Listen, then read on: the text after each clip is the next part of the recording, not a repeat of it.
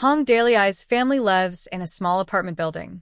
The space is a bit smaller than that of a senior officer, less than 60 square meters with 2 rooms.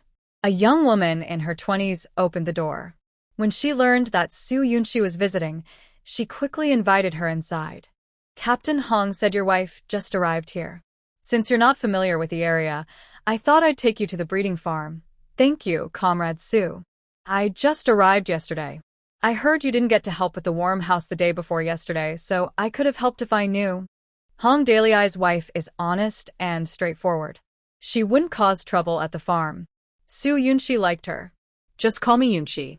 You seem young, so from now on, just call me by my name. Everyone here in the family compound is friendly. If you need anything, just ask. Okay, I'm Chen Eni. I'm 19.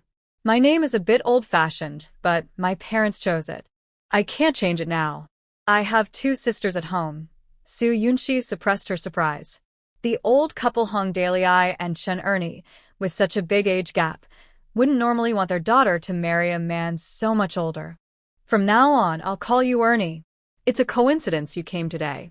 We just got rabbits at the breeding farm, and no one is taking care of them. You should try to help out.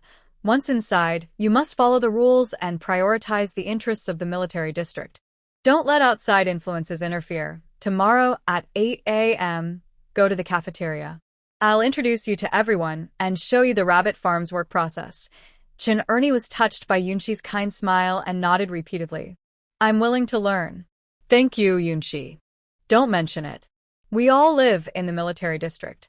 Men are comrades fighting side by side. Helping each other is what we should do. Yunshi left after giving her a gift. Looking at the time, Yu Chen was almost done. So she went to the cafeteria to wait for him. While drinking water, she finished the 5 red soup. She chatted with Captain Meow. The pigsty had about 50 litters of piglets, with 5 or 600 piglets in total. If this keeps up, the military district will have meat every day, and the cooks are very happy. Comrade Su, recently there hasn't been enough meat supply outside. I usually request the finance department to buy from the breeding farm. At the end of the month, they settle the accounts, and next month we will follow the cooperative arrangement. Alright, it's all for the soldiers to have meat to eat. Still, squad leader Meow knows how to be flexible. Of course, Su Yunshi wouldn't oppose this. The breeding farm is now running smoothly. She plans to add some hatched chickens, ducks, and geese inside, so everyone can learn from the experience of raising them. Yu Chen arrived a bit late, followed by a few flight team members. They all sat together to eat. Have you been waiting long? Why didn't you eat first? Yu Chen unconsciously touched his wife's small face, helped her get some meat, and wanted to nourish her well. Su Yunshi couldn't help but think to herself, if she had eaten first, he might have been petty and secretly annoyed that she didn't wait for him. But he smiled and teased her. Your cooking is so delicious. I can't resist. Yu Chen quickly kissed his wife's cheek, his eyes full of affection. No matter how busy or tired he was, seeing his beloved girl made him feel refreshed. Are you saying I look tasty? Tonight, I'll let you look at me as much as you want. Whatever you want to eat, I'll get it for you. His mischievous, handsome face wore a bad grin. Hearing his playful words, Su Yunshi blushed. She was annoyed by his boldness and glared at him. Her charming look made Yu Chen feel itchy in his heart. The smile on his lips never faded. After dinner, they took 2 black chickens and visited Commander Lu Shiping's home. The issue with the chickens at the breeding farm didn't cause serious problems. Su Da and Lu Guoyang worked together to suppress the matter. After being scolded by Commander Lu, it was considered settled. Su Yunshi waited for the situation to settle down, then visited again to tie up loose ends. Tian Guohua greeted her with a smile.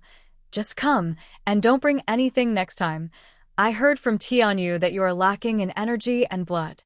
My grandfather happens to have some black chickens. I brought 2 for you. Aunt Tian, please don't be polite. Su Yunshi also brought out ingredients like red dates, goji berries, angelica, Codonopsis, and astragalus, explaining the proportions to Tian Guohua. This way, the chicken soup would be the best. Tian Guohua often heard her nephew praise Su Yunshi for being smart, capable, and sincere. She wished she could treat her like a sister. Naturally, she liked this thoughtful and considerate girl. Comrade, he is truly lucky. Are you used to living in the military district? I heard the Xie couple found logistics to ask you to move out, but they were dismissed. It's really strange. After all, they are part of the military district. Su Yunqi didn't expect to bring up the Xie family and felt a bit guilty. She hesitantly said, initially there was some conflict. Their family had opinions about me, which was unavoidable. Unavoidable? Tomorrow, have the logistics team talk to them. If they don't want to stay, they can change places. Everyone knows that was your first choice. Tian Ho-Hot was completely on her side. With just one sentence, she resolved the issue. Su Yunqi was very grateful. Thank you, Aunt Tian. The chicken coop had a problem, and I take the biggest responsibility. Although the two leaders took responsibility, I still need to apologize to the commander. Lu Shiping cheerfully said, Xiao, you already told us. This isn't your fault.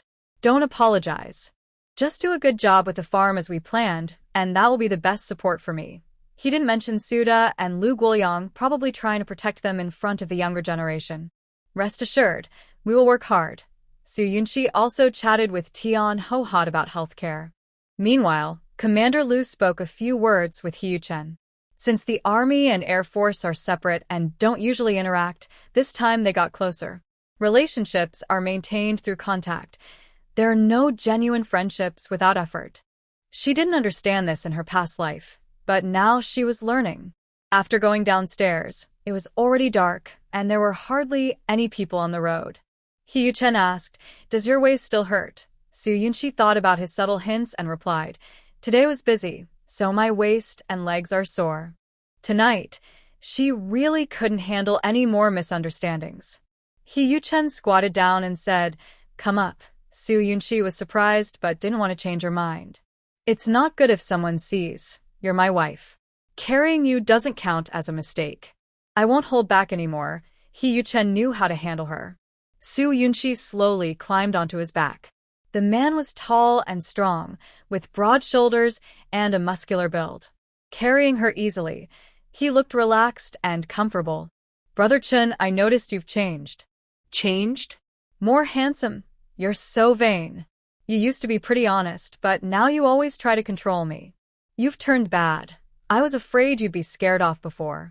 Now that you're mine, I can't pretend to be serious all the time. I want to live comfortably. Yunqi, my feelings for you will never change. Who wants to hear you say these things? Su Yunqi felt a bit embarrassed, but didn't dislike her current life. He Yuchen's personality was naturally bold and free-spirited. They would take time to get used to each other. If things didn't work out, she had a way out. They walked back from the apartment building to the residential area, passing by people on the street. Su Yunqi automatically tucked her head into He Yuchen's neck because people in this era were more conservative. After arriving home and freshening up, Su Yunqi was drying her hair while reading a book about poultry disease prevention and farming. Most animals in her space had good resistance, but local conditions were unpredictable, so learning farming skills was very important. He Yuchen didn't see his wife resting for a long time. He pulled the curtains and hugged her to sit together and watch. Don't move around, Su Yunqi said, holding his hand to stop him from messing around. It's not my back or legs hurting. I want to give you a massage, he replied. He Yuchen was bold and reached for her delicate waist, controlling the pressure as he massaged. Su Yunqi had practiced dance since she was young, so her body was flexible, but no one could hold a position for too long. She didn't dare mention this, worried that her mischievous husband might tease her more. As he massaged, Su Yunqi was eventually led to the bed. He Yuchen obediently continued for a while. Still sore, he asked. She replied, feeling so comfortable she almost fell asleep on the bed. Here and here, he said, probing gently around her waist and legs. Su Yunqi had rested for 2 days and was no longer in pain, but she still pretended to cooperate. He Yuchen lightly bit her ear and said, Sometimes it hurts here, sometimes it doesn't, little liar. When she was caught, Su Yunqi burst into laughter. She turned around and pushed him away, grabbing his wild face. Just kidding, she said. Don't be afraid, he warned. He Yuchen wouldn't let her go. Suddenly, He flipped her onto the bed, supporting her head and waist so they wouldn't touch, then started tickling her and playing around. Stop it. Ha ha ha, get off. Ha ha, did you hear that? Ha ha ha, Soo Yunshi was no match for him. Within 5 minutes, she was laughing so hard tears came out. She begged him to stop. He Yuchen stopped and gently held her face, looking into her eyes with deep affection. His gaze darkened, and he suddenly kissed her bright red lips. Soo Yunshi's breathing was already irregular, and now it was even harder to breathe. Her hands were pressed above her head, leaving her with no way to resist. Being kissed so passionately was not just a saying, it was true. More accurately, she was crying from being overwhelmed, unable to fight back, and her breathing was suppressed. She wanted to run but couldn't. She was deeply kissed, which made her very angry. He Yuchen tasted the salty tears, saw his wife crying, and immediately let go, looking confused. He hurried to comfort her. Little crybaby, if you lose, you can't just give up. No more crying, okay? Ugh, Soo Yunshi almost ran out of breath from the kiss and hit him twice in anger. All right, Don't cry anymore, sweetheart. You're breaking my heart. He Yuchen immediately lay on the bed, surrendering. Can you stop bothering me? I won't resist anymore. You're such a kid. I'm not sleeping with you anymore. The more Soo Yunshi thought about it, the angrier she got, and she was about to get up and leave. He Yuchen quickly held her waist. Don't go anywhere. No more crying, okay? Tell me what's wrong. I promise I'll change next time. Not daring to cause more trouble, he gently pulled her into his arms, patting her back to soothe her. Soo Yunshi cried for a while and then felt she was being childish. She wiped her tears and complained. Next time, don't kiss me endlessly. I almost suffocated, and you kept grabbing my hand. I couldn't even remind you. All right, it's my fault. He Yuchen was flexible in front of his wife, sweet and understanding. It was important to comfort her. He used a towel to wipe her face and carefully held her hand, pretending to hit himself. Soo Yunshi didn't want to remember how she had cried so much. Embarrassed, she withdrew her hand. I forgive you. Let's sleep. He Yuchen turned off the light, reflected deeply for a moment. Every time he kissed her, he wanted to take control, unconsciously holding her, which made her unhappy. He promised to be more careful next time. Finally, he shamelessly leaned over, gently pulling his petite wife into his arms, adopting a protective stance, resting his chin on her shoulder. Sweetheart, don't be angry. If I do something wrong in the future, you must tell me instead of holding it in. Soo Yunshi was speechless. I don't want to hold it in. Did you give me a chance to speak? He Yuchen was speechless, chuckling softly. That's because your lung capacity isn't good. Want me to help you practice? This time, I'll listen to you. Just say stop, and I will. Soo Yunshi firmly objected, saying, No, I can't kiss you again. If I do, my lips will swell, and I won't be able to go out and see people tomorrow. Then just kiss somewhere else, he replied. When I feel better, she said. The young couple hugged tightly, their bodies fitting perfectly, and they made up sweetly. The next day, Soo Yunshi held a meeting in the cafeteria. She introduced Chun Ernie to everyone and took her and several military wives to the rabbit farm to get familiar with the work process. The rabbit farm was enclosed with wire mesh, covering 800 square meters, 300 indoors and 500 outdoors. The space was spacious enough for the rabbits to move around and stay active. There were about 3,000 rabbits, including white and gray ones. They were fed a mix of grain and grass, and fresh water was changed frequently. Rabbits breed faster than other animals, with about 1 litter per month, each with around 8 babies. They grow to full size in just over 2 months and are used for the military district's food supply. The rabbits that are born are placed into individual cages indoors for care. The daily feeding and cleaning work is quite tiring. Ernie, what do you think? Is there anything you don't understand? Soo Yunshi asked. She wanted to see if Chun Ernie was serious about working hard. Rabbits are different from other animals. They reproduce quickly and need careful care. I'll try, Yunshi. If I don't understand something, I'll learn from everyone, Chun Ernie replied. Chun Ernie liked the fluffy rabbits as soon as she saw them. Plus, Su Yunxi assigned her a few military wives to help, giving her courage to take on this job. Su Yunxi also introduced her to a veterinarian and explained the breeding methods theoretically. But applying that knowledge in practice relies on trial and error. After finishing here, Su Yunxi went to check other areas. The chicken coop, duck pond, and goose farm are cleaned daily, disinfected regularly, and everything is well organized. While they were talking, 2 children ran over. "Big Sister Su, someone is here," they said. "Go back and see Sister Su." 2 men came by car and brought some things, they added. Sun Chuanxia felt a headache coming on. I've told you many times, call her Aunt Su. Otherwise, you'll get the family hierarchy wrong, she scolded. Mom, Aunt Su isn't even as old as our preschool teacher. The teacher told us to call her sister. Why do you want us to call her big sister? That's wrong, the children argued. Andy has some candy for you. Eat 1 piece every day, and remember to rinse your mouth afterward, Sun Chuanxia said. Su Yunxi took out a few pieces of white rabbit milk candy from her pocket and handed them to the children. They were about 4 or 5 years old, full of mischief and curiosity. Thank you, Aunt Su. With sweets to eat, the 2 children called her aunt happily. Sun Chuanxia gently tapped the mischievous child's head. You little glutton, only Aunt Su can handle you.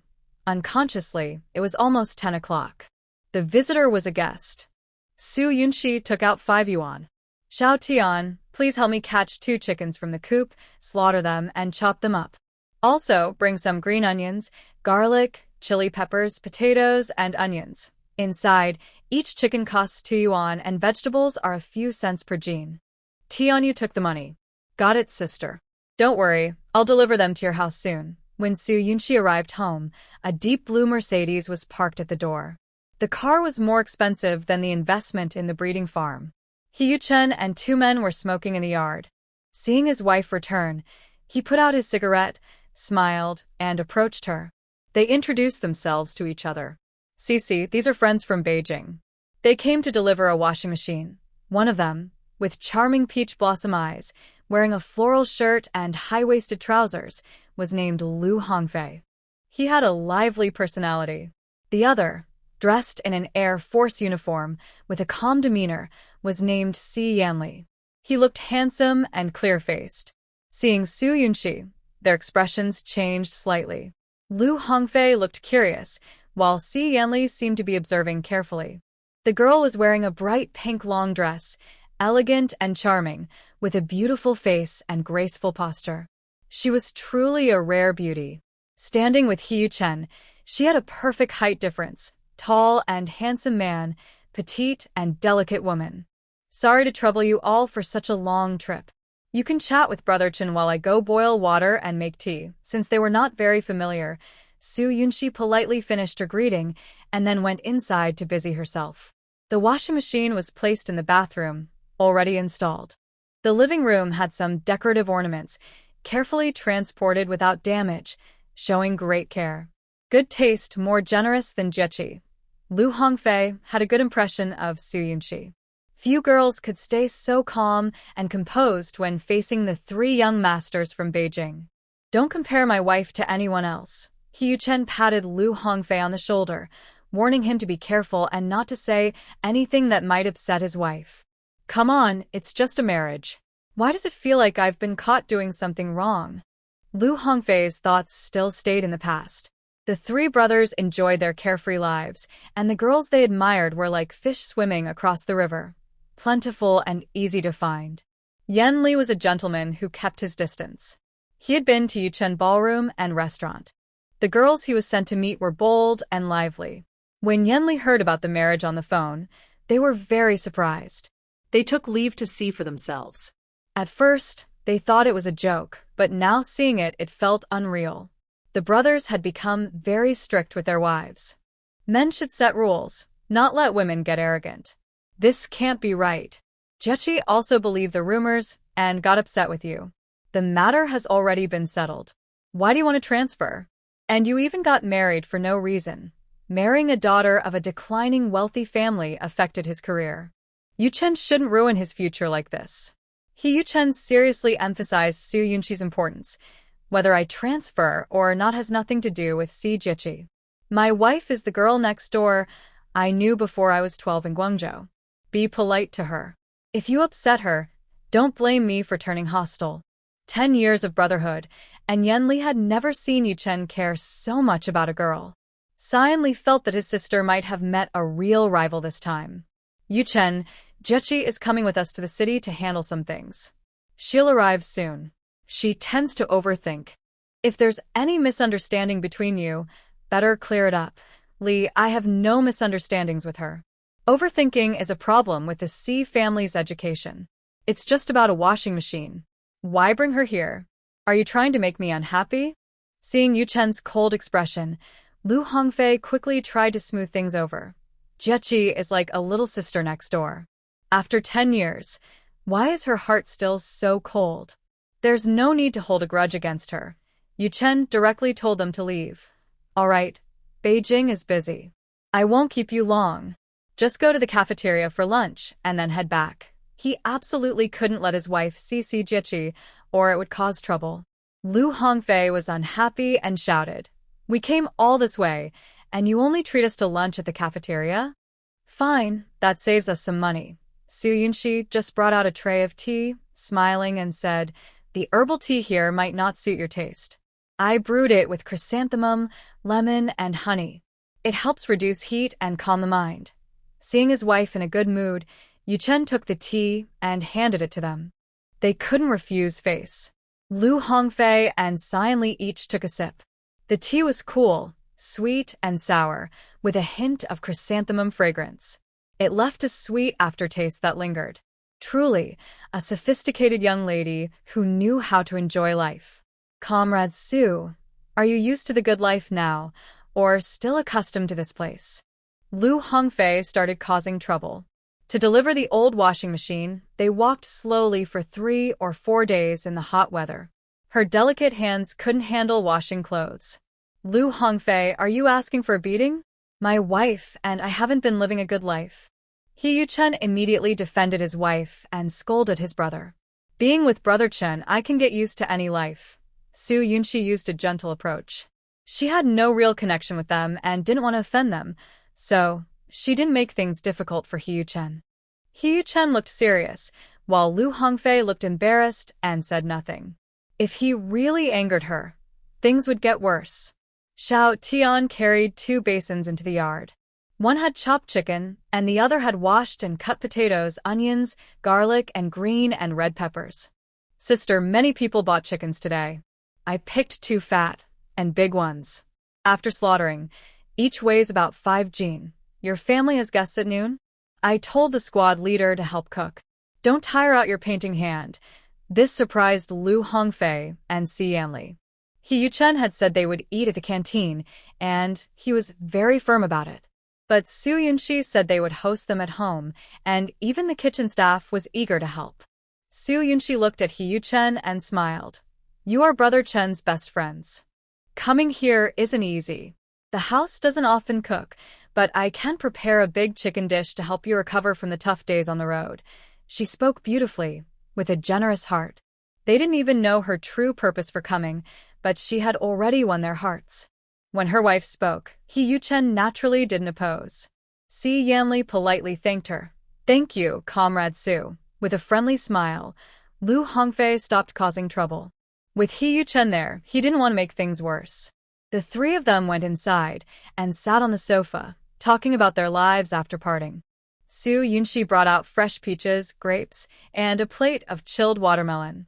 Lu Hongfei felt a bit envious. No wonder you're so deep in the world of tenderness. Comrade Su is really thoughtful everywhere. His wife was praised, and He Yuchen felt happy inside.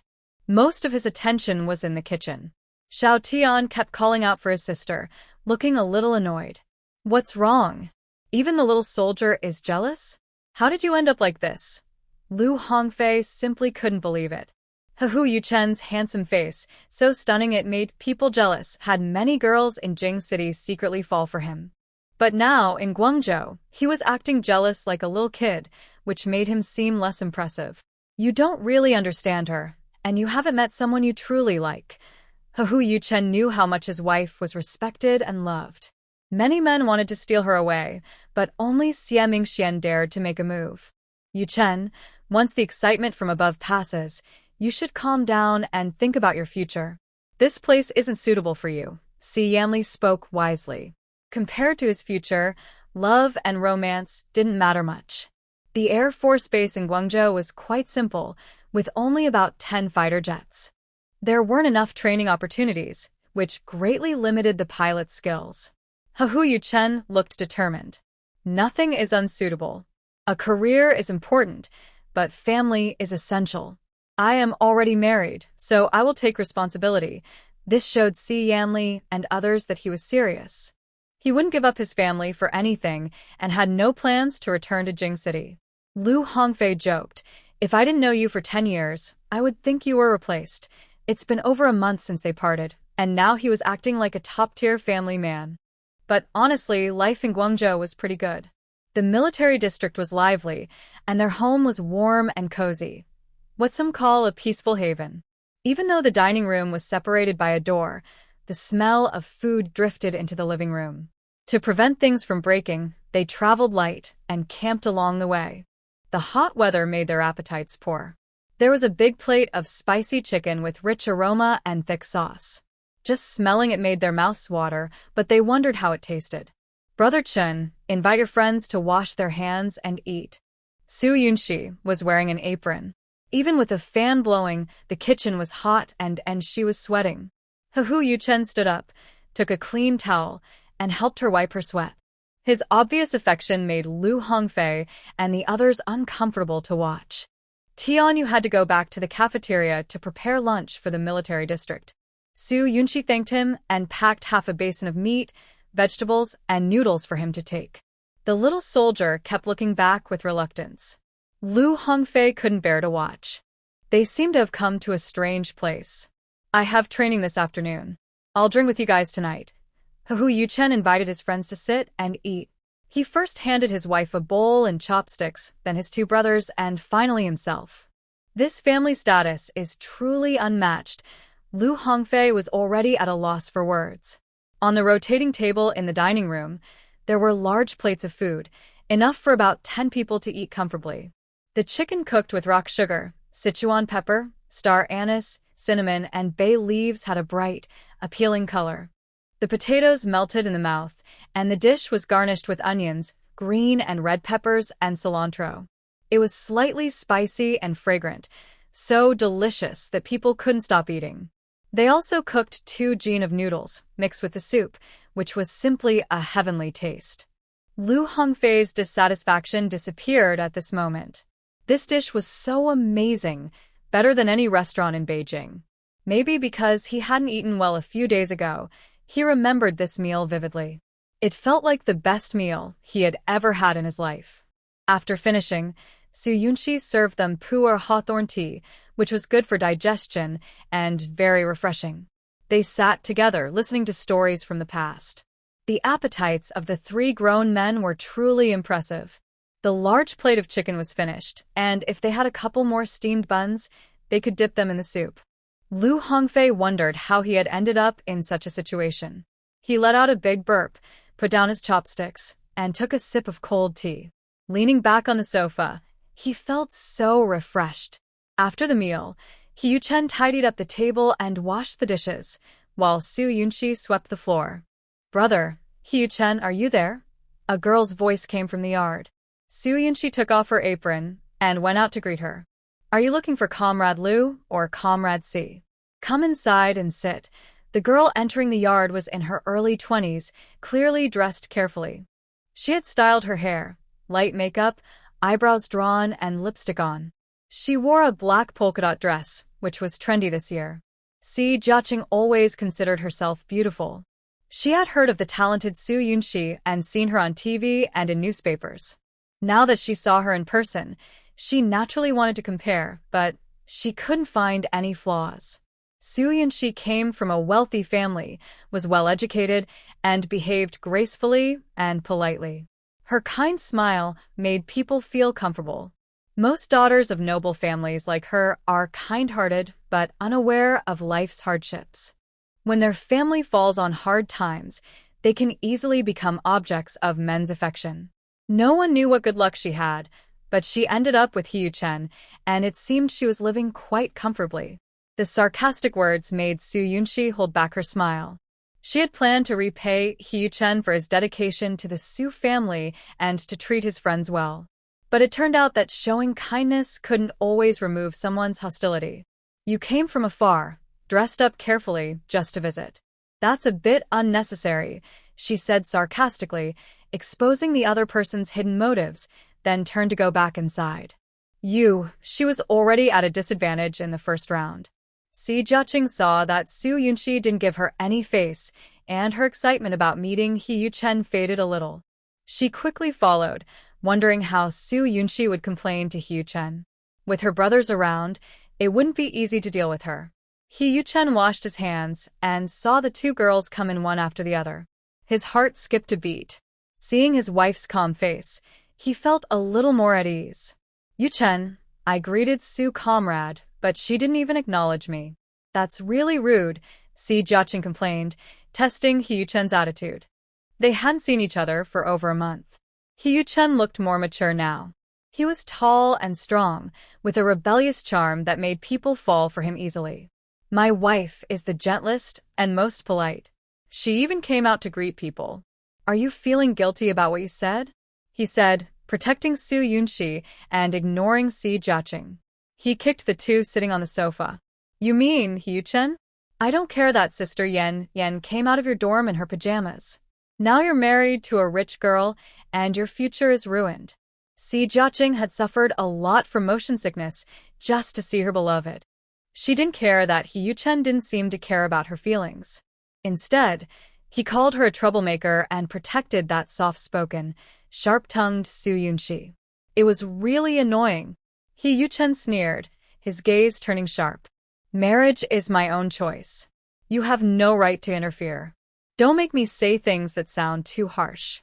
He instinctively looked at his wife. She was calm, neither questioning nor angry, as if she didn't care at all. Brother Chen, your friends are here. They probably have a lot to say. Sit down and chat. I'll go busy myself first. I'll visit Grandpa tonight. Have fun, everyone, Soo Yoon-shi said politely and left. This graceful departure surprised Lu Hongfei, who was used to girls fighting over each other. He thought her manners were excellent. Instead of confronting the troublemakers, she chose to let the men handle it. Hyu-chen left the house with his wife. Cece, I won't explain the messy stuff now. I'll tell you tonight. Honestly, he's most afraid of his wife getting angry, which makes him uneasy. Soo Yoon-shi looked down and didn't look at him. I understand. You should go back to your room. It's unrealistic to say she's not angry. With Hyu-chen's playful nature, his bad habits don't come out of nowhere. There might be some shady dealings in Jing City. She isn't the type to make a big fuss or to swallow her anger silently. She's just feeling frustrated and upset.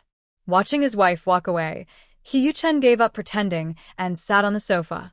He tapped his fingers on the coffee table, his cold gaze full of sharpness. Yen Li, you know better than I do what kind of person Jia is. You know I have no romantic feelings for her, yet you brought her here to upset my wife. If you don't want me to be harsh, don't blame me. Yu-chen, Jia is worried about you having a hard time here. We've known each other for 10 years. She came with us to see how you're doing. Lu Hongfei quickly tried to smooth things over and signaled to the Ji family siblings not to provoke this formidable man. Si Yanli, caught in the middle, felt awkward. Yu-chen, I heard you got married. Jai has been crying non-stop at home. As her older brother, I can't just stand by. I thought your marriage was a spur-of-the-moment decision, but it turns out you're serious. I didn't think this through carefully. He tried to calm Hyu-chen down and also to help his sister see the truth. Jai, let's be clear. Forcing things never works. From now on, you two should go your separate ways.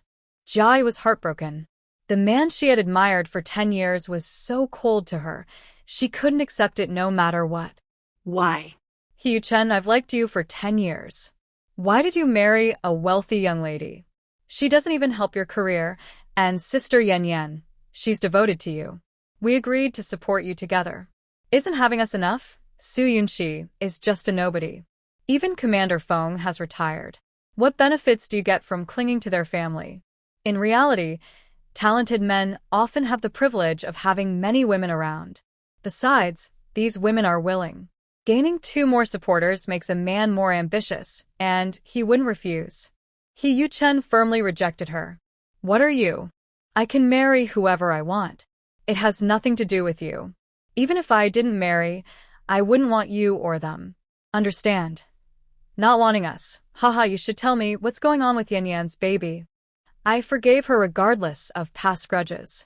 Don't think that marrying a wife means you can avoid responsibility. Si Jiaqing was angered by He Yuchen's cold attitude. She wouldn't easily abandon them. Impossible. Su Yunxi was busy in the afternoon transporting 100 dairy cows and 500 sheep to the farm. The warehouse had quite a few eggs left. Besides the daily supply of 5,000 eggs to the cafeteria and the investors' benefits, there were over 25,000 eggs remaining. They were all loaded onto trucks and taken away, earning 2,000 yuan in total. After leaving the military area, they unloaded at a mountain valley, sent away the truck driver, and stored everything in the space. Time inside the space moved quickly, and everything could hatch overnight. The birds' nests inside the space were doubling every day. They were cleaned, dried, and stored, now over 3 jin, about 1.5 kilograms. The fish pond was full, and the grain storage had been expanded twice, which was a bit stressful. The military's grain was supplied by a state-owned company in large quantities. The space's output couldn't meet the demand, and she couldn't take resources that people relied on for survival. She needed to visit her parents soon. Maybe there was a solution there. Finally, she took some grass carp and lotus roots to her grandfather. Feng Manhwa was used to his granddaughter's generous spending and couldn't help but scold her a little. Every day it's chickens, ducks, geese, rabbits, or fish. Yunxi, if you keep eating like this, won't the farm go bankrupt? We should keep the tradition of living simply and frugally. Got it, Grandpa, Su Yunxi replied with a smile. Seeing her grandfather's health improve, what could she do with a few words of advice? That evening, they had grilled fish. The guards rolled up their sleeves, prepared the fish, washed bean sprouts and mushrooms, peeled potatoes and lotus roots, chopped onions, dried tofu, cilantro, and garlic. They marinated 5 large grass carp with special ingredients from the space, then fried them in oil until about 80% cooked. Other vegetables were cleaned and boiled in spicy bean paste and hot pot base, then removed and cooked with the fish for 5 more minutes. All ingredients were placed on a large iron tray. Hot oil was poured over dried chili peppers and Sichuan peppercorns, then cilantro was sprinkled on top. The grilled fish was ready. They made fish balls just for Yaya. The little one had grown taller in the past month, and her shoes were a size bigger. At the main table, Grandpa ate happily, then patted his belly, seeming to have gained some weight. Don't come tomorrow. If you do, you'll just spoil these kids. The farm was built, and no matter if it's cloudy or rainy, they are busy working. What's wrong with having a few good meals? Grandpa is really stingy. 6 guards invested in the farm, loyal to Grandpa, providing protection and working carefully. Su Yunxi naturally couldn't neglect them. I can't control you, but someone who can is coming. Su Yunxi looked in the direction of Grandpa's gaze.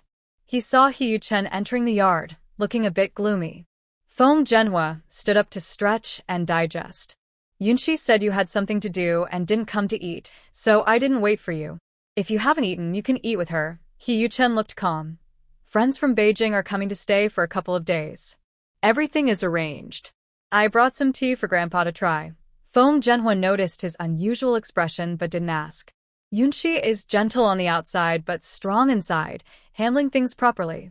Let her deal with it. Su Yunxi saw that He Yuchen hadn't eaten and handed him a bowl and chopsticks. Try my grilled fish. How is it? The matter at noon was temporarily set aside. In front of others, she always keeps things peaceful. Actually, this isn't good. In her past life, she endured too many grievances. This life, she's trying to change. He Yuchen sat beside his wife, served himself rice, and started eating, not forgetting to pick out fish bones and serve vegetables for her. You're becoming more like a good wife and mother. Even when in a bad mood, good food can heal. Soo Yunshi hates to limit herself to just family life, revolving around daily chores and seasons. I don't need that kind of label.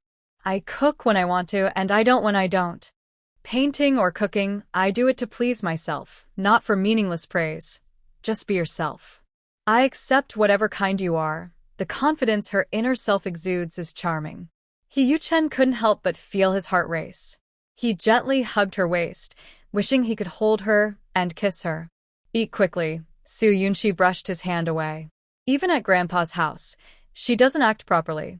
After eating, they drove home. I'm going on a mission tomorrow, to the Southwest Military Region for exchange and study. I'll probably be back around the 25th. If you need anything these days, just buy it. When I return, we'll go see Mom and Dad. Chen drove with his left hand, holding his wife's small hand with his right, affectionately stroking it. Today, Si Jiaqing came to see you and she mentioned Sister Yan Yan. Should we clarify something? Soo Yunshi would not act clueless. If she wanted to know something, she would ask directly. A few days ago, she could have ignored the woman who came to her door, even if he had many lovers before. She could have remained calm and indifferent. But now, that's not possible. They said they are truly married, so they must treat each other sincerely. Chen was silent for a moment. They're all people I met in Jing City. I have a good relationship with Si Yanli. Si Jiaqing is his sister, and Fang Yan is the daughter of a leader from Jing City. She's a friend of Si Jiaqing. I haven't interacted much with them. Don't dodge the main point. Without any emotional conflict, why would Si Jiaqing come all the way here to ask questions? Soo Yunshi felt uneasy. If Chen didn't mention it, she wondered what had happened when Fang Yan ran out of his dormitory in her disheveled clothes. Back then, I bought a washing machine through Hongfei. Si Yanli and his sister knew about it and came along. That was unexpected. She was just clinging to me, using liking me as an excuse. Why should I bother with them? Besides, we are married now. I just want to live a good life with you. Don't think too much about other things. I will handle it. Chen's hand unconsciously clenched, savoring the happiness of the moment. Since he didn't want to talk about it, Soo Yunshi didn't ask further. After all, it was just a marriage. Deep down, she felt like she cared too much, so she decided to let it go. When they arrived home, it was dark outside. Lu Hongfei was talking to the Xie family nearby. When he saw the car coming, he waved goodbye to Xie Mingxian. Xie Mingxuan's gaze passed through the windshield and looked directly at Soo Yunshi. The light in his eyes flashed like a shooting star, then disappeared quickly. Soo Yunshi knew a little about Xie Mingxian. It meant he was determined to get what he wanted. Lu Hongfei said something that made him feel hopeful again. Chen got out of the car and frowned at Xie Mingxuan's departing figure, his eyes filled with hostility. Why are you here again? We already booked a hotel in the city. Why did you come back? Lu Hongfei ignored his friend's gloomy mood. You have a mission tomorrow. I still have a lot to say. I can't wait. Can't wait? Then wait. Chen interrupted him.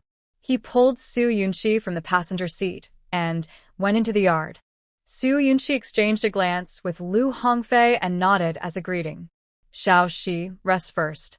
I need to talk to Hongfei for a moment. Chen sent his wife inside, turned on the lights, kissed her forehead, closed the door, and then took Lu Hongfei out. Soo Yunshi was not curious. She drew the curtains, slowly drank the nourishing Wuhong soup, and washed up. After taking care of her body and hair, she read a book for a while. When her hair was about 80% dry, she hesitated but still went to sleep in the East Room. She was worried that Lu Hongfei might stay over and find her in the West Room, which would be awkward. At some point, Soo Yunshi was awakened by a kiss. The man pressing on her had a familiar scent. He kissed her with devotion and passion, never giving up, chasing her lips, and making her feel overwhelmed and tender.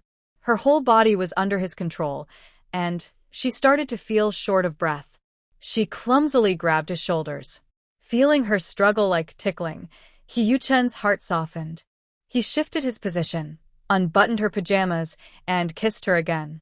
Soo Yoon-shi just caught her breath when he started to kiss her again, making her tremble uncontrollably.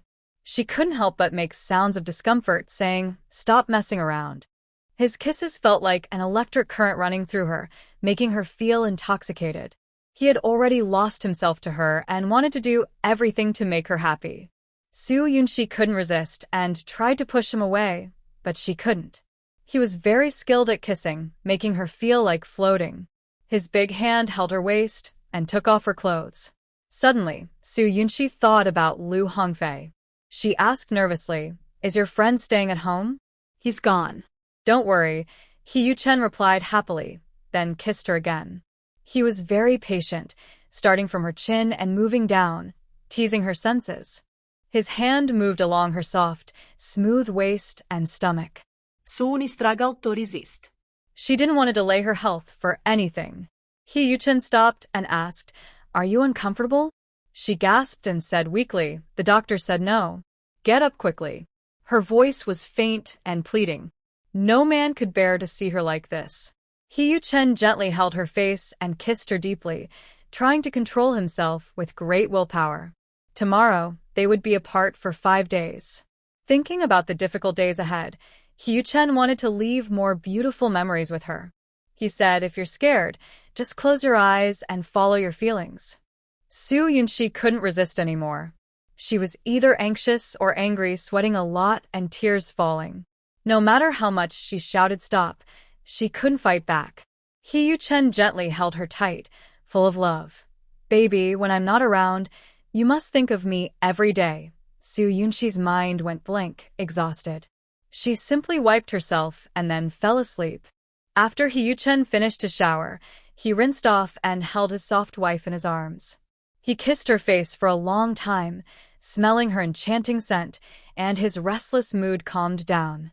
Early in the morning, Soo Yoon-shi's stomach felt soft and sore. She didn't want to talk to He Yu-chen, ignoring whatever he said. He Yu-chen peeled an egg for his wife, looking troubled. "Are you ignoring me completely? Did I not make you happy last night? Looks like I need to try harder." Soo Yoon-shi's face turned bright red. She couldn't hold back anymore. "Just get lost." He Yu-chen quickly tried to soothe her. Okay, I'll leave soon. Don't be angry, all right? Stay at your grandfather's place these days. I don't feel safe leaving you alone at home, and you're not used to being alone."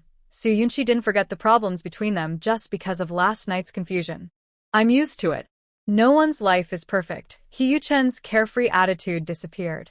He held her chin and looked at her with deep affection. "Don't say things in anger. When I come back, I'll make it up to you. Whatever you want, just buy it. I work to spend on you." Soo Yoon-shi knew his feelings for her were real. If they argued and he went on a mission, and something went wrong with his flight, she couldn't bear the responsibility.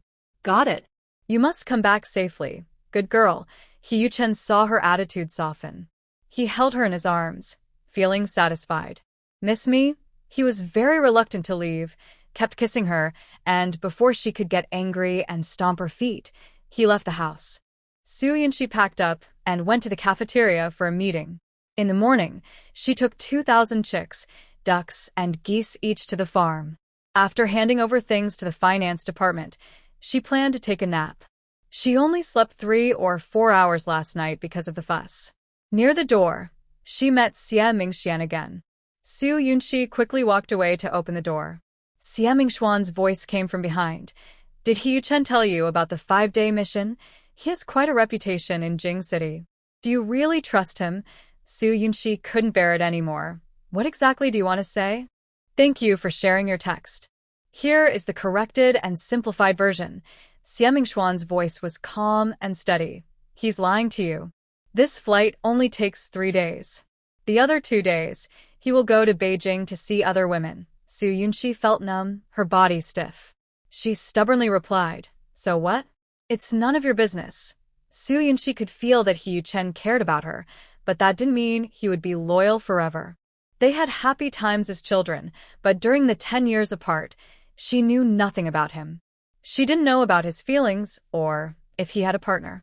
He suddenly appeared and married her temporarily, saying it could end any time. At that time, she wasn't interested in his past. Now, they were truly married.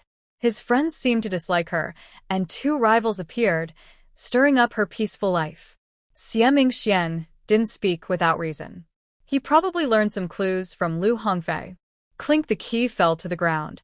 Su Yunxi's carefully maintained calm finally cracked. Xie Mingxian felt a sense of revenge, but couldn't bear to see her embarrassed.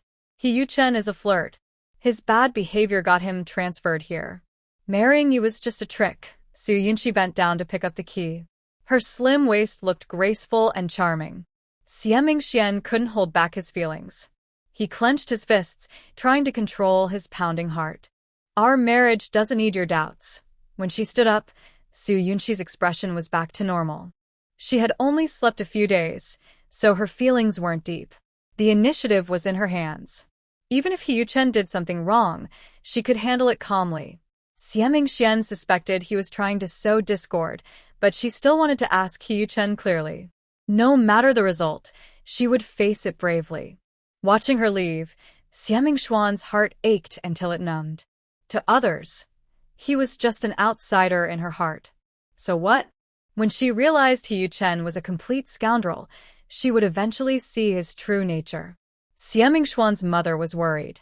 She went to the logistics department, hoping they could help her ask Su Yunxi to move out and not live next door to bother her. The logistics department replied, "Comrade, he spent 500 or 600 yuan fixing the house.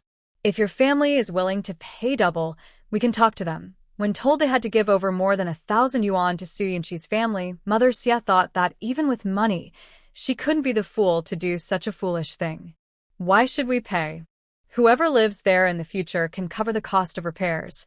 The house was first assigned to Comrade He. If you don't want to be neighbors with them, just move out. Why should we move? My son also spent money fixing the house. If Su Yunxi compensates us double, I will move. Honestly, the environment here is peaceful. The yard is spacious and comfortable, and Mother Xie doesn't want to leave. The logistics officer was very annoyed. He had never met such a selfish family. In the end, the army commander's wife ordered the Xie family to move out, and the finance department would reimburse them for the house repairs. Mother Xie had no choice but to wait for her son to come back and discuss. She noticed that her son's usually expressionless face showed a hint of softness, which surprised her. Is something good happening? Are you getting a promotion? Xie Mingxian restrained his emotions and said, "This mission is complete, and I will be promoted soon." "So, you're going to be the youngest deputy regiment in the military district? My son is really talented. Whatever he wants to do, he does it well." Mother Xie happily called Father Xie to come eat and also brought up the idea of matchmaking. Waiting until you get promoted to find a partner is better. With more medals on your chest, you'll have more face.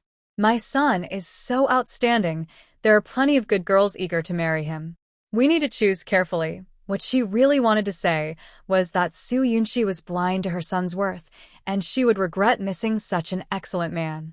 When her son married someone even better than her, she would regret her mistake. By the way, the military district is subsidizing the house repairs and told us to move out. Mother Xie thought that since her son was about to be promoted, moving to a small apartment in the workers' building would be better. There, the top leaders lived, and maintaining good relations would help his career advancement. Xie Mingxian lost his appetite for dinner. Who said that? Mom, what are you fussing about now? I respect you, but that doesn't mean you can interfere in my life. Mother Xie was so angry, she clutched her chest. You didn't agree to sell your stake in the farm, and now you refuse to live here. Don't you know what gossip is spreading in the military district? People are saying you're just waiting for Su Yunxi to cheat on you. Where do you expect us, your parents, to put our faces? Xie Mingxian's expression turned cold.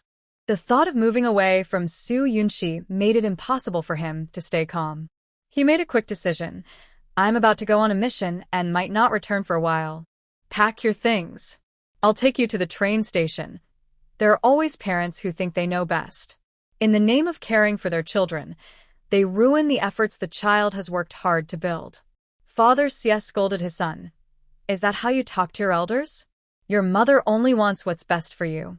We can't watch you go down the wrong path. Xie Mingxian felt hopeless about changing his parents' stubborn ideas. He thought again about cutting ties with his family. I don't need your approval. No matter what I choose now or in the future, just accept it. If you can't, pretend I don't have the son. Ignoring his parents' angry protests and tears, he decisively left home. He took a deep breath and went to handle the matter in the logistics department. When Soo Yunchi arrived at the Air Force Base, Hee Yuchen had already taken a team to the Southwest Military District. They were on the train now, and it was too late to catch up. Big sister-in-law, don't worry. The deputy squad leader is experienced and won't be in danger, said the pilot quickly. Noticing Soo Yunchi looked upset. Soo Yunchi handed over a thermos box. Sorry for bothering you. I haven't seen him in so many days and was worried he wouldn't eat well on the way. I baked some cakes to send over. Since he's leaving, you all can share them. Thank you, sister-in-law. The deputy squad leader will be back the day after tomorrow. The pilot happily took the box, not noticing Soo Yunchi's hands trembling and her eyes turning red. Soo Yunchi left in a hurry.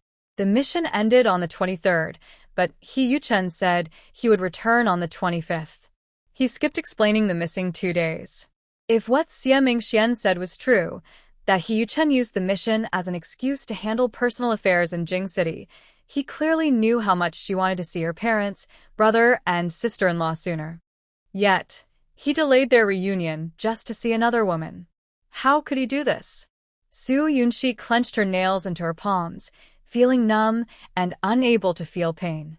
She was overwhelmed with disappointment, sadness, and frustration. Are all men like this? Once they get what they want, they treat it as their own property, ignoring her feelings and the consequences of being caught. Wiping away tears from her cheeks, Soo Yunchi's gaze grew firm. After greeting a few managers at the farm, she went straight to her grandfather's house.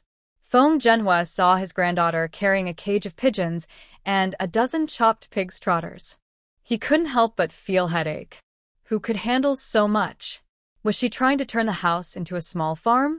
Soo Yunchi said, Grandpa, I will go to see my parents tomorrow with the military vehicle. The guard automatically took the pigeon cage and placed it in the corner of the west wall with other birds. Feng Zhenhua was puzzled. Yuchen said he would go with you. Why did he change his mind? Soo Yunchi knew her grandfather's old-fashioned thinking. She believed that once she married, she belonged to someone else, and she should listen more to her husband's opinions. Since Hee Yuchen didn't care about her feelings, she naturally wouldn't worry about his. Yes, Brother Chun has other matters to handle. I can't wait so many days.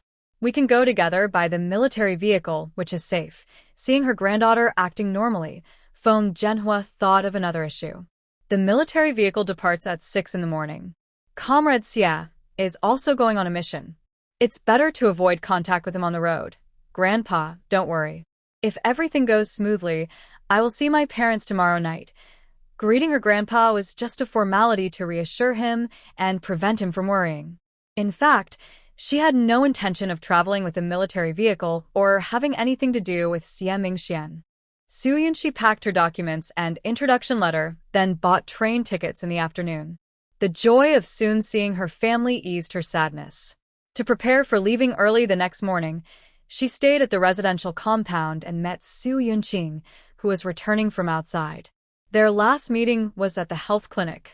Afterwards, Soo Yunqing faked an illness, tricked Yu Bo out of 10 small yellow fish, and after finishing her warm-up, she rarely stayed at home.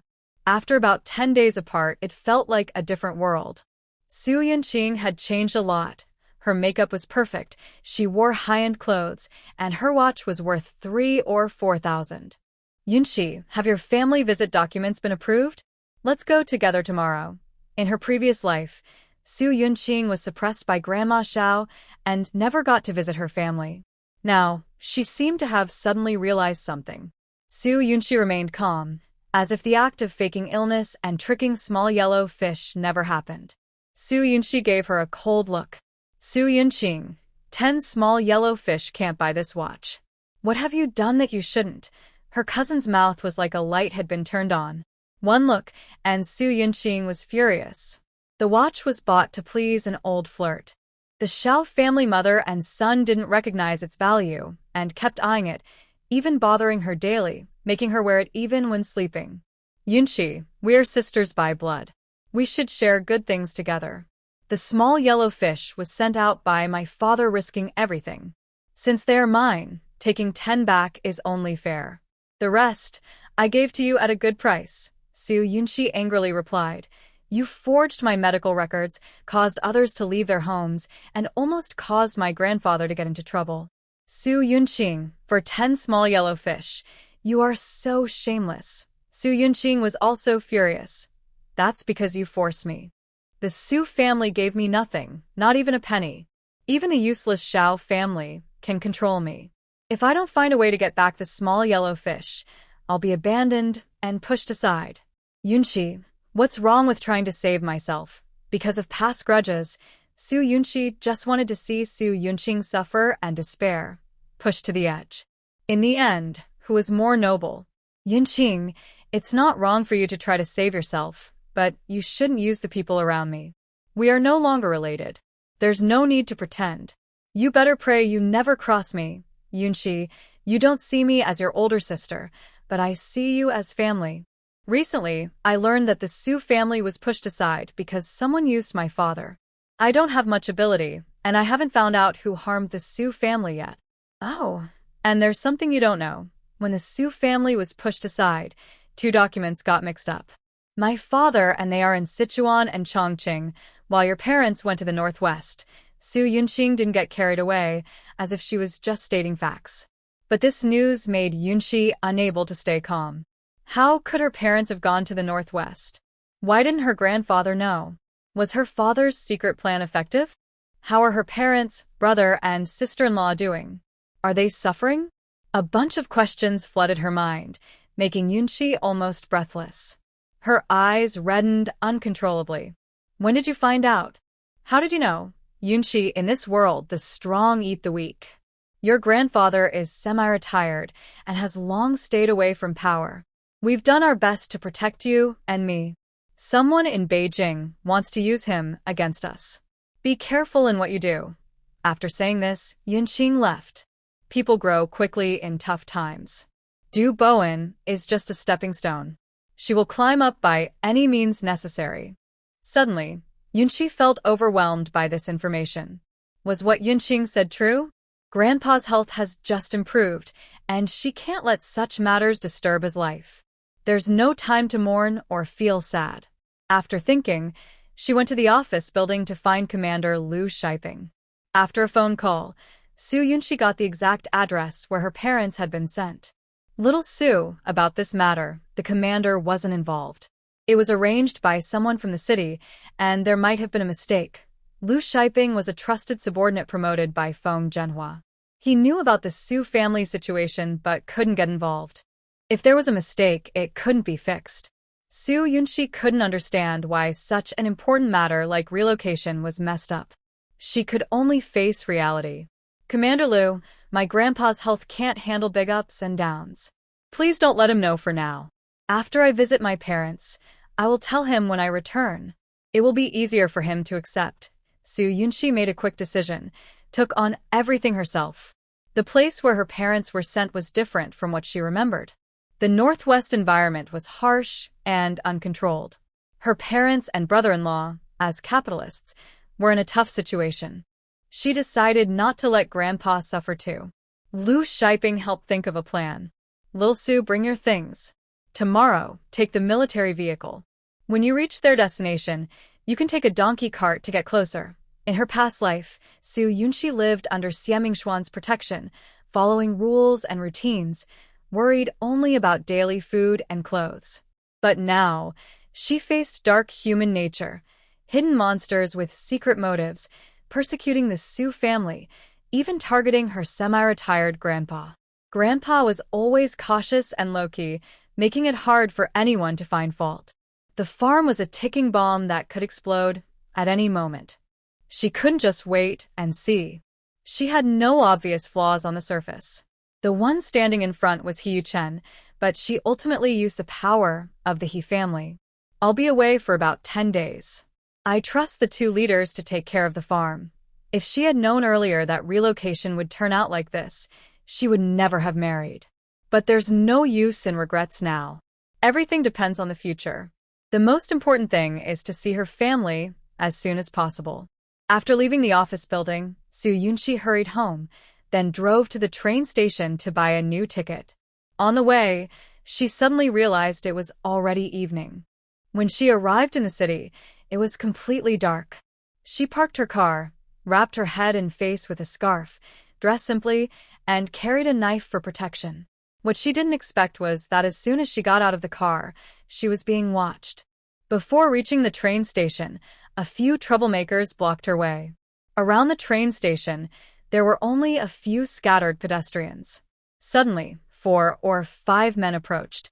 Soo Yunshi became alert and quickly took a few steps back. Their eyes looked unfriendly, with leering smiles. They reached out to grab Soo Yunshi's scarf. "Let my brother see who this girl is." Out late at night, not sleeping, just out looking for fun. In this era, robbery and kidnapping were common and beyond the law's control. Self-rescue was the best option. Even if she had a knife, Soo Yunshi couldn't fight off 4 or 5 grown men. She forced herself to stay calm and took a cloth bag from her pocket. "Big brothers, I'll take out all my money. Please, let's have a meal together. I'm a family member of a soldier. We can talk nicely. If not, misunderstandings could happen." When they heard she was related to a soldier, the troublemakers looked scared. Ordinary people might be kidnapped, but a soldier's family was dangerous. If caught, it could mean death. They looked at each other, took the bag, and opened it. Inside, there were about 10 yuan, which was a decent amount. Soo Yunshi took advantage of their hesitation and immediately turned around and ran. Those who were satisfied would stop and take what they could. They wouldn't chase her. Those who weren't satisfied would try to squeeze every bit of value from her. "Big brother, she must still have more money. Quietly deal with her, no one will know. What does it matter if she's a soldier's family?" The men quickly reacted and chased after her, shouting fiercely. "Where do you think you're running at night? Be honest, or you'll suffer." Hearing their footsteps getting closer, Soo Yunshi shouted for help. "Help, don't interfere or my knife won't be soft." With the threat, even if someone saw, they chose to stay away to avoid trouble. Soo Yunshi took out a coin and threw it into the air. Money. Money. This not only slowed down the troublemakers but also attracted poor, ordinary people rushing over. They didn't care about the trouble, but couldn't resist picking up the money. "Wow, I found 2 cents. Haha, I found 5 cents. Soo Yunshi ran while tossing money, and more people gathered around, blocking the troublemakers' chase. "She really is clever." Sujiaki held her brother back as he was about to get off the car, looking regretful. If Soo Yunshi had been kidnapped and humiliated, Hyu-chen would never want her again. "Enough, Jiaqing. You're doing this for your own selfish reasons. How can you become someone who helps the bad guys?" When Cyanli and his sister saw Hyu-chen's car, they immediately noticed Soo Yunshi. She carefully parked her car at a quiet corner, her face tightly covered. When she was being harassed by some troublemakers, Cyanli's first instinct was to get out and help her. But his sister held him back tightly. "Wait and see. If she's useless and can't handle such small problems, how can she be worthy of Hyu-chen?" Soo Yunshi skillfully handled the troublemakers, showing her quick thinking. She didn't fight back but used threats and persuasion. Unfortunately, after realizing her tactics, the troublemakers still chose to take a risk. At this moment, Cyanli wanted to get out of the car again, but his sister held him back. "Brother, wait until she's caught, then you can go rescue her. That way, you can ask Hyu-chen for a favor and see how he reacts to us. If they catch her, rumors could ruin her. You shouldn't have malicious thoughts just to get revenge." "Malicious?" Soo Yunshi sneaks out late at night, maybe to meet her lover. Don't be fooled by her fake appearance of being proper. You're talking nonsense. She's Hyu-chen's wife. I have to help her. While the siblings argued, Soo Yunshi had already escaped and ran into the train station. Jiaqing lost interest in watching further. "Haha, no need for your hero to save her. She's so capable, she'll probably escape again. Let's go back." "Wait until she's completely safe." Cyanli felt annoyed. If Hyu-chen found out that they just watched and didn't help, their brotherhood might be over. Seeing around 30 or 40 people near the train station and the troublemakers caught among them, they probably couldn't openly kidnap anyone. Su Yunxi ran into the station and immediately saw Xie Mingxian in the hall, dressed in a green military uniform. Xie Mingxian firmly sent his parents away. He waited until they boarded the train before planning to return to the military district. Seeing the breathless girl wrapped in a scarf rush in, her familiar frightened eyes made his heart tremble. "Why are you here? What happened?" Someone was chasing behind her. Su Yunxi didn't ask Xie Mingxian for help. She ran past him toward the station to find someone in the security room. The security guard was yawning. When he heard the female officer say someone had stolen her money, his first reaction was to think she shouldn't have come out at night and should stay home. "Why can't you handle things during the day? Why are you out so late, woman? The station is a chaotic place. You're just adding to our work. Is there any law that says women can't buy tickets at night? Does saying that make you proud of yourself?" Su Yunxi retorted angrily. The world is often less accepting of women. Even if she dressed modestly or behaved properly, if a bad person harassed her, it was still her fault. The security guard was also angry and didn't want to get involved. "Didn't you say you were robbed outside? That has nothing to do with the station. Go report it at the police station." Su Yunxi trembled with anger, wishing she could hit someone.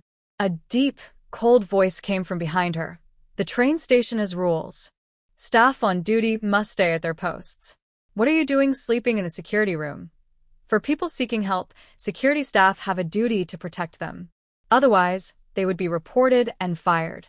Only then did the security guard notice a tall, dark figure standing not far behind the woman. Through the dim light, he could vaguely see it was a man in military uniform.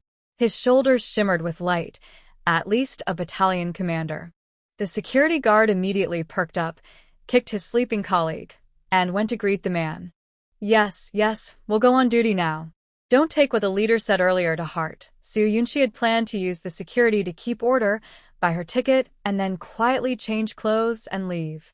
But her plan was ruined by Xie Mingxian's appearance. She followed the security into the hall, but some bold troublemakers approached her. "Darling, I've been looking for you all this time. The kids at home are causing trouble. Come back with me." The thugs, who had casually thrown money around, must still have some cash. They regretted not tying her up and taking her away from the start. Then they wouldn't be in trouble now. His hand had not yet touched Su Yunxi when, with a cracking sound, a force from the side twisted it off. His chin was also tightly gripped, and a painful scream was stuck in his throat. Behind the woman in the scarf, a skilled soldier appeared. His cold gaze was sharp and icy, and his methods were brutal and ruthless, like a demon from, making people feel terrified. The other thugs turned to run, but none escaped without being beaten severely. Either their arms were twisted or their legs kicked until broken. They were dragged around like torn cloth, crying and begging for mercy. Xie Mingxian acted quickly, finishing the matter in about 3 to 5 minutes. Most of the money was recovered after learning what had happened. The security guards were stunned. They hurried forward, tied everyone up, and took them to the police station. While the chaos was happening on that side, Su Yunxi bought a ticket at the window. As she turned around, she almost bumped into Xie Mingxian. "Don't you know to keep your distance from married women?" Even though he had come to help, Su Yunxi remained cold and distant. If Xie Mingxian was a gentle man and always careful, she might have felt grateful and treated him normally. But Xie Mingxian was a cold and tough man who didn't know how to speak politely. His possessiveness was obvious, which made her feel very resistant. "You're buying a train ticket. Are you trying to leave with the military transport tomorrow? Isn't the Su family in Sichuan and Chongqing?" Xie Mingxian saw clearly that Su Yunxi bought a ticket to Beidun City, an important construction area in the northwest with many mines nearby. Su Yunxi clutched her ticket tightly and glared at Xie Mingxian. "It's none of your business. Where I go won't interfere with the military's tasks. Less burden means more supplies on the train, isn't that good?" Xie Mingxian saw her as prickly as a hedgehog, with all her defenses up. He couldn't help but poke at her worries. "Commander Feng doesn't know your plans. If I tell him, do you know what might happen? The result would be that her grandfather would be angry. If he knew why she was going to the northwest, that would be even worse." After learning about He Yuchen's deception at noon, then about her parents being sent to the far northwest in the afternoon and almost being kidnapped by thugs at night. Now threatened by Xie Mingxian, Su Yunxi suddenly broke down. What do you really want? Don't you want to see me do well? Her tears fell suddenly, like clear, sparkling crystals, wetting her scarf. What did I do wrong? Why are you bothering me endlessly? Tell me, do you want to see me unlucky, regret my past choices? Who do you think you are? I would never choose you, even if I became a nun, after abandoning someone like that. The girl argued loudly, but she seemed fragile, as if she could break at any moment. Xie Mingxuan's chest hurt so badly he could hardly speak. He grabbed her trembling arm and moved behind her. In Xie Mingxuan's memory, Su Yunxi was always a strong and sensible girl, but now she looked like she was wearing a mask. In his dreams, she was gentle and kind, not as lively and vivid as she was now, as if they had broken down a barrier between them. Thinking about her being threatened, even if she looked calm on the outside, her body kept trembling. He gently took off her scarf and used a handkerchief to wipe away her tears. I admit I didn't want to see you all together, but I never abandoned you. The girl's eyes and nose were red, and she silently cried with her lips bitten.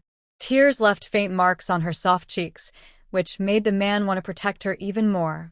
Xie Mingxian hadn't spoken for a long time. His expression was unclear and dark, trying hard to hold back the urge to comfort her by hugging her. He couldn't explain what he was feeling.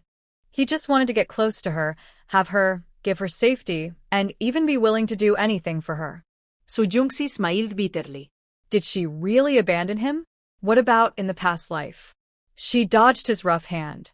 No matter what she and He Yuchen did, during their marriage, she wouldn't be involved with other men. Especially not Xie Mingxian.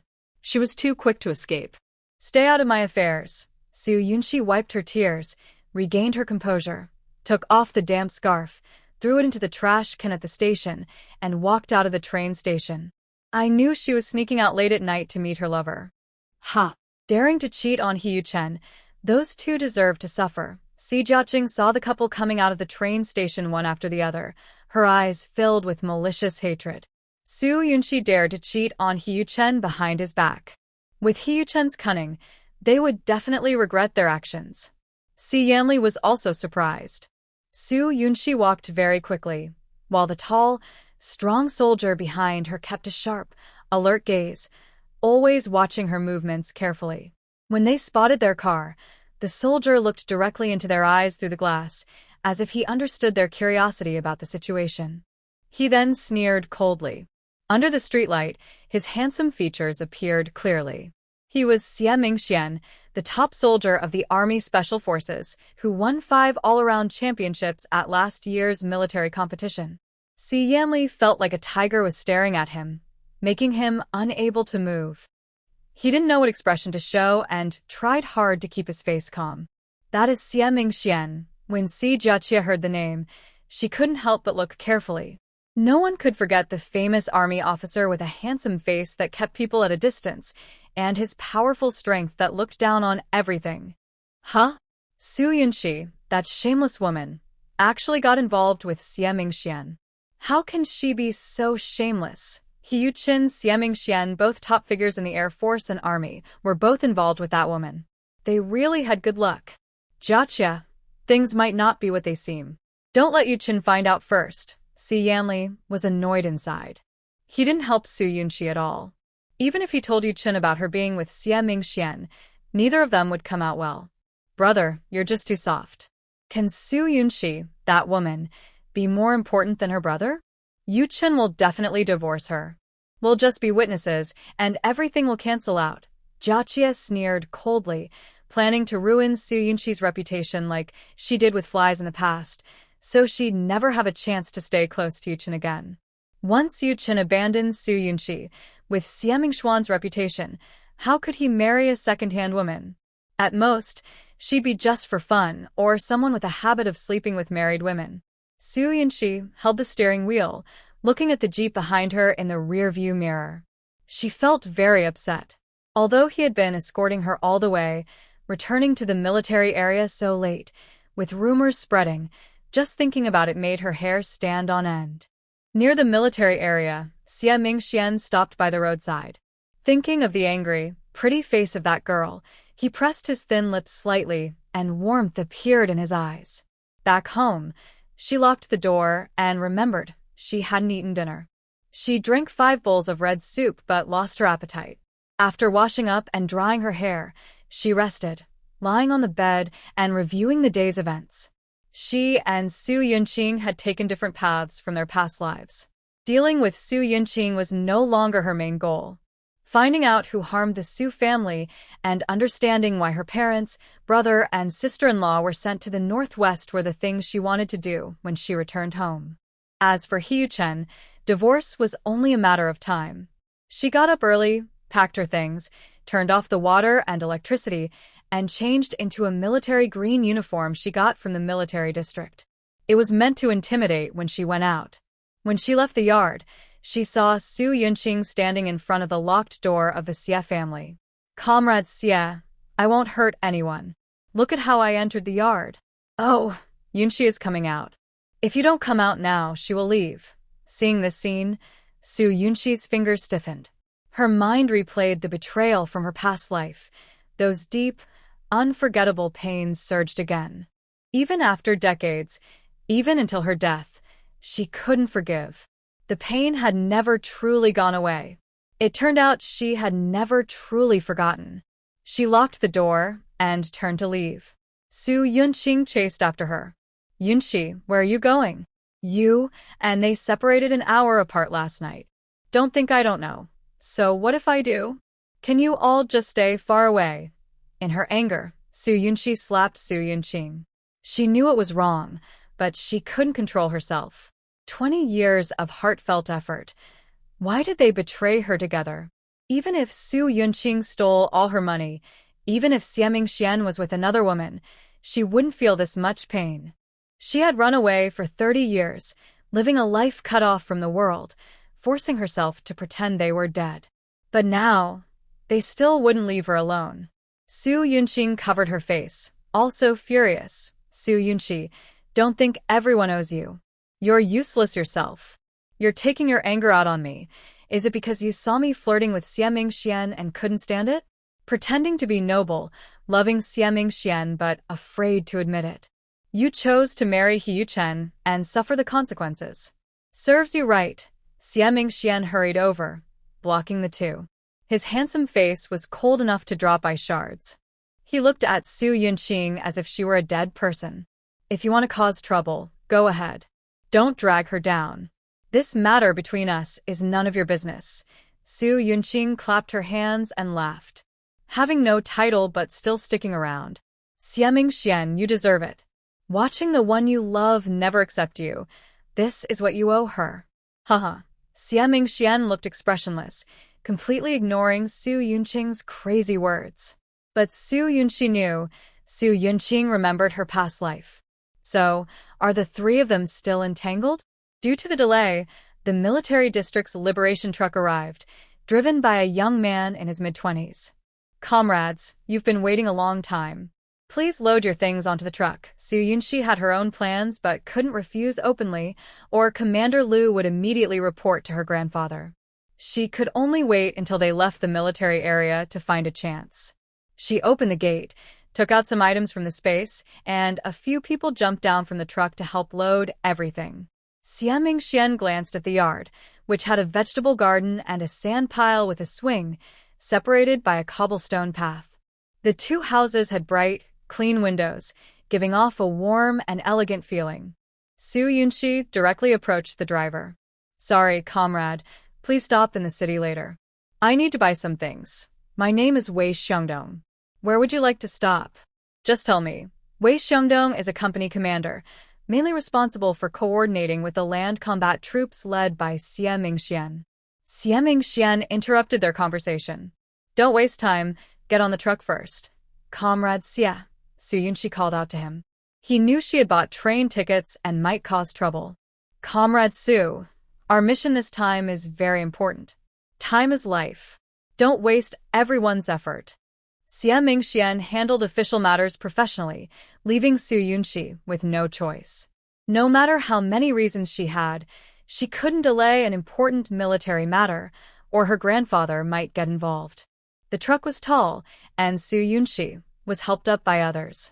She reached out, but before she could grab hold, someone suddenly pinched her waist and lifted her up steadily onto the truck. Su Yunshi didn't need to turn around to know who it was. She was furious and blushed with anger, afraid to look at the curious gazes of other soldiers. She entered the truck bed, took out a small cushion from her luggage, and sat quietly. Su Yunshi sat a short distance away from Su Yunqing to prevent her from hitting her again if she got upset. Wei Xiongdong drove the truck, with Xie Mingxian in the front passenger seat. The Su sisters and more than a dozen Special Forces team members sat in the truck bed, with supplies stacked beside them, covered by a canopy to shield from the sun and rain. The truck soon started moving. Xie Mingxian clenched his fists, feeling restless inside. When her waist was pinched, countless scenes from his dreams flashed through his mind. In his dreams, Su Yunshi liked to cuddle around his neck and act spoiled. "Mingxian, you've been away for 25 days. I count the days every day. I miss you so much I can't sleep.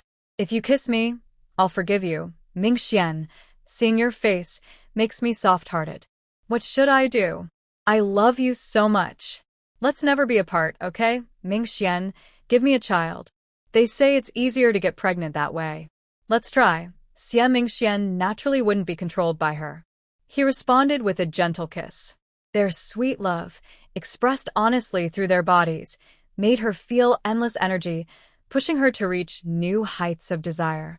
Su Yunshi was annoyed and looked outside, waiting until they reached the city.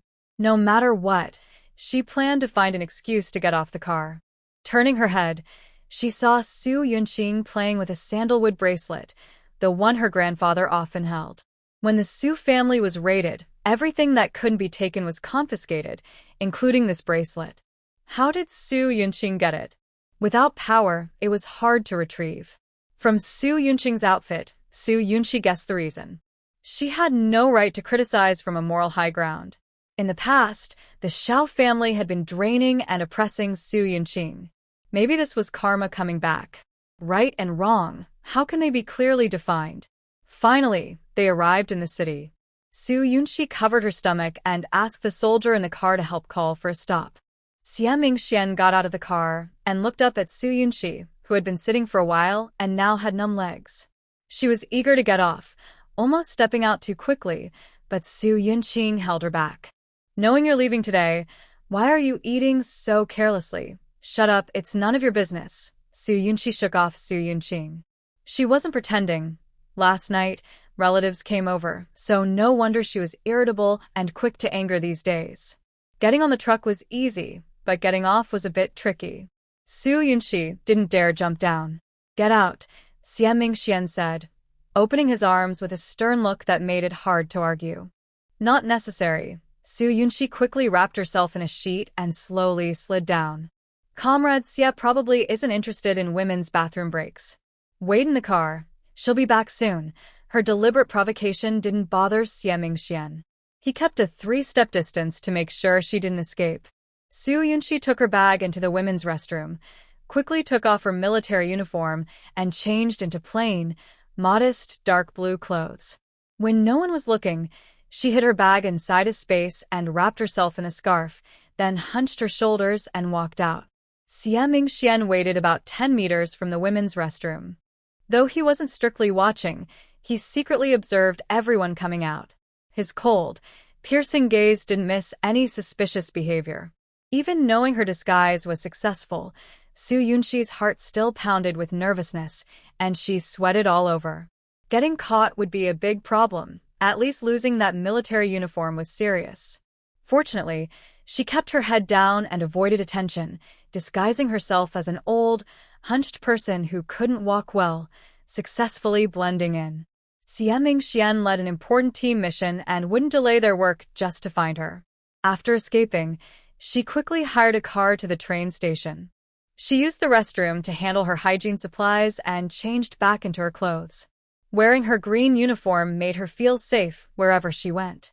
She washed her hands and face, checked the time, only a few minutes before departure, then hurried to the train. Traveling from Guangzhou to Beituan by train takes over a day and a night. It's faster than a truck.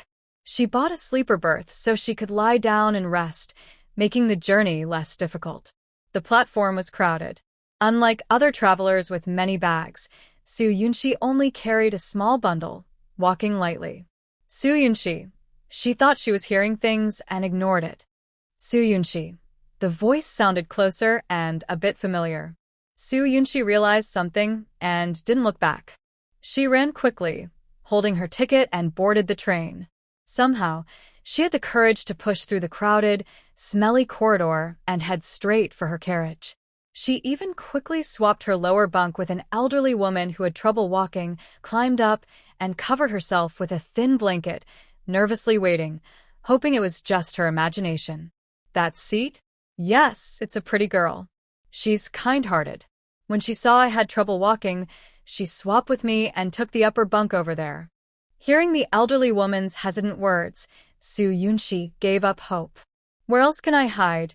Xiaming Xuan's voice was right beside her, cold and steady, but not angry. He really came to find her. Su Yunxi had no choice but to pull the blanket off and look at him nervously on alert. Don't you have an important task? How can you leave without permission? What about the truck and those people? Her goal was to leave alone without affecting their mission. She wondered if the truck was still waiting foolishly. It's no longer important, Xiaming Xian said, his gaze fixed on Su Yunxi. Her face was pale, whether from fear or pain, she wasn't sure. When he waited a long time without seeing her, and then had someone carefully search the women's restroom twice, confirming she was gone, he felt a rare sense of panic and unease.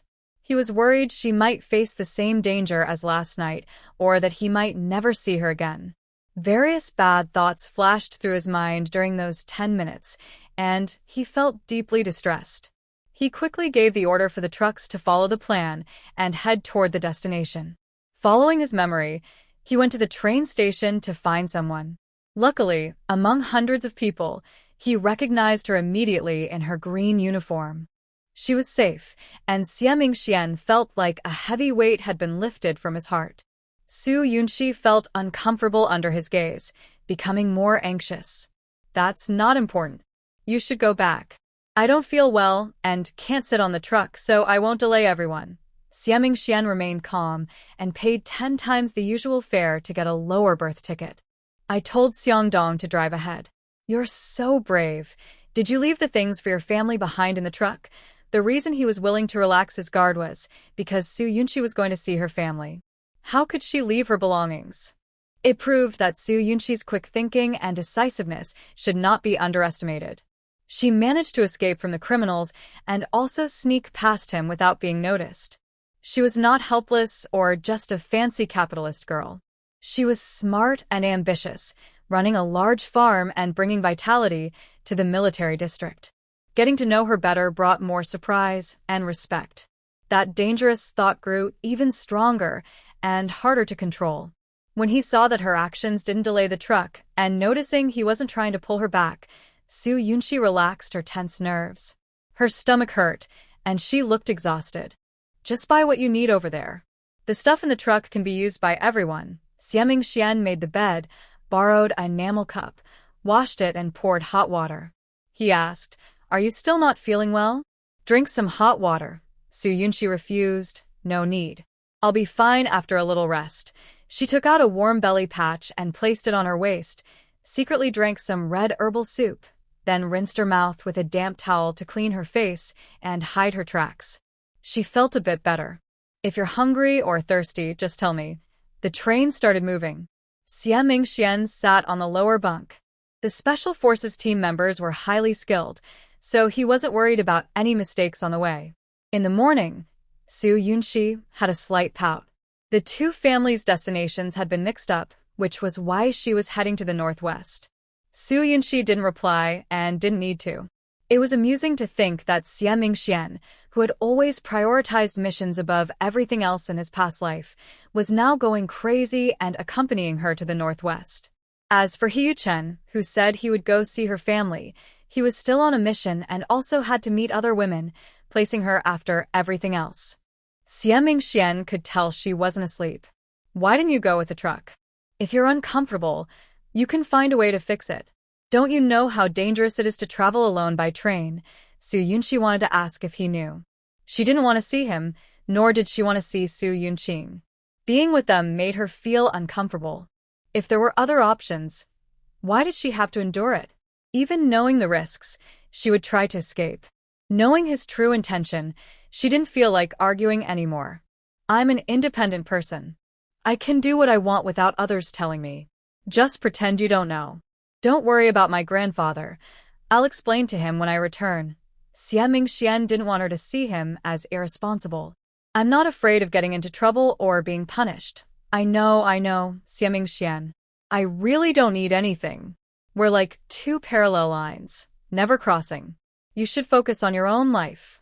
I have a woman. Would that make you upset? Or what Su Yunqing said just careless talk? Su Yunqi was silent for a long time. Maybe that's the only way I can find relief. From countless words, Xie Mingxian saw a hidden truth that he hadn't known before. His heart trembled slightly. She could pretend not to eat or drink, but she couldn't hold back going to the bathroom.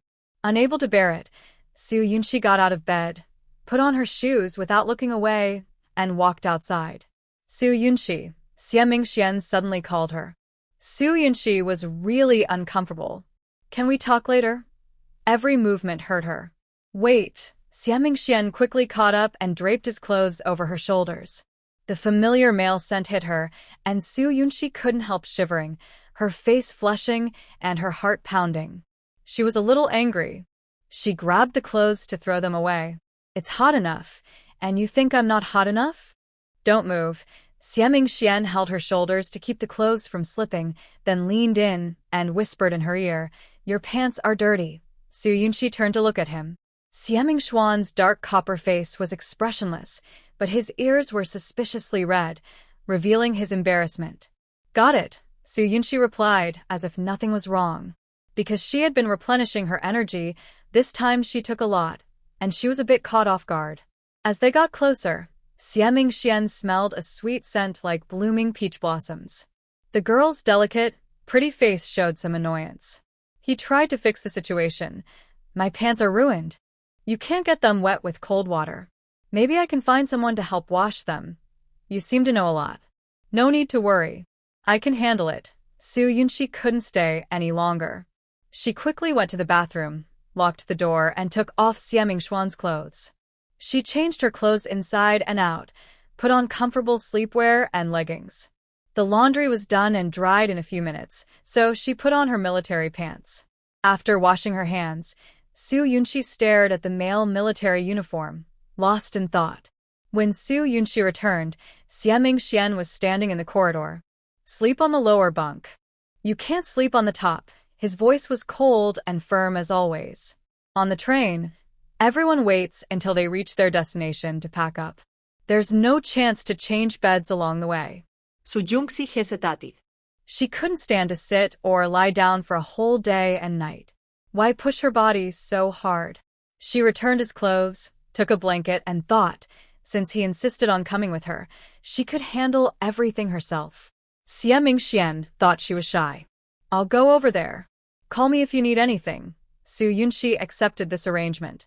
If she had known he would come to bother her on the train, she would have hired a car or taken a different ride. It wasn't that she couldn't handle the bumps of the truck, but she didn't want any contact with them. Now that he was watching her, no matter what she did, she couldn't get rid of him. She just hoped they'd arrive soon so he could leave. At noon, food was brought to her while she was sleeping. In the evening, more food arrived, and she was still asleep. Xie Mingxian put down the lunchbox, hesitated for a long time, then squatted by the bed and reached out to touch her forehead. Su Yunqi was startled and turned to ask him angrily, "What are you doing? Can't you just pretend I don't exist?" The sister on the lower bunk nearby couldn't stand it anymore.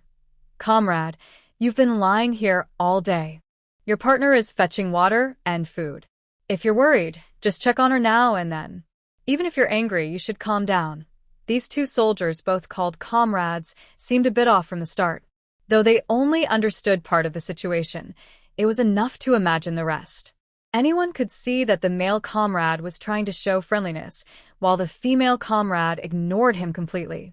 Su Yunxi wanted to explain but thought it was unnecessary and too troublesome. After all, their pairing of a single man and a married woman could lead to unpredictable consequences if discovered. Xie Mingxian looked at Su Yunxi, who was biting her lip in worry. Her bright eyes and delicate appearance made his heart beat faster, without him realizing. "Let's eat," he said, remembering the soft touch on her forehead that still lingered in his mind, making his heart melt. Seeing she was in good spirits, he stood up to move the table closer. "I'm not hungry. Don't worry about me," Su Yunxi said, genuinely having no appetite, and she got up to go to the bathroom. Nearby, an older woman whispered encouragingly, "Young man, your partner is pretty, but she often throws tantrums." Who can handle that? "My younger sister is also beautiful and gentle. I can introduce her to you." Not only was she eyeing Xie Mingxian, but many others were also watching them. He was handsome, confident, and had a commanding presence. As a military officer, such a good man was hard to find. Xie Mingxian poured cold water on the eager woman's enthusiasm. "No need. She's usually fine. She's just not feeling well today." Seeing his serious expression, the woman reluctantly muttered, "You really spoil her." Su Yunxi tidied up, washed her hands and face, and put on a warm stomach patch. Outside, it was getting dark, and the train carriage was still stuffy and unpleasant. She bought a wooden stool and sat in the middle of the carriage, taking a moment to breathe some fresh air. "We're arriving in Sichuan and Chongqing," Xie Mingxuan's voice came from behind. "Yes, Su Yunqing will see her family soon," she replied. Su Yunxi wondered why Su Yunqing, who was always eager for benefits, would go home and bring her grandfather's agarwood bracelet. Was she trying to make a move on her grandfather?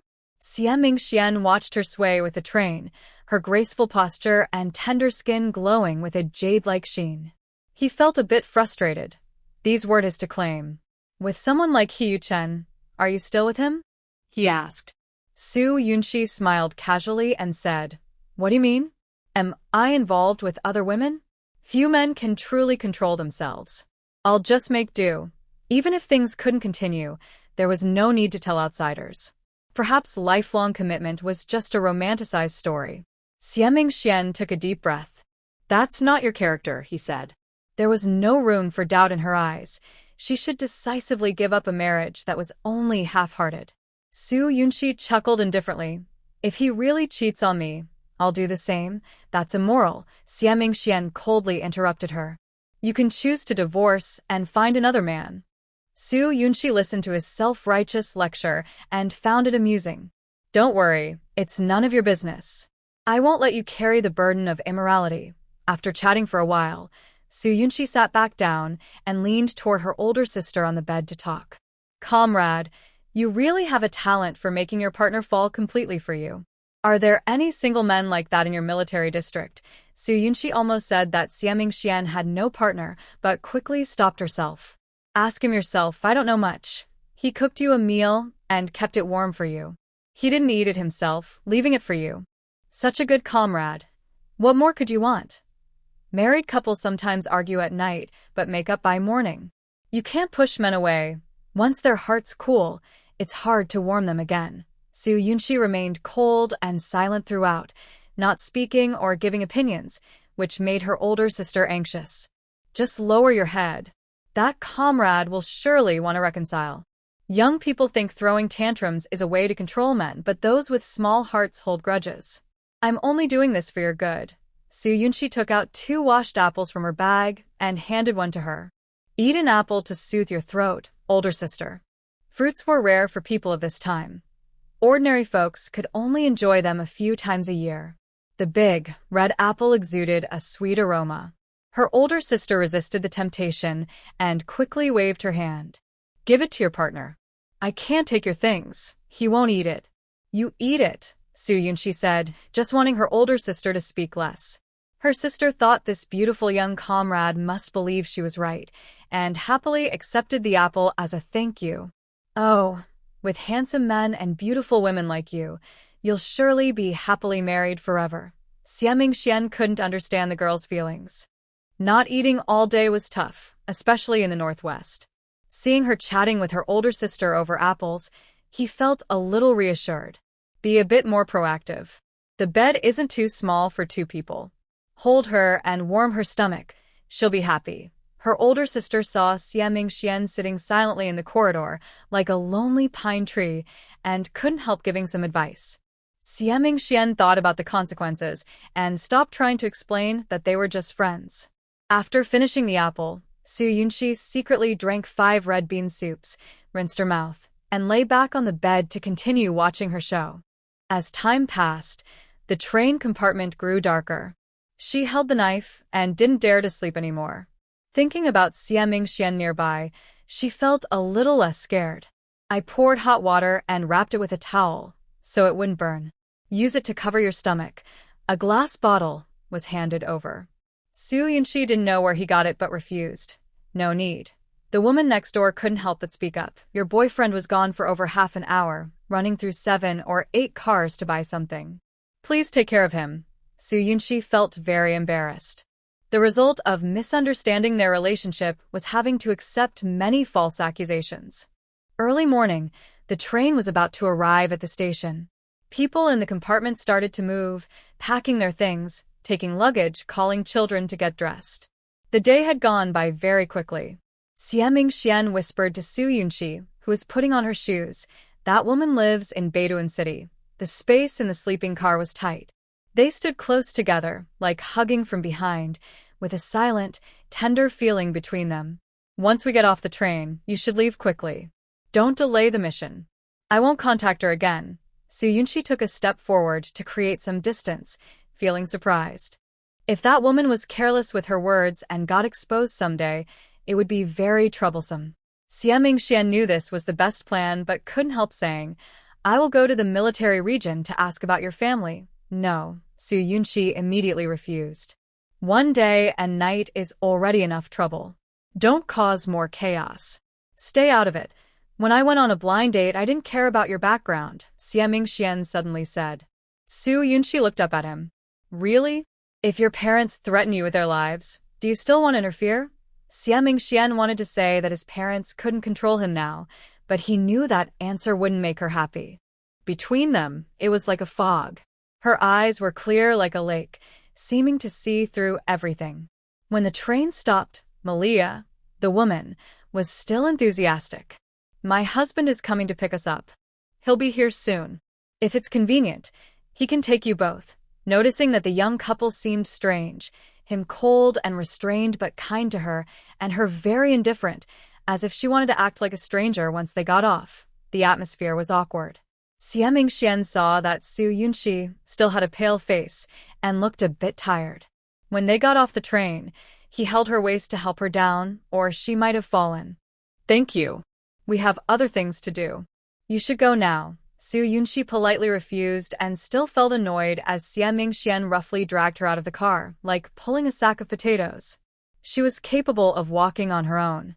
After Malia left, Su Yunxi turned her back and pretended not to know him. Xian looked sad and unable to act carefree. Don't be impulsive when facing danger. Safety comes first. He left quickly, walking away with big steps as she remained silent. Maybe once he stands high enough with power and status, Su Yunxi will fully trust him. The weather was very hot, with cracked yellow earth on the ground and dust in the air. Su Yunxi took out a scarf to cover her head and face. Beidouin City had 2 military groups stationed there, with over 50,000 soldiers, thousands of educated youths, and more than 100,000 ordinary people. Most local Uyghur men wore white clothes and flowered hats. Women wore dresses, some showing their calves, others in long pants, with headscarves or flowered hats. The locals were quite exclusive, but because Su Yunxi wore a green military uniform, they held back a little.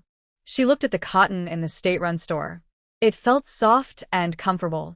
Su Yunxi bought 2 quilts, each weighing 10 jin and an 8 jin mattress. They were large but not heavy. She had plenty of food in her space, but to avoid suspicion, she bought some to bring with her. However, rice, flour, and oil were limited for locals, and outsiders could only exchange goods with locals for grain. She worried about her parents' situation. She hired a cart pulled by a man named Abdu, who was chubby and wore a flower hat, looking a bit funny. He often traveled around the city and knew some things. Several groups of people came to Bedoin City this year, assigned to the south and east. They might have a better life. Hearing they were headed north, he muttered, "That place is remote and has poor living conditions." Su Yunshi felt anxious. "Sorry to bother you. Do you know the Su family?" "For people sent down from Guangzhou." "How are they doing?" Abdu knew a lot about outsiders, especially those sent down as capitalists. Life here was hardly better than that of pigs and dogs. When the Su family arrived, they dressed very well. Many people came to see them. But now, they are not doing well. Su Yunshi's heart clenched. "Please tell me everything you know." "Last month they came by truck. The whole family was sick. Only one son could work. Here, people don't have enough work points, so they wouldn't share with educated youths or displaced capitalists. The Su family can't even get enough to eat. When they arrived, they exchanged their clothes and shoes for grain and borrowed from the army a few times. The young wife seems to be sick. She was fetching water and spilled it by the well. They have no money to see a doctor, and no one knows how long she can hold on." Su Yunshi had thought her parents were living hard, but she never imagined they were so poor they couldn't even afford food. Her sister-in-law was also very ill. These facts made her feel anxious and uneasy. After traveling most of Beituan City, it was nearly 10 o'clock when the carriage finally reached the destination. The area looked like a refugee camp, with over 100 old, broken, and leaky mud houses that seemed like they could be blown down by the wind. A group of children stared greedily at the clean quilt, their eyes full of longing. The road was narrow, and the carriage couldn't go in. Abdu shouted loudly, "Is there anyone from the Su family?" A few minutes later, a man with straw-like hair came out of a small, rough house in the corner. Su Yunshi couldn't hold back her tears. In just a month and a half, how had Su Qing'an become so thin? She jumped down from the carriage, choking on her tears, and ran over. "Brother, brother," Su Qing'an was shocked and swayed.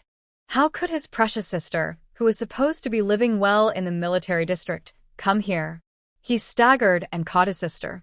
"You girl, living a good life, and you come here to suffer," Su Yunshi cried loudly. "Su Xiaoqiao, are you going to turn into a ghost from being so thin? If I had known it would be like this, no matter the cost, I would have come with you." She didn't dare think about what might happen if she arrived later. She might have to suffer the pain of losing loved ones again. The siblings forced back their tears, carried the bedding back home. Her brother, who used to carry everything with one arm, now looked weak and frail. When they entered the house, they saw only bare walls. The family was sleeping in a room less than 10 square meters, on dry grass used as beds. The 4 of them were ragged and looked like beggars. Su Yunshi's heart ached terribly. She tore off her scarf, hugged her weak parents, and cried again. "Cici, what are you doing here? Does Yuchen know? You married someone, just live your life well. Don't get involved in the family matters so you won't be dragged down." Feng Danning held her daughter, tears in her eyes, worried that her daughter might be disliked by her husband. The Su family was already in decline, and not disturbing each other was the best for her daughter. With the family in such a state, her relatives still hoped she wouldn't be involved. Su Yunshi felt heartbroken and overwhelmed. "Mom, stop talking. How is my sister-in-law?" "I heard she's sick." Qin Liao was lying on a pile of dry grass in the corner, her face pale and her breathing weak. "Your sister-in-law has been experiencing stomach pain and constant vomiting. Your brother hired a barefoot doctor to check her, but they couldn't find anything. Recently, she started vomiting blood, and we don't have enough money to take her to the hospital. It's our family's fault for not helping Lu Yao." Feng Danning is very sad, but her body is at its limit, and she has no tears left. Su Yunshi quickly went to check on her, feeling her abdomen and asking about her symptoms. She asked the household robot to analyze the situation, and it mostly confirmed she has a stomach ulcer. The condition is serious. With the medical resources in Beituan City, it's unlikely she can be saved in a hospital. Her sister-in-law's stomach problem might be caused by poor diet and infection, not a terminal illness. Su Yunshi isn't completely sure about the diagnosis, but tries to comfort her hopeful family. Is there any way to save her? Even though she knows her daughter isn't a doctor, Feng Danning can't help but ask. Yunshi doesn't usually treat patients, but she will try to find a way to send her to the hospital. Su Wenbin, weak and leaning against the wall, speaks faintly. Seeing his daughter, he feels like he has found hope. If she can travel across half the city to help, she must have a way to save the family. Su Qing'an knows that taking her to the hospital isn't easy. They are seen as capitalists, and doctors often refuse to treat them. Going there might be pointless. Yunshi, here is a letter I wrote to end our relationship. Can you take your sister-in-law away? As long as she can be saved, I will be grateful forever. Qin Liyao loves him freely, but no matter how deep their feelings are, reality is harsh.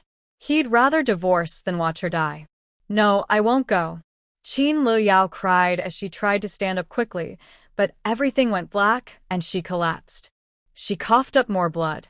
Su Qing'an hurried to support her, and Su Yunshi took out a handkerchief to wipe her mouth. Liyao, I'm sorry I can't help you. If we divorce, you can shed the burden of being a capitalist. Yunshi will find a way to save you. You must live well and raise Yaya safely. Su Qing'an feels very guilty, but has to make a tough choice. Qin Liyao trembles and can't speak.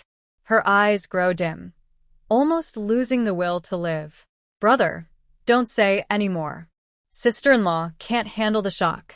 Holding her emaciated sister-in-law and looking at her brother's gaunt face, which looked like a skeleton covered in skin, Su Yunshi couldn't hold back her sadness. Don't be afraid. It's not that serious. I brought some medicine. We'll see how it goes after a few days. Life is more important than secrets. Su Yunshi couldn't ignore her loved ones' lives and deaths.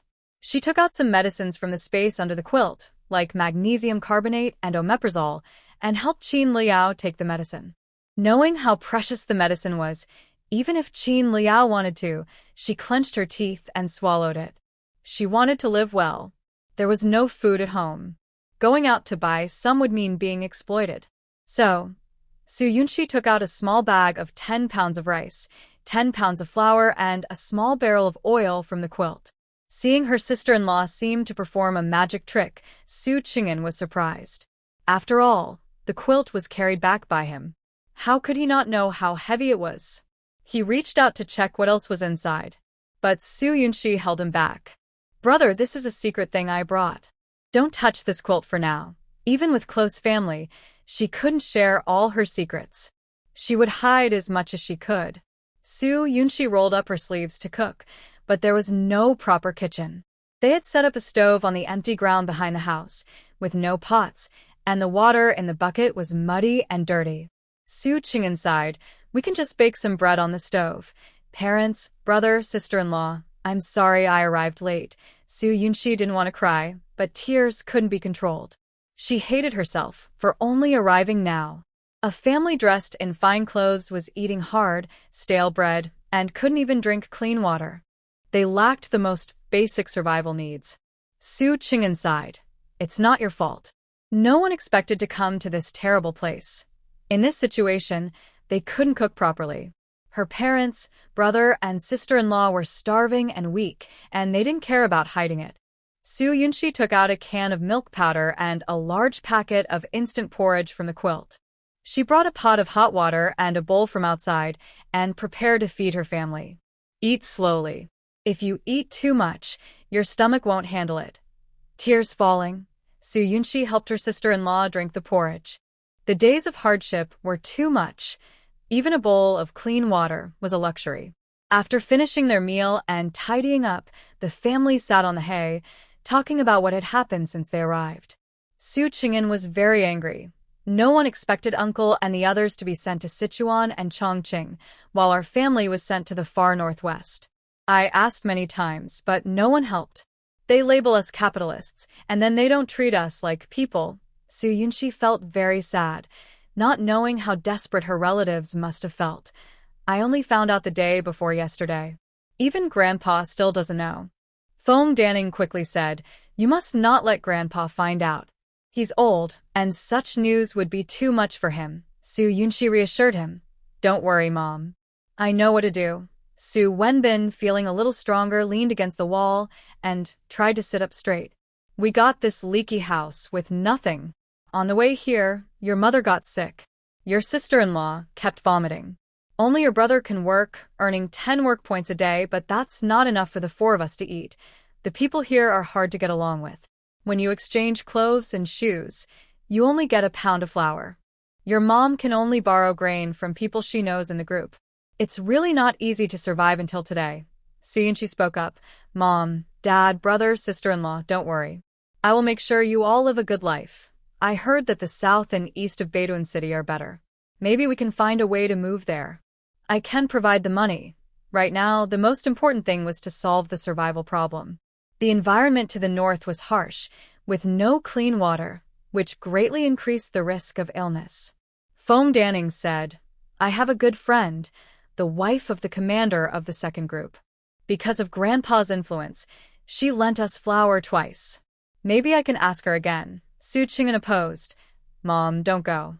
After 7 or 8 visits, she only gave us 4 jin of flour. That kind of friendship isn't enough. Back then, for jin or even 4,000 jin would have been nothing to the Su family. Those memories were painful to recall."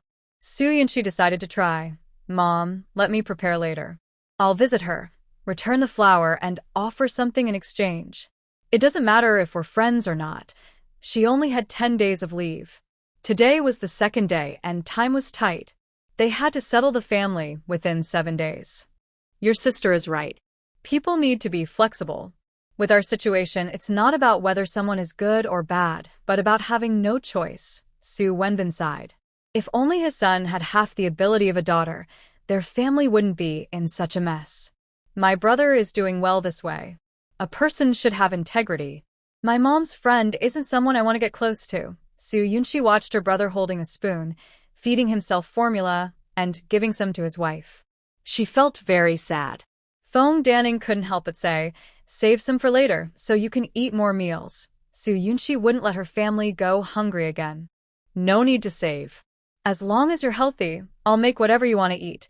Su Qing'an boldly made a wish. "Sister, I want to eat meat. I dream about it." Su Yunxi immediately agreed. "Okay, we'll have it tonight." Then she took out toiletries, a towel, and a set of normal clothes and shoes from under the quilt. As long as her family didn't ask, Su Yunxi wouldn't mention anything.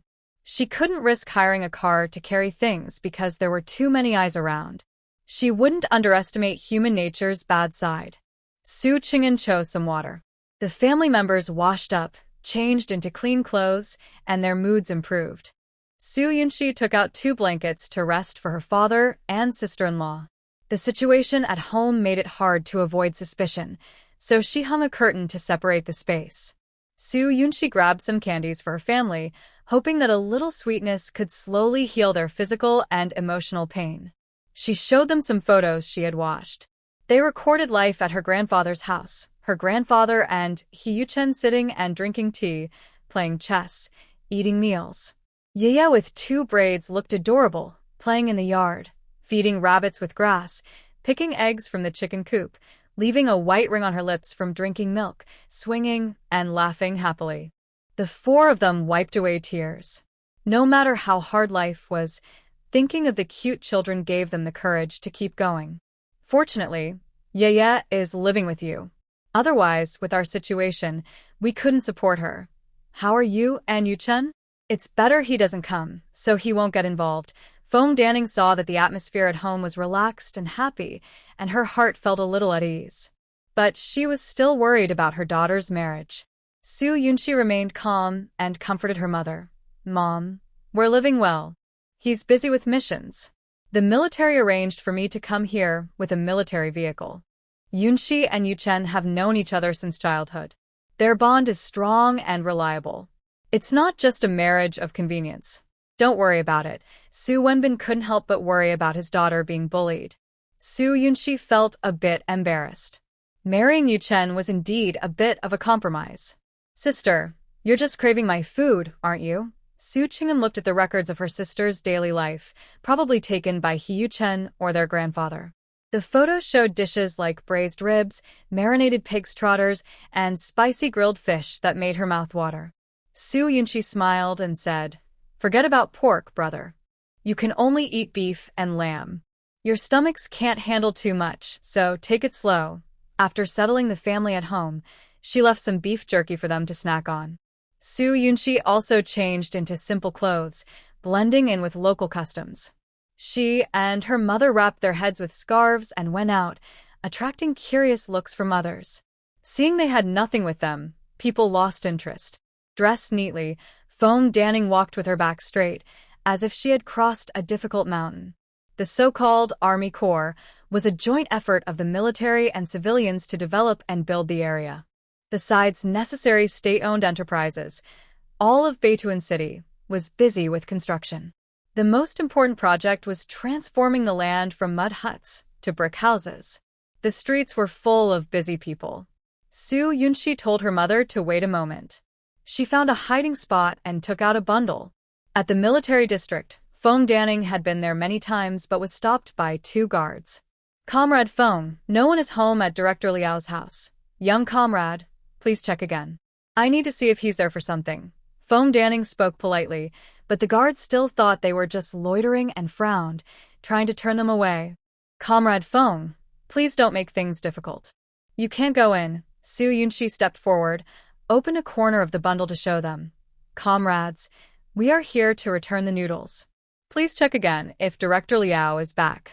If he's not, we'll take the noodles back to eat ourselves." Hearing this, the guards realized that if their delay caused trouble for Director Liao's family, they would be in trouble.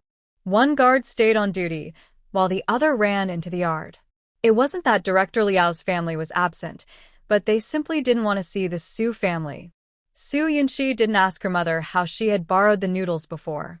It must have been a humiliating and embarrassing memory, which must have been very painful for her once elegant mother.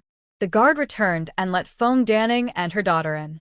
The military district's uniform brick houses were close together. Walking on the dirt road, Su Yunchi's mind was full of thoughts. "Mom, try to speak as little as possible later, and don't mention the place we're staying." "I'll handle it," Fong Danning agreed. Because of borrowing the noodles, she felt ashamed in front of her close friend Bai Jing and couldn't lift her head. She decided to speak less and avoid embarrassment. When they arrived at the Liao family, they took a few minutes to film the wooden door. Only after attracting the attention of the neighbors did a woman in her 50s come out. "White sister-in-law, your old friend from 20 or 30 years ago is here to borrow grain again, huh? I told you not to lend, but being bothered is better than nothing." "Exactly. Being sent down as a capitalist, you should suffer. It's just your kindness. Everyone takes advantage. People get spoiled and come to block your door when they have no food." 7 or 8 neighbors, bored and curious, came out to watch. They looked happy to see trouble, as they often did. Well, since they know each other, Danning used to live a good life, eating and dressing well. Suddenly being sent down, she probably can't handle the hardship. Bai Jing opened the door and saw Fong Danning and a pretty girl. The mother and daughter were dressed neatly, which made her impatience fade a little. The neighbors were angry, relying on borrowing grain every day, just thinking about getting something for nothing. It's like the wind blows grain into their hands. So shameless. Only know how to enjoy life, the capitalists, living well off the common people's blood and sweat. They deserve to be sent down. "White sister-in-law, you can't lend grain anymore. No family can handle such exploitation. Just let them go hungry. When they're hungry, they'll work harder for credits. You know I'm shy. When she asks, I feel soft-hearted." Su Yunchi saw through it. Bai Jing clearly knew what her mother and daughter were up to but didn't explain, deliberately misleading everyone to criticize them, making them lose face at the military district. She stayed calm, gently touched her mother's cold hand to comfort her. Fong Danning was furious, her face flushed red. "White auntie, we borrowed 4 jean of rice in total, right?" Su Yunchi cut straight to the point, interrupting their endless chatter. With Bai Jing's character, don't expect her to make any deals. With this little favor, she wouldn't be able to hold a grudge for a lifetime. Bai Jing answered vaguely. Danning, is this your daughter Su Yunxi? Not married yet. How come she still dares to come back to her parents' home? White auntie, blood is thicker than water. Even if we cut ties publicly, the bloodline can't be broken, she told me. People shouldn't forget their roots. If they abandon family and friends for fame or profit, they're not worthy of being human. If they repay kindness with cruelty, they're complete traitors. Do you think that's right, White Andy? Su Yunxi's calm words surprised Bai Jing. She didn't expect Feng Danning to raise such a clever daughter. She forced a smile but didn't really smile, pretending not to understand. Commander Feng's words are definitely correct. You two go inside and sit down. The neighbors around watched curiously, not understanding what was happening. Who is Commander Feng? To avoid causing trouble for her family, Feng Danning never mentioned her background publicly. Only Bai Jing dared to openly form alliances and bully her. I won't bother you inside. I'll just confirm with Aunt Bai. Was it 4 gene of flour you borrowed? Su Yunxi brought up this topic again. Mentioning 4 gene of flour directly seemed a bit inappropriate. Bai Jing still wanted to confuse the issue. Danning, just tell me how much you borrowed, however much it was. Aunt Bai, I don't understand. You borrowed 4 gene of flour in 2 times. How much do you want my family to pay back? Aunt Bai, think carefully. The Su family is a business family. If you take more of our things, aren't you worried about Major Liao being investigated? It was 4 gene of flour. Bai Jing was annoyed by Su Yunxi's straightforwardness, as if she was greedy for their family's belongings. Borrowing grain had already caused trouble. If she had known, she wouldn't have borrowed at all. Su Yunxi said with a half-smile, Aunt Bai, you really only borrowed 4 gene of flour? When my mother told me, I almost thought I heard wrong. 4 gene of flour isn't enough for a family in a big city to eat a meal, but in Beiduan, it's a precious thing. You and my mother have been friends for over 30 years. Borrowing 4 gene of flour, do you think that's worth criticizing? Our Su family was relocated, but my grandfather, uncle, and husband are all in the military system. I'm not bragging. If I ask the military district to lend some grain, anyone's family can easily give me a bag. Because 4 gene of flour is so intimidating, people who don't know might think we owe a huge favor. It's really eye-opening. Everyone has hard times. Who can say they've never borrowed anything? Even when Aunt Bai was young, she borrowed money from my mother. Back then, silver dollars weren't worth what 4 gene of flour is today. If you talk about capitalists, why not clearly separate your boundaries and settle borrowed money properly? Su Yunxi threw a bombshell, making Bai Jing feel deeply uncomfortable. Bai Jing trembled with anger, wishing she could shut Su Yunxi's mouth. All right, I don't want the 4 gene of flour anymore. It's been so long. Who still remembers? If people found out she was involved with a relocated capitalist, it would definitely affect her husband's career. Aunt Bai, you don't have to pay back the money, but we can't return the flour. Don't worry, I'll weigh it for you myself, no shortchanging. Su Yunxi took out a small electronic scale and placed 4 gene of flour on it, clearly showing the weight. The neighbors were all a bit stunned. This suddenly appeared beautiful girl, who spoke quickly like a machine gun, scolded Madame Sure, which was quite impressive. They knew she came from a military family, with a grandfather who was a commander. It was best not to speak carelessly to avoid offending anyone. The electronic scale was small, about the size of a palm, and they had never seen such a delicate device. They leaned in to look, recognizing the numbers. Yes, it was 4 gene. Aunt Bai, please don't fuss over 4 gene of flour. My mom didn't even mind the 10 silver dollars you borrowed. Su Yunxi placed the flour bag at Bai Jing's door and pulled her mother away quickly, not giving Bai Jing a chance to deny. Bai Jing supported the door, feeling angry and headachy. This is nonsense. She's just trying to cause trouble. They're just turning things around on us. She deeply regretted letting the guard let them in and was even more annoyed that these busybodies came out to watch the show.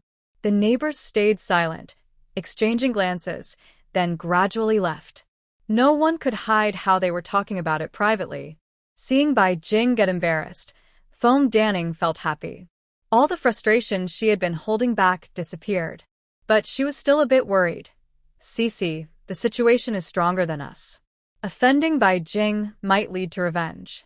Her husband is a commander and has quite a bit of power in Beituan City.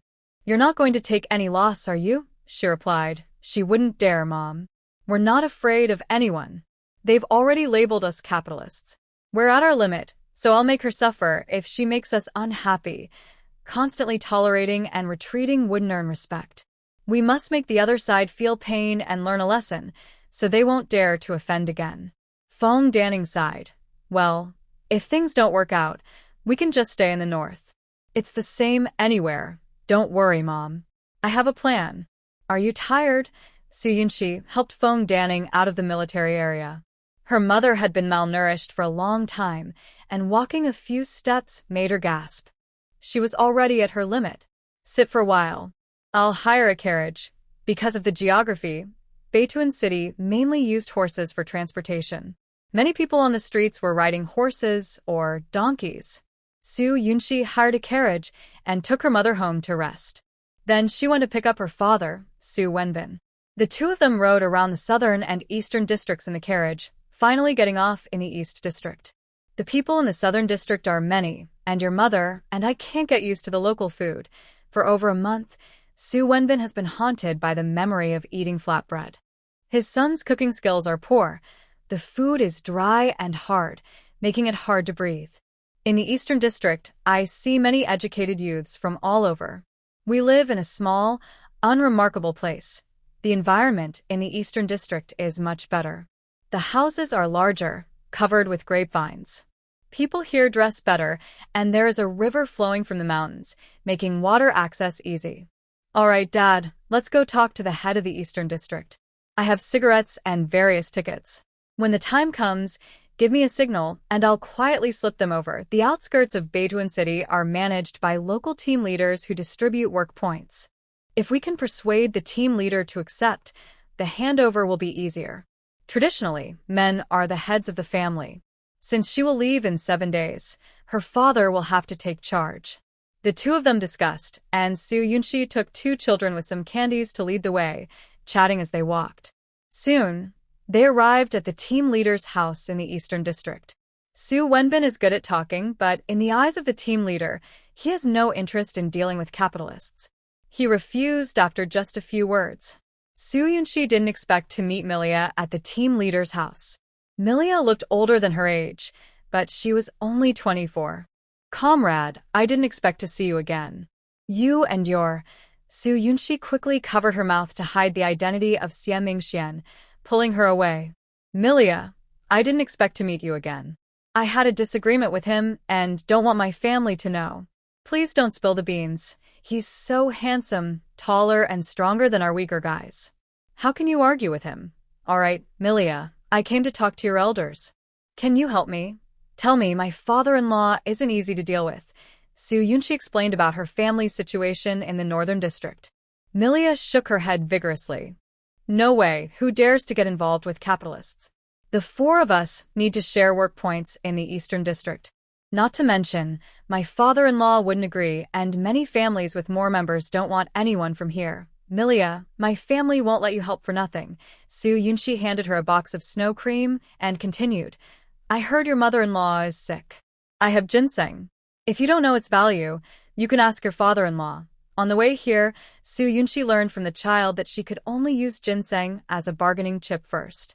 If that didn't work, she would talk about other things, but she couldn't reveal too many tempting details at once to avoid causing trouble. Snow cream was a popular item among people in Beituan who worked outdoors in the sun and wind. It cost 3 yuan a bottle. Milia didn't dare to return it. Okay, you wait here. I'll go try to persuade him, she said. Thinking that Su Yunxi and her husband were both soldiers who wouldn't lie, and considering her grandmother's illness and the family's financial struggles, she decided to take a risk. She quickly went home to talk to her father about it. After discussing with her father and sharing information, Su Yunxi put a piece of ginseng into Su Wenbin's pocket. Back then, our family didn't think much of this thing. In Beituan, it's quite rare. 100-year-old ginseng costs at least 200 yuan. It's valuable but hard to find, she explained. Su Wenbin was impressed by his daughter's clever plan. Giving help in times of need was the most touching gesture. Whether for her family's health or for profit, The team leader finally agreed after being persuaded by his son and daughter-in-law. Malia's husband, Meidinuo, and Su Wenbin handled the matter together. One piece of ginseng was transferred to the Eastern District for the 4 members of the Su family. Su Yunxi also gave a box of cigarettes, chose a spacious place to live, and kept some distance from the team leader's house to avoid suspicion and potential trouble. By around 4 p.m., all the procedures were completed. Su Yunxi and her father hired a vehicle to go home and pick up people. The Su family had been living in the Northern District for over a month. Because they were labeled capitalists, they faced many enemies and difficulties, with no kindness shown. They didn't want to stay there any longer. There wasn't much to pack. The siblings carried their bedding, Feng Danning helped Qin Liao, and Su Wenbin carried a bucket and a package. The family was excited as they moved to the Eastern District. The new house was about 100 square meters, a large, empty clay house with no partitions. The wooden windows were small and without glass. The roof was covered with reeds, and there was a skylight-like hole. Everyone was happy, feeling hopeful about starting a new life. Most neighbors went out to work, but some elderly people and children curiously lingered at the door. Su Yunxi handed out candies to everyone as a greeting. After settling her family, she took her brother out. They all went to the black market to exchange some items: a large iron pot with a lid, a lamb chop, a few carrots, and potatoes. Their usual shopping didn't attract much attention. "Little sister, this single lamb chop isn't enough to fill a gap between my teeth." Su Qing'an lifted the iron pot, feeling a bit disappointed. He had hoped for a good dinner tonight. Su Yunxi said, "Don't worry, brother. I'll change into different clothes and go buy some more later." Su Qing'an agreed. Changing too much meat at once would attract attention quickly. Back home, Su Wenbin set up a simple stove, gathered some firewood, and Su Qing'an fetched water. They helped prepare a sleeping area for the family. Su Yunxi went to change the meat, then brought back a plate of washed, chopped lamb chops, various seasonings, and a bowl of cooked rice.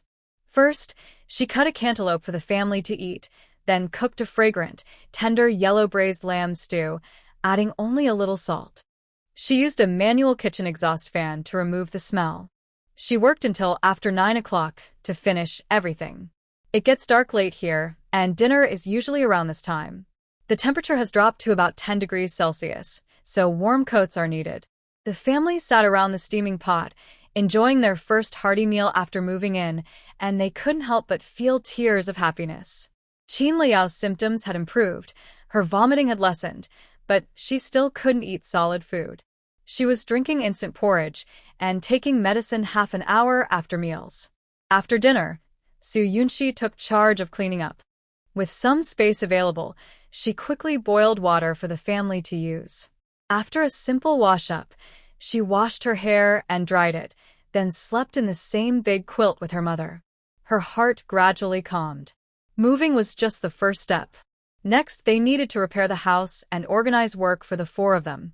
Even earning a few work points was important to show a positive attitude and change people's stereotypes about capitalists. Even though her parents and brother took digestive medicine after dinner, they still went to the public toilets twice. At around 6 in the morning, dawn broke. Roosters crowed, cattle and sheep bleated, and the sounds of people and fireworks filled the air. The whole city came alive. Su Yunxi quietly got up. It was about 14 or 15 degrees Celsius, similar to winter in Guangzhou. But in this place, winter temperatures can drop below -20 degrees. During those times, her family would have a very hard life. She then thought of the heated Kong beds in the northeast. If they could sleep on a warm Kong during winter, her parents, brother, and sister-in-law would suffer less. Building a Kong requires sturdy, durable red bricks. From her observations, the city of Beidouin currently lacks this technology. Most people use mud bricks, which are not very strong or waterproof, making them unsuitable for building a Kong. They could only make their own bricks. Red bricks need clay, shale, and other materials like. These are crushed, shaped, and then fired to make bricks. After washing up and reheating leftovers from last night, Su Yunxi served everyone a bowl of black chicken soup. She then discussed today's plans. Dad, later you can take some money and hire a car to go to the city to see if you can find someone to fix the house. Do what you can. Brother, go to the village head's house and do some light work. It doesn't matter how many work points you get. Mom, make a list of what we need to buy and we'll go shopping. Sister-in-law, just rest and walk around inside the house. I will draw plans for the interior design. If you have any ideas, just tell me. After finishing the meal and tidying up, everyone started their tasks. Everything seemed to be going well, but suddenly, an unexpected event happened. Since they weren't used to sleeping on the ground or in open-air houses, they were always worried about things falling from the holes in the roof. While the mother and daughters discussed how to improve the house, Su Yunling helped Su Wenbin into the house. Second uncle was tired and fainted in the city. I found him and brought him back, she said. Su Yunxi was startled. She and her mother quickly helped him inside, gave him warm salt water to drink, and laid him down. She was worried and asked, Dad, weren't you supposed to hire a car? How did you faint? That's dangerous. Over the past month, the family had become very weak. Walking for a long time made them faint. They regretted letting him go alone and bringing back trouble. Su Wenbin, with his eyes closed, replied, It's not far. I thought hiring a car was a waste, so I just walked a little more. It's fine. Fainting from lack of blood and energy is common. We all have experience. Just lie down for a while, they said. Feng Danning was trying to comfort her daughter, but Su Yunxi felt sad. Her father was only trying to save a little money, and she didn't want to blame him. Su Yunling looked at the empty house. Besides 2 beds and an iron pot, there was nothing valuable. From the old and new condition, it was clear that Su Yunxi had bought everything. Second uncle and second aunt's clothes were so empty they could be worn as big coats. The wind could them away. Su Qingan's wife was even thinner, just bones. It was easy to imagine what life had been like before. No one paid attention. She found a place to sit and played with her brightly colored nails. Second uncle, second aunt, our grandfather has a heart problem and needs surgery to survive. My dad and third uncle can't do it. We can only ask you, she said. How is the old man? When they heard about the serious illness, Su Wenbin quickly sat up from his bed. If Su Yunxi hadn't helped him, he might have fallen over again. Dad, take care of yourself first. When our grandfather divided the family, he chose to follow the eldest uncle and abandoned our family. Su Yunxing, what are you up to now? Coincidentally, our grandfather also had a heart condition, just like your fabricated medical records. Are you trying to deceive my parents again? You're thinking in the wrong direction. Su Yunxi probably understood now why Su Yunxing went to Chongqing and then came back to Beiduan. Even if she saw the terrible situation of her second uncle's family with her own eyes, and without any falsehood, Su Yunxing still didn't believe it. I visited my uncle in prison. He said that the night before he was sent down, they were frightened by a sudden alarm before they could steal anything. They ran in a panic but were caught by Su Qing'an and Yunxi. Most of the valuable things in the Su family disappeared, including the basement, which was completely empty. Second uncle, don't think that just because you're suffering so much, you can hide the truth. Only you know about the secret tunnel in the house. Where did you hide those treasures? Su Wenbin didn't expect his niece to know about the secret tunnel. He sensed her stiffening for a moment and slowly spoke. Yunqing, the tunnel hasn't been used for over 10 years. Dust has accumulated so much that there's not a single footprint. It's easy to investigate. The truth is, the relevant authorities are investigating. Our family didn't take a single cent. Hearing this, Su Yunqing still refused to give up. Second uncle, just because you didn't move anything doesn't mean others didn't. That night, everyone in the house was sleeping deeply. The alarm suddenly sounded and then disappeared. The neighbors on the street were all startled, but my parents and third uncle didn't hear anything. Someone must have drugged our food to secretly steal the treasures, but your family didn't have any issues. During the incident, Su Qing'an and Yunxi were sneaking around in the hall. They must have used He Yuchen to steal the valuables. Your family kept the treasures for yourselves while pretending to be suffering. The more Yunqing thought about it, the more she believed this was the truth. The wealth accumulated by the Su family over hundreds of years was just stolen and replaced. Fong Danning had some memory of the chaotic night before the family was sent down. She couldn't let Yunqing slander them, or it would implicate her daughter and son-in-law. Yunqing, what are you talking about? Everyone woke up around the same time. The police came and said clearly that Lin Shun and Lin Hai took people to steal the items. Maybe they sold everything. Asking us won't help. Second, and my uncle didn't take anything, including the others from the Su family. They didn't have time to move anything before being caught. They said that after breaking into the yard, the front door was open, but my parents were sleeping very soundly and didn't open it. So, who opened the door then? The alarm sounded like a ghost, appearing suddenly, and then disappearing. Don't you think that's strange? It's like someone was waiting for the right moment, catching my uncle and the others off guard. Faced with her niece's aggressive questions, Su Wenbin knew that many things that night didn't add up, but he firmly stood with his family. Yunqing, your words don't make sense. Your parents and your uncle planned to steal from the Su family. This fact can't be denied. The Lin family is the main suspect. No matter how many unrealistic ideas you have, you must respect the police's work. Second uncle, second aunt, you know the truth in your hearts. Don't pretend you don't. If it weren't for Grandpa Feng's support, Su Yunxi and her husband wouldn't be so bold to steal from the Su family. If they don't tell the truth, they'll just be taken away for investigation along with Grandpa Feng. Su Yunxing didn't believe a word of what her second uncle's family said. The only ones capable of taking the treasures were her second uncle and Grandpa Feng working together. Threatening her daughter and her old father, Fong Danning pointed at Su Yunqing's nose and cursed, "If it weren't for my Feng family, you would also be suffering in exile. As elders, we don't ask for anything in return.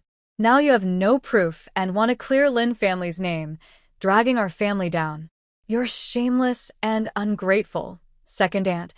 Why are you so guilty? You used tricks to take control of the Su family, forcing Grandpa to split the family, and used methods during exile.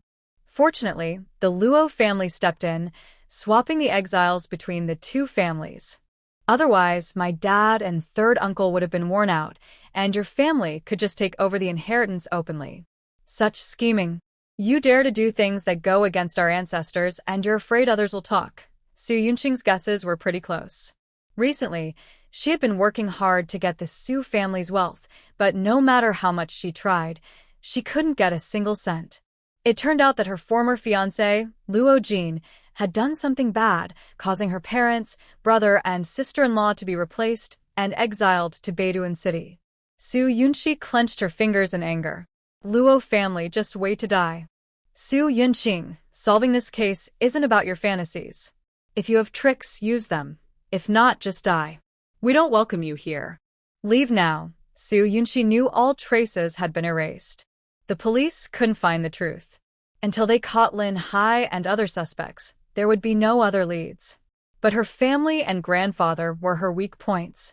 If Su Yunqing, the reckless girl, caught them and bit back, it would cause trouble. She had to give her a deep lesson. Yunxi, my request is simple.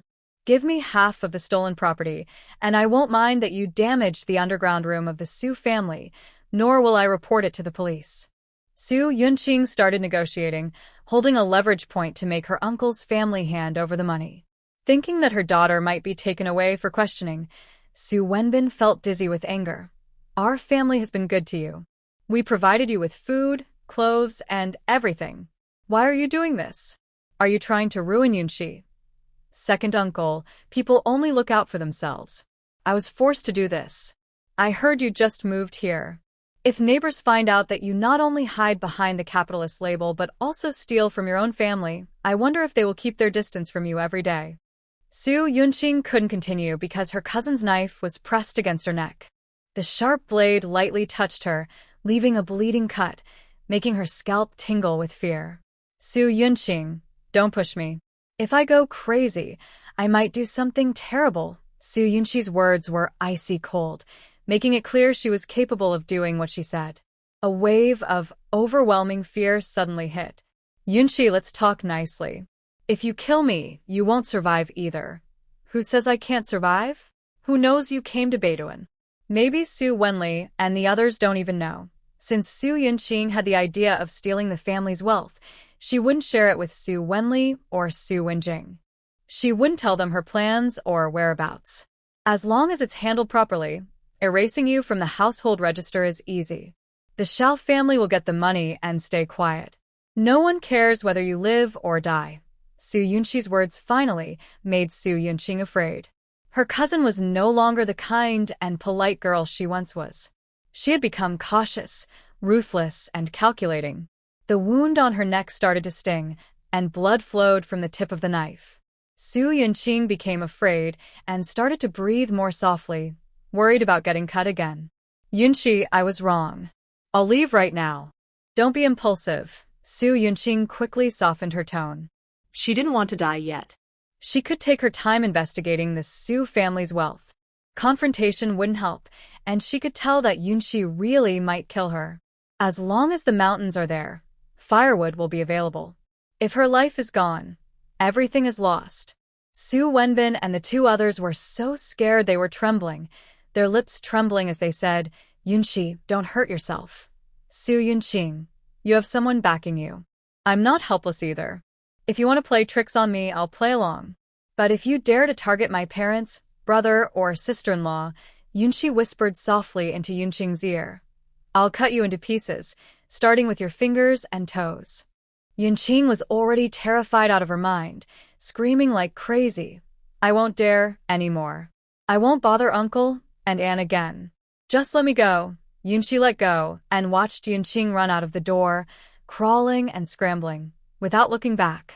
Yunqi, put down the knife. Feng Danning remained relatively calm, trembling as she walked over, gently pried her daughter's stiff fingers, threw away the knife, and hugged her to comfort her. Your dad and I are fine. Next time, don't be so impulsive.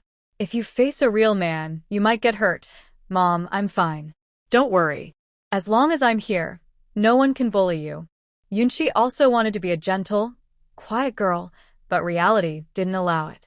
If she didn't show strength, Yunqing would become more arrogant, pushing her parents, brother, and sister-in-law into a living to get what she wanted. Thinking rationally, Yunqi quickly cleaned the blood from the knife, leaving no trace. Seeing her daughter's skilled movements, Su Wenbin thought for a long time and finally chose to stay silent. Yunqing ran away, getting angrier the more she thought about it. She was both scared and unwilling to return empty-handed, so she went straight to the city police station to report. At the police station, she saw He Yuchen, looking exhausted, talking with two police officers. His bold, unruly, handsome aura was very different from the people here. He was asking about the Su family. Her anger and jealousy reached their peak. Why? Why are He Yuchen and Xie Mingxian both so eager to be kind to Yunqi? He Yuchen, are you here to find Yunqi? I know where she lives. As Su Yunqing finished speaking, she saw He Yuchen suddenly look over, narrowing his eyes with a commanding, superior presence. None of your business. Get lost. These two really are the same. Su Yunqing temporarily gave up on reporting the case. Since He Yuchen could easily crush her plans, she decided to find a weak spot in him instead. He Yuchen, the day before yesterday morning, Yunqi and I followed a military vehicle out. When we reached Guangzhou, Yunqi made an excuse to leave, and the person she was with also disappeared. In one day and one night, she managed to do quite a lot. He Yuchen put away his indifferent expression, grabbed his bag, and paused when passing Su Yunqing. Come out. His voice was impatient. Su Yunqing looked at the other police officers, confused and slightly disdainful, almost grinding her teeth in anger. After coming out, He Yuchen looked cold. Standing at a quiet street corner, he lit a cigarette to steady himself, his eyes bloodshot, full of sarcasm. You deliberately spread false news to get my attention. That little bit of mischief in your stomach is holding you back. Are you trying to ruin the military marriage and get sent to reform school? Su Yunqing waited a long time before she was allowed to speak. It was clear He Yuchen had taken a long time to calm down, caring deeply about the situation, unwilling to accept any unexpected events. I'm not lying. If you go to the military district and ask any soldier who went with Yunqi, you'll find out the truth. Yunqi and Xie Mingxian left together.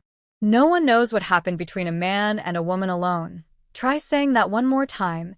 Hee-yu-chen angrily stomped out his cigarette and threw it at Su Yunqing. His fury was obvious, and his restless emotions revealed some unease. Su Yunqing naturally took the chance to test him while his defenses were weak. Yunqi used her money from the Su family to achieve her goals. Once she's done, she no longer cares about your feelings. I really feel sorry for you. Hee-yu-chen wasn't sure if she knew about the 20,000 yuan savings bond from the Su family that his wife held, but he quickly responded. The Su family was raided. There's no money left. You saw that day when you were sent down.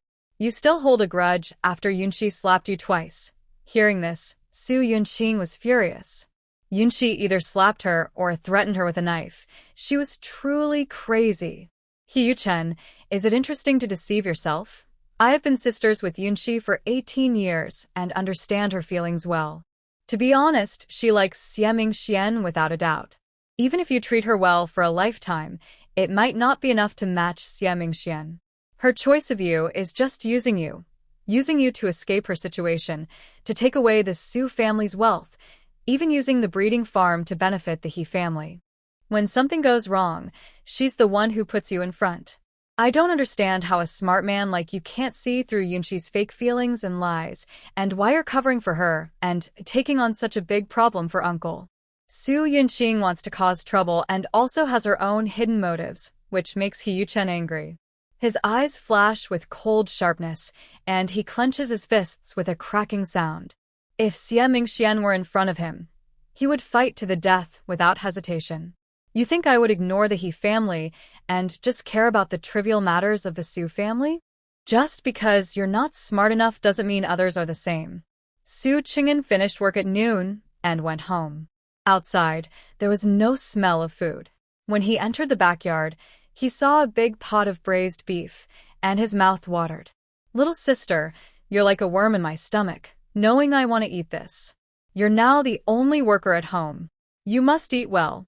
First, wash your hands and go make some porridge for my sister-in-law. Because Yunqi caused trouble in the morning, our parents couldn't handle the stress and collapsed.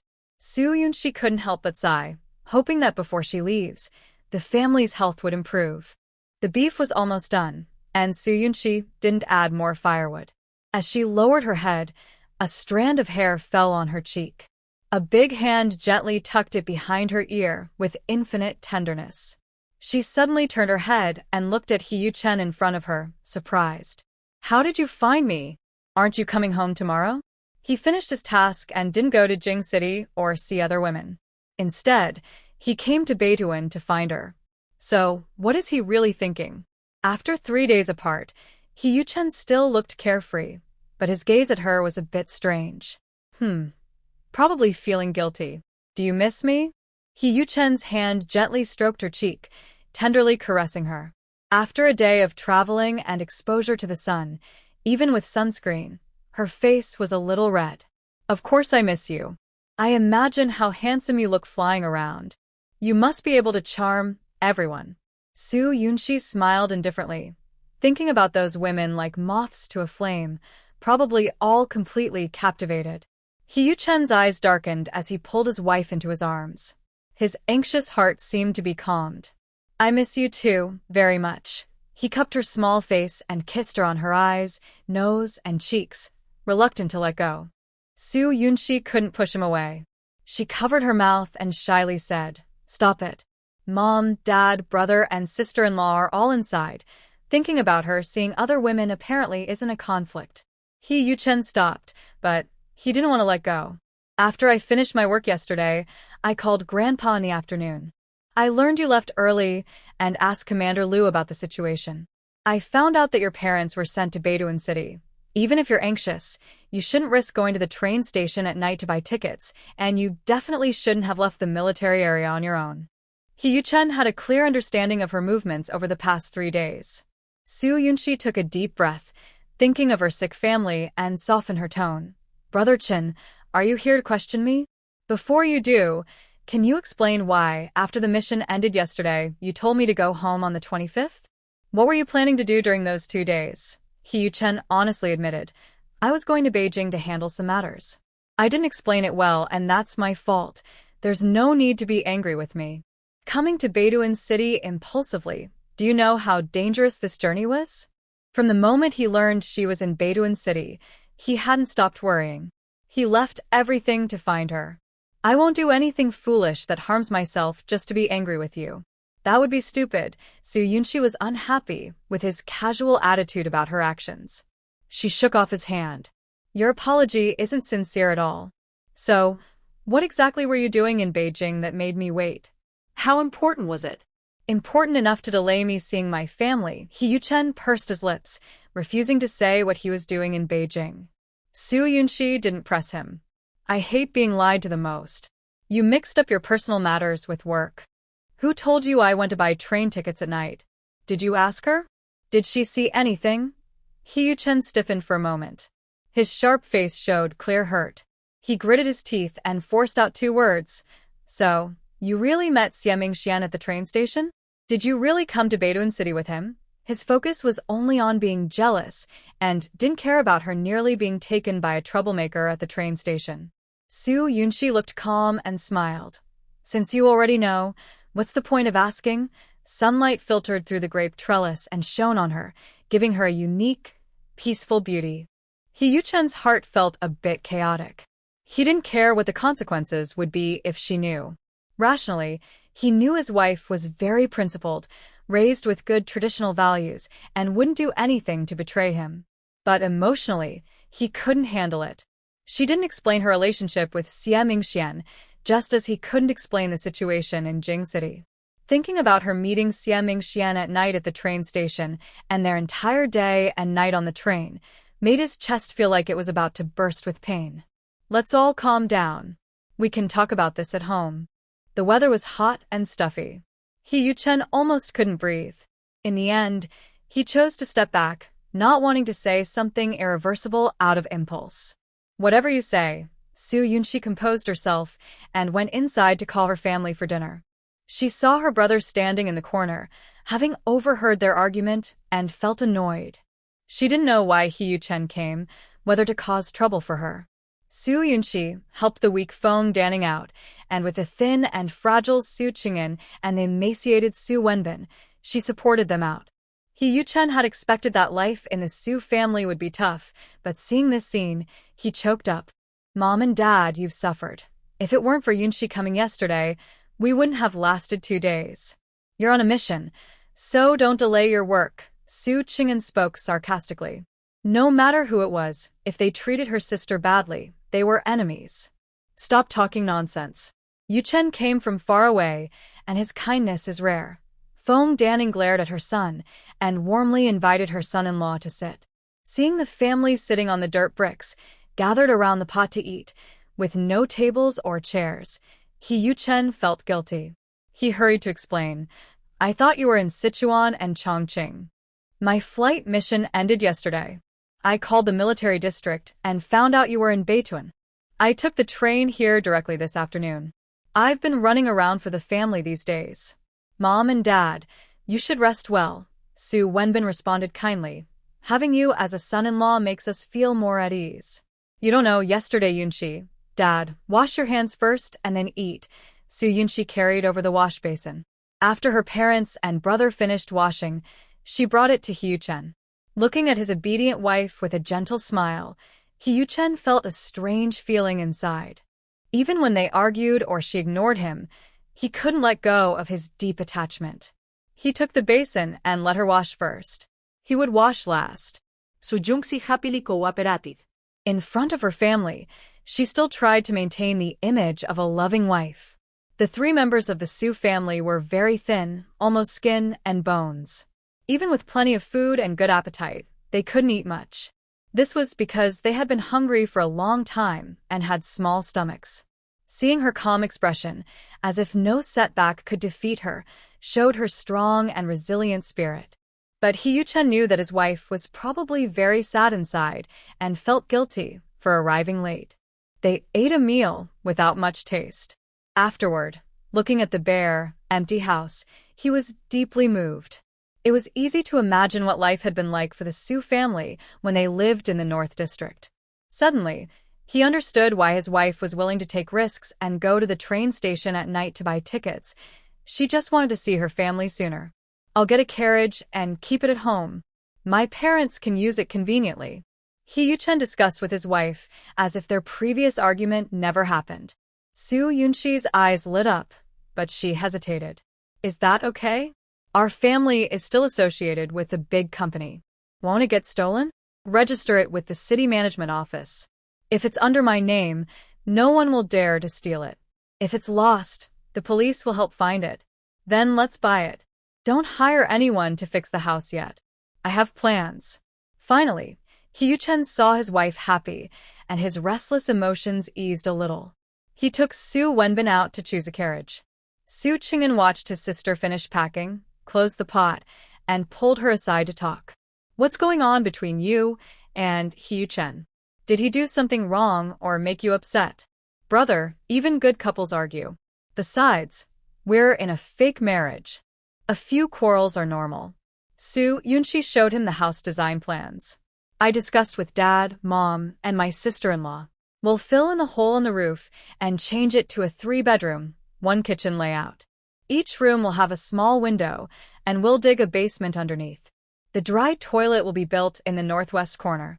In Bedouin City, it rarely rained. Most families lived in adobe houses. The Su family couldn't rebuild with something new, but could only improve on the existing structure. Little sister, you need to be more careful. He Yuchen has feelings for you. I heard you mention Xiaming Xian. How can you keep getting involved with him? No, brother, that's not true. Just remember, you are the most important to me. Overthinking won't help. Su Yunxi saw that her brother didn't object, so she went inside the house and left with her mother to buy some things. Su Qing'an asked many questions, but didn't get any clear answers. He supported his wife as she took her medicine. After hearing Qin Liao talk about what happened in the morning with Su Yunqing, he was shocked. His sister even drew her sword. Su Qing'an was deeply affected, but was determined to protect his sister at all costs. It's better to be strong than to be bullied. Yunxi has been gentle and kind since she was young. The trouble started because of Su Yunqing. If she dares to do anything again, I will teach her a lesson. Qin Liao was speechless. No matter what Yunxi did, right or wrong, Qing'an always trusted and supported her. Their sibling bond was unmatched. Su Yunxi and her mother took a carriage to the city. Whether they liked it or not, He Yuchen came but couldn't be turned away. They bought a new quilt, pillows, and some old blankets. They found skilled artisans to order a long table, 2 benches, 2 heated beds, 3 cabinets, and a kitchen rack. This way, they could ensure good quality and quick delivery without attracting too much attention. The carriage was parked in the backyard. Su Wenbin happily sat under the grape arbor with He Yuchen, chatting and cooling off. Thanks to you and Yunxi coming over, our family has changed a lot in just 2 days. A son-in-law with talent. He showed his military ID and smoothly handled everything. Even his status as a businessman didn't attract attention. Dad, we're family. No need to be so formal. Seeing his wife return, He Yuchen went to move some things. His gaze fell on her gentle face. Thinking about how she had gone to the military district yesterday to return a document and quickly convince the captain of the Eastern Division to transfer the Su family's information, he felt proud. Even without him, she could have planned to settle the Su family well. Yunxi smiled gratefully at him. Thank you. When you returned, how did the people around react? He Yuchen noticed her subtle change. She hadn't been so polite to him in a long time, which made him feel a bit upset. Bedouin mainly focuses on livestock farming. Donkeys and horses are everywhere. When people saw the carriage, they didn't react much.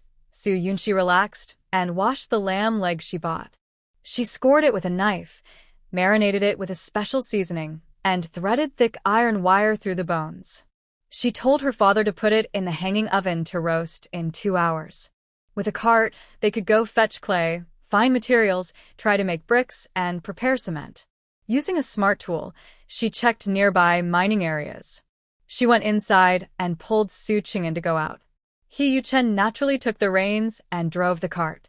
Qing'an is weak, so he shouldn't go. Su Yunxi hesitated, but Su Qing'an sat on the cart confidently. I haven't seen Yunshi in a long time.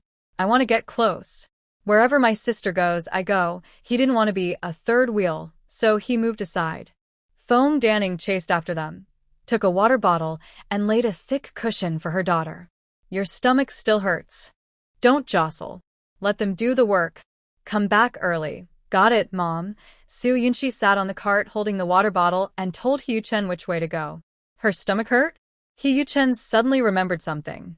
His chest felt like it was hit by a heavy hammer, and the pain was intense. The reins in his hand almost broke. His wife was on her period. He had been swayed by a few words from outsiders and started overthinking. He was glad he didn't say anything worse, or it would have been hard to handle. If she was uncomfortable, she should stay home. He would find someone to ask where to get clay. Digging a cartload would be enough. It's fine, let's go, Su Yunshi said firmly. Hyuchen couldn't argue and drove away at a steady pace. Outside the city, there were endless pastures. The grass was lush green, and groups of sheep and horses grazed here and there. After more than 2 hours, they reached the mining area. Hyuchen and Su Qing'an used shovels to dig for clay. Su Yunshi used a convenient excuse to go to the back and dig shale, marl, and other rocks with cutting tools. She also collected main materials like clay, storing many into her space. She also dug limestone, iron ore, sand, and gravel for cement and concrete, all stored in her space.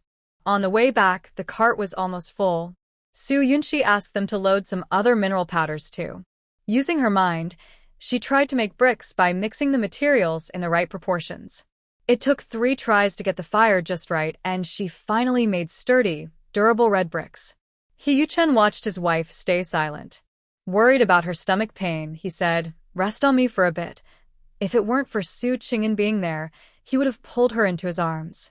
Even if she was upset, he wouldn't let go. Su Yunshi realized and said, "Let's go back and fix the house. We need to build 3 bedrooms with Kong beds so it's warmer in winter." To prevent the red bricks from showing, they had to do the work themselves. Gum? Sister, you're thinking too simply. Here, beds are made from mud bricks that look like beds.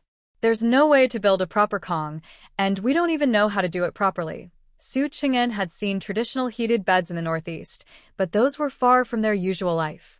He didn't know how to build one, or how it worked. Hyuchen suggested, "I'll ask at the military district if anyone knows how to do it and what materials are needed." Good. Thank you for running the errand. Once you learn, come back and teach us. Seeing the conversation go as he expected, Su Yunshi felt more at ease. We're family. No need to say it's hard work. Hyuchen looked at her with affection, pinching her cheek through his scarf. Back home, after removing the clay, the 3 of them split up to go out. Su Qing'an drove, following his sister's instructions on where to go. I asked him. He really has business in Beijing. Brother, you don't need to worry about our matters. Su Yunshi wasn't interested. She found her brother asking about it more annoying, as if she cared too much. Some things she hoped Hyuchen would say himself, rather than only when asked. Su Qing'an asked carefully, "So, what do you plan to do? Just go along with him like this?" Whatever. Su Yunshi felt that living with her family was fine. She could give up the farm. Su Qing'an didn't say anything more. Men often try to prove their strength by conquering women. The more they can't have something, the more they obsess over it. With her carefree attitude, Hyuchen would only be set up for a fall. Su Qing'an waited at the fork in the road, watching his sister pull back a cart covered with felt with red bricks. Then they headed home in a muddled way. They made 2 trips, unloading the bricks into the yard, covering them again with felt to hide them, tying up the cart and feeding the horses.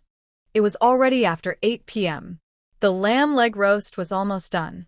Su Yunshi went out to get some eggplants, then returned with a bowl of cooked rice.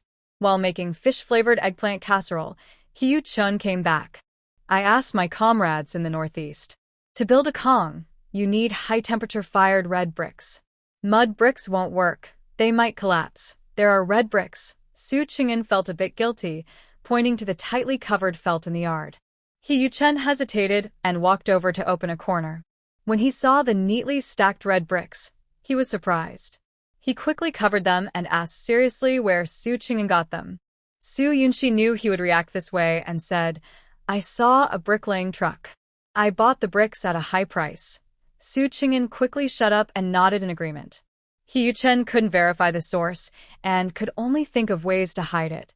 Don't tell anyone about this, to avoid attracting trouble. He knew how serious the matter was and warned his father-in-law's family to keep the brick issue secret. Not to mention Bedouin, even the whole Northwest rarely uses red bricks for walls.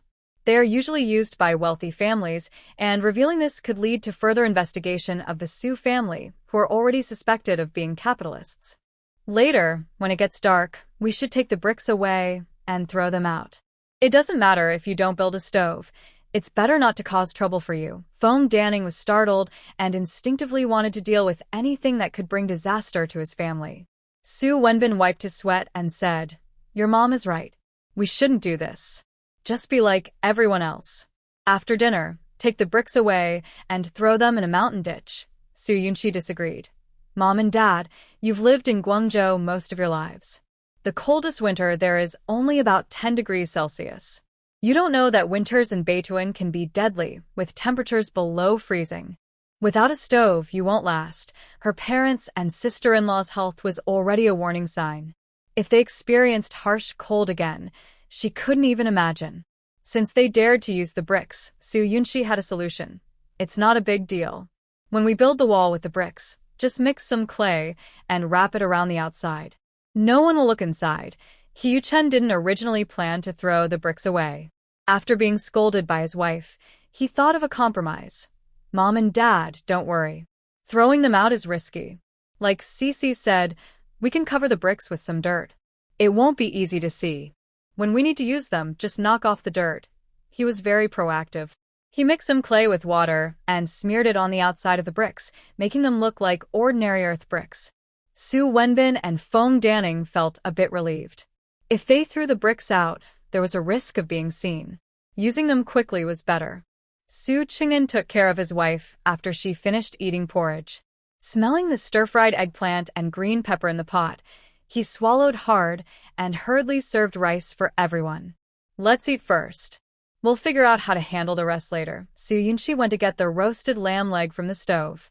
Just as she reached out, He Yuchen held her hand and said, I'll do it. He used his other hand to take out the lamb leg and placed it on the cutting board. He released his somewhat reluctant wife and leaned close to her ear.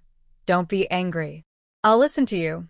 Su Yunshi ignored him and cut the meat into pieces for everyone to eat easily. After finishing the meal and tidying up, He Yuchen spread mud on the outside of the red brick wall. The sky darkened. Su Yunshi wrapped herself in a thick coat and sat by the stove to boil water. He Yuchen washed his hands and sat beside her, naturally wrapping his arms around her. I didn't bring warm clothes. Holding you will keep me warm. Su Yunshi wanted to refuse, but she couldn't say the words. However, this guy kept pushing, resting his chin on her shoulder, rubbing her neck. If she didn't stop him, he might try to kiss her. Please move away. Mom and Dad might come out and see us. She had been cooking and standing outside in the sun for hours, so she probably didn't smell very good. My wife smells so nice. Sniffing her comforting scent, He Yuchen stubbornly held on to her. She didn't realize how much he missed her. During those 2 days in the Southwest military region, whether doing tasks, eating, training, or competing, he kept thinking of her. He even couldn't sleep because of it. Yesterday, I squeezed onto a train for over 10 hours, covered in sweat.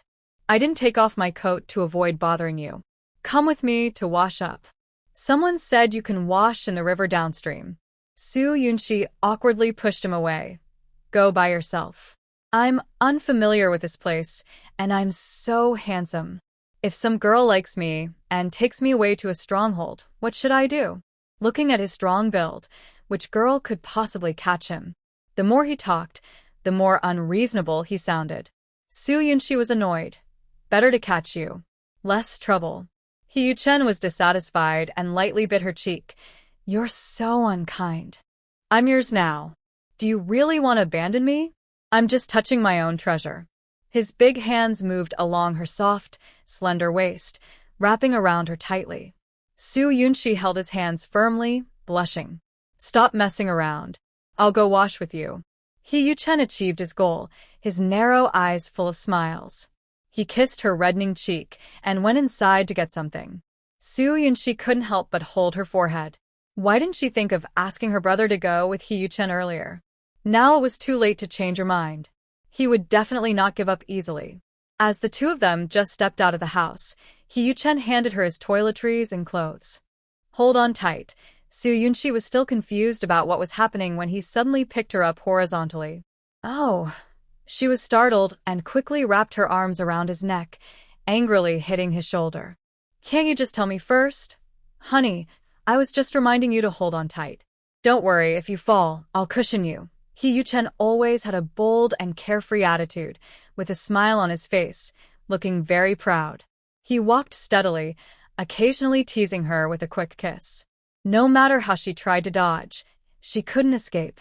When she lowered her head to kiss him again, she bit him, making He Yuchen laugh happily. They reached a quiet part of the river. He Yuchen put her down. Don't go too far.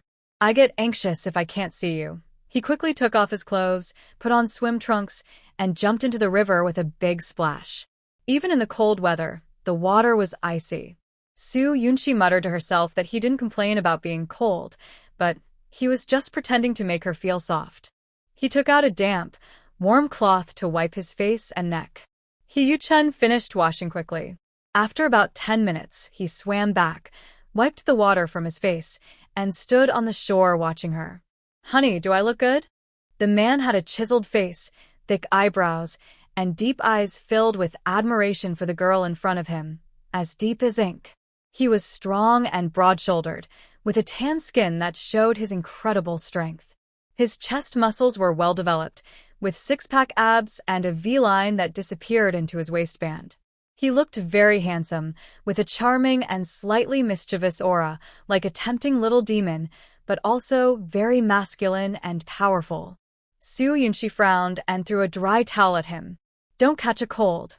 With a splash, He Yuchen caught the towel and jumped onto the shore. His body was perfectly proportioned, with powerful legs and smooth muscle lines, especially in the middle, which was quite impressive. Seeing him about to undress completely, Su Yunshi quickly turned away. After some rustling sounds, she was suddenly hugged from behind, with a large hand gently touching her belly. Honey, does your stomach still hurt? I really want to wash with you. He was shirtless, only wearing pants, and as he pressed against her, she could clearly feel his desire. Put your clothes on properly. Let's go back quickly. The family must be worried. Even after their intimate moment, Su Yunshi couldn't accept sharing a bath with him. He Yuchen turned her around and looked directly into her eyes, sincerely apologizing. I'm sorry, my love. I shouldn't have hidden my plans to go to Jing City. I only did it because I didn't want you to worry. I promise to be honest with you about everything from now on. Please don't be upset with me. When she ignored him, his heart hurt. He thought about her every moment and couldn't bear being apart. Su Yunshi looked at him carefully. Honestly, He Yuchen was very outstanding, the most eye-catching person among many. When they first decided on a fake marriage, it was impulsive, but more than that, she wanted to tell herself that life without Xie Mingxian could be more exciting. As for feelings, they didn't matter much. In her past life, Xie Mingxian and Su Yunqing had a flirtatious relationship, and she decisively gave up her 20-year marriage, leaving no room for doubt. Because she loved deeply, she couldn't accept any betrayal. As for He Yuchen, he made the right choice in time, giving up everything to find her. Surprisingly, she felt she could accept that. Without a doubt, she liked this passionate man, but she didn't care enough, so she could tolerate his imperfections. He Yuchen saw her silent and not responding, and he felt a little anxious. It was my fault for not thinking carefully. I didn't know my parents' situation and couldn't be a good husband to you. I feel guilty for making you go to the train station late at night to buy tickets and for you enduring the pain in your body, sitting on a train for a whole day and night. Cece, can we turn the page on the past? Let's live well together from now on, with only each other in our hearts and minds. He Yuchen chose to reconcile. He took the main responsibility for hiding things at first and doubting his wife's character. Soo Yunshi wouldn't be easily convinced. Brother Chun, trust takes time. You said we should live well, and I chose to believe you. I am trying to be a good wife and manage our home with you, but your secrecy made me hesitate. If you want to continue, I need time to rebuild trust. If you don't want to continue, Yuchen didn't want to hear the rest. He held her waist tightly, brought her close, lifted her chin, and urgently kissed her sweet lips, refusing to let go. Don't give up. Let's live happily like before. He had finally built a warm home with the girl he loved. How could he bear to let go? All the frustration and unwillingness couldn't compare to the fear of losing her. Soo Yunshi was so overwhelmed by the kiss that she couldn't think clearly, but she knew she held the upper hand in this relationship. Lying on the man's broad back, she didn't forgive easily, because he was always very cautious about city affairs, which made her feel uneasy. Yuchen didn't care much, and just wanted to make up with his wife. After kissing her for a while, he almost lost control. He then jumped into the river and swam for a long time before coming ashore. He changed into dry clothes and carried her back home. When they arrived, her parents were sitting under the grape arbor, waiting. Seeing their son-in-law carrying their daughter into the yard, they were surprised. "What's wrong with Shishi?" Feng Danning asked, standing up in confusion. Yuchen casually replied, "She's being stubborn and doesn't want to leave. She wants me to carry her." Soo Yunshi. Yunshi has been exhausted these past few days. "You should rest early," her parents said happily, seeing their daughter and son-in-law get along well. When Yuchen was young, he was shy and only interacted with Yunshi. Their bond over the years truly seemed unbreakable. After washing up, Yunshi's period was mostly over. She used a pad, cleaned herself simply, then put on clothes and went inside. Her parents slept in the south, her brother and sister-in-law in the north. Yuchen set up his sleeping area in the far west, squatting on the ground and laying thick reed mats, then covered them with a blanket and bedding. Seeing his wife, he hurriedly wrapped her in a soft quilt and also snuggled into it, holding her waist and taking off his inconvenient outer clothes. "Be good," Soo Yunshi pinched his wandering hand. Yuchen whispered in her ear, "If you won't let me touch you, then you touch me." Holding his smooth, white wife, he longed to be close to her anytime and anywhere. Even if they didn't do anything, just holding her hand on his face was enough. Yunshi felt helpless. Her delicate fingers gently stroked his strong eyebrows, high nose, full lips, smooth jawline, and prominent Adam's apple. In just a moment, his breathing grew heavy. Yunshi blushed and pinched his ear. "Can't you control yourself a little? Why are you like this all the time?" Yuchen quickly pulled back, trying to distract himself so his wife wouldn't think he was a hungry wolf. Although that wasn't far from the truth, he had to pretend otherwise. Otherwise, she might be scared and not want to sleep with him, which would only cause him suffering. He lightly bit her cheek. "Only for you like this." He had been impulsive before, but mostly it was normal male needs, which he could satisfy on his own. From the moment they reunited and saw her at the Soo family home, he was completely captivated. Her scent, her every smile and expression, all had a deadly charm for him. "I don't believe you haven't ever felt impulsive around other girls. No, it's locked away. Only you can open it. Stop talking, you're so naughty." Soo Yunshi stopped him from kissing her. He was too clingy. He held her small hand and kissed it, then leaned in to nuzzle her, feeling satisfied. "Darling, it's so good to have you here with me." He restrained himself from acting on impulse, holding her tightly in his arms, leaving no space between them.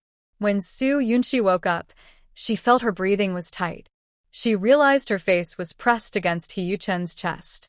His large hand was resting in front of her, and his warm body was wrapped around her, chasing away the cold from the northwest. Before dawn, the sounds of the nearby houses gradually became clearer, fathers snoring, mothers turning over. Her gaze finally focused on the man in front of her. In just a few hours, a layer of stubble had appeared on his chin, and his hormonal presence was overwhelming. Yuchen, still asleep, was harmless. His handsome, authoritative face and fit physique, comparable to a fitness trainer, made it easy for any girl to be attracted to him if he showed kindness intentionally. Soo Yoon-shi gently moved his large hand away, but then she heard his low, amused laugh above her. Before she could react, he rolled over and pressed her down. Hee-chen pulled the blanket over both of them and kissed his beloved girl in the small space. The man waking early was a bit intimidating, as if he had been holding back for hundreds of years. Soo Yoon-shi tried to retreat, but couldn't escape his heavy body and could only endure his warmth. "Darling, it's already the 9th day, and you don't feel sorry for me," he muttered, not satisfied, kissing her tender neck and collarbone, occasionally biting gently. Having held back for over a week, he thought of countless intimate ways to be close, ready to try all his skills. Soo Yoon-shi bit her lip, afraid to make any unusual sounds. She said she wanted to rebuild trust, so she couldn't just brush it off lightly. "Seeing how you behave, you're hiding things hurt me. I haven't forgiven you yet." Hee-chen felt more regretful for upsetting his wife. He clung to her, trying to coax her. "I miss you so much. I'll behave well. As long as you can handle it, I can do it several times. I also want to kiss you. Last time, you didn't feel very comfortable." He cared about her feelings. As long as she was happy, he felt fulfilled and content. Soo Yoon-shi's face turned red with anger. She tightly covered his mouth and said impatiently, "Get up quickly. I need to cook, and after eating, I have to fix the house." Hee-chen saw his wife was upset, quickly turned over and took a moment to calm down. He then grabbed his pants and put them on under the blanket. After washing up and finishing the meal, Soo Yoon-shi finally saw Hee-chen come out. He could still control himself in front of others. After eating, Soo Ching-in took a 2-day leave from the village chief's house. When he returned, he closed the door tightly. Chin Lo-yao sat under the grape trellis, always watching the surroundings. Soo Yoon-shi held a ruler and chalk, drawing the wall construction plan on the ground and marking where each room stove would be. Routine check by the investigation team. "What are you sneaking around for?" Locking the door in broad daylight. Suddenly, a group of people knocked loudly on the door. Chin Lo-yao hurriedly ran into the house in panic. "Yoon-shi, what should we do?" "Someone's here." The family was most worried about being caught with the red bricks. Not only would they be responsible, but it could also involve Hee-chen, making everyone nervous. Soo Wenbin stepped outside and said, "If we get caught, I'll take responsibility for the bricks." Just pretend you don't know. The Soo family was already in a tough situation. How much worse could it get? As the head of the family, he had to protect his family. "Dad, don't be impulsive." Hee-chen and Soo Yoon-shi both grabbed him. Hee-chen quickly decided, "Stay inside, I'll handle it." Soo Ching-in couldn't let the Soo family be affected because of his sister. "How will you handle it?" "If you lose your future, I don't care about my own life." Soo Yoon-shi hurriedly comforted her family. "Mom, Dad, brother, sister-in-law, don't worry. Nothing will happen." The wooden door was violently broken down. 7 or 8 men, resembling Red Guards, stormed in. They kicked over pots, smashed the stove, and tore down the grape trellis. They shouted angrily, "What's going on with the Soo family?" Everything was fine, then suddenly moved from the North District to the East District. "Why didn't you report it?" "Get back to the North District now. Capitalists still want to live a good life?" "Dream on." They even bought a carriage. Still dreaming of enjoying life after being sent down? Not happening. "Take everything away." Seeing the red date horse, the men immediately perked up. If they confiscated it, they could at least get some benefit. Behind the Red Guards, a group of East District residents watched the scene, looking down on the family with disdain. They muttered, "Her family asked me to exchange 10 eggs this morning. I need to get them back. They don't even know their own status and still want eggs. Someone traded mutton with me, leader. It's not our fault.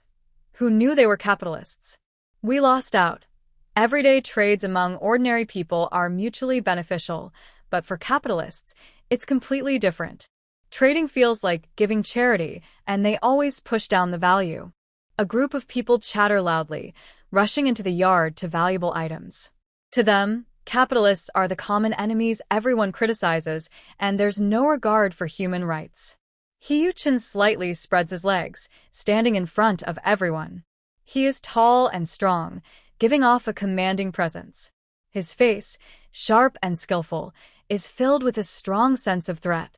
"I'll see who dares to move." His cold, proud expression makes others afraid to offend him.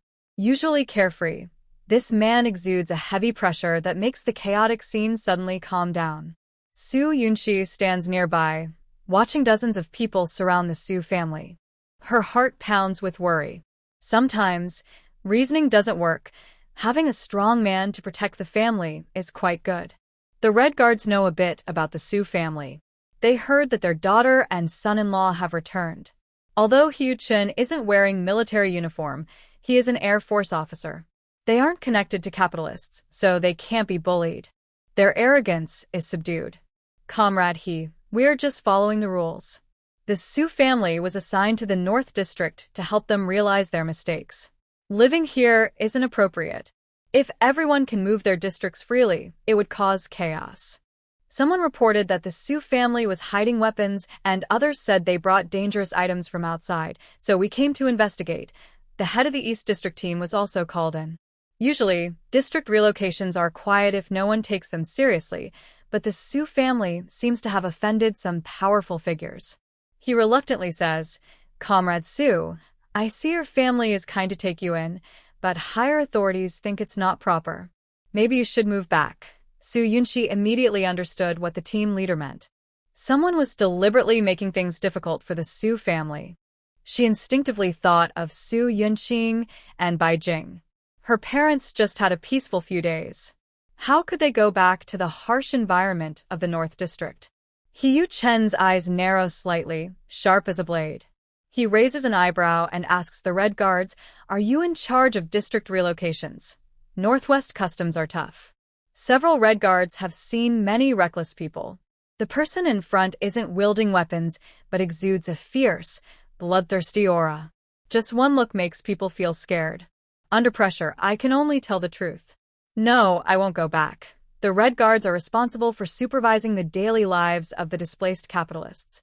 Their food, clothing, and shelter must be simple and frugal. Small issues lead to detention and criticism. Bigger ones result in forced labor. They don't care about relocation zones or living conditions. Hu Chen knows these are just scapegoats used by others behind the scenes. He doesn't make things difficult and says coldly, "Routine checks are fine. Don't interfere." The Red Guards have no right to force Su Jiaqiang back to the North District. They glance behind the crowd and exchange looks with those ordering trouble. It's not that they haven't tried. Su Jia's son-in-law knows the procedures well. If they cause trouble, conflicts will happen. It's unbelievable that anyone can come to our Beituan to show off. What is the district captain of the East District doing? Taking in capitalists? Do they want the whole East District to be dragged down by them? Two young men in military uniforms walk over from behind. They look to be in their 20s. As soon as they speak, they stir up class conflicts, making many people question the district captain's decision. "District captain, how can you let capitalists in without saying a word? If something happens, our reputation in the East District will be ruined. Maybe you've taken bribes from the capitalists? That's why you're doing such foolish things." The East District captain breaks out in sweat. He takes a ginseng root from Su Jia. This matter must stay secret, otherwise, he could be taken away and his family held responsible. It's like gods fighting and ordinary people suffer. He regrets his greed. The ginseng has already been boiled into soup for his wife, and he worries about how to settle this matter. Su Cheng'an recognizes the two in military uniforms as Bai Jing's son and nephew. He can't help but mock. "Your military skills are SOSO, not even a star. Instead of making achievements, you meddle in our family affairs. My sister returned 4 jean of flour, making your family feel guilty. Now you're here to pay back silver dollars." Liao Zhibei, hearing his mother talk about how Su Jia returned the flour, feels deeply humiliated. He is furious and determined to make the Su family regret. He plans to give some money to some wild and fierce people in the North District to threaten and intimidate the Su family, forcing them to live in misery. They all failed to find what they were looking for. Only after they found the captain of the North District did they learn that the Su family was quick to act and had been transferred to the East District. Those who offended the Liao family still hoped for a good life. Bai Jian couldn't help but curse loudly. Nonsense. You're just talking, trying to blackmail us. I advise you to watch your words. My mother keeps a diary, and Aunt Bai borrowed more than just silver coins from her. My mother is kind-hearted and doesn't like to bring up old issues, but our siblings are narrow-minded. Don't think about causing trouble for the Su family, or the privacy of the madam will soon be known all over Beituan. Su Yunxi immediately retorted. She dared to offend the Liao family because she had backing. When her parents, brother, and sister-in-law packed their important belongings, they kept them in the storage room, including her mother's diaries from the past decades, all stored in her space. Liao Zhibei was a bit flustered when he heard this.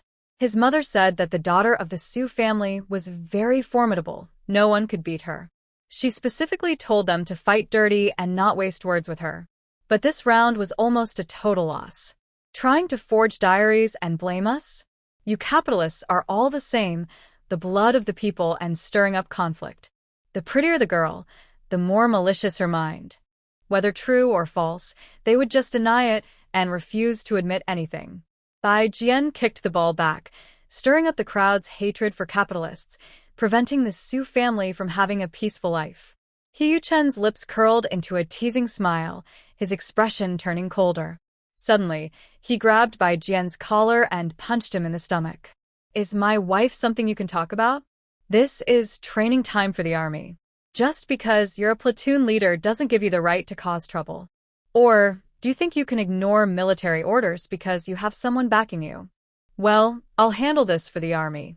Bai Jian felt his internal organs shift and let out a sharp, painful scream. The Red Guards were startled, and the onlookers hurriedly retreated outside the door. They just wanted to cause trouble and get some benefits, not get beaten up. He Yuchen threw the limp Bai Jian aside, then kicked Liao Zhibei, who was trying to run away, sending him crashing into the Red Guards. The scene immediately turned chaotic. The screams of pain kept coming, and everyone was terrified by He Yuchen's fighting ability. These people weren't enough for him to practice on. Liao Zhibei's waist was almost broken. He struggled to get up with his cousin's help, too afraid to offend again, and left in a flustered state. Humph, such useless trash, can't even hold a gun on the battlefield. He Yuchen looked at the Red Guard who resembled a quail and asked, Are you still searching? The Red Guard, who had been arrogant when they first entered the yard, was now trembling like a sieve, afraid of being beaten if they said the wrong thing. Comrade, please trouble the Su family and cooperate a bit, but they couldn't abandon their main task. Gritting their teeth, they took a symbolic walk around, not daring to look around, and made a record of no issues. He Yuchen politely said, Next time, don't be so impulsive. Don't come here just to listen to some nonsense and cause trouble. If you meet someone with a good temper like me, I won't mind. But if your temper isn't good, you might end up being driven out. Yes. Thank you for the reminder, Comrade He. The Red Guards wiped the cold sweat from their foreheads. They didn't dare to leave in a huff and were grateful, eager to stay far away from the troublemaker. Oh, and restore everything in the house to its original state, He Yuchen said with a smile, but his tone was firm. Rest assured, Comrade He. The Red Guards hurriedly agreed. If they didn't compensate for the damages, they probably wouldn't be able to leave. The Su family's gate was already old and damaged. After being kicked a few times, it was beyond repair. They had no choice but to replace the two doors. Nothing else could be done. They mutually blamed each other. Who was so eager to kick the door? How satisfying it was at the moment, and now they regret it. The stove and grape arbor needed to be rebuilt. Luckily, the iron pot was sturdy and didn't need to be replaced. Otherwise, they would have wasted this month. It was truly a loss of both wife and soldiers. Both regret coming to the Su family again in their lives. The Red Guards busily started working, acting as laborers for the Su family. The onlookers were stunned, no longer daring to trouble the Su family, and no one mentioned replacing things anymore.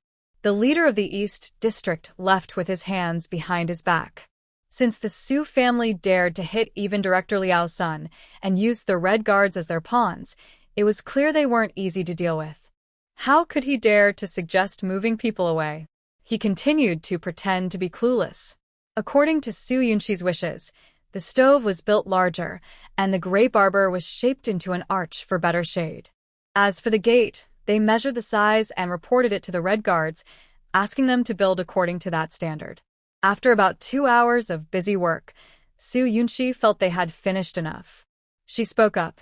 The cost of making the gate will be settled when the delivery arrives. Hearing this, the Red Guards all relaxed a little. They had thought comrade, he meant they should accept compensation, so it was a relief. But then, Comrade Soo's next action surprised them even more. I know it's our duty to come and check, and I don't really want to make things difficult for the Soo family.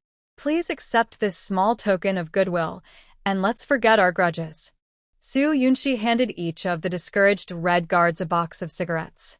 She didn't want to deal with people who looked down on others, but for the sake of the Soo family, she used both kindness and strength. Most of the Red Guards' work involved the people they sent down, so whether the parents and siblings were doing well directly affected them. Resources in the Northwest were scarce, and cigarettes were rare. The Red Guards wanted some but dared not accept, hurriedly refusing. Comrade Soo, you're too kind. It was our mistake not to understand the situation earlier, and we caused you trouble. The cigarettes are from Guangzhou. Please take them and use them. We are all men here, and we should have a big heart. Soo Yunchi smiled warmly and pushed the cigarettes back. When they heard where the cigarettes came from, they hesitated but finally accepted. Their feelings were complicated, and they quickly agreed on a time to leave. Only after walking far away did they breathe a sigh of relief. Their backs and shoulders ached, and they couldn't help but think that the Soo family was truly full of hidden talents. They decided to be more polite in the future to avoid causing trouble or damaging what the Soo family had built. The situation was finally settled, with no real danger. The Soo family parents relaxed. Fists are the real power. My dad didn't agree with me joining the army at first, or I would have shown my skills today. Soo Ching'an was in a good mood. His sister and Hiyu Chen, one playing the good cop and the other the bad cop, had managed the Red Guards well. It was clear that in the future, everyone would have to be careful around the Soo family. That's right. It's a pity my brother didn't join the army. Now your main job is to get stronger like Brother Chen, who can scare people just by standing there. Soo Yunchi praised them kindly. Hiyu Chen gently pinched his wife's face. I can scare others, but I can't scare you. When they were kids, others avoided him, but only Soo Yunchi was never afraid. Whether he was coaxing or tricking her, he always knew how to win her heart. Yunchi, do you need to visit the squad leader's house again? What if he brings up moving away again? Soo Wenbin was worried that the squad leader might be persuaded to turn against them and try to make them leave. Hiyu Chen spoke up. No, he won't dare. Soo Yunchi also thought there was no need to go. Dad, he's just a wishy-washy person who doesn't stand firm. Brother Chen's actions today have scared him, so he won't dare to act rashly. They wasted the whole morning like this. Soo Yunchi finished her face and was about to go out to buy vegetables when Hiyu Chen stopped her. You're at home. If you need anything, I can go buy it. Since people in the East District just found out about the family background, it's easier for the wife to go out without trouble. He took Soo Ching'an to lead the way. When they left Beiduan, life at home still had to go on. Soo Ching'an had to take on more responsibility. Soo Yunchi gave everyone straw hats. It was a small gesture, but it made Hiyu Chen feel very warm. He hugged her and kissed her before leaving. Fong Danning couldn't help but say, well, luckily the Red Guards didn't look carefully, or the red bricks would have been exposed. Don't worry, Mom. Nothing will happen. Soo Yunchi opened the cloth, revealing that the red bricks were covered with clay, looking like ordinary bricks. It was a convincing disguise. Comrade Bai, this is the Soo family's home. Just as they settled in, someone came to the door again. Hearing the noise, Soo Yunchi had an idea. She placed her hand on the brick pile, touched it, then quickly lowered the cloth and headed toward the front door. The main door was broken, so there was no need to break the lock. Bai Jing, wearing a face covering, led a group of people in aggressively. Good job, Fong Danning. Allowing your daughter and son-in-law to attack and send my son and nephew to the hospital is outrageous. Lock them all up. After accusing them of the crime, Bai Jing ordered her people to act immediately, giving no chance for them to respond. She had planned to continue using the Red Guards and the leader of the East District to cause trouble, but those people either had stomach aches or headaches and refused to come. Anyone with a clear mind could see what was going on. They were all scared stiff and unwilling to get involved with the Su family. Bai Jing thought that with her son and nephew stepping forward, she could force the Su family back to the North District and teach them a lesson, making them understand what to say and what not to say. But she didn't expect that her son would be injured in the waist and would need to stay in bed for at least a week, and her nephew had internal bleeding and would need to stay in the hospital for at least a month. It was a shock. Visiting the Su family not only left the family unharmed, but also caused injuries to the two of them, losing face and dignity. How could she not be angry? If she didn't take action herself, she couldn't bring the Su family to justice. Bai Jing, if you have something to say, come to me. My daughter and son-in-law are both in the military system. You have no right to arrest people. Feng Danning's first instinct was to protect his daughter, but Bai Jing was already so angry that she lost her reason. Ignoring all arguments, she ordered the arrest immediately. Comrades, our family has a bad background, but we haven't done anything illegal. You soldiers should be reasonable and explain what mistake we made. Su Wenbin, a weak man, stood in front of his wife and daughter, arguing with the soldiers. The soldiers had been called in temporarily. They only knew that the commander's son and nephew had been injured and taken to the hospital. It didn't seem like these middle-aged people, who looked unwell, were responsible. The two women were also fragile and speechless. What are you waiting for? Arrest them first and take them back for questioning. Bai Jing didn't bother to explain her meaningless resistance and simply ordered her men to arrest them quickly. Su Yunxi held back her emotional parents. Resisting now would only make the situation worse. Let's talk nicely. Don't be aggressive. There's nothing to say. It's too late to regret now. Seeing the Su family obediently submit, Bai Jing finally relaxed her guard and started thinking about how to torment them to vent her anger. Feng Danning, it's your fault for having a troublemaker daughter. She dared to hit my son. Your whole family will be punished. Su Yunxi quickly and clearly explained to the soldiers trying to arrest her. Comrades, my parents and I didn't hit anyone or do anything wrong. You are arresting us without permission, which violates military discipline. My grandfather is Feng Manhwa, commander of the Guangzhou military district. Think carefully before you get involved in this mess. Although Bai Jing is the wife of the division commander, she is not qualified to hold her position. If her improper actions affect the good relations among the leaders, and if Commander Liao holds her responsible, you will all become scapegoats. Your future will be ruined, and you could be expelled from the army. Do you really want to disappoint your hardworking parents? Her words highlighted the serious consequences of unjustified arrests, calming the scene. Before the soldiers arrived, they didn't understand the full situation. Hearing her words, they broke out in cold sweat and dared not make any move. Comrade Bai, they are too weak to have caused someone to be hospitalized. Let's ask Sergeant Liao for the details. Bai Jing was very angry. What's wrong with you all? Just a few words of provocation, and you start doubting my orders. Quickly, tie them up and take them away. And Bai, everyone is in the military system. Why can't we talk things out calmly? Why cause a conflict? This only makes things difficult for Major Liao. Soldiers are valuable resources. You can't do things that break military rules just to satisfy your personal wishes. You need to think about their situation too. You have elders at home and children to care for. Do you want to ruin many families? Su Yunxi pretended to delay and also tried to turn the soldiers against Bai Jing. Comrade Bai, it's better to let the proper authorities investigate clearly before making arrests. Most soldiers chose to stay safe. The girls seemed gentle and harmless, with a background. If they arrested the wrong person, higher-ups wouldn't let them off easily. No one followed orders.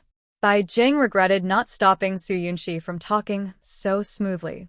In just a short time, the people she brought were turned against her. Bai Jing was so angry she trembled. She couldn't fight back directly, so she had to change tactics. Someone reported that the Su family is hiding illegal items. Search carefully. I will take responsibility for any consequences. The soldiers had no choice but to search the entire Su family.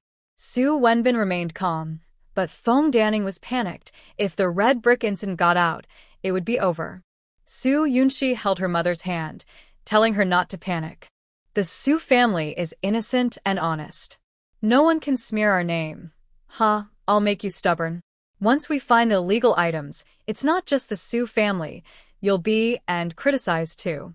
If you're smart, confess quickly. Feng Danning's strange expression didn't escape Bai Jing's notice. Her confidence grew. There must be something wrong with the Su family. Feng Danning couldn't stand Bai Jing's bullying anymore. It doesn't matter if strangers are hostile to my family. Bai Jing, we've been friends for over 30 years. We've never even raised our voices in our letters. Why are you changing so suddenly? Mom, Aunt Bai is jealous because you come from a good family, married into a wealthy household, and your children are obedient and successful. Compared to you, she's always been unhappy. She's probably happy now that you've fallen. She's just waiting for a chance to humiliate the military wife. Su Yunxi's words exposed Bai Jing's dark thoughts, leaving her speechless. Bai Jing forced herself to stay calm and pretended not to care. You're just demoted capitalists, living neither like people nor ghosts. Me jealous of you? What a joke. The soldiers finished their search one after another. Comrade Bai, report, no problems found. Bai Jing's first reaction was disbelief. Impossible. Don't think you can please Commander Feng by going easy on them. He has no control over Beituan. If you dare to protect the Su family, none of you will escape punishment.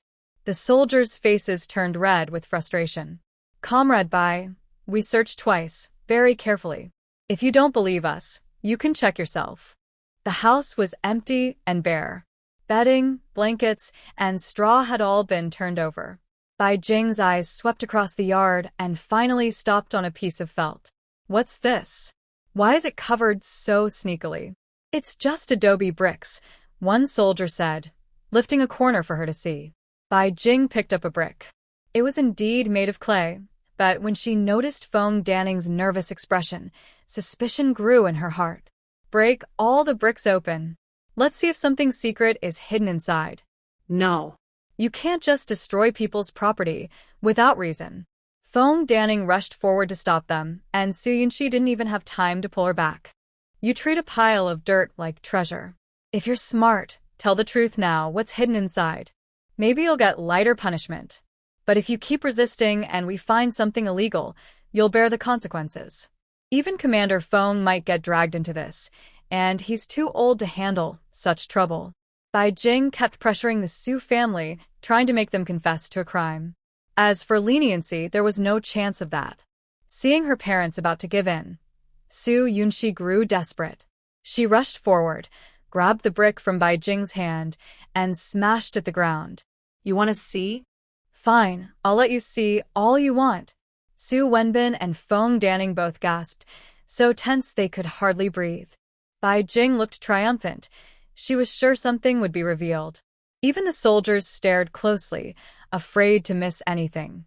But when the brick shattered, it was nothing but clay, no hidden items at all. Su Wenbin and Feng Danning finally breathed again, though confusion filled their faces. Just yesterday, they had brought back red bricks. They had seen their son-in-law cover them with clay. So how had they turned into real adobe bricks overnight? Could it be that the brick seller used inferior materials and tricked the daughter? Seeing this result, Bai Jing almost lost her temper. No matter how well Feng Danning and his wife tried to hide it, the moment of doubt couldn't be concealed. Unwilling to give up, she kept smashing several bricks, all made of real mud bricks. How could anyone be willing to accept that? Everyone break all these bricks. Comrade Bai, no one has the right to do that. If there's nothing else, we'll return to the army. The soldiers couldn't stop the general's wife from acting, but they definitely couldn't help her do something wrong. Damaging people's property on purpose would get them punished. Aunt Bai, you can smash them yourself. Maybe it will help you lose some weight.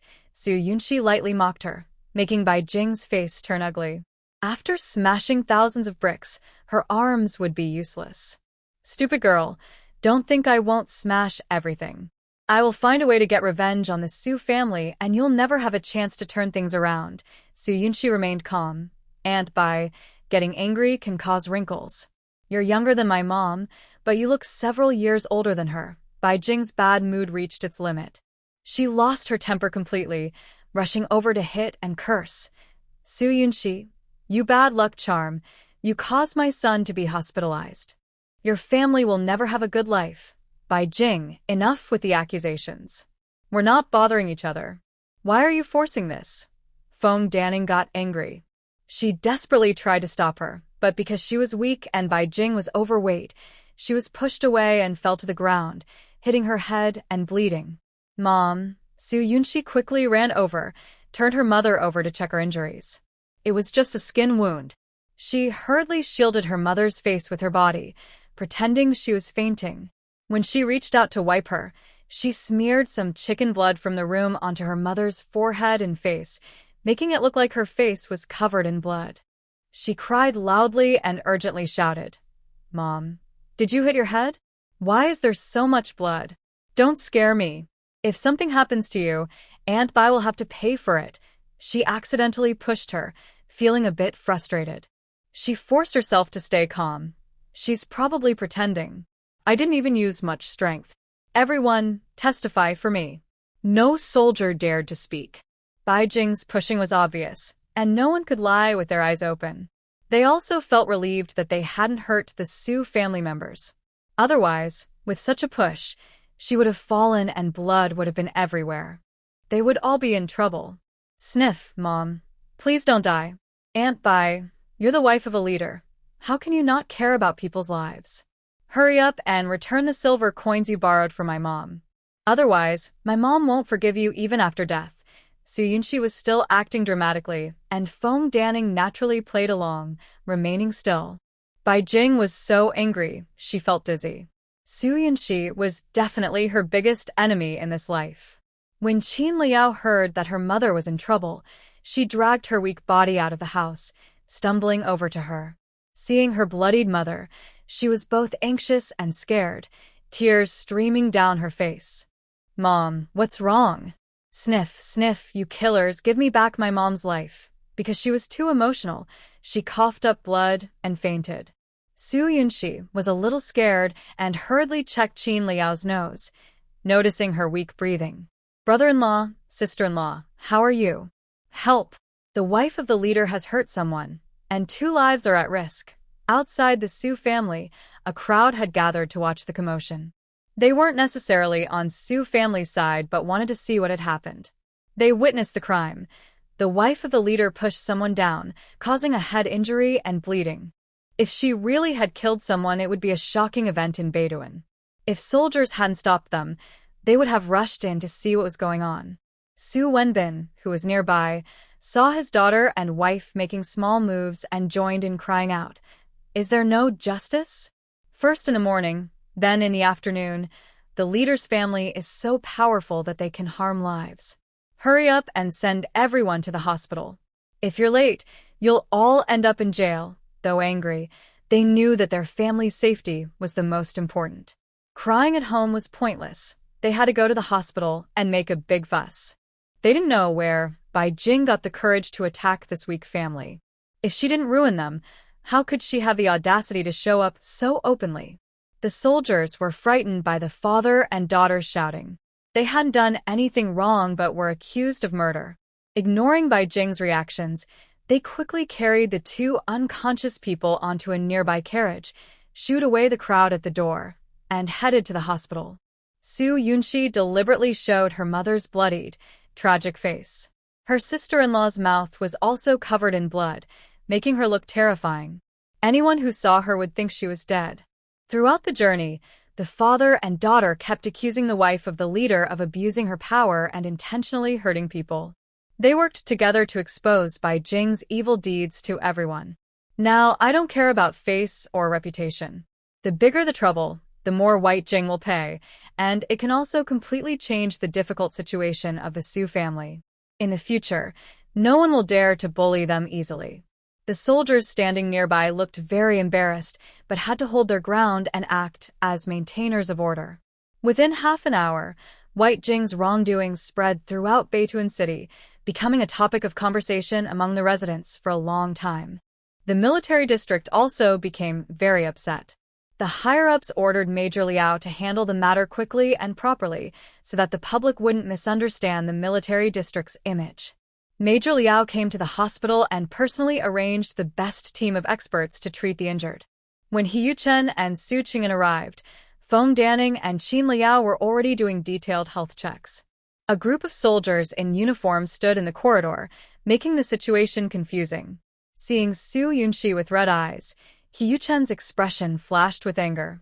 He quickly held her and looked her over carefully, speaking softly. "Are you hurt?"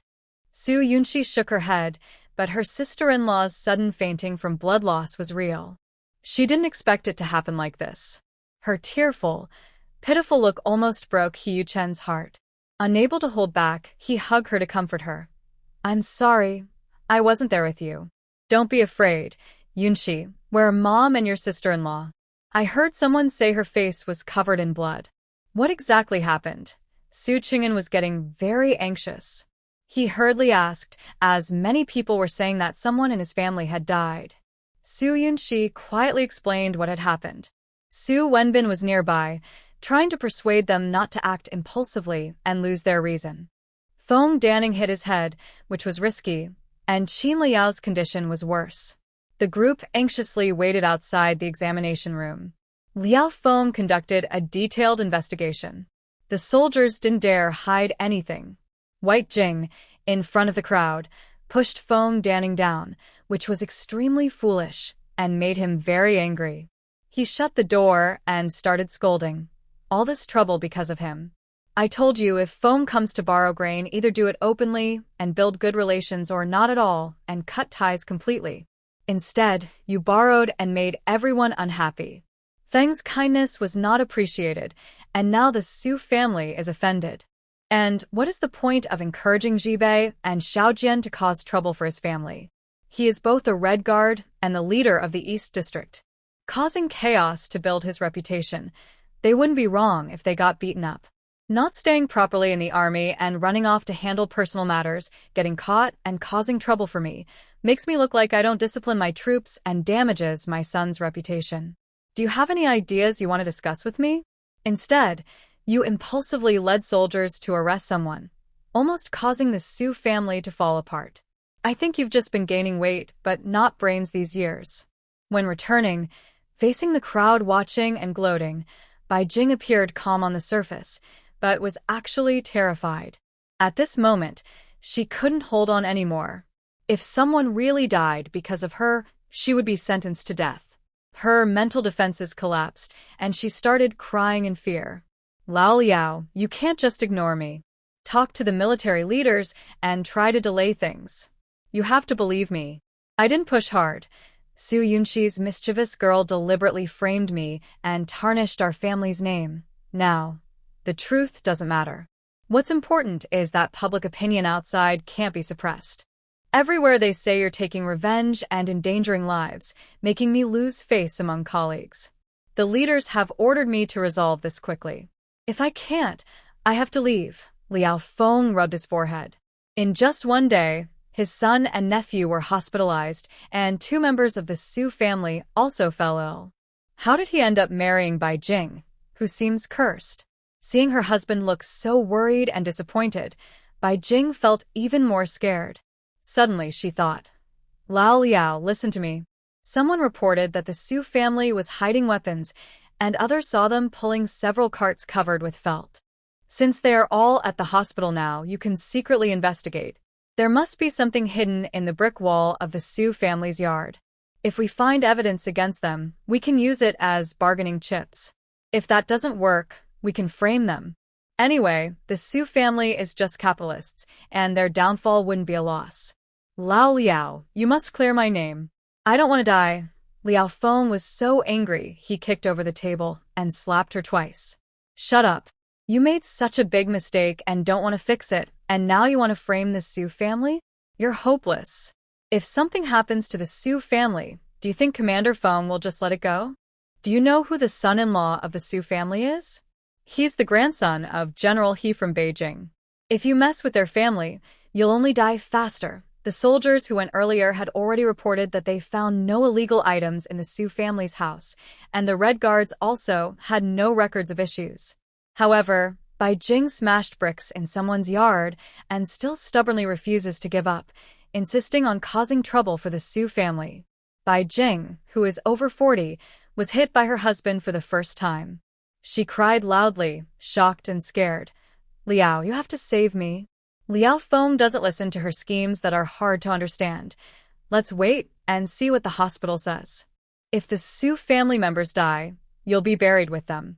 If they are rescued, you won't be safe either. Being criticized is unavoidable." Bai Jing collapses on the ground like a lump of mud, her mind buzzing, filled with fear of death. Yu Chen went out to buy some food. The Su family members had no appetite. Su Yunxi washed off the blood on her hands and body, but thinking of those scenes, she felt sick even when drinking water. Su Wenbin ate a few bites of handheld rice, and Su Qing'an forced himself to eat 2 baked buns. He wasn't used to it but endured, because if he didn't try to get stronger, his family would only be bullied. Yu Chen didn't mind and finished eating with a frown, then stayed by his wife's side, offering comfort now and then. The expert who examined Feng Danning came out first. Comrade Feng's forehead wound has been bandaged. It looked like a lot of blood, but the injury isn't serious. However, her body is severely malnourished, so she needs proper diet and care. This result was expected by Su Wenbin and his daughter, and they felt a bit relieved. The hospital arranged a special care ward for Feng Danning to rest. She lay on the bed, worried about her daughter-in-law's condition. "How is Lu Yao? Will she be okay?" Don't worry, Mom. "If the local medical level isn't good enough, we'll take my sister-in-law to a big city hospital for treatment."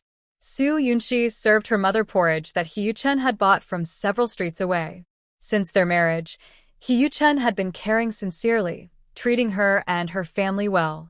But they had many problems between them, and life was long. She couldn't predict the future. Half an hour later, Qin Liyao, who had regained consciousness, was taken out of the examination room. She had tubes inserted and 4 drips attached. The patient has gastritis and stomach ulcers. Her condition is stable for now, but she needs to stay in the hospital for at least a month. There was no danger to her life.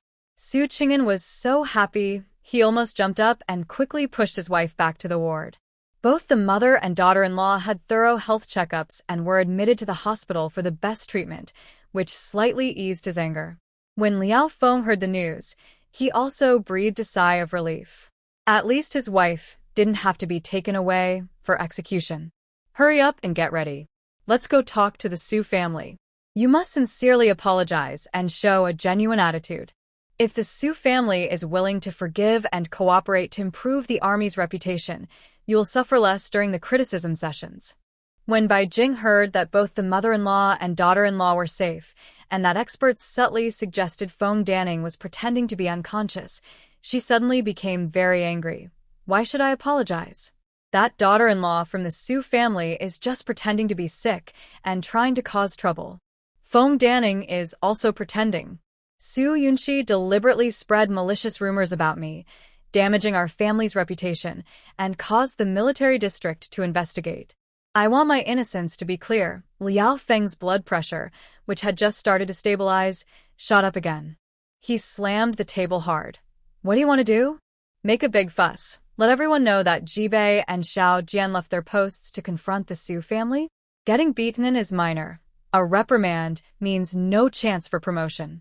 You led more than 20 soldiers to break into their place without reason, smashing and searching. If they investigate, criticizing you will be the least of your problems. Are you still not satisfied with the chaos? The Su family is too confident. This is a deep lesson for you.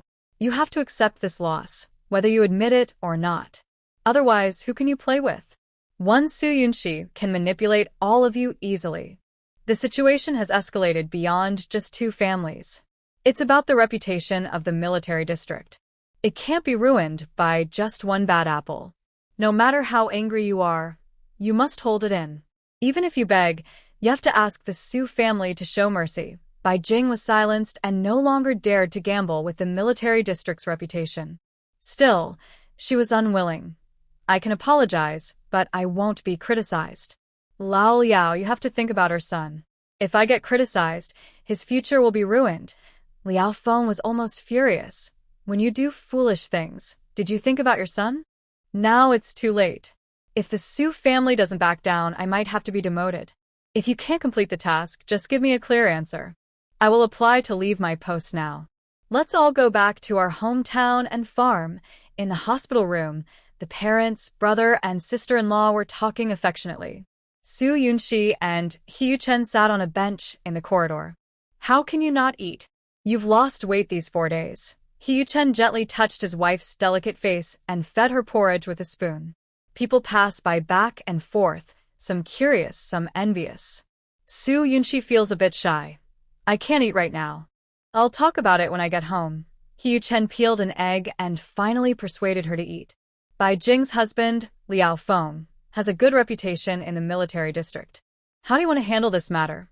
First, ask my wife's opinion. When we went out to buy food, many outside were discussing the conflicts between military families and capitalists.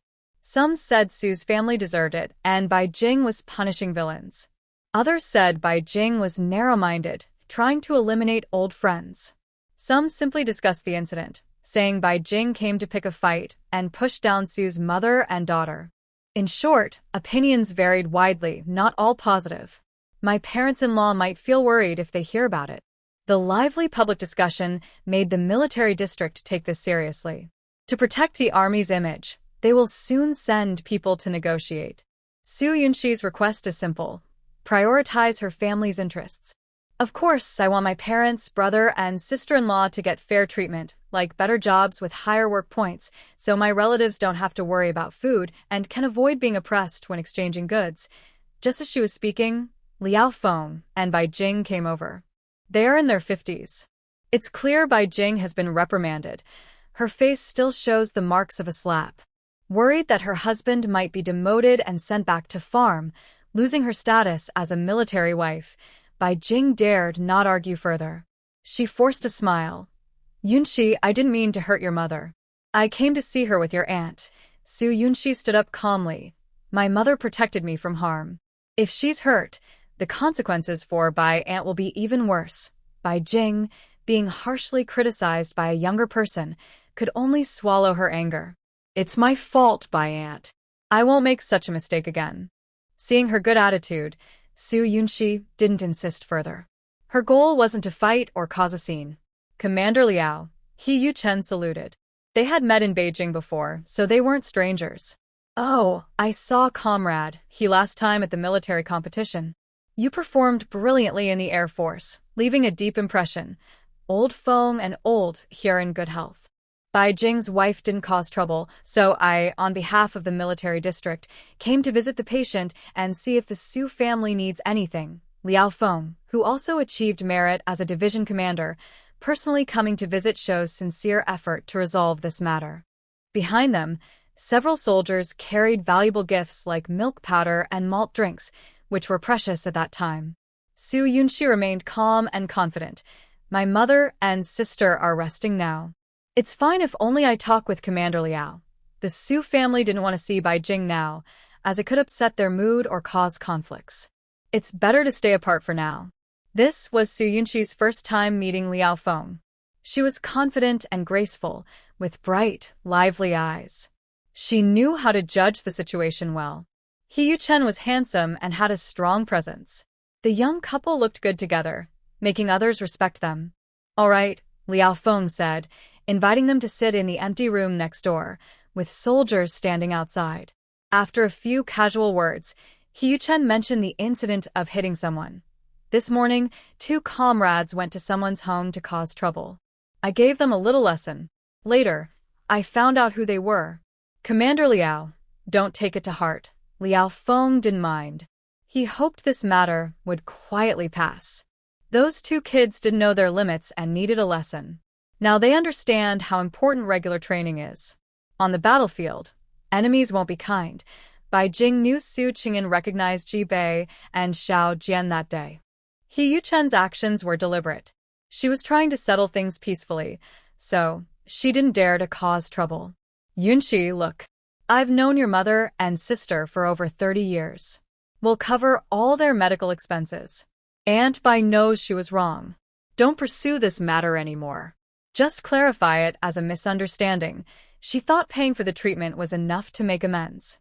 Su Yunshi responded coldly. 30 years of friendship. Aunt Bai argues over 4 pounds of flour but refuses to take responsibility for serious matters like life and death. Isn't that double standard? She admitted they had schemed against Bai Jing, using public opinion to benefit the Su family. It was their own fault. Bai Jing's face darkened when she heard this. The Su family is capitalist. I borrowed 4 pounds of flour, and you should be grateful. Su Yunshi sneered. I threw out 4 pounds of flour, acting superior as if I was doing you a favor. Then I gathered people to humiliate you. I wonder if you can handle that. You. Bai Jing trembled with anger. She knew this girl was sharp-tongued and wouldn't let her go easily. Liao Feng saw that his wife was about to act stubborn again and changed the subject. That matter was not your Aunt Bai's fault. Comrade Su, don't hold it against her. If the Su family faces any difficulties in the future, just come to me. Su Yunshi took the opportunity to speak up. With what Master Liao just said, I am grateful on behalf of my parents and older brother.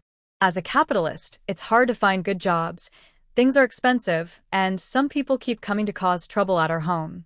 These basic problems need to be solved. Su Yunshi made a clear request. Liao Feng couldn't refuse outright, but he also couldn't just help the capitalists without considering the situation. From now on, the inspection team will visit that place daily. If they find anyone causing trouble at the Su family, they will deal with it directly. As for work, what are Comrade Su's plans? I will try to coordinate. Seeing that Liao Feng was genuinely trying to solve problems, Su Yunshi organized her thoughts and said, Beiduan City is very important geographically. The military group is stationed here in tough conditions, but is still working on border construction. However, the clay they are using now isn't strong enough. Yesterday, Brother Chen and I went to get clay and found that the local mines are rich in resources. After learning about some mineral mixes, I believe we can make stronger, more durable materials. If the military district is interested, the Su family is willing to help. My father and brother will handle the work to help build a strong, unbreakable defense line. Instead of trembling in fear, it's better to share generously, making good use of bricks, cement, and concrete. As capitalists, no matter where they live, they face unfair treatment. Working in certain districts often means discrimination. Su Yunshi decided to involve her father and brother in the military district's construction, relying on the army to ensure they are not bullied and that their needs for food and clothing are met. Liao Feng understood the importance of construction. However, he doubted Su Yunshi's professionalism on one hand, and on the other, the mines were state-owned resources that couldn't be used freely. The border north of Beiduan, along the Mongsa border, has always been a strategic military location. Strong defenses could effectively solve border security issues. But he was surprised internally. He thought the Su family was asking him for help, but instead, Su Yunshi was offering him a big plan that sounded quite tempting. However, if the new material you mentioned shows positive results, I can report it to the leaders and see if they can respond. Su Yunshi knows that implementing this won't be easy, but she doesn't give up. She checks the time. It's 5 o'clock in the afternoon, so there's still time. Thank you, Commander Liao. Come with me. Yesterday, we brought back some materials, and making the mixture isn't difficult. Liao Feng doesn't delay. He sends 2 soldiers to watch Bai Jing at the hospital, then he and Su Yunshi and He Chen ride a carriage to the location. The Su family yard still looks the same as when they left. After all, someone in their family has passed away, and no one dares to take things from the deceased. The broken gate, the newly built grape trellis and stove, the crumbling mud bricks in the yard. Liao Feng feels a bit embarrassed. All of this is caused by Bai Jing and her son. Thinking from their perspective, he can understand why Su Yunshi decided to make a big fuss. Otherwise, the Su family situation would only get worse. Using the materials brought back yesterday, Su Yunshi adjusted the proportions and quickly made cement. Then, using the cement as raw material, she added water, stones, and sand to make concrete. There are many types of concrete, but She prepared a standard C20, medium hardness. After dried, she handed it to Liao Feng. Liao Feng weighed the concrete in his hand. It was heavier than cement and more solid than ordinary concrete. He squeezed and threw it, but it couldn't break its stable structure. After dropping it several times on the ground, the concrete remained intact. Commander Liao, if this kind of concrete were used as building material in Beidouin City for walls and houses, it would be strong, durable, and able to resist wind, sand, rain, and snow. At this time, there are many types of concrete, but the formula in Su Yunqi's hands has been developed over decades of research. It is tailored for various uses and is more reliable. Good. Comrade Su is truly talented in research. I will report this to the leaders immediately. If they approve, it will be a great achievement. Although it can't change the status of the Su family, I will do my best to arrange for your family. By this moment, Liao Feng has gained more respect for Su Yunqi. She is broad-minded, not bound by grudges, and has a passionate love for her country. If it is confirmed that this is a new type of concrete developed in the Northwest, it would be good news for both sides. The country would recognize it, and he hurriedly left with the concrete. The situation started well. Su Yunqi relaxed a little, but then He Yuchen suddenly hugged her tightly. Before she could even enter the house, he grabbed her chin and kissed her passionately. Her calm response, confident conversation, and taking control all surprised him. He found himself unable to describe how much he adored Su Yunqi. He was proud to have her, but also felt a faint sense of unease. His strong body held her close, and his kisses were intense and passionate, like a storm, making her forget her worries for a moment. Su Yunqi held his shirt, slowly relaxing. She needed to do something to shift her focus and manage her expectations. If that didn't work, she had to think of other ways to handle things at home. "Be focused, sweetheart," he whispered. He bit her cheek gently, watching her reactions carefully. He wondered how to make her happier with his kisses. Then he sealed her lips again, tasting her sweetness that belonged only to him. Sometimes, her soft moans sounded like a tempting song, making his whole body excited. The strong emotional rush made his heart race, and his thoughts spiral wildly. Su Yunqi's lungs couldn't keep up, so she pushed him away gently. He didn't want to let go and slowed down his kisses. "Don't be naughty. Mom and Dad are still at the hospital," she said. Su Yunqi wanted to stop him from causing trouble, but faced with his strength, she was powerless. He lightly bit her cheek again, happily saying, "I asked someone for advice." He could feel her attitude softening. He looked deeply at her shy face, loving her so much he just wanted to care for her properly. Who did you ask? "You're always trying to be mischievous." Su Yunqi hit him lightly, feeling embarrassed that she even asked someone for advice about this. "Who made you so obsessed with me?" He loved her little complaints and the way she acted spoiled. It made him feel her dependence on him. Su Yunqi knew he wouldn't stop with good words, so she quickly covered his mouth to prevent him from talking more. This guy was always so mischievous. "Let go quickly. The front door is broken. If anyone sees us like this, it would be so embarrassing." The tall, handsome man, with sharp features and deep eyes, looked at her with desire. The closeness made her legs weak, and she wanted to run away. "Who dares to look at you? I'll gouge out their eyes," he said. Even though He Yuchen was like a bow pulled tight, in her soft words and gentle tone, he finally gave in and shared a tender kiss with her again. At 7 p.m., He Yuchen brought back some meat. Su Yunqi quickly prepared spring pancakes, beef sauce, shredded potatoes, fried chicken fillets, and boiled eggs.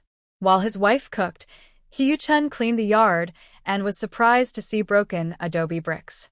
With He Yuchen watching, Su Yunqi took advantage of the warm weather to hang a curtain in the backyard and took a refreshing bath. She hurried to the hospital to deliver food. When she tasted the familiar flavors, the whole family felt happier. Sister-in-law was still eating porridge. "Brother, do you think I can learn architectural design on my own?" Su Yunqi took out a small notebook from her bag, filled with information about architecture from beginner to advanced. Now, because of strict book controls, especially for the Su family, she had to be careful. "Isn't that a problem? I don't like reading much." These diagrams confuse me. When faced with unfamiliar things, Su Qing'an's first reaction was to resist. Su Wenbin was a bit better, knowing some basic architecture. Yunxi, why do you want to learn this? Most houses in the Northwest are made of mud bricks. Even if they knew how to build, they wouldn't have the materials to make sturdy houses. I saw tall buildings, bridges, and dams abroad. These styles will gradually come to our country. Architecture will be a future trend. If you learn some skills, it will be useful later. Even if the military project doesn't work out, Su Yunxi wanted her family to keep up with the times so they wouldn't be left behind in the fast-changing city life 5 years from now. In the next few days, I'll help you review the basics. If you don't understand something, just ask me. Same parents, how did I end up so useless? Mom said she fell when she was pregnant with me, probably breaking my love for studying. Su Qing'an wasn't very interested in studying, but he knew his sister had a long-term vision and wouldn't harm him. He could only grit his teeth and try. Feng Danning's injuries weren't serious, but because of the publicity, she couldn't be discharged immediately. She needed to stay a few days, depending on her condition. Su Wenbin was too old to stay up late, and Su Qing'an was too weak, so Su Yunxi decided to stay and keep her company. He Yuchen's face visibly darkened. He had been looking forward to spending intimate time with his wife, but that plan was ruined. Su Yunxi held back her laughter. You're an adult, but you're acting like a kid who can't get any candy. The tall, handsome man, nearly 1.9 meters, stood in the corridor, giving off the vibe, I'm angry. How should I compensate you? He Yuchen tilted his head, not wanting to see her overly happy expression. Thinking about not being able to sleep with his wife, but instead 3 grown men sharing the same house, he felt very hopeless. Su Yunxi tiptoed and softly asked near his ear, So, what do you want? Her breath was sweet and charming. He Yuchen couldn't resist. He immediately pulled her into his arms, kissed her cheek, and with a mischievous smile said, Of course, I want to pamper you in bed and make you so happy you can't leave me. Stop saying that, Su Yunxi said angrily, biting him through her clothes. Her soft touch made He Yuchen's scalp tingle, his breathing become irregular, and he lost control again. He tightened his arms, wishing he could hold her close forever, together always. After seeing off the 3 men, Su Yunxi looked after her sister-in-law as she hung the 4. Feng Danning said, Your dad cares about the old man. He's thinking about whether you can pass by on your way back to visit Chuan and you. If not, he'll feel guilty about being a filial son. Just a verbal promise from you is enough. You don't need to go see them in person. Neither Su Wenli nor Su Wenjing are easy to deal with. Su Yunxi's words really disturb her father's mind. If it weren't for being demoted, he would have gone to visit them already. Got it, Mom, Su Yunxi replied. If Su Yunqing tries to show off again, don't believe her. Just kick her out. She also mentioned Su Yunqing forging medical records to scam money. Feng Danning was very angry. Yunqing has gone completely astray. Don't have any contact with her in the future, or she might do something that damages our reputation and drags you down. Qin Liao couldn't help but worry about Yaya. Yunxi, you should be careful. She's blaming us for losing family property. If she spreads rumors in the military district, it could damage Grandpa's reputation. Su Yunxi also felt annoyed about Su Yunqing. She doesn't dare spread rumors. The supervision department has criticized her several times. She's already under close watch. If she makes a fool of herself again, she'll be kicked out of the military district. Feng Danning stopped mentioning the troublesome matter and talked privately with her daughter. Cici, how are you doing at the Guangzhou military district? Has anyone caused trouble for you because of our family's background? I'm doing well there, Mom. With Grandpa around, no one dares to bother me. Su Yunxi shared about her work with the military farm and mentioned missing her grandpa, Yaya, and her friends in the compound. 10 days isn't too long or too short. Even if there are problems at the farm, she can still go back and fix them, so she's not very worried. Hearing that his daughter had started a farm, Feng Danning was very surprised. Yuchen works hard for our family, and he always supports whatever you do. Even though you're husband and wife, you should be grateful and understanding with each other. Mom, I know what I need to do. Having lived through life again, Su Yunxi no longer believed much in love. nor thought that being affectionate could guarantee a long marriage. There are too many unpredictable things. Mom, when we repair the house, I plan to store some easy-to-preserve food like rice, flour, oil, sugar, and salt in the basement. When I go back to Guangzhou, I'll dry some vegetables for others to bring over. Su Yunxi isn't sure how long it will take for her next approval to come through, so she plans to stock up on essentials, ensuring their basic needs are met even if she can't work. After washing up early in the morning, she had milk powder and a boiled egg with her mother and made porridge for her sister-in-law.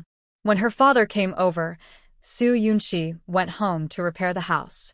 After leaving the hospital, He Yuchen carried his wife into the carriage, sat beside her, and leaned over to kiss her face. He missed her so much after not seeing her all night. Su Yunxi felt a bit helpless. Despite his wild and carefree appearance, he had a strong emotional need deep inside, probably because of insecurity from his family background. Will staying here delay the Air Force team's work? Don't worry about that. Wherever you are, I am there. He Yuchen regretted not being able to accompany her more. The Su family was under survival pressure, and in such difficult times, he would definitely care about her. Back home, Su Yunxi replaced the bricks in the yard. The conflict with Major Liao was resolved, and no one would come to cause trouble anymore. She explained simply.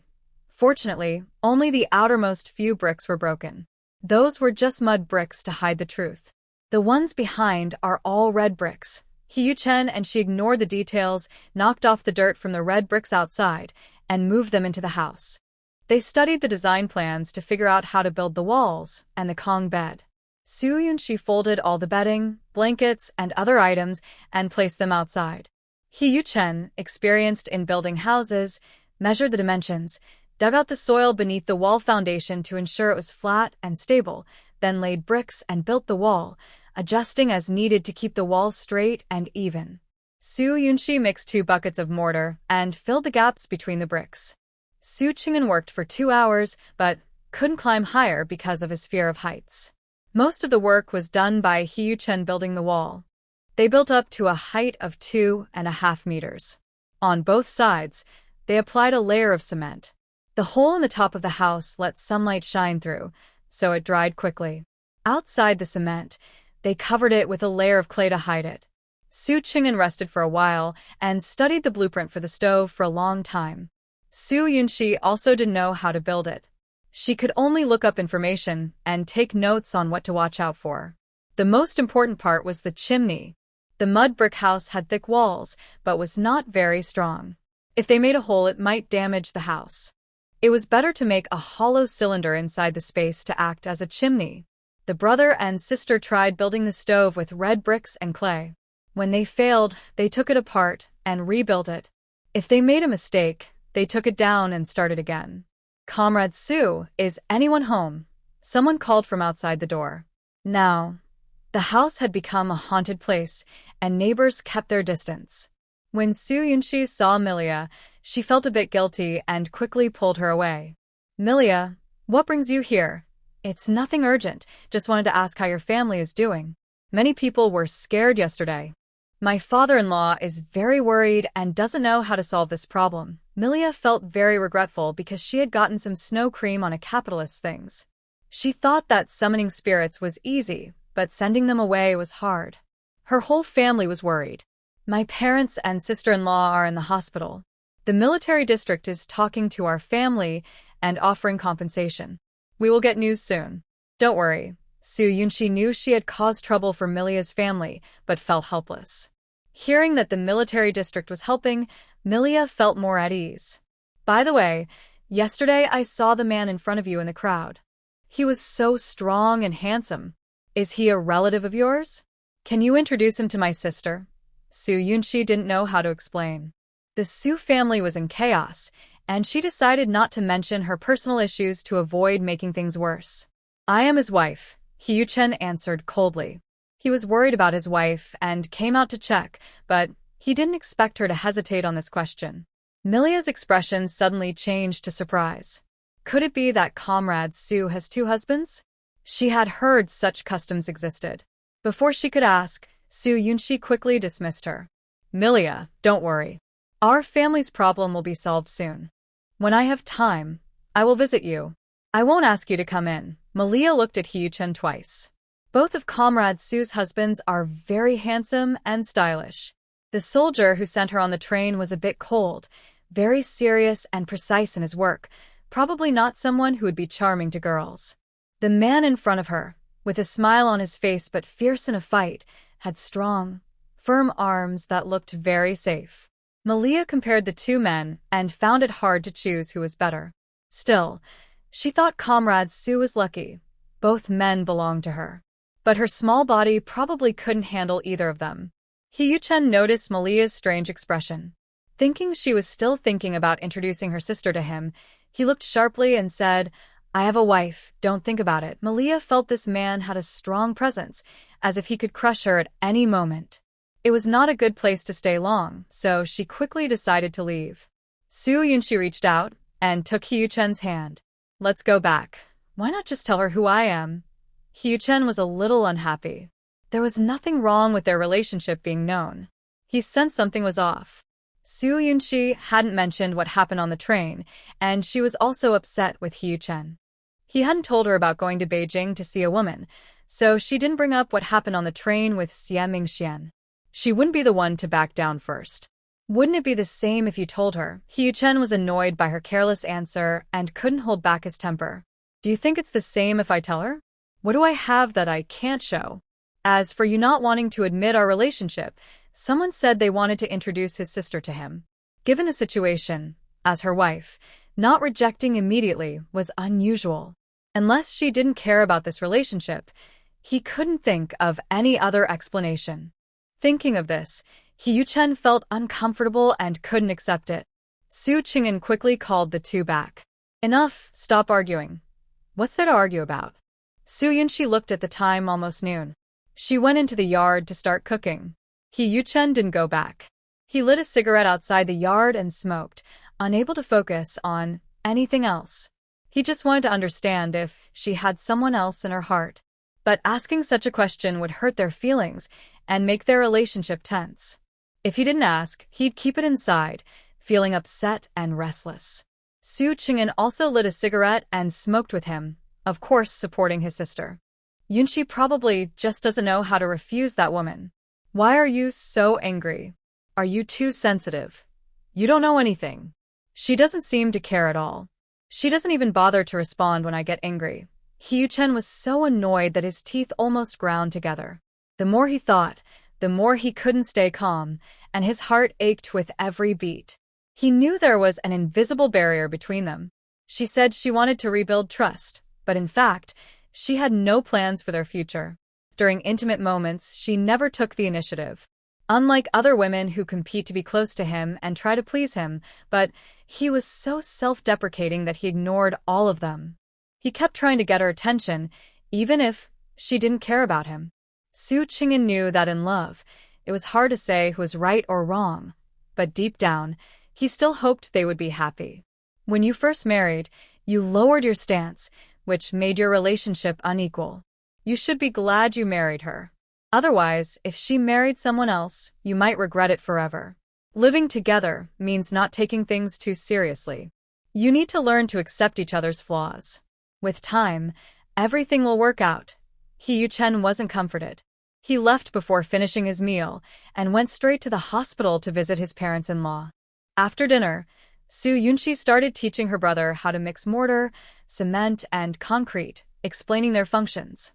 Su Qing'an, despite supporting his sister, couldn't help but say, Hee-chen cares about you. Can't you be nicer to him? Su Yunxi also knew she was in the wrong. The emotional wounds from her past had become a barrier to loving anyone in this life, making it hard to open her heart again. On the day they prepared the warm house, she had planned to start fresh, but Hee-chen's secrets made her withdraw. I'll try my best. Marriage isn't like dating. If they want to break up, they can. Even if she wanted to give Hee-chen freedom now, her parents wouldn't agree. Lieutenant Liao sent someone to invite Su Yunxi to the military district for a talk. Su Qing'an couldn't go because of his status. When she came the second time, both the guards at the gate and the military wives in the residential area remembered her clearly and wondered what she was there for. The troops stationed in Beidouin had over 50,000 soldiers, but their base was smaller than the Guangzhou military district, mainly focusing on basic construction. Their office was still a row of adobe houses. Su Yunxi was taken to Liao Feng's office. Commander Liao, su Yunxi saluti pelaitli. Regardless of Bai Jing's actions, Liao Feng is an honest and principled soldier, and they should not be confused. Liao Feng responded kindly. Comrade Su has arrived. Is your family doing well? The hospital has rotating specialists on duty, so any issues can be handled quickly. Don't worry, it's definitely wrong to cause trouble at your home. The military district is considering my reputation and has criticized Bai Yi during an internal meeting. Once your family's emotions settle, I will take her to apologize and admit her mistake. Please, for the sake of past friendship, don't pursue this further. I will ensure she never disturbs the Su family again. If your family has any difficulties, I am still the same. Feel free to come to me. If buying things is inconvenient, I can arrange for someone to help and assist with military district procurement. Liao Feng, feeling sorry, explained how he had coordinated Bai Jing's situation. As a couple, they couldn't just watch her parade around Beituan City, risking his career. Commander Liao, my family has no objections. We are willing to cooperate with the military district to clarify the situation. Su Yunxi readily accepted the plan. Liao Feng was an innocent party, and the longer this dragged on, the worse it was for both sides. Liao Feng saw her as very perceptive. He was pleased that the issue was resolved and then brought up the new type of concrete. I spoke to the leaders about this last night. They are very interested, but due to heavy military district duties, they didn't have time to discuss it this morning. They asked me to bring you here, and we will have a detailed talk this afternoon. Su Yunxi had no objections and followed Liao Feng to the political commissar's office. Wu Guoqiang, the political commissar, was in his early 50s, not tall, with a serious face. The concrete was placed on his desk. Hello, leader, Su Yunxi saluted. Sit, Comrade Su. Wu Guoqiang was cautious about this matter. Seeing how young Su Yunxi was, he felt even less confident. Her grandfather, Feng Manhwa, was the commander of the Guangzhou military region. Only a few dozen people in the country could reach that level. Her husband was a promising Air Force general from Beijing, and her family was very influential. Famous founding generals everyone knew. I wonder how Comrade Su managed to develop such an important material. How stable is it? This concrete is truly impressive, hard and strong. It can't be crushed by a car, and only a heavy hammer can break it. If it can be used widely with good cost and quality, it will definitely be the future trend. The earlier it is used, the sooner we benefit. Right now, I don't know if this was just a casual experiment or if it can be produced in large quantities. Seeing Commander Wu's doubt, Su Yunxi stood up straight. Thank you for taking the time out of your busy schedule. I hope to say a few words. If I am wrong, please correct me. Actually, I didn't develop this concrete alone. My father and brother also participated in the tests. After many adjustments, please rest assured about its stability. The materials used are all available locally in the Northwest, mixed in the right proportions. The resulting concrete is extremely hard. It can be used not only for building houses but also for bridges and dams. The proportions are not fixed. We need to keep experimenting. My family can assist with related work. This development has already gone beyond Su Yunxi's initial expectations. It seems the military district wants to take credit for this. So, she plans to involve her father and brother. Perhaps there will be unexpected gains. Wu Guoqiang told her to sit down and reply. This girl is clear-headed and capable. She must have real skills. What harm is there in making a trip? Comrade Su, you are very modest. It's rare to see such a hard-working young person like you. This is a big matter. Please keep it secret. Later, I will have someone take this concrete to Beijing for research. We will also report everything exactly as it is. Once we get instructions from above, we will know the next steps. Until then, don't leak the news to prevent others from taking credit. Rest assured, leader. Su Yunxi thought she needed to train her father and brother quickly in the next few days so they could learn and use it as much as possible. When she left the room, she saw He Yuchen sitting on a chair outside. His sharp, defined face looked cold. When he saw her, his eyes brightened for a moment, then dimmed again. He stood up and asked, "Can we go back now?" His sun-kissed skin had darkened a bit from the travel back and forth these days. "It's hot, so don't overexert yourself. A soldier will see you off." Soo Yunshi took out a scarf to cover her head and face, wondering if she would get darker when she returned to Guangzhou. He Yuchen said casually, "I'm your man," with a slight smile, but didn't say anything more. "Except for me, no one else has the right to sit beside you." Soo Yunshi easily understood what he wanted to say. Seeing his awkwardness, even after arguing, he still took good care of her, which made her feel soft-hearted. "Why are you foolishly waiting outside all sweaty?" She took out a handkerchief and handed it to him. When he didn't take it, she put it away, ignoring his lingering resentment. He Yuchen didn't say a word. He carried her onto the carriage and naturally held her during the bumpy ride to prevent her from falling. Soo Yunshi took the opportunity to wipe the sweat from his forehead with a handkerchief, then sat back down as if nothing happened. He Yuchen tightened the reins, calming his pounding heart, and restrained himself from kissing her in public. When you truly like someone, no one can control the body's restlessness. Even when angry, he still wanted to be close to her. When they arrived home, it was still early. Su Qing'an, based on the drawings, roughly built a bed platform. Soo Yunshi checked the chimney. There were several uneven sections in the bed platform, which she adjusted to ensure stability. After some thought, she and her brother built a stove near the wall at the entrance, connecting the stove hole to the bed platform inside, so that cooking in the kitchen would heat the bed. They plastered the bed and stove with cement, then covered it with mud bricks, making it look undisturbed from outside. After He Yuchen returned, he focused on building the wall. He had finished the south-facing walls of 2 rooms. The northern room was long and narrow, suitable for digging a cellar. Estimating the size, Soo Yunshi carefully taught Su Qing'an the concrete mix. This time, they made a standard C20 concrete, 3 meters long, 2 meters wide, and 10 centimeters thick. In the evening, several workers brought in a heavy wooden door, painted blue with intricate traditional patterns. After installing it, Soo Yunshi thanked them and settled the bill. After dinner, Su Qing'an took the lunchbox. "The house isn't finished, and the inside is a mess. My dad and I are staying at the hospital." Soo Yunshi saw her brother and He Yuchen exchanging mischievous glances, feeling a bit helpless.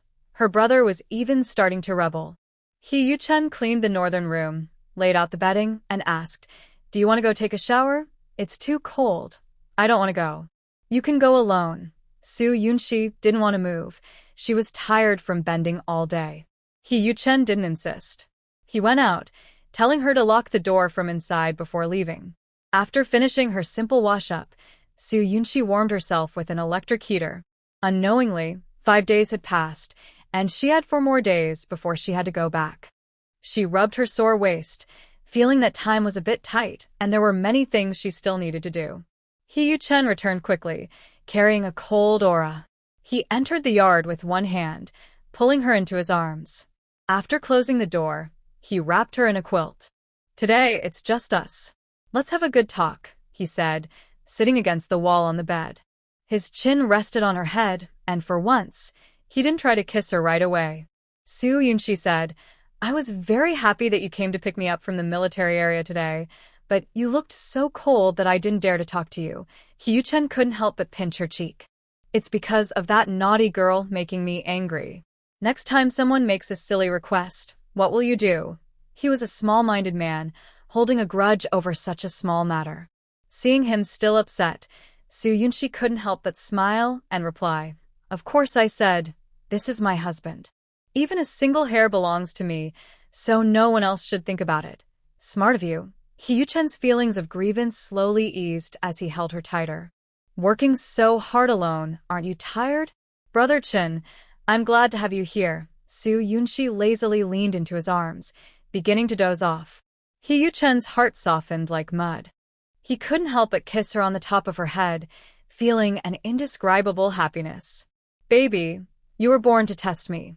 Soo Yunshi touched his handsome face. "You're here to save me." From more than 10 blind dates, he had won her over.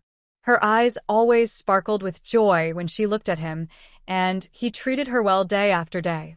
She convinced herself that if he wanted to hide his plans to go to Jing City, she could just let it go. After all, his heart was with her.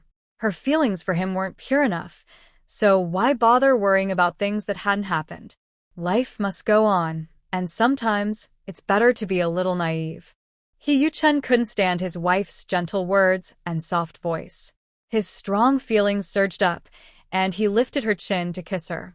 He kissed her deeply, but tried to control himself, not going too wild, adapting to her slow pace so she could breathe easier. He was very good at kissing, which made Su Yunshi's tired body start to relax. He pressed against her and couldn't help but want to love her deeply. After longing for this close contact for so long, he eagerly took off her clothes like unwrapping a gift, kissing her sincerely, trying his best to please her. His kisses had a magical effect, making her fall deeper into the moment. Su Yunshi felt like a lamb waiting to be slaughtered, wrapped in the warm breath around her waist and back. Every gentle kiss made her tremble uncontrollably. His hand massaged her aching waist, easing her fatigue. Su Yunshi wanted to escape, but couldn't. She held onto his arm and begged him. He comforted her with a gentle kiss, and when her voice changed, he turned her over. This time, his kisses were a bit urgent. Su Yunshi couldn't help but cry out in pain and pushed him away. "Baby, don't be afraid. It'll be over soon. Don't cry, sweetheart.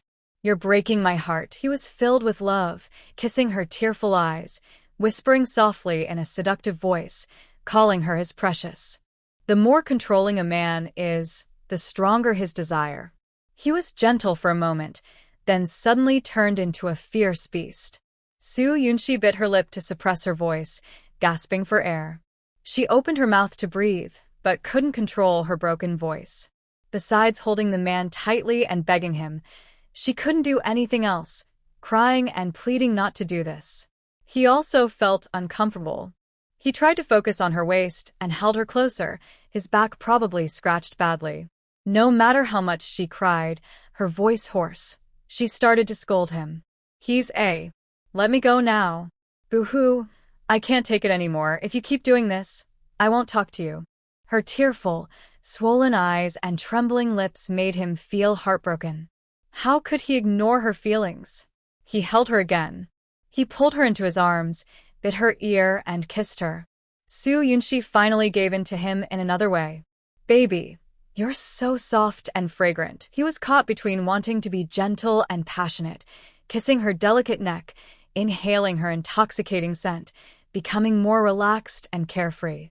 Su Yunshi was upset and started crying again. Why is he so annoying? The morning ended peacefully, but she was very tired and sleepy. Later, Yu-chen hugged her and kissed her. She was annoyed and said, "Can I sleep now?" Despite her whining tone, Yu-chen loved her very much. He held her in his arms, kissing her here and there, listening to her mumbling complaints, which made him feel very safe. She slept until late morning.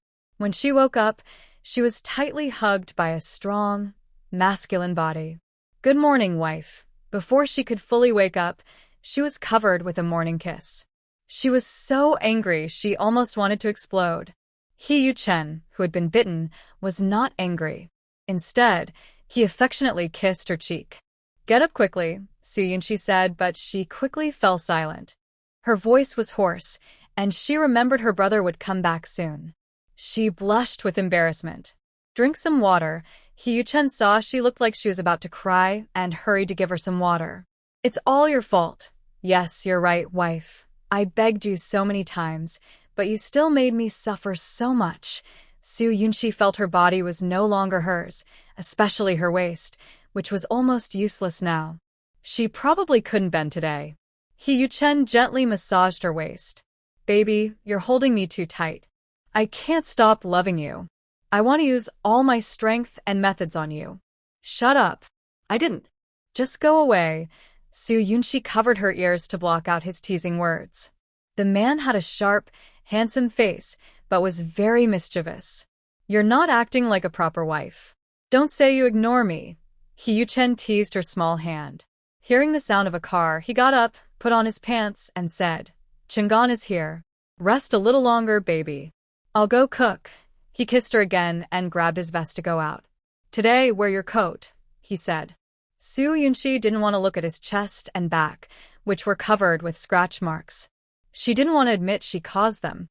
He Yu-chen chuckled softly, gently ruffling her hair, his eyes full of love. "Okay." After he left, Soo Yunchi buried her head in the blanket and relaxed for a while.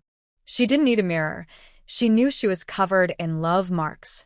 She closed her eyes for a moment and then carefully wiped herself. "I tidied up, took out clean clothes, and slowly put them on. My arms hurt when I raised them and my waist also ached. My whole body felt very sore. Fortunately, the doctor advised resting once a week, which helps me recover a bit. Without that, I couldn't handle it." He opened the door and said, "Cece was tired from work yesterday. Let her sleep a little longer." Seeing my sister's happy face and gentle smile, and knowing she was still inside the house, I felt a mix of feelings in my heart. "Hey, be careful." As her older brother-in-law, I couldn't say it too directly. I went into the yard to tie up the horse. "Don't worry about it," Yu-chen thought. Besides making his wife comfortable twice, he hadn't done anything too much. After tidying up and putting on a back brace, Soo Yunchi took a deep breath and bravely left the house. She walked slowly and calmly went to wash up. Her brother was busy cleaning red bricks, and Yu-chen was busy cooking. They didn't notice her, which eased her mind a little. After peeling the eggs and drinking some porridge, the day of work began, continuing yesterday's building project. Soo Ching'en didn't want to be a third wheel, so he went to set up his bed. Yu-chen carried out the bedding, hung it on the clothesline to sun, and also washed his wife's handkerchief. Today, they needed to dig a cellar in the north room. It had to be smaller than that concrete slab, with a depth of 2.5 meters. "Cece, sit there and rest," he said. Yu-chen knew his wife's health well and didn't let her work. Originally, she was busy and shouldn't have done that, but intimate moments could ease her pent-up emotions and help them let go of their worries. At least when their breaths intertwined and they were close, she needed him and cared about him. Even if she had someone else in her heart, he would uproot that feeling and make sure only he was in her mind. Soo Yunchi sat on a blanket, watching the man dig the soil with a shovel. His broad shoulders, strong arms, and back moved with each motion, showing a kind of powerful beauty. He was really strong. After working all day yesterday and barely sleeping last night, he still had lots of energy today. Soo Yunchi couldn't stay still. She went out and bought 2 blocks of tofu, a bunch of chives, some grapes, and secretly took a bag of large shrimp and 2 prepared geese from the space. She marinated the geese and left them in a cool place, then washed the grapes to give to everyone. Yu-chen dug some soil and then opened his mouth to hint that she should feed him with a mischievous smile in his eyes. Soo Yunchi ignored him and ate her own food. "You should beg me." She was still angry. Last night, she begged many times, but he refused to let her go. Looking at her pretty face with slightly swollen lips, he couldn't help but want to kiss her. He supported himself with his hands and jumped out of the hole. The man was tall and strong, with deep black eyes and a mischievous smile at the corner of his mouth. He was handsome and a bit roguish. "Why are you doing that?" Soo Yunchi was nervous and defensive, quickly backing away. "Can I feed you?" "You go over there." He suddenly pulled her into his arms and kissed her face affectionately. He didn't know why he loved her so much. Just seeing her made him feel very happy and satisfied. "So sweet," he said, taking the grapes from her mouth and eating them happily. "Does it still hurt?" he asked. Soo Yunchi felt sore everywhere and blushed, pushing him away. "Get lost." Yu-chen opened his mouth, enjoying the feeling of her feeding him twice, then continued digging the cellar. After a morning of work, Soo Yunchi felt better. She started the stove and hung the marinated goose to roast. At noon, she made chive and tofu stir-fry, salt and pepper shrimp, and a big bowl of rice. Yu-chen finished digging the cellar in the morning. He cemented the walls and bottom. Once it dried, he laid concrete slabs and covered the top with clay, leaving an entrance about 6 centimeters wide near the wall, with a wooden ladder for easy access. After finishing, he was covered in dirt. He took a bucket of water to wash his hands and face. Unavoidably, Su Qing'an saw the marks on him. He washed his hands and face, looked at the sky silently. "Brother, why are you just standing there?" Komate. "Mom and Dad are waiting to bring the food." "I'm coming," Su Qing'an said, ignoring everything and starting to eat. "In the afternoon, we'll set up the beds in the 3 rooms. Based on the size of the stove, we'll make 2 big pots so we can cook inside. I've ordered tables, chairs, beds, and shelves. Once the furniture is arranged, it will look like a home." They still needed to build the roof beams and wooden boards. After lunch, they planned to buy the materials. He was a bit worried about running out of time, but was glad it was summer. Before leaving, he was sure they could finish building the house. After eating, Su Yunxi and her brother went to deliver food. He Yuchen watched the unkind little one happily walk away, feeling a bit gloomy, thinking that just a few days would make things better. After Qin Liao was hospitalized, she was receiving 4 fluids and medication. Her condition improved a lot, and she could eat egg custard now. "Now my sister-in-law can eat with Yaya. Yaya is a bit stronger than you and can chew on big bones. The little one is growing and has gained 3 gene." Talking about her daughter, Qin Liao couldn't help but feel happy. "I don't know when we can reunite. It's better for her to stay in Guangzhou. The Northwest is too harsh. Green vegetables are hard to find. Being able to buy chives is lucky. When we go back, I plan to help Yaya choose a special skills class. Otherwise, she's just playing around now." One day, Aunt Zhang wasn't paying attention, and she grabbed a corner and rode on a sheep. Luckily, the sheep was, or we would have been scared to death. She herself isn't afraid at all. Hearing about Yaya's funny stories, her parents and brother and sister-in-law couldn't help but laugh. Su Qing'an looked kindly. She used to be very obedient at the Su family. In less than 2 months, she became quite mischievous. Feng Danning couldn't stay in the hospital anymore. It was hot, and her wound, about the size of a fingernail, had scabbed over. Being cooped up in the hospital made her anxious. "Xiaoxi, Mom's wound is almost healed. Maybe we can discharge and go home. At home, I can do some chores, lifting or passing things. You all haven't had a break, not even for a little while. You're our daughter, so I won't say much. Your son-in-law, Yuchen, is very caring about our family. He never complains about hard work, even when doing tough chores. If it were someone else, they might think we're just hiding out in the hospital letting him do everything at home." "Mom, you're overthinking." Su Yunxi thought about how her brother and sister had looked at He Yuchen with resentment when they left the house. Thinking from his perspective, it's not right for a man to reunite with his parents and leave his wife at home doing chores. Su Wenbin couldn't help but speak up. "When our family was doing well, we didn't care about the power and status of the He family. Now that we're capitalists, old master He is a serious man. When you go to He's house, you need to be careful and behave properly." "Got it, Dad," Su Yunxi replied. She kept her feelings to herself. When she married, He Yuchen had said that her family's affairs didn't need her to worry about. She had no interest in his family background or what happened after his parents divorced. "Mom, there's a bed in the house that's not finished and the roof needs fixing. Please hold on for one more night, and we'll handle the discharge paperwork tomorrow." Su Yunxi comforted her family. She hurried with her brother to pick up the finished table and 2 long benches and ordered 2 large iron pots, spatulas, and long ladles. They hired a carpenter again, prepared suitable-sized wood, and planned to go home tomorrow to build the roof beams and roof with wooden planks. Back home, He Yuchen was still building the wall. His army green shirt was soaked with sweat. Su Yunxi felt a strange feeling. "Why don't you rest? It's the hottest time in noon."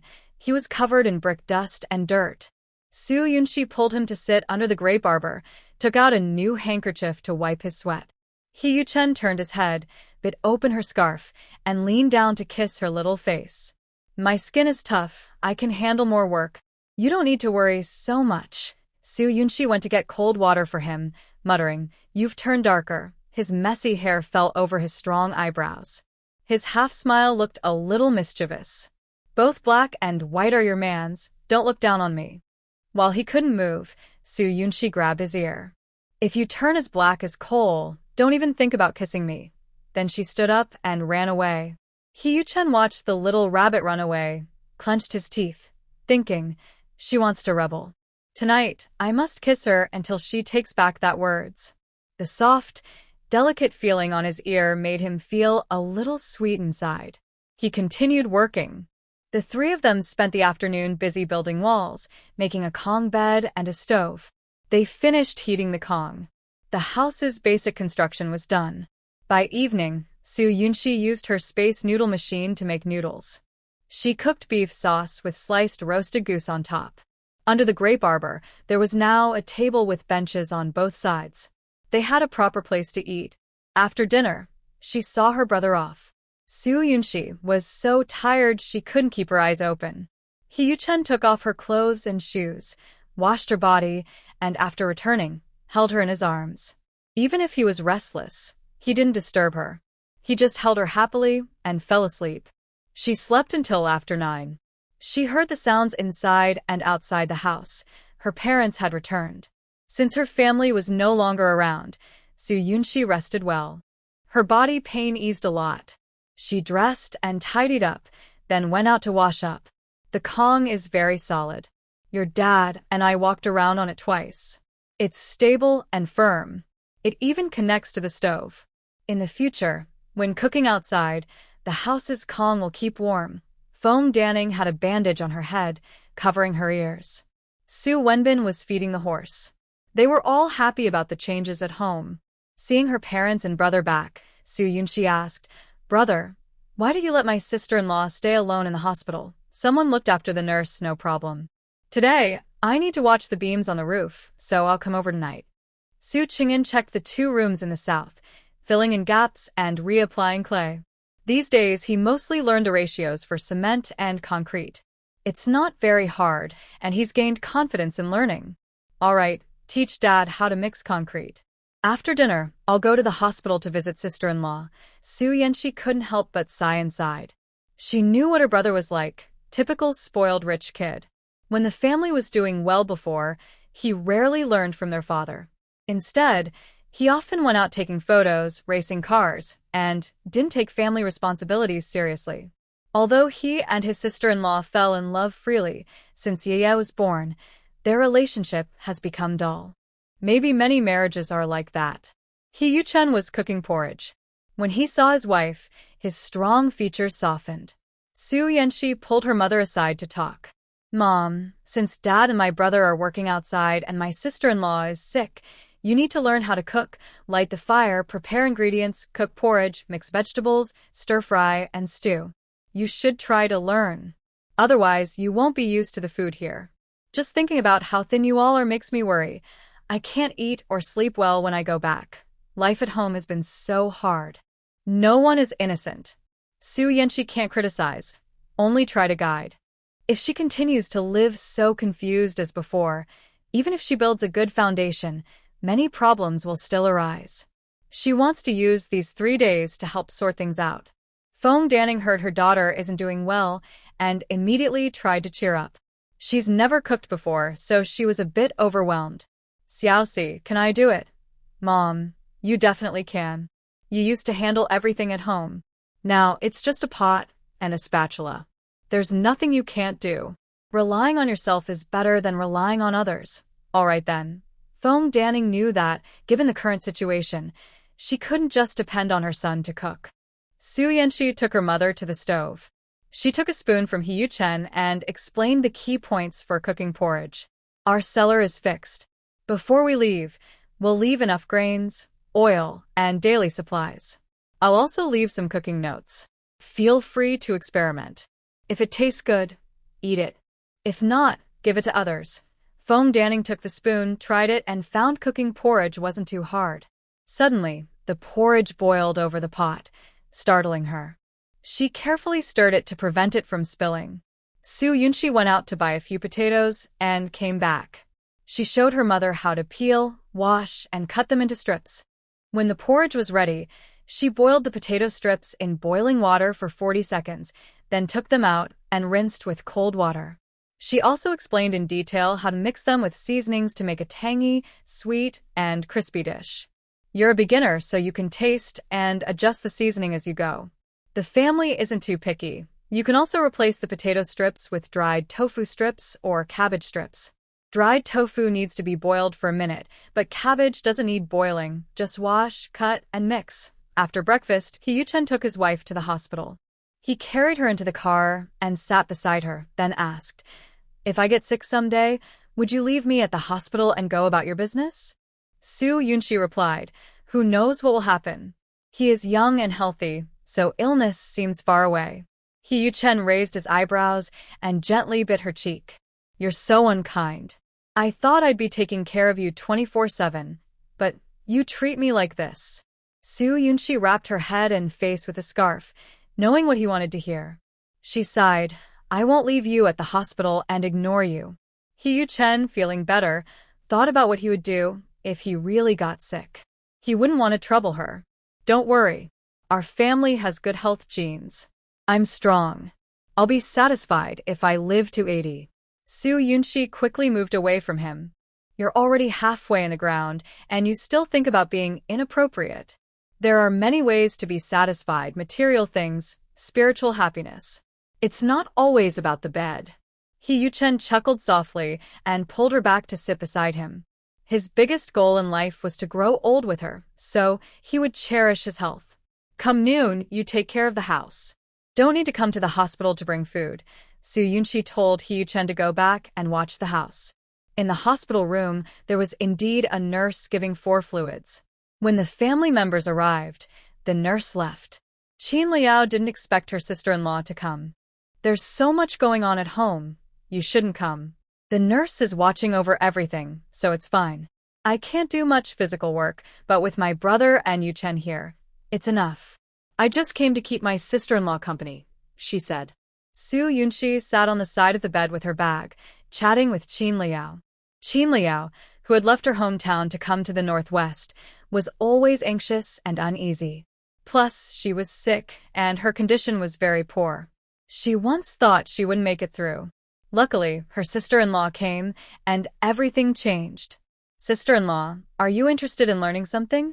Otherwise, in an unfamiliar place, neighbors probably won't interact much with our family. Learning a skill could give you a future." Su Yunshi vaguely sensed that Qin Liao might be feeling depressed. Her sister-in-law often had trouble sleeping at night, with dark circles under her eyes, and she often seemed lost in thought during the day. If she didn't intervene, her depression could become serious. Qin Liao looked confused. "I don't know what I could learn. Sister-in-law, are you interested in learning house design or accounting?" Su Yunshi didn't know what hobbies Qin Liao might have. Since she became pregnant and had Yaya, all her energy had been focused on the child. "I only finished high school and don't know much about these things, but I'm willing to try."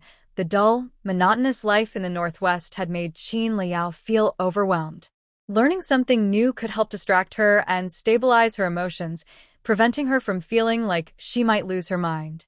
Then try house design. It could be building design, interior decoration, or furniture arrangement. Seizing the moment when she had free time, Su Yunshi took out her notebook and added some related information for her sister-in-law. She only knew a little herself, but since her space contained all the data from later generations, she could learn on her own. With effort, she believed she could achieve great things in the future. At noon, they ate yam and lean meat porridge. Su Yunshi also offered Qin Liao a bowl of the 5 red soup. After her sister-in-law took her medicine and took a nap, Su Yunshi stared at the 4 drip. She also checked her space, collected some grain, and planted more. The granary now held 350,000 jin of various grains. In the livestock area, there were tens of thousands of chickens, ducks, geese, rabbits, and pigs. There were also 2,000 to 3,000 cattle and sheep, with some numbers so high it was overwhelming. She had planned to send her family to Sichuan and Chongqing, buy a mountain forest near her parents, raise some poultry, and build good relationships with villagers to ensure their livelihood. But moving to the Northwest disrupted her plans. The endless grasslands and dense, continuous forests made it impossible to keep poultry, as they would disappear into the wilderness. Moreover, There were many raptors like eagles, which made free-range chickens, ducks, geese, and rabbits hard to raise, as even a small number wouldn't be enough to feed the eagles. In the afternoon, people from the military district came, asking Su Yunxi to go over. This time, she met with political commissar Wu Guoqiang. It was their second meeting, and his attitude was much gentler. They exchanged pleasantries before getting to the main topic. Comrade Su, the new type of concrete was sent to Beijing the day before yesterday. Experts have analyzed it and believe it will become an important building material in the future. It has received high attention from above. The concrete formula generously provided by the Su family has been adopted by state-owned companies. However, to ensure everything works perfectly, skilled people are needed to assist with related tasks. If you go, you will be recognized and awarded a certificate from the country. In case of major problems in the future, these materials will be useful. If your family members go, male members are more likely to be promoted. They will be able to leave their capitalist roles and have a chance to stay and work in Beijing. Other family members, however, will not enjoy this special treatment and will still be under the supervision of the party and the people in Beidouin. You should discuss with your family and decide who will go. Just give an answer tomorrow. This outcome surprised Su Yunxi. It means that if she goes to Beijing, she might get a safety guarantee. Her father or brother would no longer be considered capitalists and could return to normal life. But other family members would still have to endure hardships in the Northwest. It's a difficult choice. Having the matter kept secret and receiving strong support from above is thanks to the political commissar's efforts. I truly appreciate it. People in this era are mostly simple. Wu political commissar doesn't want this technology to be hidden, and producing the new concrete in the Northwest makes the project look good and boosts political achievements. Hey, I've known your grandfather for a long time. We don't meet often, but I will definitely help if I can. The country values development and professional talent. The Su family has been fortunate to get this opportunity. You must think carefully. After leaving the military district, Su Yunxi returned to the hospital to continue studying with Qin Liyao. During her break, she brought up this matter. Sister-in-law, the certificate of honor isn't as important to me as my family.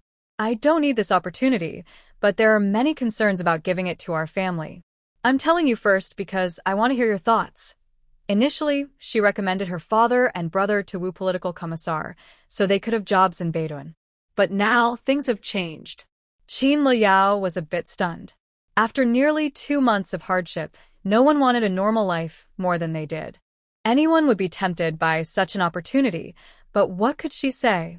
She had neither the right to choose nor the power to decide. Yunxi, you should discuss this with your parents and Qing'an.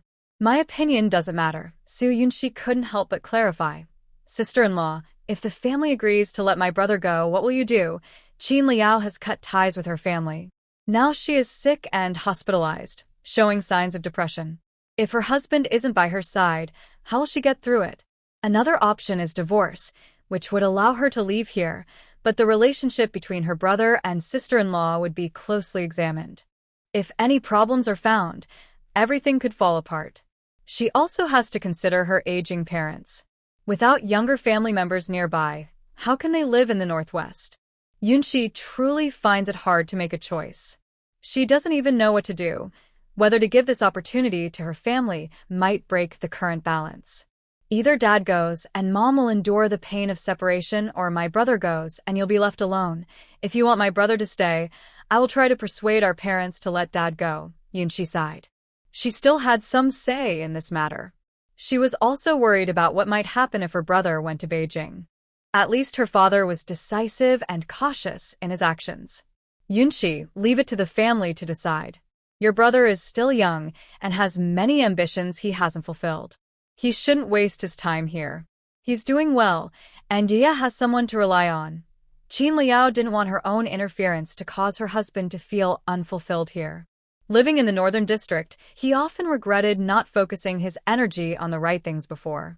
If he could go to Beijing, he would surely work hard and strive for progress. Yunxi, thank you for asking for my opinion first.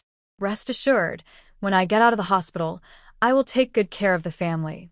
Qin Liao understood her sister-in-law's good intentions. She asked her out of respect, and because she didn't want the family to resent her if they had to make a decision. Yoonshi held her sister-in-law's slender hand. Sister-in-law, the move is temporary. I will do everything I can to help the family out of trouble.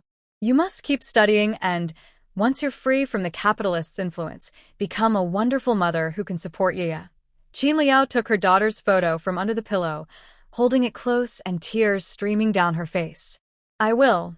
Yoonshi found a nurse to watch over her sister-in-law for a while and went home to discuss the matter. When she arrived home, Hee Chen was on the roof, directing a few workers. The sun was still very strong, and he was sweating profusely. Su Qing'an was below passing wooden planks, and her parents were in the yard. Brother Chen, come down and rest for a while. I have something to tell you. Seeing his wife return, Hee Chen's usually expressionless face suddenly warmed. Why didn't you wait for me to pick you up? His voice was gentle. The workers, who had been scolded and yelled at all morning, stretched their necks to see what kind of woman this wife of the boss was. She must be very impressive, or he wouldn't react like this. They saw a slim girl enter the yard, wrapped in a scarf, with only her eyes visible. Stop staring everywhere. His voice was lazy and relaxed, but anyone could hear the threat in it. The people quickly went back to work, afraid he might get angry and kick someone. Feng Danning took her daughter to sit on a bench. Why are you back now? Were you worried we wouldn't have enough to eat? At noon, Yu Chen bought a lot of food. I made some tofu, but I added too much salt, almost making your brother sick. Once the housework is done, I'll talk to the Red Guards. We can raise some chickens, ducks, and geese in the yard, and feed them leftover food. Su Yunshi thought she didn't need many, just about 10 chickens to lay eggs and help the family stay healthy. Su Wenbin quickly opposed. No, our family is barely getting by. We don't have enough to feed them. I'll find a way to solve it. Su Yunshi thought these were small matters. In the Northwest, families raise livestock, and the Su family shouldn't be too poor. Hee Chen and Su Qing'an washed their hands and faces before sitting down. Only then did Su Yunshi tell everyone about Commissioner Wu looking for her. Hearing this, the Su family was surprised. They didn't expect a concrete formula to get such a response. Cece, you're the best person to take on this task. Your dad and brother only know a little. They wouldn't understand it clearly, and they might mess things up. Unconsciously, Feng Danning didn't want either her husband or son to leave. Mom, just remember that the key is to keep the material ratio steady. No one cares much about the technical details. Going there is just to officially accept the reward and avoid trouble. Su Yunshi understood the real point of this. In Beijing, no one would make things difficult for her, and she would be warmly welcomed. Now that you're married, you should ask Yu Chen for his opinion first. Su Wenbin also thought his daughter should have the priority. The honor certificate was very valuable, and it also meant a lot to her future husband. Su Yunshi's small hand was held by Hee Chen under the table. He was not being honest, rubbing each of her fingers. His hands are broad and strong, with clear bones. You can feel thick calluses and small wounds on them. Mom and Dad, this honor was earned by Shishio. I support whatever choice she makes. Hee Chen disagrees with his wife separating from her. They already have enough honors and don't need this one. I choose to give up going to Jing City. Su Yunshi won't sacrifice her family for that honor. She supports her parents' and brother-in-law's decisions. Su Qing'an speaks up. There's no young man at home. I take care of Mom and Li Yao. Dad, you should go. If we leave the capital, the Su family can revive. The father is the head of the family. If he can leave the capitalist role, he shouldn't miss this chance. Feng Danning disagrees. No, your dad is old. He doesn't know Jing City well, and if he gets sick, no one will take care of him. If Su Wenbin leaves his capitalist role, his first stop might be to visit the old master in Sichuan and Chongqing, but that family might trap him for blood dash. That would be a waste of the opportunity. With the country releasing capitalists everywhere, I really don't have good ways to make money in Jing City. Let Qing'an go. With the foundation Shishio laid, if he can stay and work in Jing City, he will have a bright future. For the future of the Su family, Su Wenbin prioritizes protecting his son. Children are the hope of the family. If someone must leave the Su family, the most useful one is the son. Feng Danning, no matter how reluctant, Must let go. What about Liao? Can she agree? She married into our family and hasn't enjoyed many good years. If she goes with the relocation, can she handle it? Su Wenbin sighs. She will consider Yaya. Cheng'en is promising, so Yaya will have support. Suddenly, the family gains these benefits, but at the cost of separation. Who would be happy about that? He Yuchen pulls his wife up and they leave in a carriage, bringing back the finished bed cabinet, table, 2 iron pots, and a spatula. Brother Chen, should I have brought this up with the military district? Now the family has to separate because of it. Su Yunxi feels a bit upset sitting in the carriage. The northwest is too far from Jing City. If they separate, meeting again will take a long time and be complicated. If their siblings leave their parents behind, and the sister-in-law without blood ties stays to handle things, isn't that unfilial? He Yuchen gently rubbed his wife's head and said, "Sweet girl, don't take all the responsibility on yourself. You need to understand that you provided an opportunity, but you don't have to make a choice. If you give up your honor, they also have the right to give up their status as capitalists. If everyone discusses and makes a decision, then they must be brave enough to accept the consequences." Su Yunxi thought this made sense. Having such an opportunity was indeed good. For the harmony of the family, giving up was also okay. The decision depended on the family's wishes. Shall we eat dumplings tonight? Mom and Dad just came back safely from hospital, so we should celebrate a little. Whatever you say. He Yuchen saw that his wife was no longer upset and his mood improved. His hand, which was holding hers, remained tightly clasped. When they got home, Su Yunxi washed her hands, kneaded dough, chopped beef, and cut onions to prepare the filling. She carefully taught her parents each step. They rolled out the dough, wrapped the dumplings together. It was okay if they looked a bit ugly, but they had to seal the edges tightly. They built a roof over the house. He Yuchen paid the workers and, with Su Cheng'en, laid thick blankets on the 3 beds, making everything look clean and tidy. The beds were arranged against the wall, with a top layer for bedding and pillows and the bottom for clothes, sewing supplies, and other items. They cleaned 2 iron pots and placed them on the stove. They sealed the joints with clay and boiled water to check for leaks or smoke. Once the dumplings were cooked, they brought them to the table, prepared dipping sauces, and started eating. The family discussed the decision and encouraged Su Cheng'en to seize the opportunity. "Little sister, later I'll go to the hospital to talk with your sister-in-law. If she agrees, I'll go to Jing City. Having more options is always good." "Okay, don't worry. I will try to settle everything I can think of at home." Su Yunxi supported her family's choice. She would do her best to handle any problems that might come up. After tidying up, Su Yunxi boiled 2 large pots of hot water. As the stove heated up, the house also warmed up. She took a bath with her mother. The 2 rooms facing south belonged to her parents and older brother-in-law. She and He Yuchen stayed in the north room. The bed was 3 meters long and 2.2 meters wide, quite spacious. They laid down clean blankets, and it was very comfortable to roll around on. Around 10 p.m., it was completely dark in Guangzhou, but in the northwest, the sunset was still visible. He Yuchen entered the room and saw his wife in her pajamas, rolling back and forth on the bed, revealing her slender ankles and delicate feet, as beautiful as a top-quality piece of art. He couldn't look away, his heart beating faster. He walked over and reached out, easily grabbing her fleeing foot. "Don't touch." Su Yunxi blushed and pushed him away.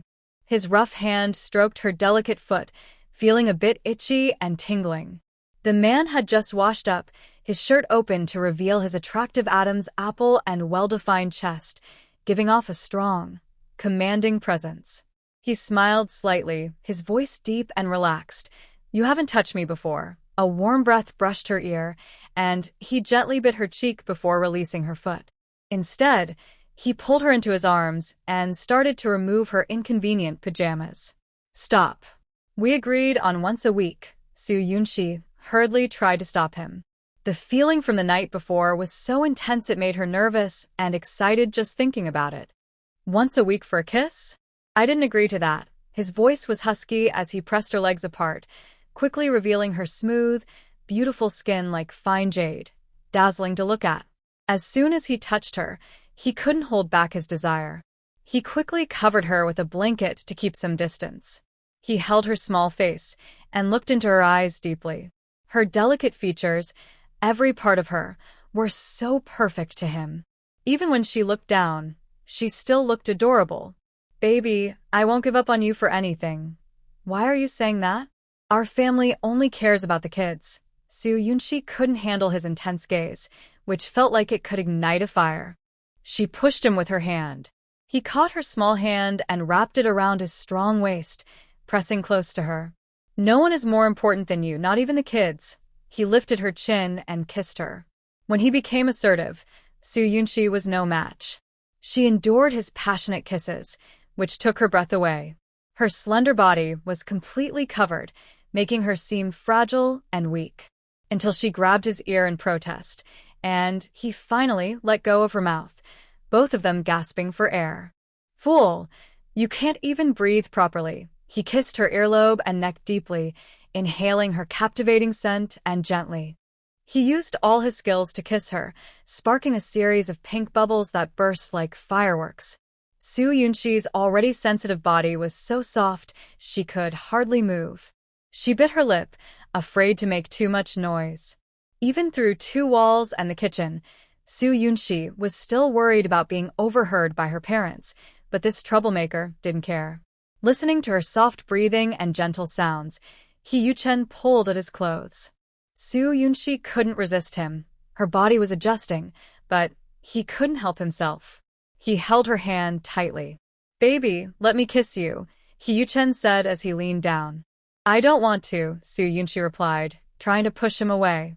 She wasn't sure if this would affect her health or her coldness, so she kicked her legs in refusal. "Silly girl, not knowing how lucky she is," Hee Yu-chen said, looking at her sweaty, beautiful face. He was so moved he kissed her again. Stop kissing me." Soo Yunshi's voice changed, and she clung to the blanket, tears falling uncontrollably, her tension growing. She grabbed his hair and said, "Get up quickly." But he didn't listen. He tried his best to please her until she reached her limit, making a short cry and collapsing into his arms. Soo Yunshi felt embarrassed and didn't want to talk to him. Night fell. To keep his wife warm, Hee Yu-chen spread the bedding and held her from the side, kissing her gently while she turned her head away. Hee Yu-chen chuckled softly, then washed up and came back to continue. "You're not feeling well." Soo Yunshi thought it had been a long time. She was sleepy and a little overwhelmed. Hee Yu-chen didn't want to bother her anymore. He turned over and gently held her waist. "Just a little longer, baby." Soo Yunshi thought he was about to do something, so she was about to refuse, but he sealed her lips. Later, she cried, unable to bear it, biting his shoulder. Hee Yu-chen prioritized his wife and couldn't really do anything serious. It was a test of strength and endurance, but they finally found a balance. He held her for a long time until their hearts calmed down, and the feeling of satisfaction inside was hard to describe. After cleaning up, they embraced and fell asleep. In the morning, Soo Yunshi opened her eyes and remembered she only had 2 days left here. After discussing, Su Qing'an and Qin Liao decided to go to Beijing to explore. The family agreed. Su Yunshi first took her brother to the military district to reply, with He Yuchen accompanying. Wu Guoqiang finished his morning meeting and saw the three of them. He first spoke to He Yuchen. "Comrade He, you're just in time. They're urging you to call back in Beijing." "Got it," He Yuchen said, reminding his wife, "I'll go to the communication room first. I'll come to pick you up later. Don't wander around." Su Qing'an couldn't bear to watch anymore. After a short separation, he wondered if he had been abandoned. The Northwest region is remote, with difficult transportation and very tough living conditions. In Wu Guoqiang's office, the furniture was old and worn out. After confirming that Su Qing'an would go to Beijing, Commissar Wu gave him a letter of introduction and offered some encouragement. "Comrade Su should seize this rare opportunity. When you arrive in Beijing, report to the Housing and Construction Bureau. They will receive you and arrange the necessary matters. Thank you, leader." Su Qing'an felt a bit excited. It was like entering a state-owned enterprise, a good starting point. Seeing no other questions, "Brother, you go out and wait for me for a while," Su Yunxi told Su Qing'an. Although confused, Su Qing'an took the letter and left. Wu Guoqiang was also puzzled. "Comrade Su, is there something else?" "Commissar," Su Yunxi paused and said, "I have a friend who wants to donate some grain to the military district but doesn't want anyone to know." Wu Guoqiang was surprised. Doing good deeds anonymously is understandable. The Northwest is unstable, and anyone with a lot of grain might be targeted. "Is your friend's donation large? Is he bringing it himself, or are we going to pick it up?" Grain is more valuable than gold or money in the Northwest. Even a small donation of 3 or 5 bags is precious. Su Yunxi had a preliminary plan, maybe around 30,000 jin, about 15 tons. "I've coordinated with him. We'll place the grain at a designated spot, and the commissar can send someone to pick it up. But please keep this secret. The donation must not be known to anyone except us. If others find out, my friend could get into trouble." Using the so-called friend as a cover for the donation, Wu Guoqiang felt grateful. He would do his best to protect the Su family. All she wanted was her family's safety. Even if the donation was questioned later, she had ways to explain. But it would be best to cut it off here with Wu Guoqiang. 30,000 jin? About 15 tons. Wu Guoqiang was stunned. Such a donation could become a national news story. Clearly, Su's friend didn't want any publicity. Considering Su family's background as capitalists, Wu Guoqiang thought for a moment and promised, "Comrade Su, rest assured. If anything happens, just stop it. Please thank your friend on behalf of the military district for supporting the Northwest development." He Yucheng called the old family house, and his mother, He Yu, answered the phone with a scolding tone. "Remember to call back. How many times have I told you that your marriage is very important? Not just anyone can marry into the He family. Now that you're confident, you don't care about me or your grandfather. What does grandfather want to talk to me about?" He Yucheng asked coldly. Hearing his son's icy tone, He Yu got angrier. "You caused so much trouble and ran off to Guangzhou. Your grandfather is now sick because of you. Yan Yan's baby is waiting, so hurry up and divorce that businesswoman. Marry Yan Yan, or things will only get worse. The Fong family won't just let this go." He Yucheng sneered coldly. "I won't divorce. I'll go back in a few days to handle it." "In a few days?" "Yucheng, it doesn't matter if you don't see me as your mother, but you shouldn't ignore your grandfather either. You're really ungrateful. I tell you, besides Yan Yan, no one else is fit to be my daughter-in-law. Just divorce her quickly. If the Su family finds out you got someone pregnant, they might not want you anymore. Don't make things worse. When she doesn't know anything, take some money and settle it." He Yucheng hung up, walked out of the communication room, and the glaring sunlight couldn't melt the cold in his heart. After leaving the military district, Su Qing'an and his sister happily looked forward to the future. "Once I establish myself in Beijing, I'll do my best to get Mom, Dad, and your sister-in-law out of this place as soon as possible." He was optimistic and didn't feel sad about the upcoming separation. Instead, it motivated him to work harder. "Brother, this afternoon, let's visit a nearby mine to check the basic materials again. Don't let anyone outside the family see that notebook." Su Yunxi was a bit distracted, thinking about how to do it safely without risking security. Commissioner Wu recommended a bomb shelter, but it would have to be at night to avoid detection. Keeping it hidden from the family was also a problem. Later, she realized that He Yucheng was acting strangely. He no longer held her hand affectionately. Carefully recalling, she noticed that after he finished the call, his mood changed. Maybe the He family was unhappy that he married a businesswoman, and the pressure was affecting him. When they first had a fake marriage, he said she didn't need to deal with the He family. That meant he could handle family matters himself. But why was he so conflicted now? "I went to the hospital." Qin Liao's eyes were red and swollen, clearly upset about being apart from her husband.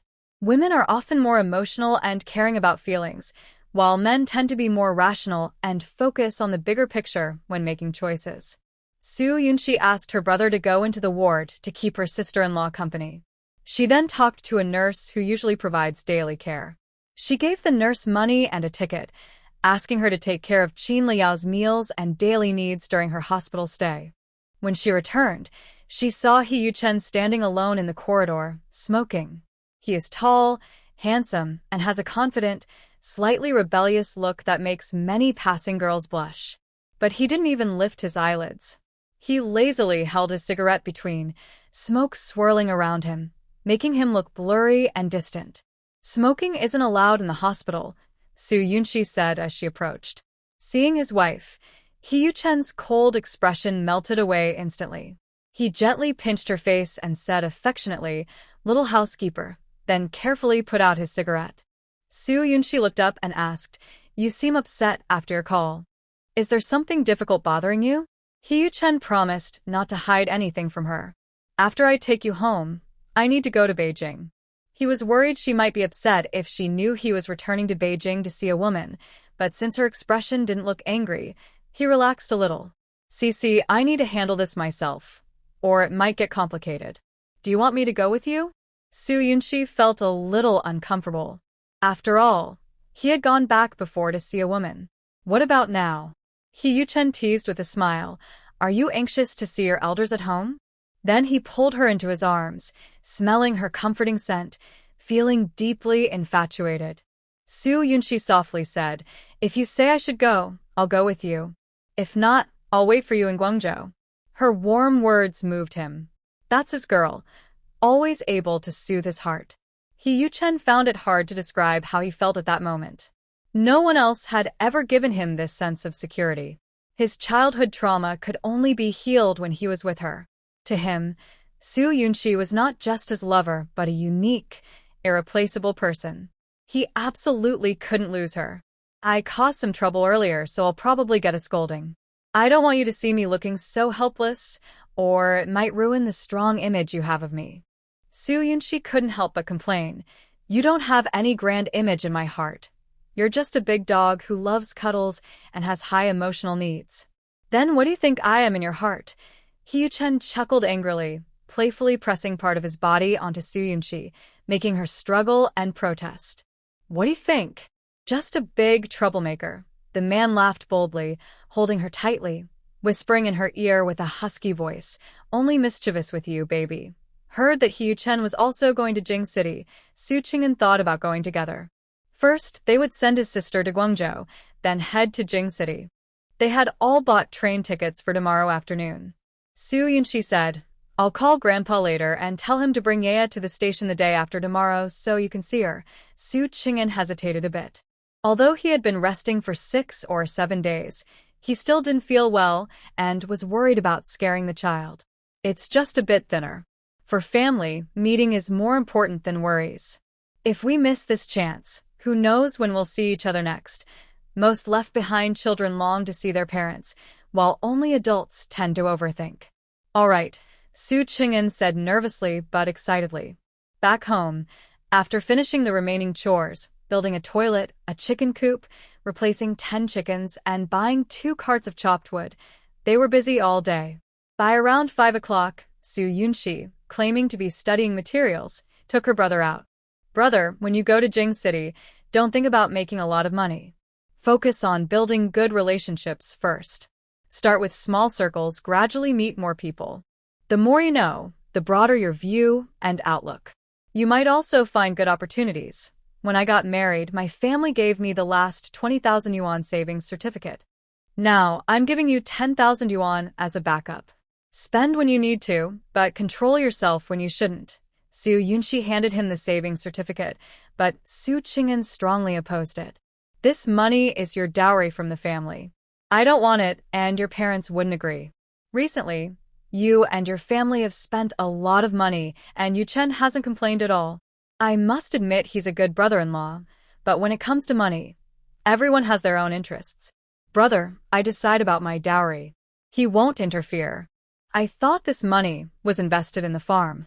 Only we siblings know about this. Don't tell our parents. Keep the money and stop pretending to be so brave. It's most important for our family that you make something of yourself." Su Yunshi asked her brother to keep the savings book and some cash. Then she studied mineral identification intensively. She took notes until her pen almost caught fire. As it got dark, her sister told her to wait by the roadside for a while. He felt dizzy and tired. He shook his arms and suddenly remembered how daring it was to let his sister walk alone at night. He broke out in a cold sweat. Su Yunxi took a vehicle and found the abandoned air raid shelter that Commissar Wu mentioned. It was rarely visited. They stored 50,000 pounds of grain in sacks inside and cleaned all traces. Brother-in was anxious and kept pacing. When he saw his sister return safely, he relaxed his heart, not knowing what she had done this time. Luckily, she didn't bring back another load of red bricks.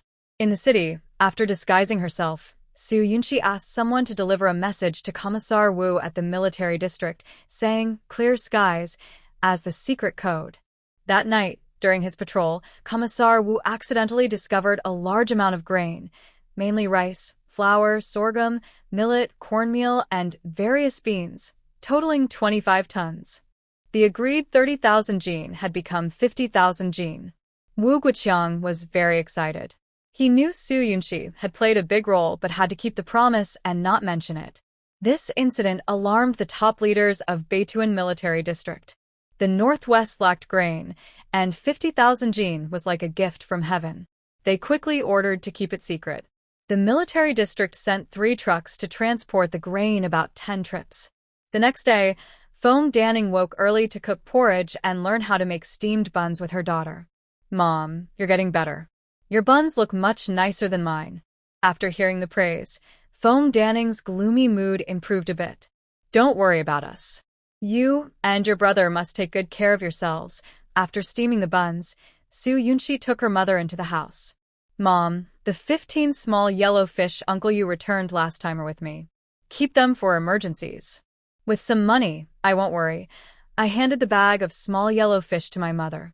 Feng Danning looked inside and saw that each fish weighed about 30 grams and was worth over 150 yuan. "We only need to keep 2, she said. "We can't risk spending them here. The Red Guards often came to check our home. We could barely hide 2 fish. Hiding more would be too risky." Sony felt a bit sad. "Mom, I don't know when I can come again. During this time, a lot could happen, and it's hard to predict." She wanted to give her parents enough safety. She took out 2 small yellow fish and handed them to her mother, then packed the rest carefully. "These small fish are hidden inside the wall. They can't run away or be lost, and they're hard to find.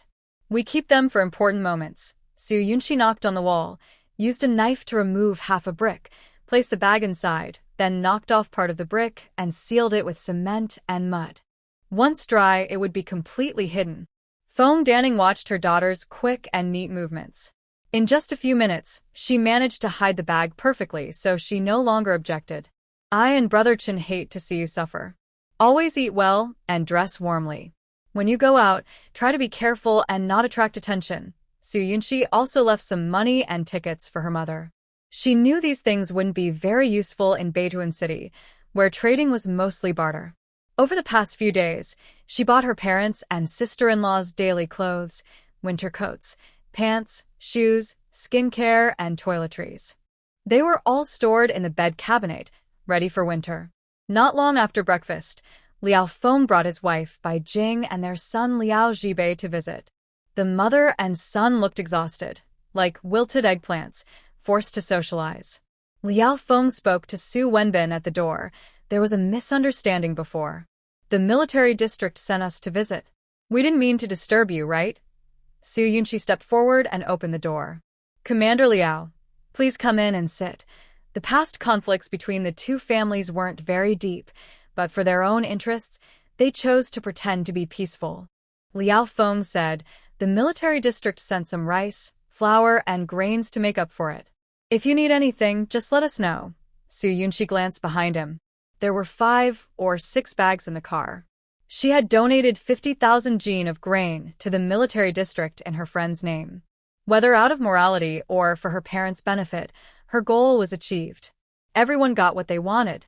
Commander Wu gained credit, and in return, he sent benefits back to the Su family. Dealing with smart people made things easier. "Comrade Liao, you are too polite.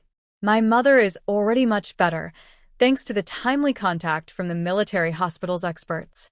As ordinary people, we are very grateful. There's no need to ask for military supplies for free, My father will settle the costs later when he goes to the military district. Su Yunshi won't let Wu Guiqiang leave any evidence or handle this matter improperly. She will handle it officially. The grain was delivered through the proper channels to the yard. In the future, when her parents buy grain from the military district, it will be legitimate. If they give it to you for free, just accept it. Such good fortune isn't something everyone can get. Bai Jing doesn't know whether Su Yunshi is naive or clever, but she pretends to be proud and aloof. Now, she has to be honest and doesn't dare underestimate the Su family. The political commissar personally apologized and delivered grain. Su Yunshi really has good skills, managing to connect with the second-in-command of the military district. When the division commander and his family visit, many people will see it. Even if the Su family stays in Beituan with a capitalist background, no one will dare to provoke them. And are you here just to deliver grain? Since she was helped by Comrade Liao, Su Yunshi doesn't bother to pay her much attention. But since she spoke, she decided to say something. Thinking about Liao Feng's stern scolding before leaving, Bai Jing and Liao Zhibei look unhappy but dare not say anything. They blush and nervously apologize. Danning, I was wrong last time. I sincerely apologize. Since we are friends, please don't hold it against me. Sorry, uncle and auntie. I won't cause trouble at your house again. Feng Danning and Su Wenbin also don't want to see these two women arguing. They mumble. Forget it. The Su family has officially settled the matter with the military district. They shut everyone up and stopped the gossip. The supplies were moved into the Su house, and the Liao family left. After counting the grain, He Yuchen took Su Wenbin to the military district to settle accounts.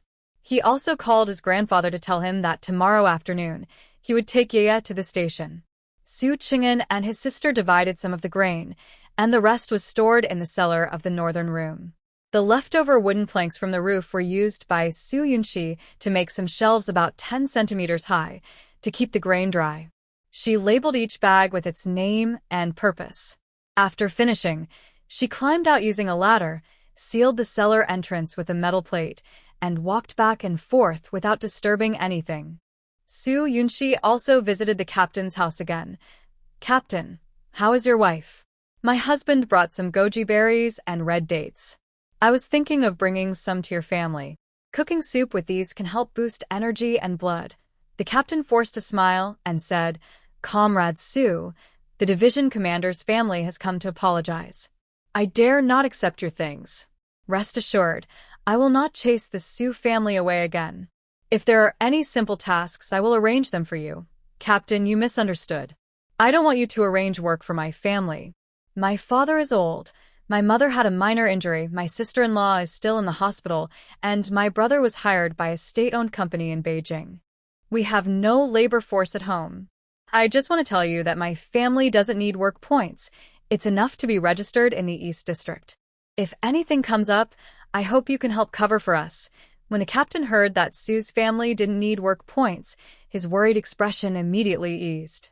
No one in the East District had any objections. Registering in the East District is fine. "Comrade Su, I won't assign any work to them anymore." Su Yunshi handed over some items and said, "Captain, thank you for your kindness." She had put so much effort into this only to ensure her weak and sick parents could live peacefully during these years, waiting for the day they could reunite. Malia saw Su Yunshi off and asked, "Comrade Su, are you returning to Guangzhou? When will you come back? You haven't had a good look at the nearby rivers, lakes, and mountains. You also missed this year's Eid festival. Try to come in June next year." Su Yunshi wasn't sure when she would come again. "It depends on the situation, Malia. My parents and sister-in-law live in the East District.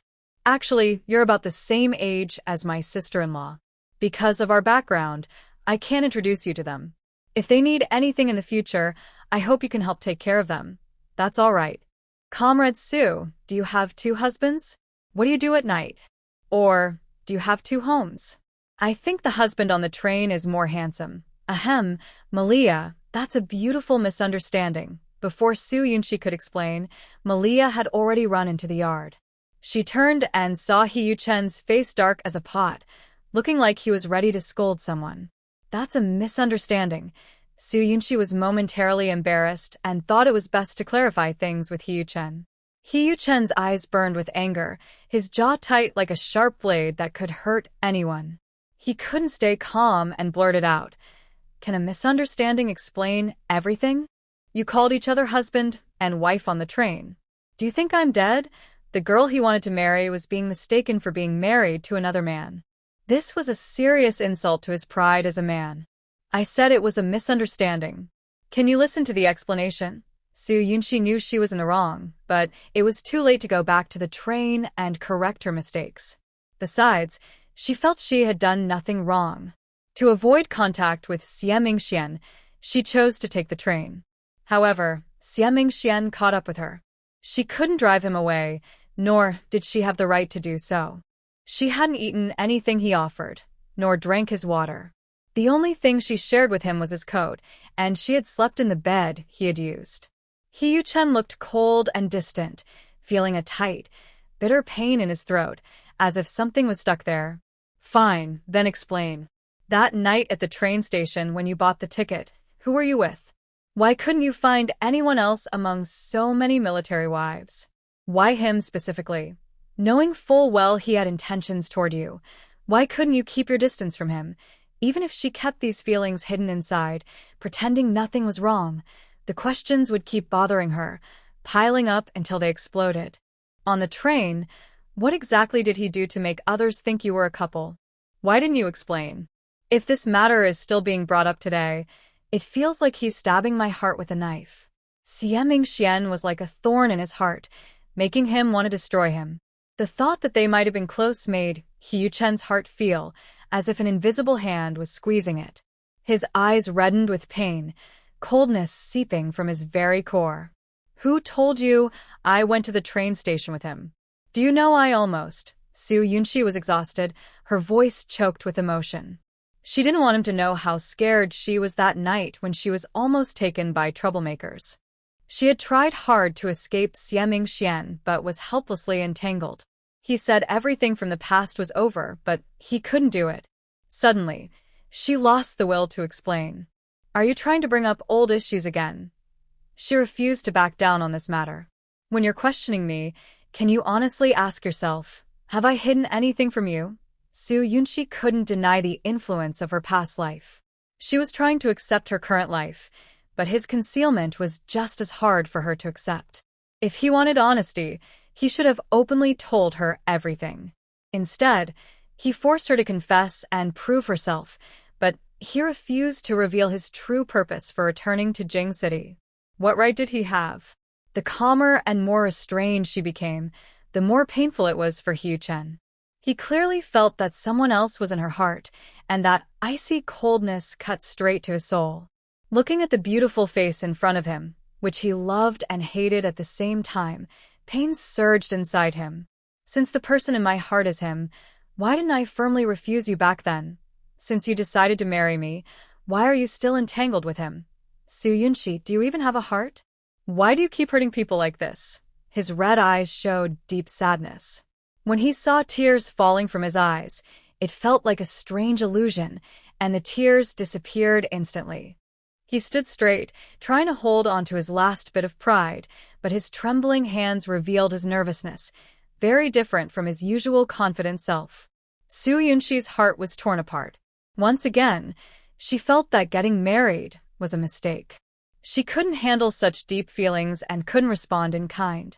"I'm sorry for causing you trouble," she said, tears streaming down her face, unable to say anything else. He Yuchen saw her cry for the first time. He felt anxious and reached out to wipe her tears, but she dodged away. "Since we've said so much, let's not pretend everything is fine. It's pointless to go on like this in confusion." Su Yunchi forced herself to hold back her sadness and directly said, "You have a lover in Jing City. You can tell the truth." "I am not someone who can't let go." He Yuchen's body stiffened instantly. His breathing became heavy, and he looked angry. But more than that, he was filled with fear and reluctance. "Do you think I am fickle in your eyes? Not trustworthy? What more do you want me to do? Should I show you my heart?" Su Yunchi bit her lip and looked at him stubbornly. "I'm asking you one last time. Is there another woman? He Yuchen's face remained calm, but his eyes, which dared not meet hers, revealed the answer. Did you go to Guangzhou to hide from her? So, marrying me was also for a hidden purpose. It's not what you think. I haven't liked anyone else. He Yuchen loved only her from the beginning. Not marrying her. Would he just watch her marry someone else? He would regret it for the rest of his life. After many years, Su Yunxi once again tasted betrayal. Her anger and disappointment threatened to drown her. So, you can give your heart to me, but your body to someone else? Do you think I, Su Yunxi, am a fool? How could I give my true feelings to a man who is unfaithful? He Yuchen saw through her fragile resolve beneath her calm exterior and hurriedly explained, that night I was drunk and don't remember anything. Finally understanding the truth he had been hiding, Su Yunxi smiled through her tears. Men really are no good. How could I still have illusions about them? Is that your excuse for avoiding responsibility? Saying you don't remember because you were drunk? You hurriedly married me, not only hurting her but also hurting me. Seeing her tears, He Yuchen's heart ached so much it almost lost feeling. It was his fault she was crying. He had never hated himself as much as he did at this moment. I never wanted to lie to you. I was afraid you'd be angry if you found out, so I didn't dare face the past. Give me some time. I will go back to Jing City and handle everything. He Yuchen, I don't care what choice you make. I, Su Yunxi, won't be someone others can choose for me. When you're done with your work in Jing City, we'll get a divorce. Su Yunxi wiped her tears and turned her head away, no longer looking at him. This way, everyone could be free. When she spoke, she felt both relief and reluctance, but none of it mattered anymore. She was reborn to change her family's fate and her own. Love and feelings could be left to chance. Divorce?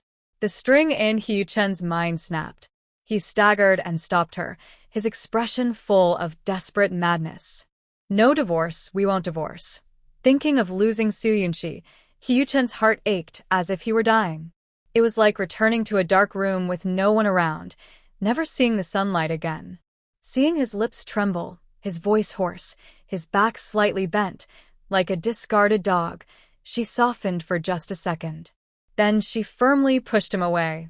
He Yuchen, from now on, stay away from me. If you keep bothering me, I will go and apply for a divorce. He Yuchen withdrew his hand, like a child who had made a mistake. Wait until I go back. You promised to wait for me.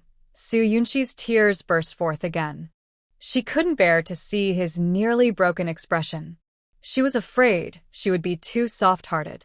Feng Danning sat on a bench, wiping her tears. In just a few days, her family had climbed out of, but both children were about to leave. Don't cry, Mom. We're not gone forever.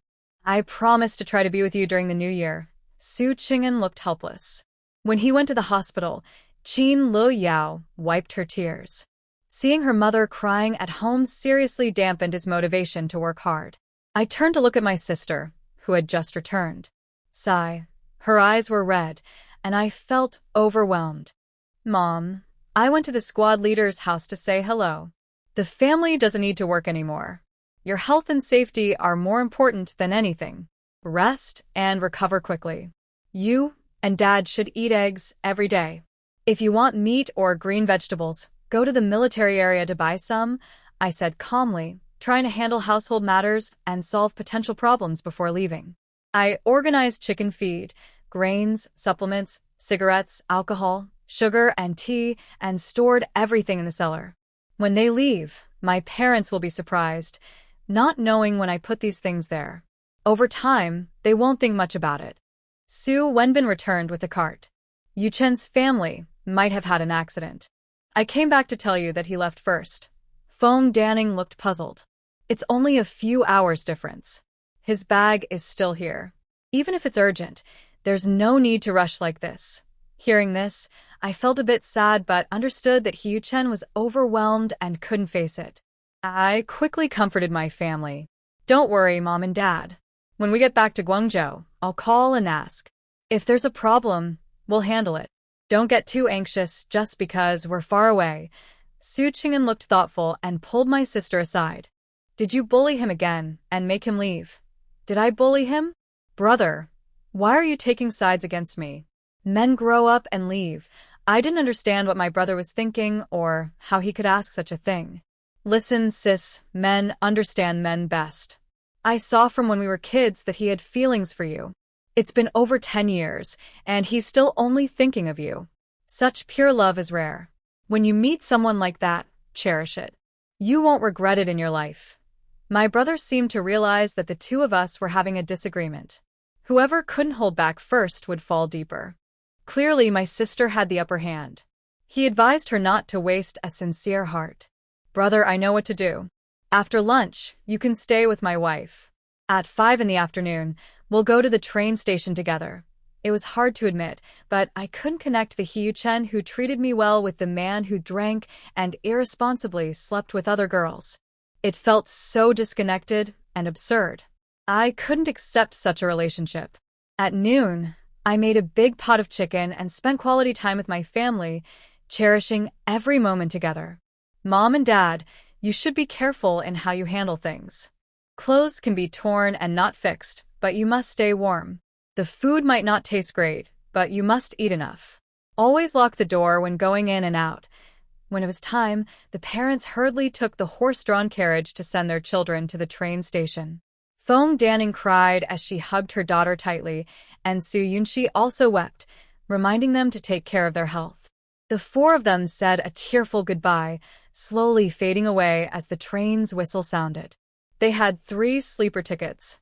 Su Yunxi looked at the empty bed across from her, trying to control her thoughts, but tears still wet her pillow. To distract herself, she often studied building notes with Su Qing'an. Soon it was the next afternoon. At Guangzhou Station, she saw her grandfather and guard Xiao Zhang on the platform. Aunt Zhang was holding Yaya, who was over 2 years old. Su Yunxi pulled her brother over and asked, "Grandpa, haven't you been eating well lately? You look thinner." Xiao Zhang quickly said, "Commander hasn't been eating well since you left. He's worried." "That's enough. Chang'an and Yunxi are both doing fine. There's nothing to worry about." Feng Zhenhua stopped Xiao Zhang from saying more. Seeing his grandson so thin, he felt very sad and patted his shoulder. "As long as he's healthy, there's hope. Don't let temporary setbacks defeat you. Grandpa, my parents are both doing well. Yunxi is more capable than me and has solved all the problems," Su Qing'an said honestly in front of his grandfather. "I don't know if Yunxi is capable or not, but you need to cheer up. This is a rare opportunity, so you must seize it." Hearing He Yuchen mention it, Feng Zhenhua was thrilled that Qing'an could shed his capitalist label, something that seemed almost miraculous for the Su family. "Yes." Su Qing'an looked at his daughter, who looked confused. After 2 months apart, she hardly recognized him. His eyes welled up with tears. "Yaya, I am your dad." "Yaya, your dad is back to see you," Su Yunxi said, holding her little niece. "Auntie, Yaya wants to eat fish balls." Yaya clung to her aunt, knowing who would give her tasty food. Su Yunxi comforted her, then hugged Dad and kissed him. "When we go back, Auntie will make delicious food for Yaya, okay?" Yaya thought for a moment and agreed. Su Qing'an held his daughter, tears falling uncontrollably. He realized that family bonds are strong. When you can't see loved ones, you miss them. When you see them, you're afraid to part. Briefly reunited, then separated again. Su Yunxi watched her brother board the train to Jing City. She suppressed her sadness, hugged Yaya, and returned home with her grandfather and others. Why didn't Yuchen come along? The busy platform earlier made Feng Zhenhua forget to ask.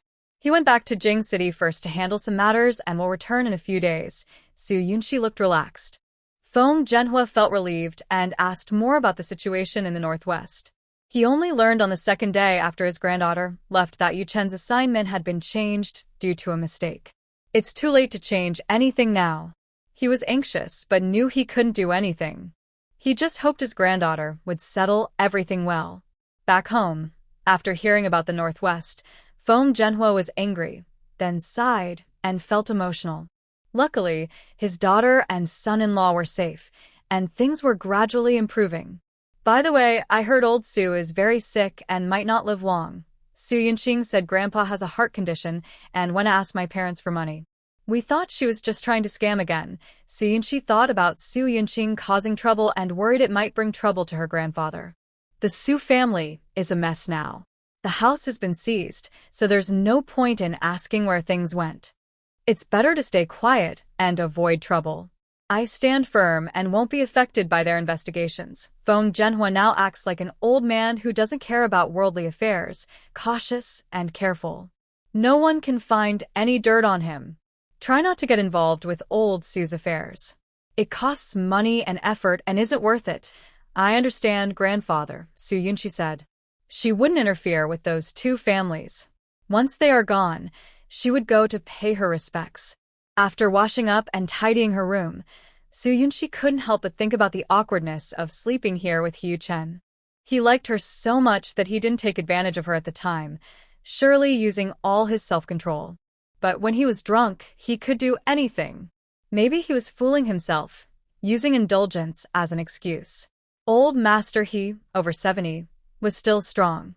He swung his military whip fiercely, the sharp echoing through the air, striking his cold, proud grandson. Who you marry is your choice, but it can't be a capitalist's daughter. The situation is so serious now, and you're still causing trouble everywhere. Because of his insistence on only wanting her, Yu Chen has been whipped dozens of times. His shirt is torn, his back is raw and bleeding, blood dripping onto the ground, forming a bright red pool. He looks pale, as if he has just been pulled out of water, sweating heavily, standing straight without a single cry of pain. The physical pain is nothing compared to the deep heartache. Thinking of Su Yunqi's tears makes him want to go crazy and destroy anyone who harms their relationship. Really stubborn. Dad, we're wasting effort.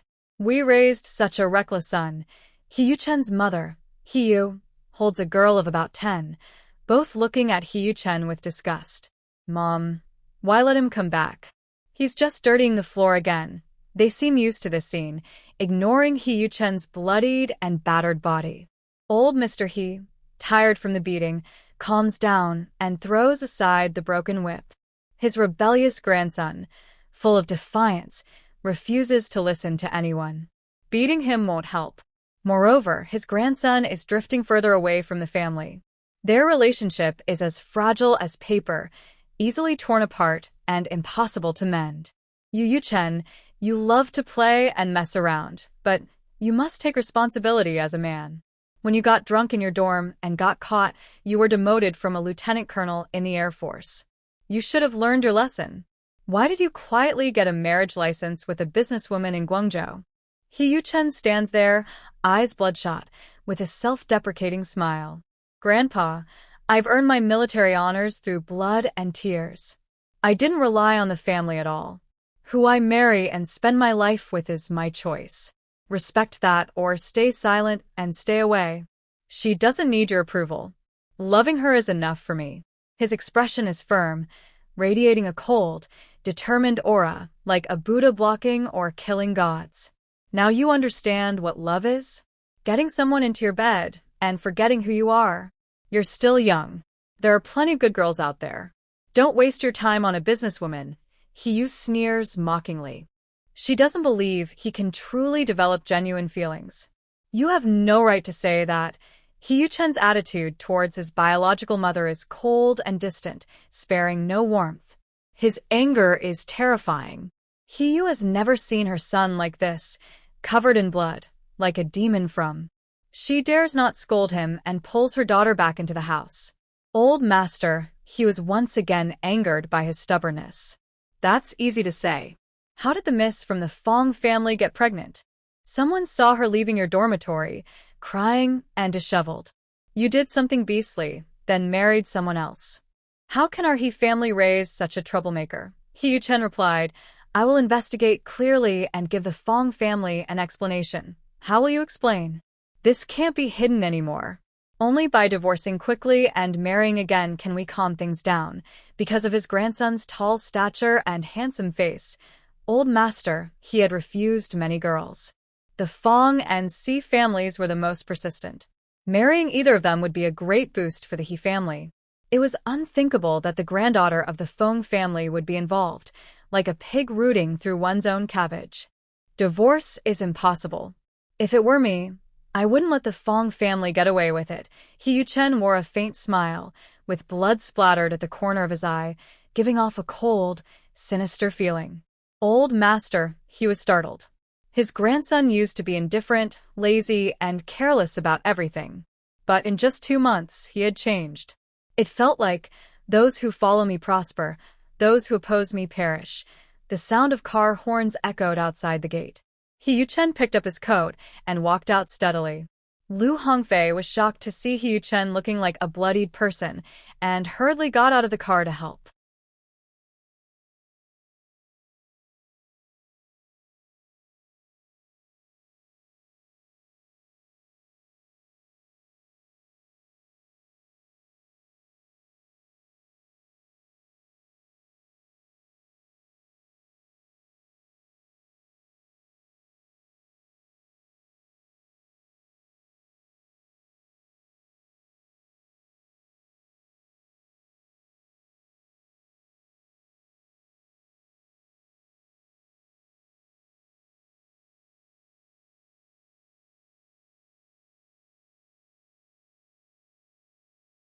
Lu Hongfei was a bit excited. It's not hard to kill the Fong family. The hard part is that you must not get your hands bloody. We need to plan carefully. He Yuchen looked at the starry sky, his expression lonely. He wondered what his wife was doing now. She was in Guangzhou, right? Did she go home? Did she think of him? Even for a moment. He wouldn't let her wait too long. A new day began. Su Yunxi drank milk, ate breakfast, then returned to the military district to sign the relevant visitation documents. Xiao Zhang put He Yuchen's bag into the living room. Because of the rain, the vegetables in the yard were still alive. He helped water them. Before Su Yunxi arrived home, she was pulled away by the wives of the farm workers. Yunxi, you're finally back. How is everything at home? We think about you every day. Yunxi, today the military cafeteria will start using meat from the farm. They plan to slaughter about 10 pigs at noon. Yunxi, the rabbit farm is doing well. They've bred hundreds of litters. The breeding is very fast. Yunxi, we've stored over 10,000 eggs. Everyone chattered happily as they took her around the farm. During her 10-day absence, everything was normal. Su Yunxi took out a blank notebook and a pen from her bag and gave them as gifts. Everyone was very happy. She checked the accounts in the storage room. In the afternoon, she visited the state-run restaurant and hotel in the city to try to solve the surplus problem at the farm. Our city opened a Xiangyang soybean oil factory. The price is 5 cents cheaper per gene. Over a year, we can save quite a bit.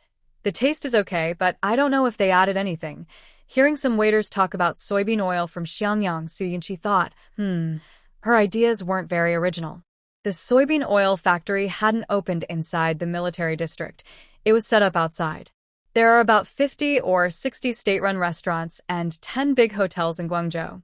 She visited 3 in the afternoon, discussing supply cooperation. One signed an order and requested delivery to their door. This means they need delivery trucks. Su Yunxi returned to the military district and went straight to Commissar Su Da's office. Because of the mess caused last time by Su Huihui, Su Da was now very polite to Su Yunxi. Welcome back, Comrade Su. Is everything at home okay? Su Yunxi got straight to the point. Everything is fine, Commissar. I want to ask if there are any discharged soldiers in our military district who are unemployed. Su Da was surprised, unsure of what Su Yunxi was planning. Thinking that retired soldiers who are injured might come to drive, handle loading and unloading, and their wages and fuel costs could be paid from the farm's account. There are suitable candidates. Su Da thought that using retired soldiers would be safer for the farm's income. Some soldiers receive small subsidies and struggle to make a living. He asked the person in charge of records to introduce the retired soldiers. Su Yunxi selected a few, recorded their names, and asked at the cafeteria. The young soldiers in the kitchen were chattering. I know Li Taizhu and Zhang Yang. They are both in the special forces. Qian Hai, I know him, but I don't know if he's willing to come. Squad leader Miao scolded everyone to get to work. Comrade Su, most of the retired soldiers have gone back to their hometowns. I'll ask around during dinner tonight. Su Yunxi went home first. In the evening, She promised Chen Ernie to have dinner at her house. On the way, she heard, this time, the special forces made a big contribution. Comrade Xiamingxuan's arm was injured in an explosion, and he received a first-class merit. I heard he might be promoted to regimental commander now. The youngest regimental commander ever, right? Only 23. With his rapid promotion, he might even reach division commander before 30. Turning a corner, she saw the elderly lady from the Xiao family sitting under a big tree outside, cooling off. Oh, isn't that Comrade Su Yunxi? I haven't seen anyone busier than you in the entire military district. Well, no one in the military district is lazier than you. Su Yunxi ignored the angry old lady Xiao, closed the door securely, and sent the robot butler to clean the house and change the bedding in 2 rooms. She went to the bathroom, washed herself from head to toe. In the northwest, everything was either dirt or sand, and she felt itchy all over. She applied body lotion and massaged it in until she felt better. She cleared her mind, dried her hair, and drank some red soup. Thinking about the divorce, a sharp pain pierced her heart. She started searching through the belongings He Yuchen had given her. She hadn't looked at them before, just threw everything into her space. Now she wasn't interested in looking at them. She was waiting for someone to come back and handle the handover. She couldn't stay here after the divorce. Moving back to her grandfather's place made her anxious. Would it worry her elders? She checked the time and changed into new clothes before heading to the apartment building. Delay isn't home. I don't want to eat alone, so I ask you to keep me company. Chen Ernie opened the door, invited her in, and went to the kitchen to busy herself. Su Yunxi placed a bag of fruit on the table, washed her hands, and went to help. And I, don't be busy. We made so much food, we can't finish it all. It's not just to keep her company. We specifically prepared 2 meat dishes and 2 vegetable dishes to treat her. Just a moment, I'll be right there. Chen and I arranged the dishes, and the 2 of them sat down to eat together. And I, you don't need to be polite with me. That won't do, Yunxi. I really want to thank you. You've helped me find my place. Chen and I happily talked about the rabbit house, clearly loving her job. By the way, Yunxi, I need to tell you something. That Su Yunqing isn't a good person. One day, she was sneaking around, leaning on the wall, looking into your yard. She knew you and your husband weren't home, but still did it. I think she was trying to steal something. Really? That can't be true. Yunxi thought that Su Yunqing was still up to no good, focused on the missing treasures of the Su family, tricking and cheating. Now she even wanted to steal.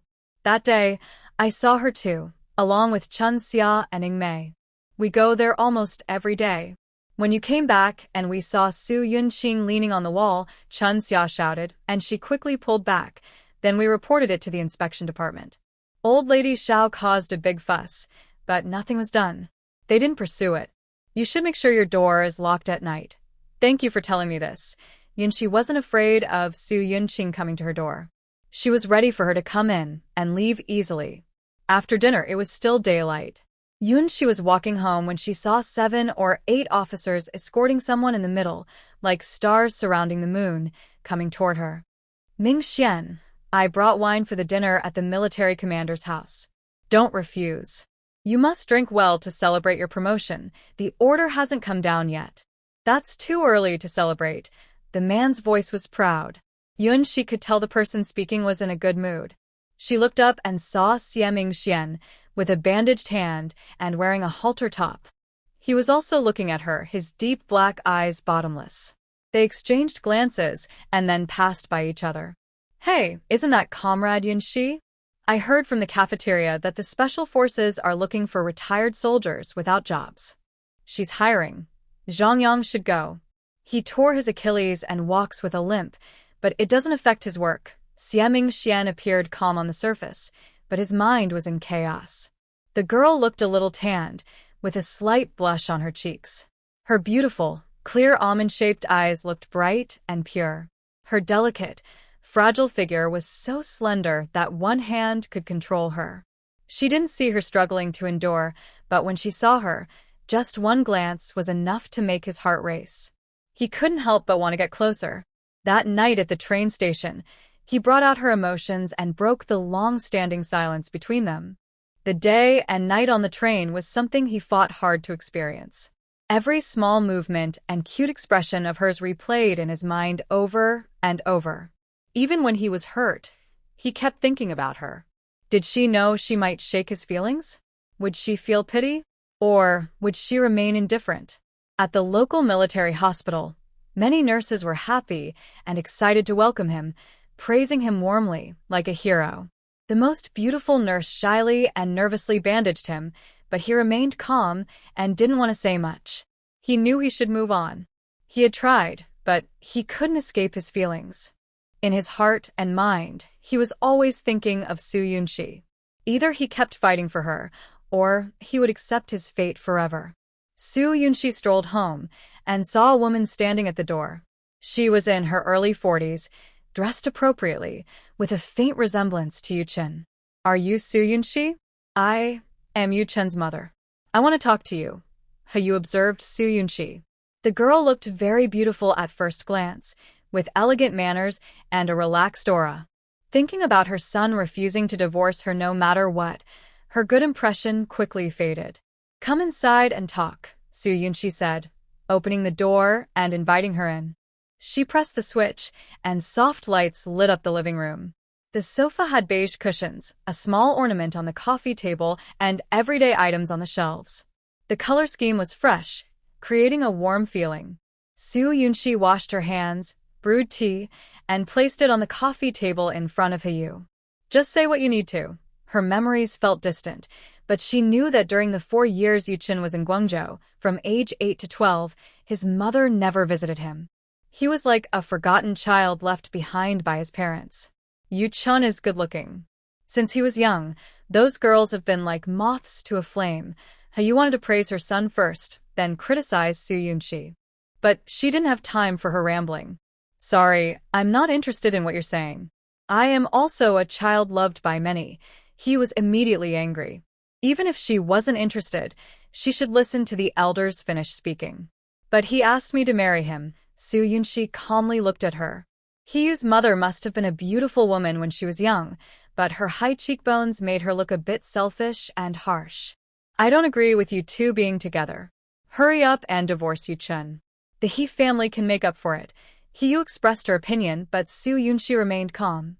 "Aunt He, whether you agree or not doesn't matter. Whether we divorce or not isn't up to you. Don't waste your effort on me. They might divorce, but it wouldn't be because of someone else's opposition. In the end, you just can't let go of the He family's power. Don't think you can get any help from me. Look at your family situation. Clinging to Yu-chin won't work." He tried to make Soo Yoon-shi feel inferior by flaunting the He family's status. Soo Yoon-shi looked a little disappointed. "When I married him, it was only because I liked him, not because of the He family." "I thought you would give a stronger reason." Seeing Soo Yoon-shi's firm will and her refusal to leave Yu-chin, Hiyu finally remembered her trump card. Yu-chin's baby is over 2 months old now. Soo Yoon-shi was momentarily stunned, as if a stone was pressing on her chest, making it hard to breathe. It turned out he had hidden more than just sleeping with someone. He had a child. What did that make her? All his careless feelings that she had sensed, were they fake? How could he be so terrible? Thinking about him sleeping with others and then with her again, Soo Yoon-shi felt terrible. Oscar wouldn't give him an award for his acting. He deserved it for his great performance. "She was pregnant before you got married. You need to divorce him quickly, or when the baby gets older and causes trouble, people will say you're just a fox spirit stealing her husband's affection. I don't know how Yu-chin tricked you in the first place. Anyway, he's been too timing. Since you love him, think about his future. Divorce and step back would be better for everyone." Soo Yoon-shi knew there were many things in this world that didn't make sense, like a mother not loving her own child. "Aunt He, this isn't something a mother should say." She started to act foolishly, even defending the scoundrel. Yu-chin begged, "You said you would wait for me." Soo Yoon-shi's eyes welled with tears, but she held back her impulse. "No matter what you say, I will stick to my words. I will wait until he returns to handle things. If there's nothing else, please leave." He was choked and angrily got up and left. "Staying here won't help. Yu-chin doesn't want you anymore. No matter how pretty you are, you can't win a man's heart. It's better to stop now before you regret it." Soo Yunshi closed the door tightly, her body weak, and she collapsed to the ground. She hugged her knees and silently cried, overwhelmed by the sadness of betrayal. He had a child with someone else, and she might never have her own children. She decided to cry for a little while, where no one could see. The next morning, Soo Yunshi looked in the mirror. Aside from some dark circles, everything was fine. After washing her face and skincare, she packed her personal items and clothes. Thinking about Soo Yunqing possibly sneaking into the yard to steal someday, she didn't leave Yu Chen's allowance passbook in the house. She tidied everything carefully, making sure no traces were left. Then she locked the door and went to a meeting at the cafeteria. Everyone saw Soo Yunshi as a pillar of support. Since she was away for 10 days, everyone talked happily, and the meeting lasted nearly 2 hours. She discussed a few new dishes with Captain Meow: dry pot rabbit, stir-fried rabbit, braised rabbit, iron pot goose, and others, to add more variety of meats. Looking at the time, it was time to go to the art exhibition. Since she decided to cut ties cleanly, she wouldn't use Yu Chen's car anymore. She asked about the military district's car. Luckily, one was about to leave, but it was to take Xiaming Xian to the city hospital for a checkup. Xiaming Xian saw Soo Yunshi talking with the driver, glanced at her, then turned and walked away. Today, she wore a light purple long dress, leather shoes, elegant and graceful. Her dark, thick hair was styled into a sweet side braid, revealing a beautiful swan neck. Her snow-white skin was captivating. Xiaming Xian couldn't help but say, "Why? Are you afraid to ride in the same car with me? If you're not guilty, why hide from me?" Soo Yunshi stopped walking, ignoring his provocation, and looked directly at him. "I'm not hiding. I just don't want to be in the same space with you." Her rejection was clear and firm. In her past life, she had already paid a heavy price for being with him. This life, even if she didn't stay with Yu Chen, had nothing to do with Xiaming Xian. A pang of pain struck Xiaming Xuan's heart, and he suppressed his embarrassment. "All the shareholders are from the breeding farm. You can't avoid it. Squad leader Meow said you're recruiting veterans. I've taken on this job. How many people do you need? Most of them are old members of the Marine Corps. I know their character better than you do." Soo Yunshi finally agreed. "Just 2 for now." Hearing her agree, Xiaming Xian felt an inexplicable sense of satisfaction. He needed her. If he was useful, she would be willing to talk to him. This realization was uncomfortable, but also strangely satisfying. In the end, Xiao Zhang drove over to take Soo Yunshi to the art exhibition. The building covered over 1,000 square meters with dozens of exhibition halls. Not only were there famous painters, but hundreds of people from different fields attended. Because of the trouble with the Soo family, Soo Yunshi had been silent and out of sight for over 2 months. Her appearance immediately made the atmosphere at the exhibition livelier. Although she wore no expensive jewelry, her beautiful face, like a bright moon, was enough to draw attention. The light purple dress made her look elegant and noble. She radiated confidence. Soo Yunshi greeted a few familiar senior painters. Her humble and polite manner made everyone feel pleased. She also met with the organizer of the exhibition, chatting casually. She had been dealing with them regularly over the years, so everything went smoothly. A few colleagues from the Painters Association came over. "Comrade Soo, your Neza and the sea painting is very impressive." Many masters gave high praise. "They say you make the characters lively and interesting, with rich imagination. The whole set of works flows smoothly and has great collection value. The colors are well matched and the techniques are skillful. Comrade Soo, your painting skills have definitely improved." One purpose of the exhibition was to help painters showcase their work and help collectors find valuable pieces. During the busy month at the breeding farm, she spent every evening practicing her painting. Her efforts paid off. Neza became the focus of the event, with people lining up 10 meters away to watch. Soo Yunshi remained calm and modest, listening and giving positive feedback on her colleagues' work. Everyone enjoyed the conversation. "Miss Soo Yunshi, our young master wants to buy your work. Please come and discuss it. Miss Soo Yunshi, our matriarch is celebrating her birthday, and she would like to commission a piece from you. Please come and talk." In the past, these matters were handled by the Artists Association. Now, facing them directly and making transactions transparent makes Su Yunshi uncomfortable. It feels as if the Su family has fallen and she has become cheap labor. She immediately made a statement. Please inform your family members to contact the Artists Association if they have any issues. The association will select suitable candidates and send them to me. I will decide whether to accept based on my schedule. If there is any more rude behavior like this, I will refuse to cooperate. Su Yunshi's clear attitude made the other party apologize and leave in a huff. She is not perfect and cannot make everyone like her. Su Yunshi, what are you pretending for? Everyone knows the Su family was demoted. They only let you paint to save face. Don't be ungrateful. In harmony, there are always troublemakers. Zhuang Xiaoding, dressed in a Western-style dress, approached. She is also a member of the Artists Association and has always had a conflict with the Su sisters. Before Su Yunshi arrived, she spread rumors that the Su family was afraid to come. But not only did Su Yunshi come, she became the center of attention, which made Zhuang Xiaoding very angry. You think you can act important? You're just a defeated opponent. You should be grateful and go kiss up to those clients. Do they even buy your work? Su Yunshi responded bluntly, feeling indifferent to these fools. She couldn't even be bothered to get angry. Zhuang Xiaoding maliciously leaned in and said, Su Yunshi has started doing flesh business now, working with Deputy Minister Du Bowen. Who did you find as your backing? That's why you have the nerve to challenge me. Her parents work in government departments and have excellent conditions.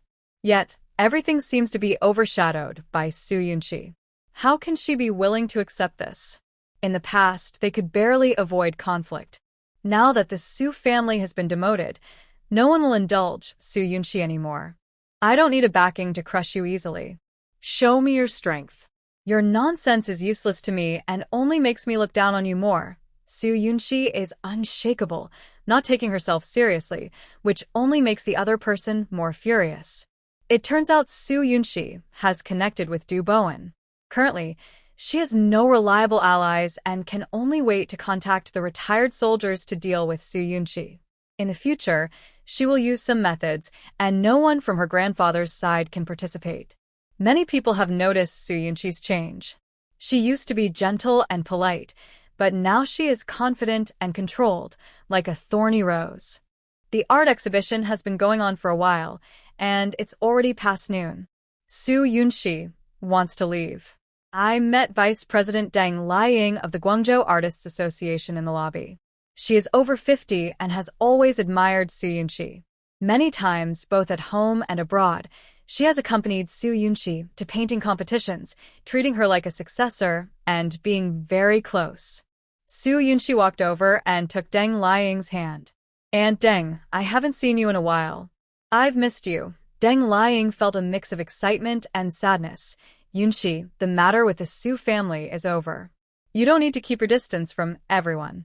Before, Su Yunshi visited the association every 3 or 5 days. Since the incident with the Su family, she hadn't gone back. The last time she sent her artwork, she left quickly. I need some time to get used to things. Please don't be mad at me, Su Yunshi said briefly.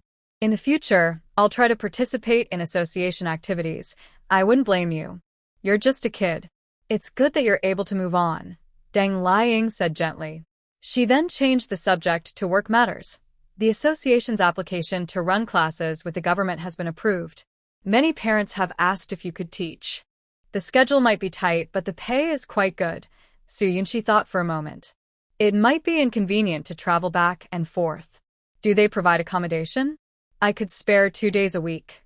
That's easy to arrange. As long as you come, those parents would be eager to buy you a house, Deng Liang said without exaggeration. Everyone hopes their children can reach Su Yunshi's level in painting. Just one piece can sell for thousands of yuan. The Su family used to be well off, and Su Yunshi never took private commissions. Now, she paints a couple of pieces when she has free time, mainly for practice. They agreed to meet at the Artists Association tomorrow. After leaving the art exhibition, dark clouds gathered in the sky. Su Yunshi looked up at the horizon. On the busy street, pedestrians hurried by. Only a young woman stood relaxed, her side profile clear and beautiful. Yunshi, a voice called. When Sion, wearing a white coat, approached her. It's really you. Are you here for the art exhibition? Comrade 1, Su Yunshi's mind shifted. She looked surprised and a little embarrassed. After the chicken coop incident, she had boldly visited Wen Sion to deliver a few chickens. Thinking back, it seemed a bit humble. Have you eaten lunch? Let me treat you. The chickens I gave you last time, I cooked them into soup at home, Wen Sion said. Wen Sion is about 1.8 meters tall, with a gentle, refined demeanor. He wears glasses and looks serious, but his warm smile makes him seem approachable. Okay, Sujung si agreed. She greeted Xiao Zhang, who had already finished eating. When they arrived at the state-run restaurant, it was past mealtime, so there were hardly any customers. When Sinian had just finished a surgery, and Su Yunshi had just visited an art exhibition. It was a coincidence that they happened to eat together. How is Ching'an? Over the years, we've seen less and less of each other. His transfer was sudden. Did the Su family offend someone? Since they had known each other for over 10 years, when Sinian asked straightforwardly. My brother went to Beijing.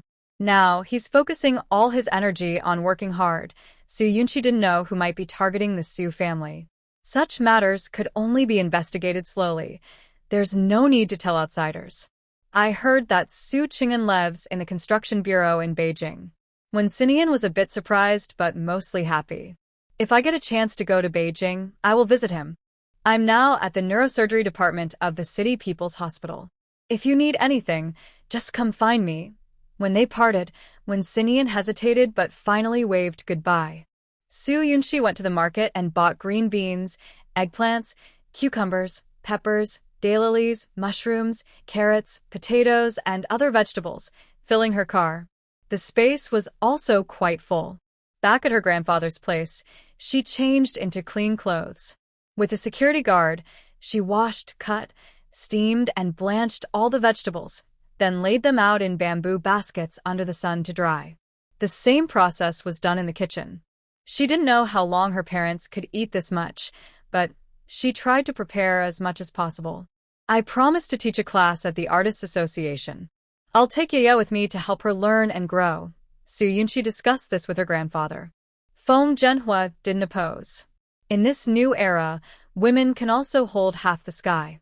Your brother is in Beijing now. I wonder if everything's going smoothly. Grandpa, he's a grown man. There's no need to worry too much. To be honest, if he doesn't do well, he can just come back to Guangzhou. Wherever he is, he can find food and a place to stay. Once he's free, he's free. Su Yunshi wasn't worried about Su Ching'an. After all, he had money and a way to make a living. He could succeed anywhere. That evening, she made spicy boiled pork slices, fragrant and spicy. Her grandfather ate an extra half bowl of rice. He Yuchen was forced to stay in the hospital for 2 days. His back was oozing fluid, and he couldn't go out in this condition. Lu Hongfei didn't know what old master he was thinking. He had just married Su Yunshi, and that girl wasn't bad. He couldn't just beat her to death. But He Yuchen didn't mention the He family at all. He had a high fever and was hooked up to N4. He stayed awake, red-eyed, replaying what happened 2 months ago. He could only risk his life to protect his friend. Lu Hongfei asked, think again. Was there anything unusual that morning? He Yuchen brushed off the cigarette ash. His arms were wrapped in bandages, and he was shirtless, looking brave and fierce. He hadn't slept for 3 days and nights. Every time he closed his eyes, he saw his wife looking sad. His heart and lungs hurt everywhere. How could he sleep? He remembered nothing about that night. When he woke up and sensed someone nearby, he instinctively kicked out. Seeing Fang Yan crying on the ground, he had a terrible headache. Why are you here? Where did everyone in the dorm go? You drank too much. I was worried about you, so I came to take care of you. He Yuchen remembered Fang Yan's clothes were still neat, but he found it strange. Are you taking care of me? Do you have no shame? Climbing into a man's bed. What exactly happened last night? Tell me clearly. Fang Yan stood up, looking panicked. It's nothing. I was just being naive. then she ran away.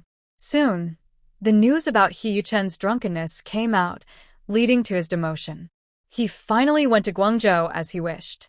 If Si Jiaqing hadn't gone to Guangzhou and spread rumors, he wouldn't have known Fang Yan might be pregnant, and possibly with his child. Then more messy things came out, with details that surprised him completely. His first thought was to hide it from his wife. No matter what, she couldn't find out, or she might impulsively leave him. He planned to finish his flight mission, then quietly return to Beijing and handle the problem without anyone knowing. He kept it a secret, but this caused his wife to lose trust in him. She was upset with him all the time.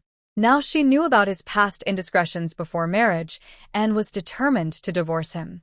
He couldn't bear it. It hurt so much he could hardly breathe. He never wanted to go through that fight again. He wished he could erase Fang Yan from his life. It was just sleeping in the same bed. I absolutely didn't make the first move, not even once, He Yuchen said irritably, biting his cigarette, firmly believing he didn't cheat after drinking. Lu Hongfei carefully pointed out the key question. Is it possible that Fang Yan forced herself on you? Relationships between men and women are not always about men taking the lead. Women can also be proactive. Sometimes, women might act without the other person realizing it. After all, He Yuchen is very handsome. Many girls secretly or openly desire him, hoping for a romantic encounter. He appears wild, but still keeps his boundaries. Fang Yan and Si Jiaqing often visit the Air Force Base when they have a chance to see Si Yanli. It wouldn't be surprising if something happened. She dares. When He Yuchen thought about this possibility, his teeth clenched in anger, and he felt furious. Because some time had passed, he didn't pay much attention to his physical condition and couldn't remember the details. Right now, your most important task is to sleep. Once you're better, we can go to the dorms and find a few people to ask where those guys were that night. There might be something suspicious. Lu Hongfei advised him not to torment himself. He hadn't slept more than 5 hours in 2 days and barely ate, missing a big plate of chicken. They bought 2 bottles of white wine. Unless they get He Yuchen drunk, no one will sleep tonight. He Yuchen's face, sharp like a knife, was pale but full of anger. I can't sleep. Every time I close my eyes, I see her crying because of me. She thinks I lied to her. I'm not even sure myself. How can I promise her anything? She must be very disappointed in me. Until I ruin the Fang family, I can't ease my anger. Lu Hongfei opened a bottle and handed the white wine to him. They clinked glasses and took a sip of the strong liquor, then started sharing funny stories. You're something else. How did you mock me before? Explaining whether I liked someone or not. How many times did you scold me after a breakup? Now you expect me to comfort you? You deserve it. She's used to your attitude. No girl dares to act high and mighty with you, Mr. He. In their social circle, relationships between men and women are very delicate. Lu Hongfei enjoys playing around. If he likes a girl, he can take her out and sleep with her. The next day, they part ways. Don't let my wife hear any of this. I like seeing her get mad at me, enjoy her scolding. Sometimes, I feel terrible for myself, but I just can't live without her. He Yuchen took another big sip of wine. The alcohol, too strong to swallow quickly, dripped down his Adam's apple and wet the bandage. When he mentioned Su Yunxi, his eyes shone with tenderness and affection. Even he didn't realize how soft his feelings were. Lan Hongfei feels a mix of envy and fear. Brothers who sit back to back might betray each other, so no one dares to fully trust or give their heart to others. Then you're done for. You have no resistance against her. You're lucky. Many people can't find someone who makes them go crazy at least once in their life. If she leaves me, it will be like having my heart cut out. A wound that can heal might be okay, but a heart taken away means I can't live. He Yuchen feels lost and hopeless. That's the worst thing he can imagine. If his wife rejects him, what should he do? It's painfully suffocating. Lan Hongfei finally gets He Yuchen to lie down. If he keeps going like this, he might suddenly die. He covers him with a blanket, looks at the 4 drip. When the nurse pulls out the needle, He Yuchen reflexively swings his fist. The nurse, in pain, covers her nose and falls to the ground. Lan Hongfei quickly helps him out of the room and pays for the treatment. Su Yunxi finishes tidying up and has breakfast.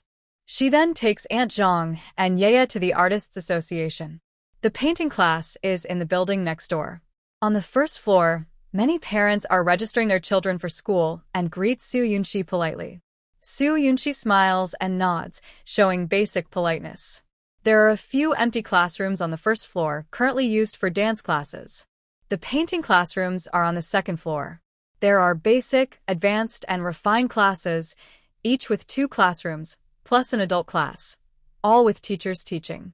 Deng Liang suggests, Yunxi, how about setting classes on Wednesdays and Saturdays? For lessons a day, so both reading and non-reading children can learn. I have no problem, Aunt Deng. Even my little niece will attend the basic class and pay the normal fee. That's good. Aunt Deng takes them to the 3rd floor, where there are about 10 single dorm rooms. Su Yunxi chooses the one at the very back. The room is about 8 square meters, with only a metal bed and nothing else inside. After completing the registration, Yaya sits in the front row of the basic class. She feels uncomfortable suddenly starting school, looking around, shifting, twisting. She can't get used to it. With some guidance from the teacher, she sees her aunt outside giving a thumbs up to encourage her. She holds back tears and obediently sits still. Aunt Zhang sits outside the classroom. Su Yunxi goes to the department store to buy a wardrobe, desk, chair, and bedding. Back in the dorm, she cleans and arranges the room, hanging a few clothes in the wardrobe. She feels neither happy nor sad. Life must go on. Yaya is adjusting well. She was told that her aunt would teach her tomorrow, which made her a little happy. Especially after having a small egg yolk cookie at lunch, she happily promised her aunt she would go to class every day. Such a greedy little girl. 1 cookie, and she's convinced. Foam Manhwa smiled as he patted his little granddaughter's head. Yaya held up her cookie to feed her great-grandfather, who had no choice but to eat it. Your aunt really makes good food. Even my great-grandfather is starting to feel like a kid again. Su Yunxi couldn't help but laugh. Grandpa, you're only about 60 years apart from being a kid now. In the afternoon, they went to the military district. At the canteen, they saw Xie Mingxian arm wrestling a soldier from the kitchen team with his left hand. The young soldiers cheered from the side. Compared to other roles, the kitchen team is quite strong. They handle vegetables, stir-fry, and cook every day, mainly using their shoulders, elbows, and wrists. But with Xie Mingxian, who is injured, they all easily overpowered him. He has a nimble build, looks slim but muscular, and has strong explosive power. Captain Miao came out from the back kitchen and saw Su Yunxi, chatting with her at the door. Every day at noon, they kill 12 pigs, and in the evening, 8 pigs. Chicken soup, mutton soup, and mung bean soup are always available. In the mornings, they add milk and eggs so the food is better than before. The soldiers all look happy. That's good.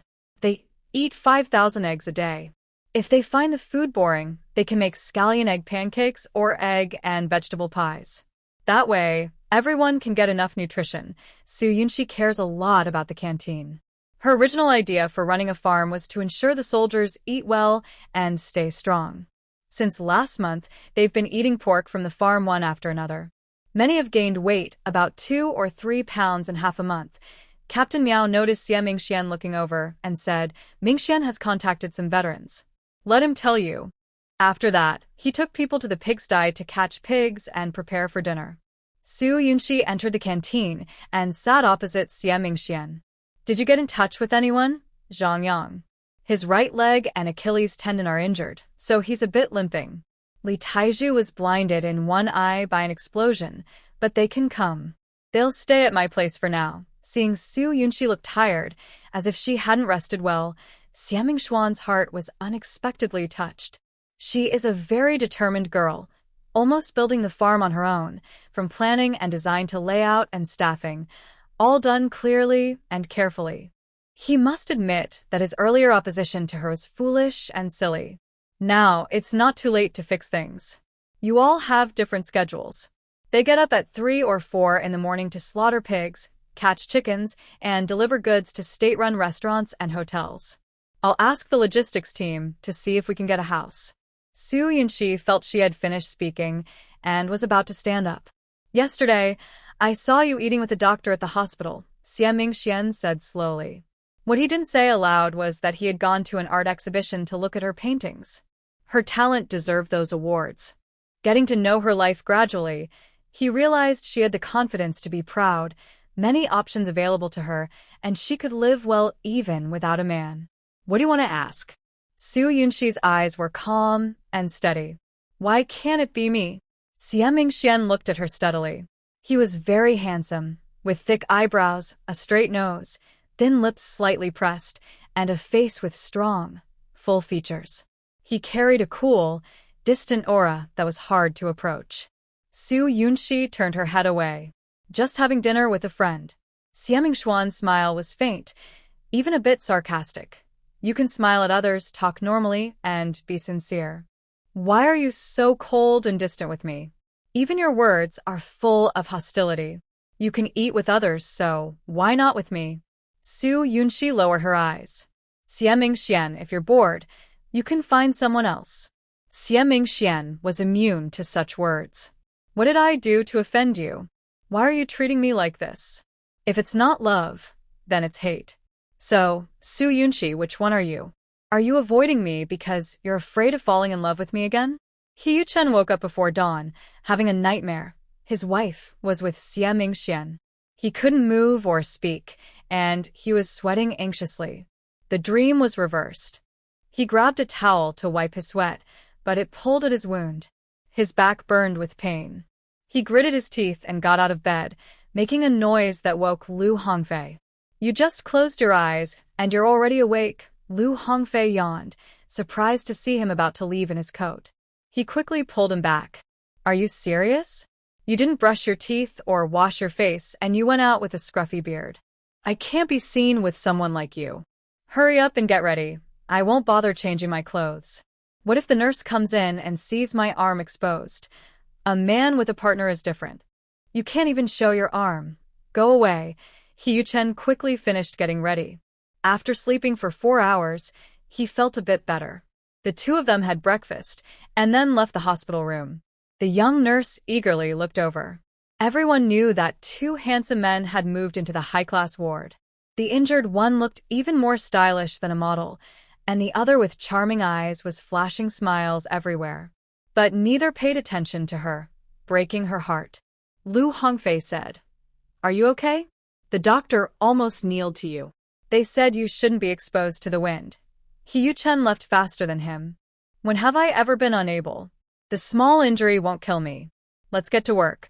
Lu Hongfei could only drive away. Should I tell Yanli? He Yuchen rested his chin on his hand. After a few days without proper meals, his jawline looked sharper and more masculine. Where do you think he stands? The Si family and the Jian family are relatives. If my wife goes to buy a train ticket late at night and sees another man following her, she should tell me. As brothers, we should ask what's going on. Didn't Jiaqing tell you? She's just stirring trouble, spreading rumors about you wearing a green hat. She likes to make trouble. Can you believe her? Yanli can't do anything about his sister. He'll find a chance to ask what's really happening, so there's no misunderstanding. Sometimes Lu Hongfei couldn't understand women. They like to scheme and cause trouble. After 10 years of brotherhood, they've always been honest with each other. That's why they don't need to part ways. When they arrived at the Air Force Base, He Yuchen only showed his face through the window. The security guard quickly let them in. Lu Hongfei couldn't help teasing, Your face is more useful than an ID. He Yuchen joked, At least I made it to Lieutenant Colonel. Lu Hongfei thought that the He family would help cover things up, but instead, he was demoted and transferred. That's like losing your position as a regiment commander. What were you thinking? Why did you break the rules? He Yuchen's eyes flickered with a gentle light. The Su family is being transferred. I only told you. Don't say a word. Lu Hongfei was surprised. He didn't expect He Yuchen to hide so much. They had been childhood friends for 4 years, waiting 10 years for her, with unchanged feelings. He loved her deeply even after they married. Unfortunately, he found out a bit too late. Last time in Guangzhou, he still acted confident. They left early, but by the time they reached the Air Force Base, it was already past 9. Everyone greeted him politely, calling him Captain He. He Yuchen nodded slightly but kept walking quickly, his long legs never stopping until he reached the training ground. Captain He, you're back. Someone hurriedly ran over happily. Tai Tu, go inform the 7 people in my dormitory that I want to see them. He Yuchen stood outside the airport runway, hands in his pockets, looking relaxed. But his sharp, lightning-fast gaze was fixed on the few people walking from the airport. His unique coldness and commanding presence made it impossible to ignore him. 5 people quickly came over, and 2 others were out on a mission. Even though He Yuchen had transferred them, his influence still lingered. Captain He, they all spoke respectfully. That night I was drunk. Where did you go? What do you know? Think carefully before you answer. If you hide anything from me, you know my methods. His half-smile hid a fierce, sharp look, as if he could tear someone apart at any moment. The 5 were scared and hurried to explain. Captain He, Comrade Fong said you're seeing someone, and you wanted some private time. We just wanted to help. We didn't refuse. Plus, you were drunk and anyone who tried to get close to you got hit. We didn't dare to get near. Comrade Fong has been taking care of you for years. Yeah, I was staying in the next room, and I saw the door was locked in the morning. I just washed my face and went to the training ground. Their explanations were pretty consistent. He Yuchen clenched his fists, making a sudden cracking sound, his cold expression frightening. Does no one know what happened inside the room? Anyway, Comrade Fong ran out with his shirt unbuttoned, and there were marks on his neck from being kissed. Men don't usually get hurt like that. Comrade Fong has been following you for years. Who told you to talk nonsense? He Yuchen kicked one of them far away. His fierce look made everyone afraid to speak recklessly. Lu Hongfei quickly held him back. Hey, enough. Let me ask. The 5 looked terrified. That's all we know. When Fong Yan ran out, how did she walk? Did anyone in the neighboring dorm hear anything? According to Lu Hongfei, Fong Yan was focused on Yuchen and probably didn't have anyone else. Seeing that some of them understood and others didn't, he decided to ask more directly. Your team leader might have been set up by someone. You are all accomplices. Think carefully. With someone like Yuchen, a woman who has been hurt and can't walk steadily, how could she run away? Especially when a woman is involved, things could get worse. He Yuchen remembered that his wife was only okay after 2 days the first time, and the second time in Beidouin, she still felt very uncomfortable. His heart felt like it was breaking. He had only done half of what he planned. She looks like she's running normally. The 5 people couldn't figure it out either.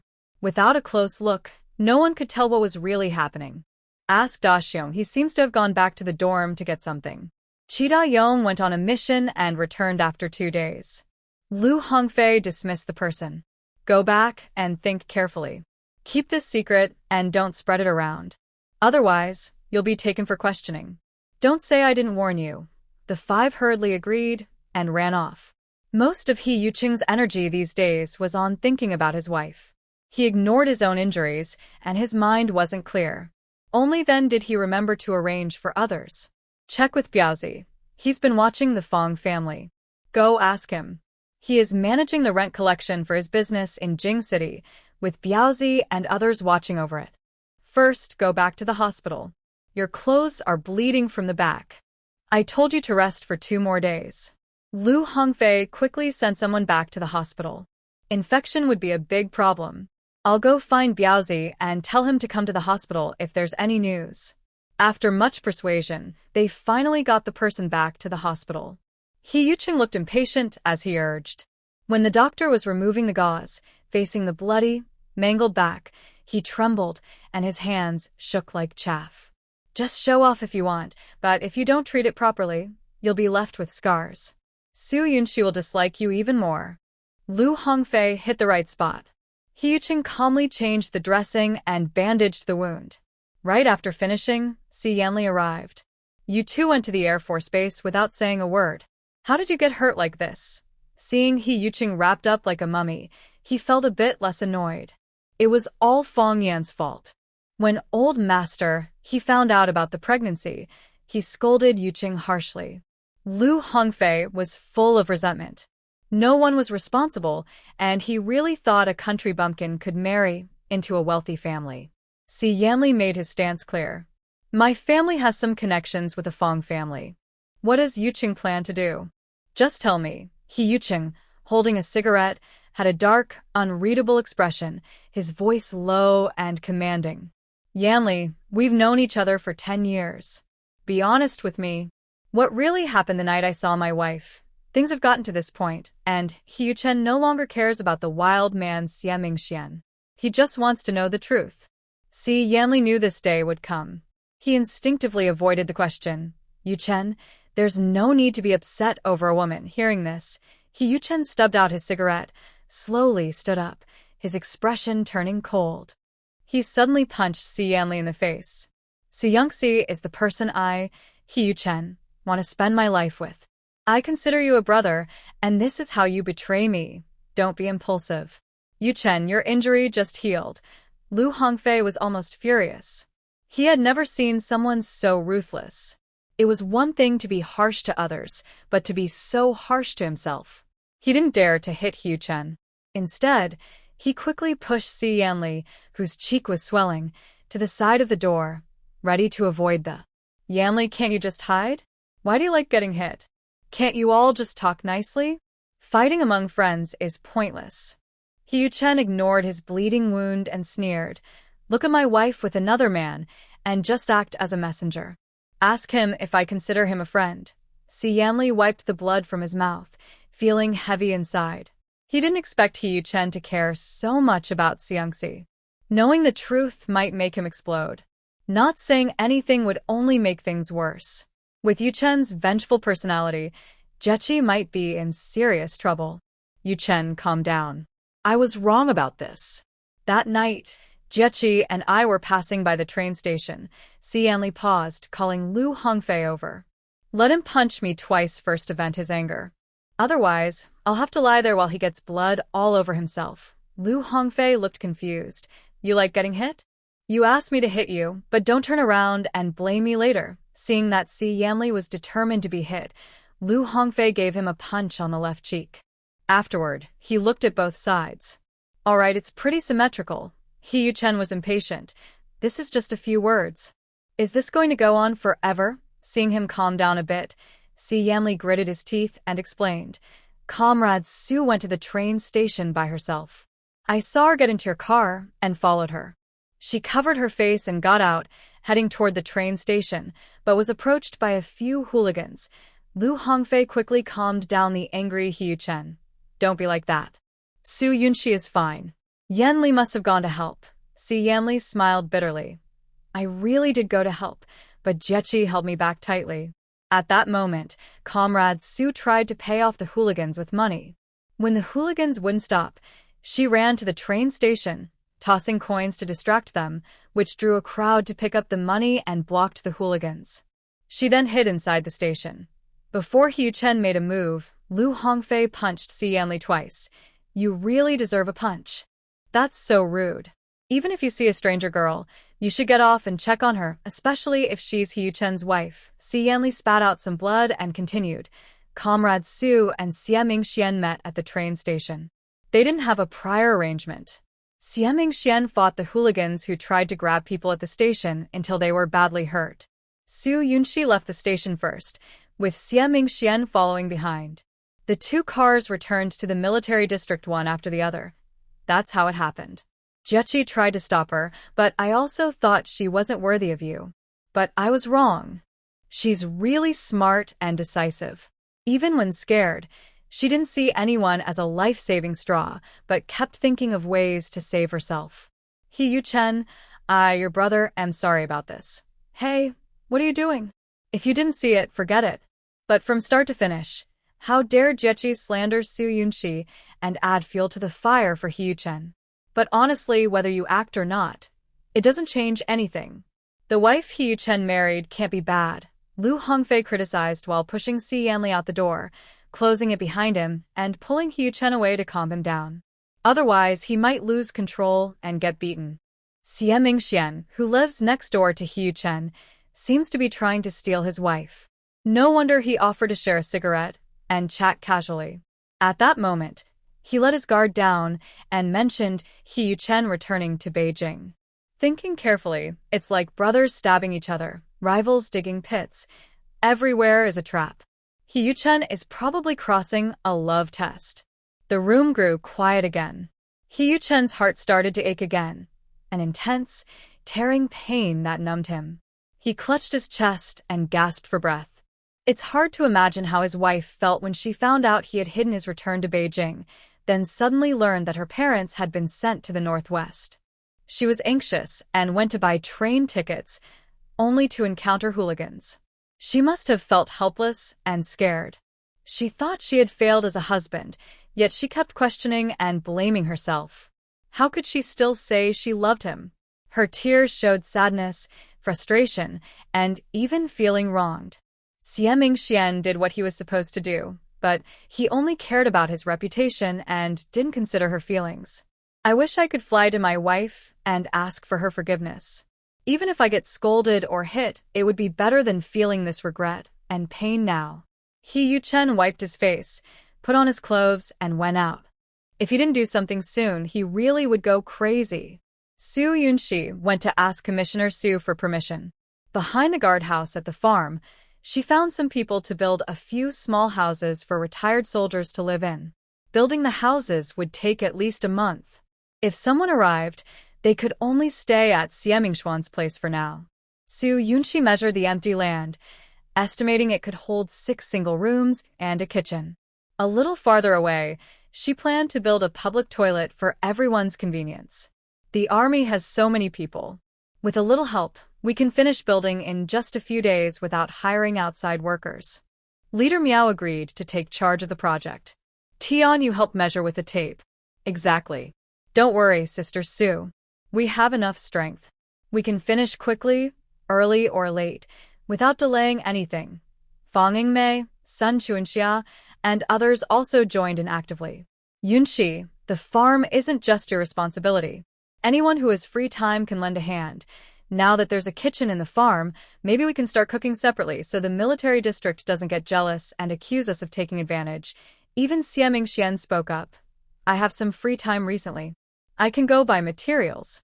Because of his injuries from a military achievement, the military district paid special attention and approved leave for him.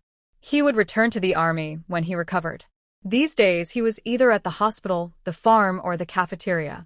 Everyone was gradually getting used to it. Su Yunxi wasn't used to it, but she had no right to send people away. She recorded the data and took the tape measure. Thank you all for your hard work. Just build the houses roughly according to the sizes. Make the kitchen bigger. When buying materials, go directly to accountant for billing and withdrawal. After finishing the farm work, Su Yunxi, along with Xiaozhong, went to the city.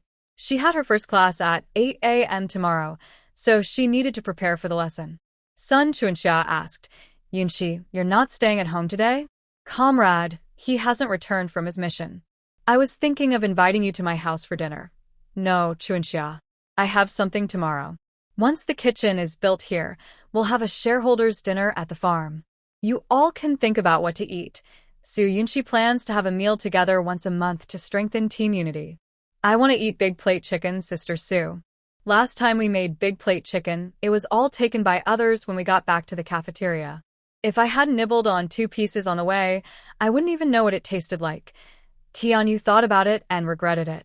It would have been better to eat first and then go back to the cafeteria. Squad leader Miao patted Xiao Tian. Look at your face. So fat that you won't find a partner. Even comrade Xie has no partner. I'm only 18, no rush. Compared to Mingxian, what's the point? Even city leaders are trying to match him. Su Yunxi had already walked away, not wanting to hear anything about Mingxian. At the military district gate, she met Su Yunxing returning. Yunxi, your grandfather is very sick. You have money, but you don't save him. That's really cold-hearted. Su Yunxing instinctively touched the wound on her neck, recalling what happened in Beituan City. She still felt scared and kept her distance from her cousin. Su Yunxi responded lightly, You're not cold-hearted. The little yellow fish was enough to send him to the doctor, or you could use the money from selling yourself. Hearing Su Yunxi's pointed words, Su Yunxing hurriedly denied, You're talking nonsense. Even if she acted boldly, she wouldn't openly have an extramarital affair. Breaking military marriage would mean both she and Du Bowen would be in trouble. Su Yunxi looked at her coldly. If you raise your voice again, even the military district will know. Su Yunxing suppressed her surprise. Actually, she knew that Su Yunxi was lenient with her because she was afraid of losing Commander Feng's face, since he was the matchmaker. Yunxi, are you planning to fight against the Luo family with your painting class? I can help you. After being humiliated and rejected by the Luo family, if you had any use, they wouldn't still be able to act so boldly now. Su Yunxi got into her car and left. Su Yunqing was angry for a while, then went into the courtyard and saw Xie Mingxian coming out of the breeding farm, an idea forming in her mind. Xie Mingxian, I heard you got promoted to regimental commander. Congratulations. Xie Mingxian ignored her completely. Su Yunqing continued. When you met Yunxi, she looked so worried. Did she say anything at the breeding farm? Xie Mingxian slowed his steps. Stop scheming. I don't fall for your tricks. Yunxi is living in the city now. If her marriage was good, she wouldn't have moved away.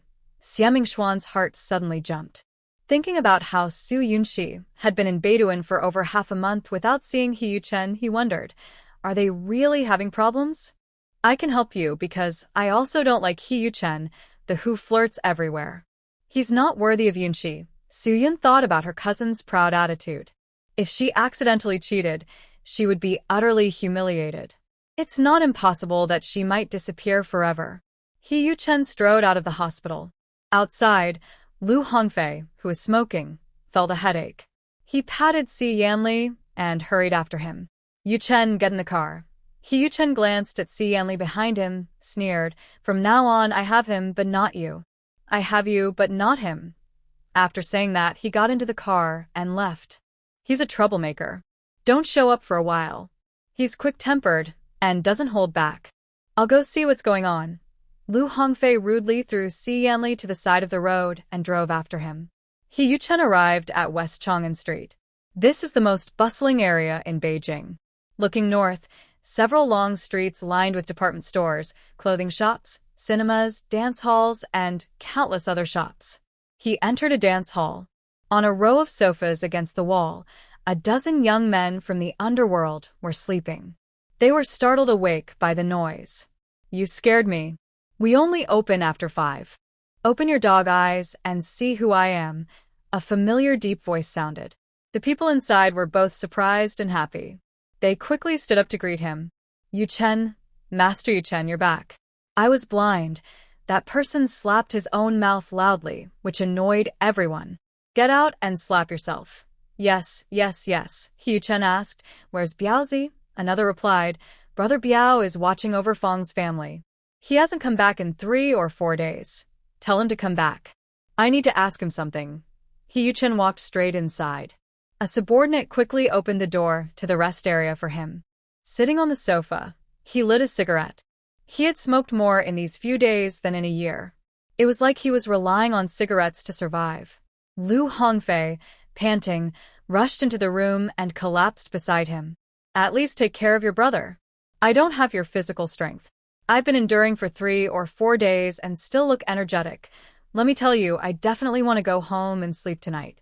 Whoever wants to go to the hospital with you, you can go. Go back now. You don't need to involve me in this. He Yuchen's eyelids lazily drooped. When he wasn't smiling, he carried a terrifying aura that made people feel afraid. Hi, I just want to clarify things about Fang Yan. I can't sleep until I understand what's going on. Lu Hongfei stood up, unceremoniously opened his wardrobe, picked out clothes that suited him, and grabbed a new pair of underwear before heading straight to the bathroom. Before long, Biaozi returned. He was about 25 or 26, strong, with a long scar running from his nose to his chin, making him look tough. Master, he respectfully stood to the side, speaking with a slight Cantonese accent. He Yuchen looked a bit more relaxed and spoke in a calmer voice. How's the investigation going? Biaozi had been with him for 10 years, his trusted right-hand man, second only in trust. Fang Yan's family hadn't come out of the house. They had bribed the housekeeper, claiming she was vomiting every day, but she hadn't been checked at any hospital, and the family doctor hadn't left the house. He had people following everyone who entered or left Fong's house. Old Master Fong went to and from work normally. The eldest son and his wife had lovers outside, and the second son liked to play around. Biaozi finished reporting the recent situation and waited for instructions. He Yuchen barely listened to Fong's family's messy affairs and said, "Break the son's leg." Yes, Biaozi agreed, planning to break both legs. Lu Hongfei, who had come out, quickly stopped him.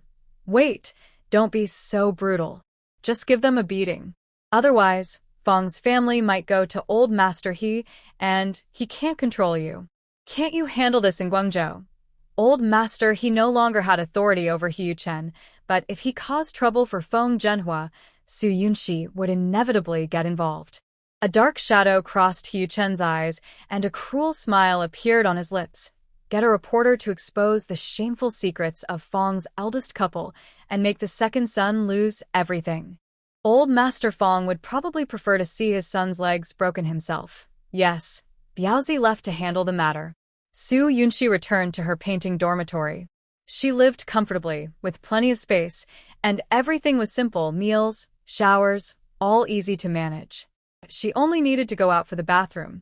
After drying her hair, she prepared lessons for 4 classes, based on what she knew. Before sleeping, she thought about it. It's already the 3rd day, and he still hasn't come back. He Yuchen wasn't the type to avoid problems. He was probably held up somewhere. Actually, it might be better if he didn't come back. Wearing the mask of a married man, it brought her many conveniences. I woke up around 6 o'clock. After washing up, Su Yunxi rolled out her yoga mat and stretched for a while. She then wiped herself down and had breakfast. She chose a light yellow shirt, a pair of black trousers, and low-heeled shoes. Suddenly, there was a knock on the door.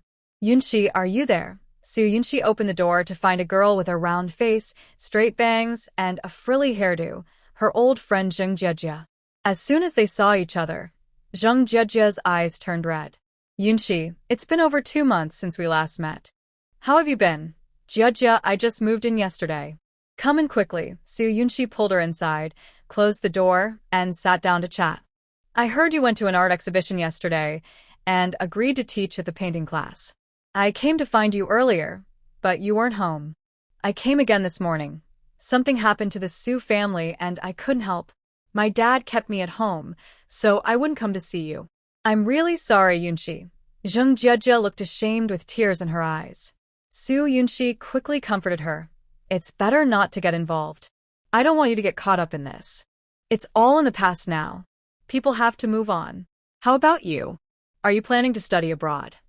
"Things are tense now. My parents don't agree with me going abroad. They want me to marry a reliable man." Zheng Jiejie comes from a wealthy family, but her parents are very controlling.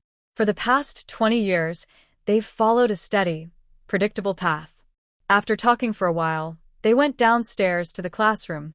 Su Yunxi first taught the basic class. Compared to yesterday, there were more students, about 40 or 50. Yu sat in the front row, looking at her with admiration. Since the children in the basic class are young, 2 teachers help manage the class and keep order. Su Yunxi introduced herself first, interacted with the children, and then started teaching, beginning with points, lines, and surfaces. The 2 morning classes went by quickly. Su Yunxi politely declined many parents' invitations to dine out.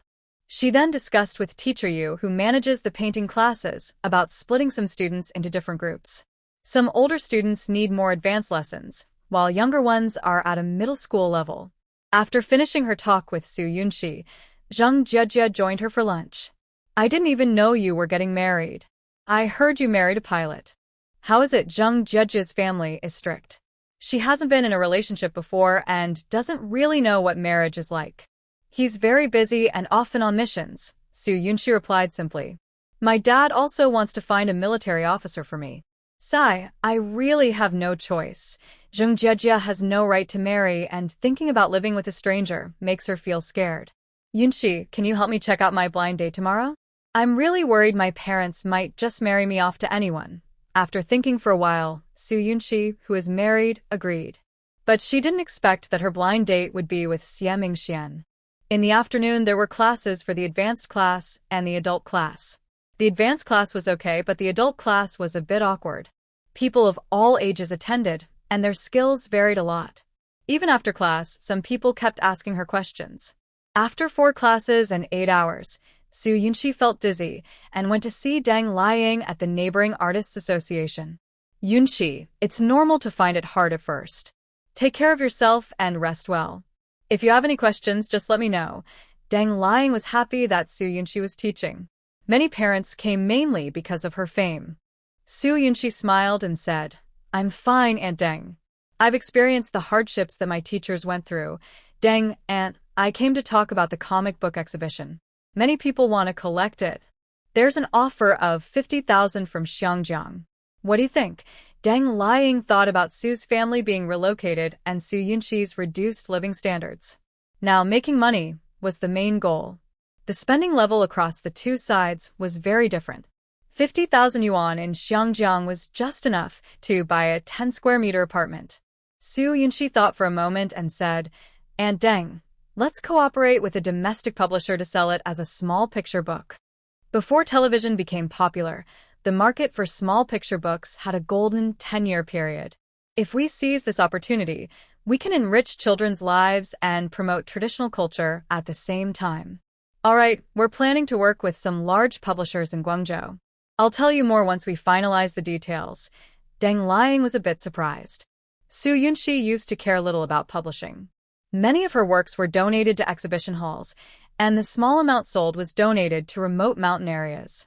Many people wanted her to create artwork, but she postponed it to the weekend for screening. The next day, Zheng Jiejie arrived early wearing a white dress. "Yunxi, how do I look in this outfit?" Su Yunxi, dressed in pajamas with a bun, led her into the house. "It's not lunchtime yet, no need to rush. First blind date. I'm naturally nervous. My parents said he's handsome and promising. If nothing unexpected happens, I'll marry him. Marriage is not a game. It should be taken seriously," Su Yunxi gently advised, knowing that Zheng's family chose a marriage partner mainly based on benefits. Still, she hoped Jia could find happiness. Because she was accompanying someone to a blind date, Su Yunxi wore a slightly old-fashioned blue long dress. The meeting was set at a state-run restaurant. The introducer arrived first, a female government officer. "This is Comrade Xie. She just got promoted to squad leader. Her family is from Shanghai. Her parents are retired. She has older brothers and sisters, and she is the youngest. Her family isn't pushy about marriage and has no financial worries. She's ambitious and hardworking. Finding someone like her is almost impossible." The more Su Yunxi listened, the more suspicious she became. She guessed who Jia's blind date might be. Leaving now would be rude and dishonest, so she hesitated. When Xie Mingxian, dressed in a military uniform and looking confident, appeared, the noise in the restaurant quieted a bit. Jia suddenly grabbed Su Yunxi's hand and whispered, "Yunxi, he's here. He's really handsome." Su Yunxi didn't know what Xie Mingxian looked like, but she felt uneasy inside. Despite feeling annoyed, she stood up with Jia and listened as the introducer made the introductions. "Comrade Su, what a coincidence." Xie Mingxian seemed surprised to see Su Yunxi.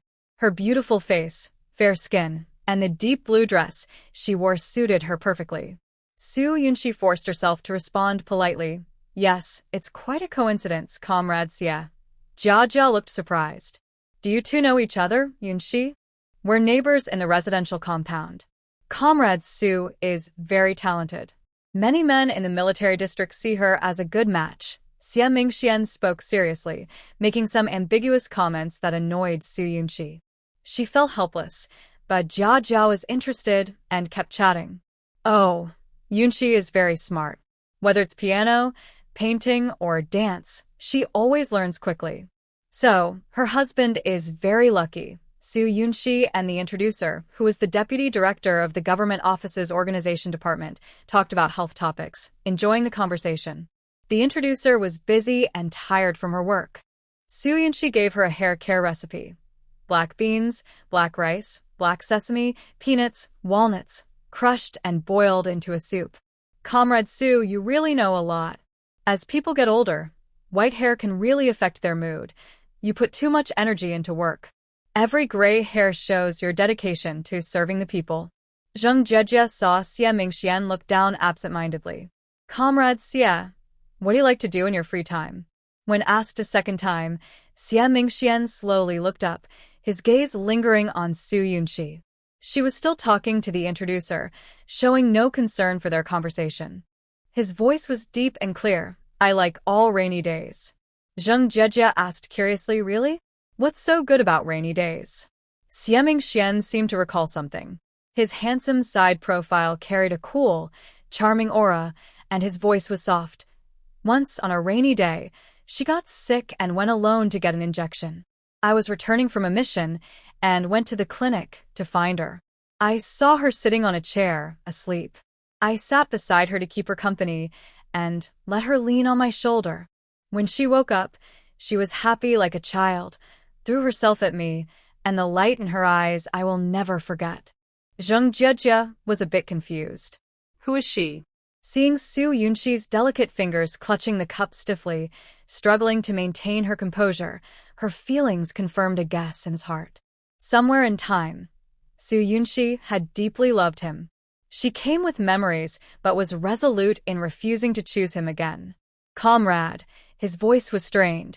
Her face was expressionless, but there was loneliness in her eyes. Zheng Jejia envied him greatly. Your relationship with your comrade is really good.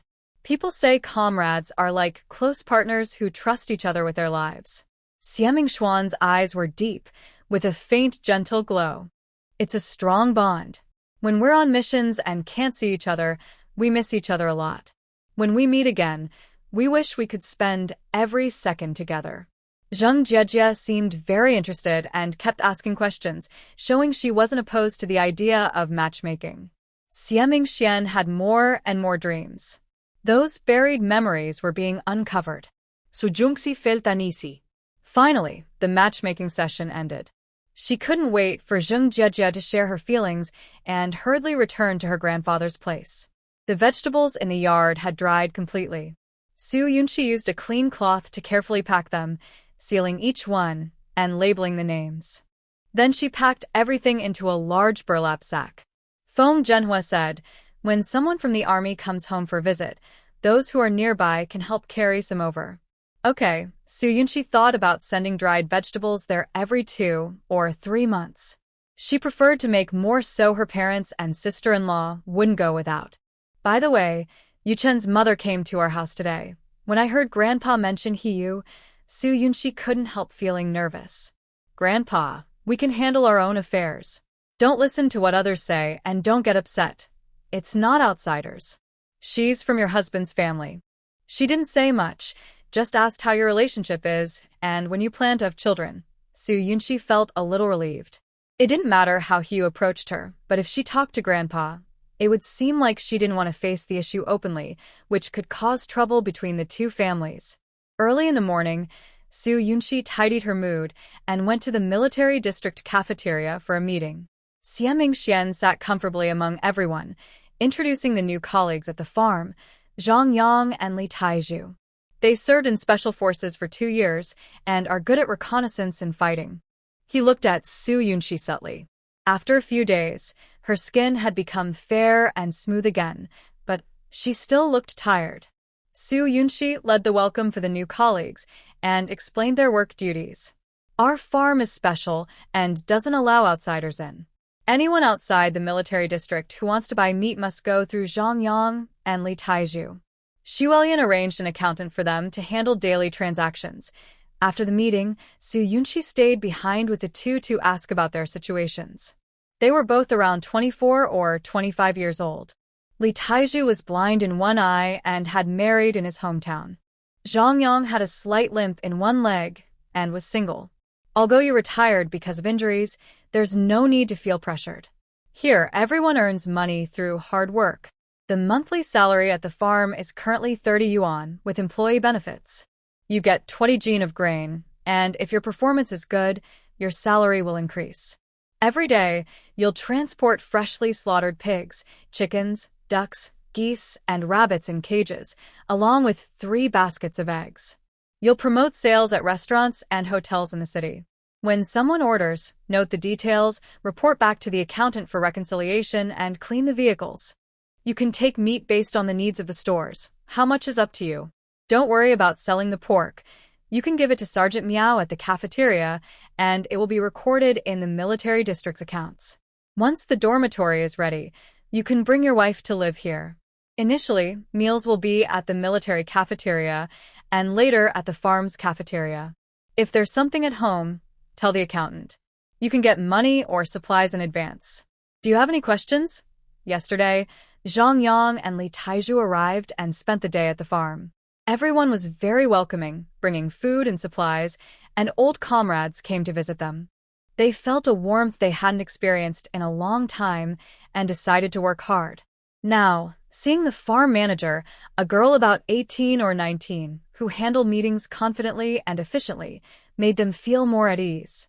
None of us have any objections, they said, though they still felt a bit reserved in front of Su Yunqi. After all, both the leader of the Special Forces team, Xiaming Xian, and the family members of the officers, as well as the veteran Miao, trusted her completely. Su Yunqi finished giving instructions and then asked the two. Later, we need to buy a truck. You've probably heard about my situation.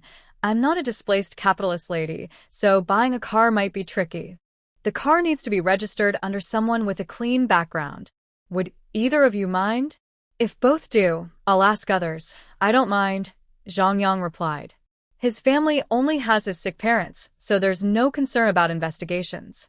Su Yunqi asked the honest Li Taizhu to go with everyone to get familiar with the farm, while she took Zhang Yang out.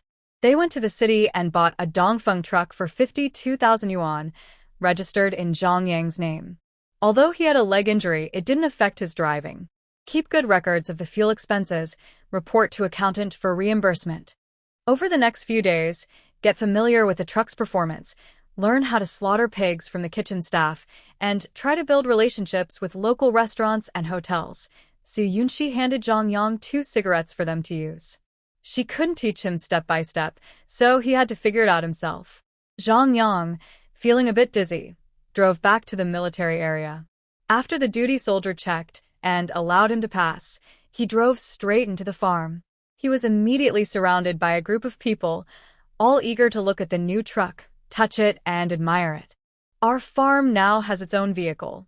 Yunqi is really efficient. You two work hard. You should earn back the money spent on the truck. The soldiers from the kitchen team took turns sitting in the truck, so excited that some didn't even realize they weren't the ones driving. Xiaming Xian didn't see Su Yunqi's figure. She had already stopped living at the military area, perhaps seriously considering separating from Hiu Chen.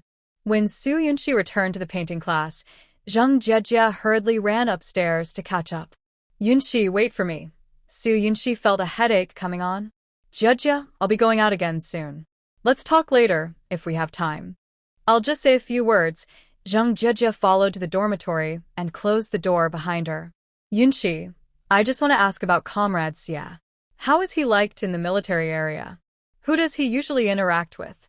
Is he really that impressive? Jiejie, I'm not very familiar with him. It's better to ask the person who introduced you. Su Yunqi wasn't interested in Xiaming Xian and regretted going to the blind date, as it gave him a chance to get close to her life. The person who introduced us said he wasn't interested in pursuing things further, but I felt a little spark when I saw him for the first time. My parents said they would talk to him, so I was wondering if you could help me too. Zhang Jiejie felt a bit disappointed, facing this outcome at the start of her romantic feelings. Su Yunqi didn't know how to advise her. Jiejie, his heart might not be with you. I understand that his mind is on work. Yunqi, please help me. This is the first time I like a guy, and I want to learn more about him and try to win him over. Su Yunqi, feeling overwhelmed, objectively explained, Comrade Xia is not very sensitive emotionally. He is disciplined and always puts his tasks first. He respects his parents' wishes. In the eyes of a lover, everything about him seems perfect. Zhang Jiejie thought he was a good comrade with strong family values and a sense of responsibility. Pressed by more questions, Su Yunqi had to go to the neighboring Painters Association to avoid further discussion. In October, there was the Victoria International Painting Competition in the UK, and she signed up. Bored, she looked over the details for custom painting requests. Usually, clients describe what they want in detail, including size and price. Lower bids are often rejected in the initial review, as a small amount of money can turn into thousands when resold. Requests that are inappropriate or taboo are also rejected. After several rounds of screening, Soo Yoon-shi made her choices. The Painters Association would handle the transactions without her needing to meet clients, aiming to follow her wishes as closely as possible. Once the deal was made, the payment went through the association with a 70-30 split. Soo Yoon-shi would receive 70%. She chose a beauty figure painting and a crane looking at the moon, then went to pick up the appropriate size paper from the association. Hee Yoo-chun knew that he would cut off their mother and daughter's living expenses when she went to Guangzhou. His heart had already turned cold. He didn't know what Hee Yoo had said to her about finding a wife. For a moment, he even thought about giving up completely, feeling that everything, family, friends, himself, was falling apart. All of this was wearing down her trust in him. But in the next moment, his heart ached so much it felt like it would burst. Without Soo Yoon-shi in his life, he had no desire to do anything and just wanted to go crazy. The person he loved for over 10 years, how could he just give up? It would be better to let her hurt him deeply and be done with it. Lu Hongfei had recently fully realized how ruthless Yi-chun could be. The Fong family was on the verge of ruin. The eldest son of the Fong family married a daughter from the Si family. The couple slept in the same bed but kept their own secrets. Reporters followed and took pictures, then subtly spread the news through major newspapers. Both the Si and Fong families were hit hard, losing face like after a big earthquake. Trying to fix things with money was useless. The reporters didn't show their faces. Even if Lu Hongfei had known beforehand, he wouldn't have told Si Yanli, or he would have been finished too. Yi-chun wanted to embarrass the Si family to avenge his brother and sister, who had seen the chaos at the train station. The second son of the Fong family had already lost several fingers due to debt collectors. The family was bankrupt, unable to pay their gambling debts. Everyone could see that someone was trying to destroy the Fong family. Fong Hung was panicked, begging everywhere for help, finally realizing who had offended whom. He quickly took his daughter Fong Yan to Shichongan Street, where Yi Chen's businesses were located. When they finally reached the entrance of a dance hall, before going inside, they heard the sound of sticks hitting flesh. The person being beaten was gagged and kept making muffled, painful sounds, which made everyone listening feel terrified. "Minister Fong, come in," at the door said with a sinister look, pushing Fong Heng's weak body into the room. Fong Yan was already terrified and cried out, refusing to go in. "I won't go in, I won't." She was immediately slapped twice. Yu, hiding and blaming it on Lord He. "The Fong family is dead because of you." They pulled her hair and dragged her inside. Inside the dance hall, smoke filled the air. Under the dim lights, over 20 young men from the underworld stood there, all with fierce expressions, watching the bloodied person on the ground with no emotion. The man swinging the club had a long scar on his face and a cruel, fierce look in his eyes. Every strike caused blood to splash out. The father and daughter from the Fong family were terrified and fainted, unable to walk.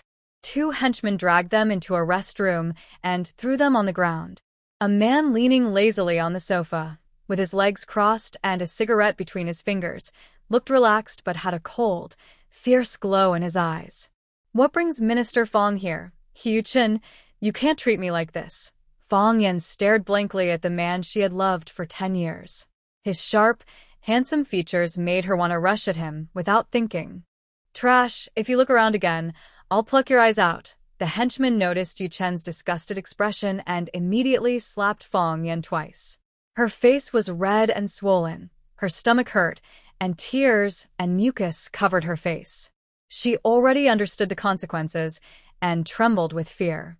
Fong Chung, unable to protect himself and his daughter, staggered to his feet. In the past, the two families had friendly exchanges, but he never expected Yu Chen to be so ruthless, secretly destroying the Fong family. "Yu Chun, Yan Yan made a mistake. She's in your hands now. Do whatever you want, but spare the Fong family." Fong Chung finally understood the source of the trouble. No matter who the baby in his daughter's belly belonged to, He didn't want her to have any connection with Yu Chen. Abandoned by her family, Fong Yan's mental defenses broke down. She was about to go crazy from fear, crying and begging. Yu Chen, I was blinded for a moment. Since we've known each other for 10 years, please forgive me. What do you mean by blinded? Yu Chen's eyes narrowed, and a cold, murderous aura radiated from him. Fong Yan didn't dare hide anything. That night, she took advantage of his drunkenness, trying to make everything happen. She tricked everyone away. But as soon as she got close to him, she was beaten. She couldn't even touch his clothes. She thought about stripping completely and lying with him so everyone could see. Before she could undress, Chi Daong came in to get something. She opened the door for him, but he shut it and covered her mouth, then pushed her to the ground and insulted her. When he left, she was heartbroken and crying by his bed. Suddenly, he woke up and kicked her to the ground. She decided to go along with it, crying and running out of the dorm, pretending that they had something going on and blaming her pregnancy on him. It's all my fault. I was careless. For the 10 years I liked you. Please forgive me. After confirming he wasn't offended, Yu Chen still felt angry. Even if I cut you into pieces, I can't erase my hatred. Now kneel and confess. If I can't clear my name, the Fong family will face dire consequences. Because of these rumors, he was so worried he didn't dare let his wife find out. He kept hiding things, which made her angry. Thinking about that fight, he wished he could tear apart the Fong family. If Fong Chung hadn't let that worthless gossip spread, he wouldn't have almost been driven to divorce. That's enough, Yu Chen. No more violence. Hand them over to the police, let them be publicly questioned and cleared. You won't be able to turn your life around if you keep going. Lu Hongfei quickly came in to stop Yu Chen. Revenge is fine, but involving violence and killing is not. Yu Chen looked up to signal his men to stop. Minister Fong, you know what to do. He slightly tilted his head, his sharp features showing a cold threat. It wasn't a discussion, but a warning. If he's not satisfied, the Fong family will face more trouble. Yes, I understand. Don't worry. Fong Chung had no room to bargain. Besides, it was his daughter who caused this mess, so she could be used as a scapegoat. Yu Chen waved his hand impatiently. His men dragged out both father and daughter, along with Chi Daong, who was badly beaten. Even after knowing the truth, Yu Chen didn't feel relieved. He wasn't confident he could make his wife happy again. Lu Hongfei suggested, just keep pestering her. Women are usually soft-hearted. She's not an ordinary woman. Yu Chen massaged his temples to ease his headache. He hadn't slept well for 6 or 7 days. Lu Hongfei added, buy her expensive gifts. You're willing to spend any amount on her. That made sense. Yu Chen wanted his wife to feel no distance from him. She belonged to him, and money didn't matter. After taking a shower and applying medicine, he personally went to the department store to pick out a gift. However, old master, he sent someone to invite him home. Fong's family and Xi's family will definitely come looking for the old man. You better not go back. Lu Hongfei understood the He family's way of handling things. Yu Chen always refused to be controlled and did things his own way. Old master, he chose to use force to suppress him. Yu Chen's brow furrowed slightly, and a cold glint flashed in his eyes. I lost hope in the He family a long time ago. When he returned to the He family, old master, he was furious. Since you know the truth, just deal with the illegitimate child. Why make such a big fuss? The Xi family and the Fong family are all coming to complain to me. He was both shocked by his grandson's fierce methods and saw his grandson's determination to save his marriage. Anyone blocking his way would be dead. Yu Chen looked at him with disdain and sneered. When they plotted against me, they should have expected retaliation. I am fighting for justice. Grandpa should be proud. Otherwise, the rumors about illegitimate children would just be embarrassing for you. Old master, he was angered by his indifferent attitude. If you insist on making things worse, you'll turn everyone against us. First, withdraw the photos. I plan to transfer you back to Beijing. Yu Chen's expression changed slightly. He immediately put on a cold face. You don't need to worry about my affairs. Old master, he was so angry, he stared with wide eyes. Your future isn't a game. The Air Force Base in Guangzhou is outdated. If you transfer back, bring that girl with you. Marry whoever, follow the flow. His condescending attitude angered He Yuchen. He no longer wanted to deal with him. A cold smile appeared on his lips. No matter what I choose, it has nothing to do with the He family. Marriage or future, I don't need your interference. If you really want to get involved, then deal with your reckless daughter. If she dares to ruin my marriage again, I don't mind making her taste disgrace. Old master, he was so angry, he clutched his chest. Are you crazy? That's your mother. Better if she wasn't around. He Yuchen stood up, turned his head, and his gaze was sharper than a blade. Su Yunxi is my bottom line. No one is allowed to hurt her. Leave some room for mercy, so that in the future, no one will be left to mourn. Old master, he sat in his chair, feeling suffocated. His family really pushed this kid to the edge. He was willing to stay in the Air Force, but if he went astray, with his biological father's backing, the consequences would be unpredictable. He Yuchen got into the car, pinched his brow, and said, "Go to the construction bureau. Am I your personal driver now?" "What's at the construction bureau?" Lu Hongfei looked at him, relieved that he was unharmed. He Yuchen simply said, "My wife's brother is there.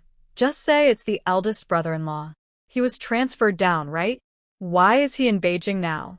Lu Hongfei couldn't help but wonder. "It's a long story. Later, don't reveal my plans.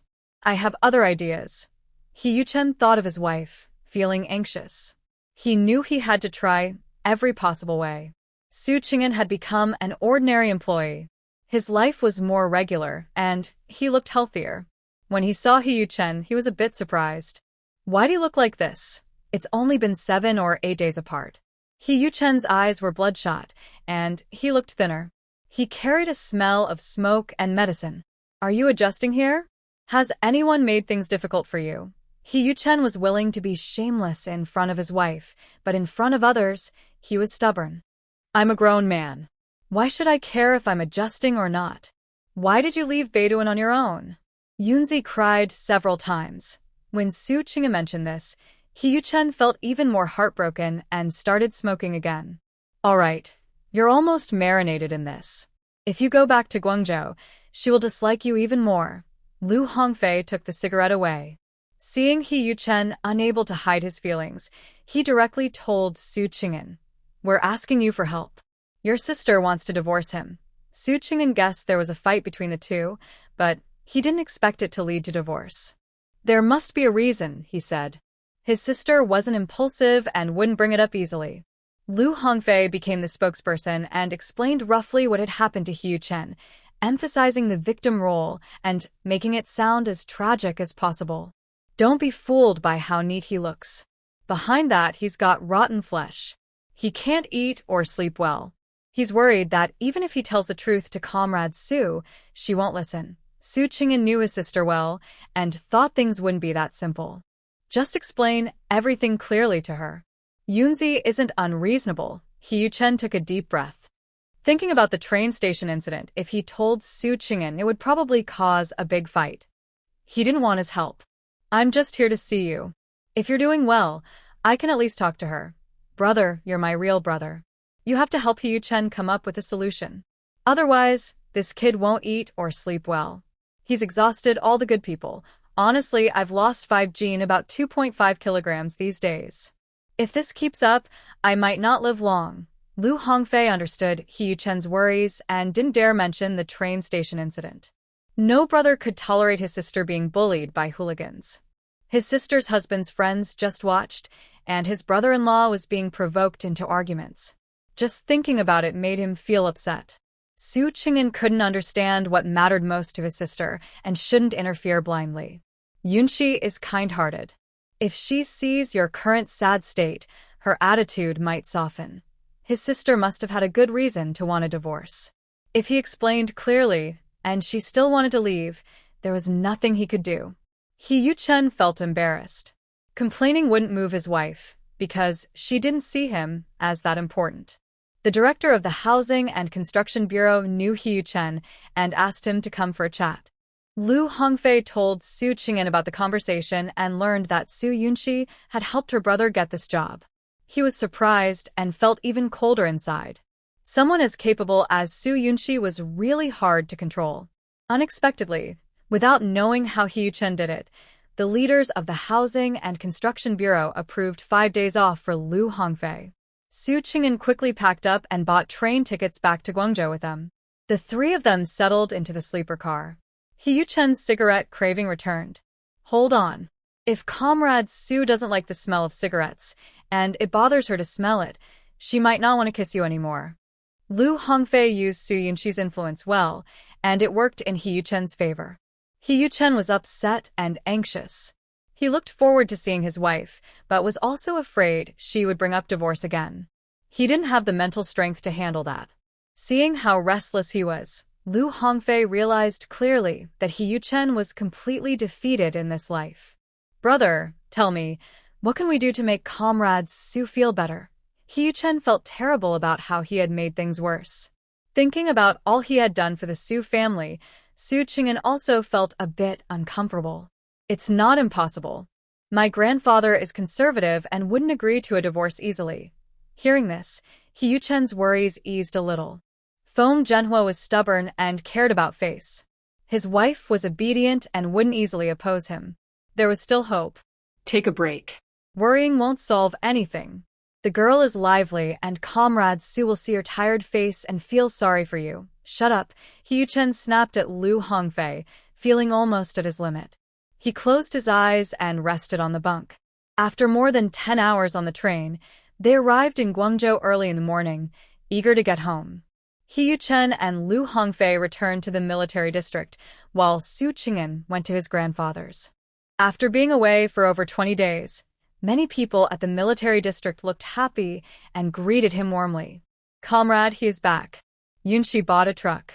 Our farm is doing really well. Today, Yushi has classes in the city and is not at home. She is expected to return tomorrow. Deputy team leader, on the day you went on your mission, my sister-in-law was worried you wouldn't eat well on the way, so she specially made scallion pancake with eggs for you. But by the time you got in the car, she had already gone. She is very kind to you. Hee Yu-chen, lost in thought, hurried home. As soon as he opened the door, he sensed something was wrong. His wife's shoes were missing. He rushed into the west room and saw the empty wardrobe, confirming his suspicions. Only his belongings remained in the bathroom. He sat on the sofa, feeling lost and silent for a long time. Lu Hongfei couldn't persuade him to give up. In his view, when a couple breaks up, the woman is usually very upset. Yu-chen has both ability and good looks, but he never expected Soo Yoon-shi to be so strong-willed. Lu Hongfei somehow asked, "Are you not good enough? I can't satisfy her in bed." Besides this, he couldn't understand why the woman would be so decisive. She didn't even wait for an explanation. She just said no and meant it. Get lost. You're not even worth looking at in front of me. Hee Yu-chen, among men, knew he was gifted and exceptional. There was no way he couldn't satisfy his wife. He couldn't wait any longer. Delaying would only make things worse. He got up, went to his room to change into clean clothes, and took a shower. He carefully shaved his beard. Recently, he looked pale from all the stress, but he had recovered some of his health from the sun in Beituan. On Saturday, Soo Yoon-shi had classes again. In the corridor, many parents sat on benches waiting, occasionally glancing at teacher Soo's classroom. She wore a long black dress with pink floral patterns, her hair styled in fluffy side braids. She looked fresh and energetic, not only serious about teaching but also very patient with the children. At some point, 3 young men appeared in the corridor. They were all in their 20s, each more handsome than the last. The leader, a young man in a black shirt and black pants, had a tall, slender figure and strikingly handsome features, full of masculine charm. His face looked a bit tired, with narrow phoenix eyes. His every gesture carried a proud, aloof attitude, giving off a lazy yet commanding presence. "Have I shaved my beard clean? Do I still smell like smoke?" he asked. In fact, Hee Yu-chen was feeling a bit short of breath. He clenched his fists to ease the tension. He wanted to see his wife quickly, but was also afraid of seeing her. He was so conflicted, he almost felt dizzy. Look at you. So timid, Lu Hongfei muttered to himself. He had never seen He Yuchen like this before, and it made him a little nervous. He was worried that Su Yunxi might lose her temper later, and He Yuchen might need to be taken to the emergency room. Su Qing'an also felt helpless. When he arrived at his grandfather's place, he hadn't said much before He Yuchen and the others hurried over. They heard Yunxi was in a painting class and came rushing to find her. Sunlight filled the classroom, shining on her slim figure at the podium, making her look bright and eye-catching. Her pretty face was lively and full of energy. He Yuchen's heart was pounding so fast it felt like it might jump out of his chest. After so many days apart, he wondered if she would stay awake all night thinking about him, or if she was suffering painfully inside. He thought she probably wasn't, that her life was unaffected. He knew she wasn't as deeply in love with him as he was with her. This realization made him feel more pain, but giving up was unthinkable. He felt like it would be better to die. After the first class, Su Yunxi took out a wet wipe to clean Yia's hands. The little one had been sitting still these days. Yunxi, a familiar voice suddenly called out. Su Yunxi was surprised and turned to see Su Qing'an at the door. "Brother, why are you back?" she asked happily, leading Yia out. Unexpectedly, she saw He Yuchen in the corridor. Their eyes met. His sorrowful expression and deep eyes made her feel a tight knot in her stomach.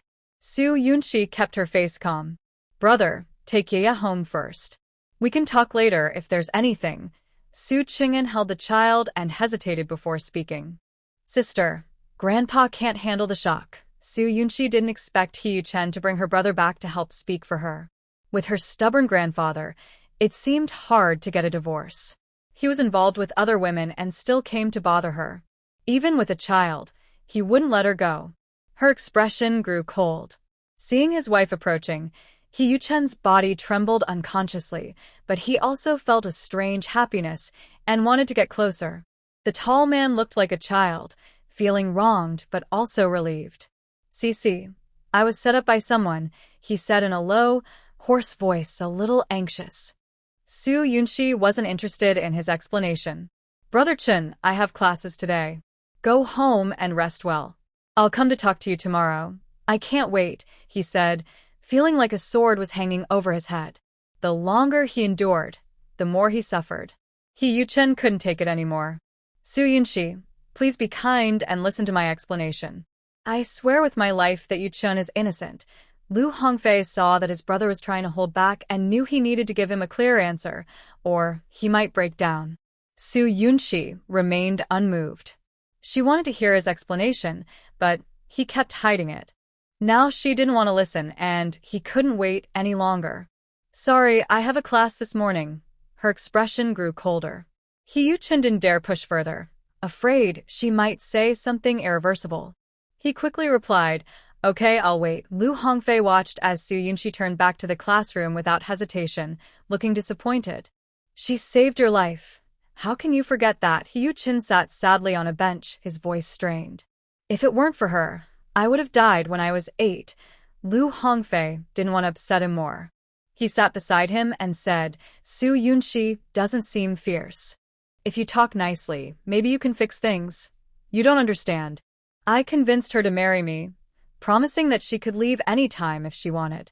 I agreed unconditionally. If she insists on leaving, I have no reason to delay." He Yuchen's voice was choked with emotion. He knew how determined his wife was. If he kept bothering her, she would file for divorce immediately. If his grandfather approved, there would be no way to turn things around. "You really are hopeless." Lu Hongfei was stunned. He only now realized that Yuchen not only convinced her to marry him, but was also very humble and controlled by her. He was trapped and couldn't even divorce her freely. How could there be such a fool? He just hoped that one day, Su Yunxi would fall deeply in love with Yuchen and experience that nervous, painful feeling. Every second of the 2-hour class was so hard to endure. Yuchen's mind was full of mixed emotions. He suppressed the urge to smoke and forced himself to think of happy moments they shared, encouraging himself. Zheng Jiejia came to find Su Yunxi for lunch. "Comrade Xie, Yunxi is in class." We'll wait for her. She looked at Xie Mingxian with a happy expression. Their family had finally convinced the military leaders to let Xie Mingxian get to know her as a friend first. Xie Mingxian nodded slightly. When he went upstairs and saw the man with a distracted look on the bench, his mood instantly sank. Lu Hongfei saw Xie Mingxian with one arm hanging and couldn't help but show a cold smile. Xie Mingxian, long time no see. He Yuchen also turned his head. Enemies meeting always felt intense. He quickly stood up. Xie Mingxian, how dare you show up in front of me? Enough you. Don't you know which side is more important? You're just a little troublemaker, and you're still trying to win Su Yunqi's favor. Lu Hongfei quickly whispered to stop him. Although he also wanted to hit Xie Mingxian, he knew that if they fought, Su Yunqi wouldn't be able to stay in the painting class. Getting angry could lead to serious consequences. Who are you? Why are you making loud noise in the corridor and disturbing the order? Zheng Jejia saw these two handsome men and showed clear hostility, immediately stepping out to defend justice. Xie Mingxian, you really have no shame hiding behind a woman. He Yuchen couldn't let go of his anger. On the train, Xie Mingxian had spent a whole day and night with his wife, and that feeling was like a thorn in his heart. Zheng Jejia's face turned red with anger. How dare you curse at a fellow officer? Leave now, or I'll call the police. He Yuchen, are you a mad dog? Biting everyone you see, seeing their somewhat awkward state, Xie Mingxian thought about who they were waiting for here, and felt irritated too. Everyone knows who the dog is. He Yuchen's voice was relaxed but carried a deadly calmness. Xie Mingxian, let's settle our scores slowly. Now, disappear from my sight, or your arm will be hanging too. Xie Mingxian's gaze was icy cold, his expression extremely stern. I'm just here to teach you, this lying scoundrel. Get out and fight. You'll never have the right to say that. He Yuchen, furious, sneered disdainfully. After a few sharp joint sounds, he took the lead and walked out. No, your arm just healed a few days ago. Zheng Jejia hurriedly stopped Xie Mingxian, angrily shouting at Hu Chen. Who do you think you are? Dare to fight a soldier? Call my driver to help call the police. Parents and nannies in the corridor couldn't understand why these two impressive men were arguing. Su's class is also being disturbed. If you don't want to learn, take your kid back quickly and don't delay others. Exactly. My kid finally got a spot in the class and many others couldn't get in. They don't know how to cherish it. If you keep causing trouble, I'll call the police and have you all taken away. Enough, Yu Chen. These are Su Yunqi's students' parents. It's not good to cause a scene. Lu Hongfei quickly pulled back the cold-faced Yu Chen. Offending the parents is a small matter. Embarrassing Su Yunqi is worse. Zheng Jejia glared fiercely at Yu Chen. Being handsome, what's so special about it? Su Yunqi heard the noise outside and felt helpless. She could hide from some things but not others. After class, the students left, and Su Yunqi packed up her things. Zheng Jejia couldn't wait to come in. Yunqi, I invited Comrade Xie to dinner. Come with me. You two know each other, so you can talk. Otherwise, I get nervous. Su Yunqi looked at her. Jejia, from now on, don't invite me to dinners with Comrade Xie. Zheng Jejia begged. My family asked me to invite Comrade Xie. He said he's not a boyfriend yet. When two people eat together, others might misunderstand. I only asked you to come. If you don't go, he definitely won't eat with me. Please help me. Su Yunqi rubbed her temples. Xie Mingxian went around in circles, but Zheng Jejia still didn't understand. Jejia, my husband and his friends came over. I have to be with them. Really? Which one is your husband? Let's all eat together. It'll be lively. After asking, Zheng Jejia suddenly remembered the two men causing trouble in the corridor and was struck like lightning. Not those two, right? She pointed incredulously at Yu Chen and the others. Su Yunqi nodded. I'm leaving now, Jejia. The atmosphere in the corridor was still tense. Both sides restrained themselves, pretending the other didn't exist. When they saw Su Yunqi, everyone stood up. Lu Hongfei cursed inwardly, feeling even more worthless. Handle things outside. Don't cause trouble here. After saying this, Su Yunqi left. She didn't care how they reacted. Downstairs, Yu Chen quickly caught up, walking beside his wife. The faint fragrance around her made his breathing smooth and the air feel fresh. Soo Yoon-shi reached the shady corner of the street, making sure no one would disturb her, and stopped. "Brother Chun, your mother looked for me. She said you have a child." Her beautiful face was calm and steady, but Hee-yu-chen felt more uneasy.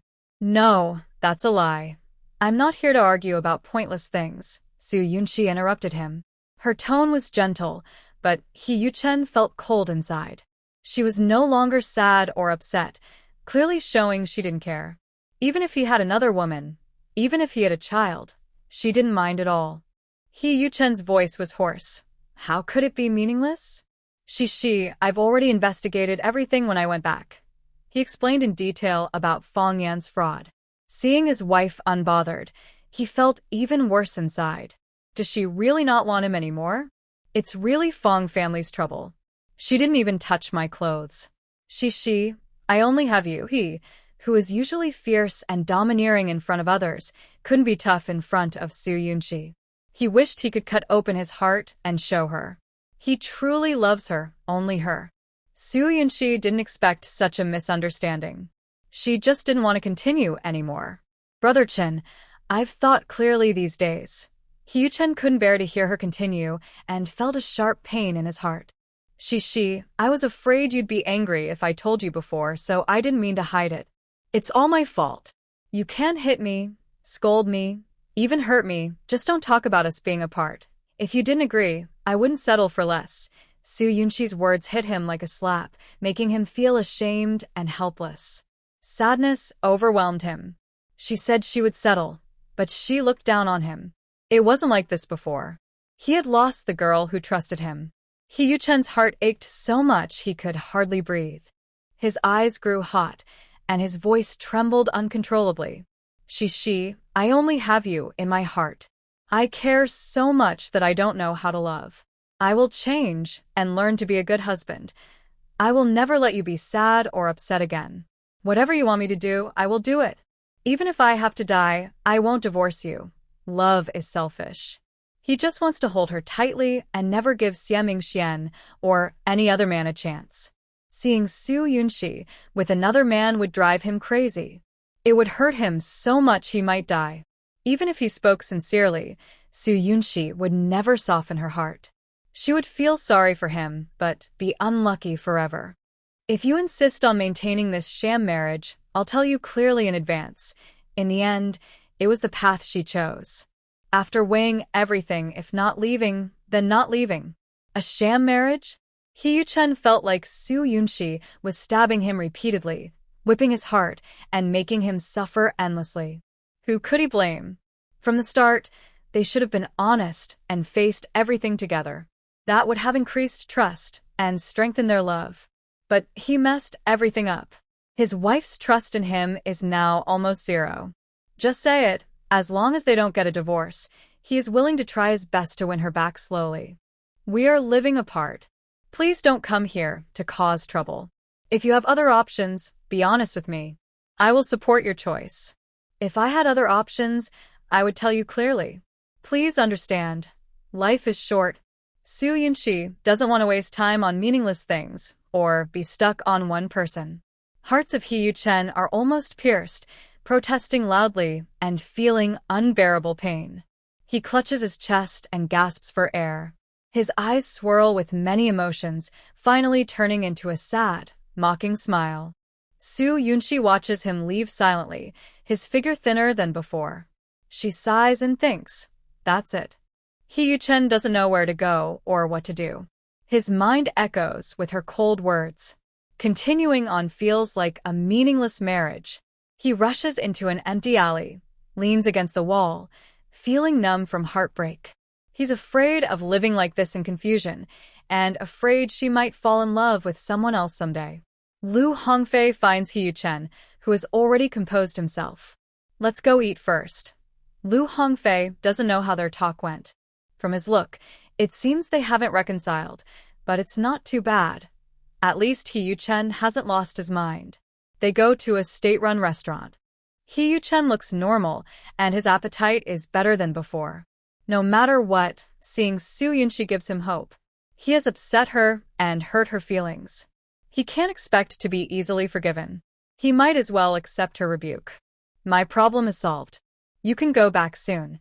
Hyu-chen clearly realizes that love alone can't keep a marriage. Trust and understanding are equally important, along with shared thoughts and financial stability. Wow, you're really good at burning bridges. Anyway, since you can't train now because you're hurt, I have nothing to do at home. Let's go out and have some fun. Lu Hongfei is a true, relying on his family's reputation. He works in a government agency and no one cares whether he goes or not. Hyu-chen is dragged around the city by Lu Hongfei, but his mind keeps thinking of Su Yunxi. His chest aches from time to time, and he tries to ignore it. His afternoon classes end at 5. Su Qing'an comes to pick her up. Su Yunxi gets in the car, visibly happy. Brother, how are things over there? Are you adjusting? You look a bit chubbier. That's good. I am now just an ordinary worker, mainly studying.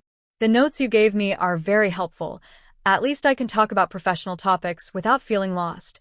Su Qing'an saw that his sister was happy, especially knowing that she had taken good care of their grandfather Ye's life, and that the farm was large and well-managed. He felt both comforted and proud. Brother, there is a suitable courtyard in Beijing. You should buy it as an investment. It will appreciate in value over time. Su Yunxi thought that her brother also had some advantages there.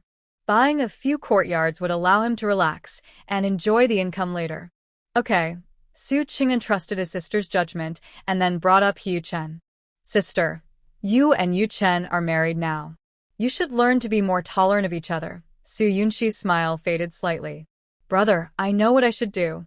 You don't need to worry. I will never let myself suffer unfairly. Su Qing'an sighed. His sister carried a lot in her heart and didn't take marriage too seriously. I know you're not at fault. It's just that Yu-chen was beaten by Grandpa He with dozens of lashes. Grandfather said Yu-chen was lucky to survive. Many people have been seriously injured or even died from such beatings. Grandpa He is really not a good person. He was so harsh to his own grandson. Lu Hongfei said that Yu-chen refused to divorce, which almost led to him being beaten to death. He was so badly injured that no doctor dared to treat his wounds. Yu-chen went everywhere trying to find out the truth. His wounds reopened several times, and he had to repeatedly clean and dress them. It must have been very painful. Brother, I know you have your own ideas about how to handle things, but in a marriage, conflicts are inevitable. Even my wife and I have argued many times and thought about divorce countless times. You've only been married for 2 months. It's not right to completely dismiss each other over a misunderstanding. Yu-chen's feelings for you are clear, and this lesson will stay with him for a lifetime. Su Yunxi only then learned about Yu-chen's injury. She was speechless for a moment. She knew she was ruthless because she was afraid of being hurt again. Yu-chen paid a high price for hiding the truth, but she really couldn't forgive him easily. When they arrived at their grandfather's house, both Yu-chen and Lu Hongfei were there. Whether she accepted it or not, her family accepted Yu-chen. This was also a major reason why she couldn't easily decide to divorce. Her grandson and son-in-law had returned. Feng Zhenhua was happy and decided to indulge a little.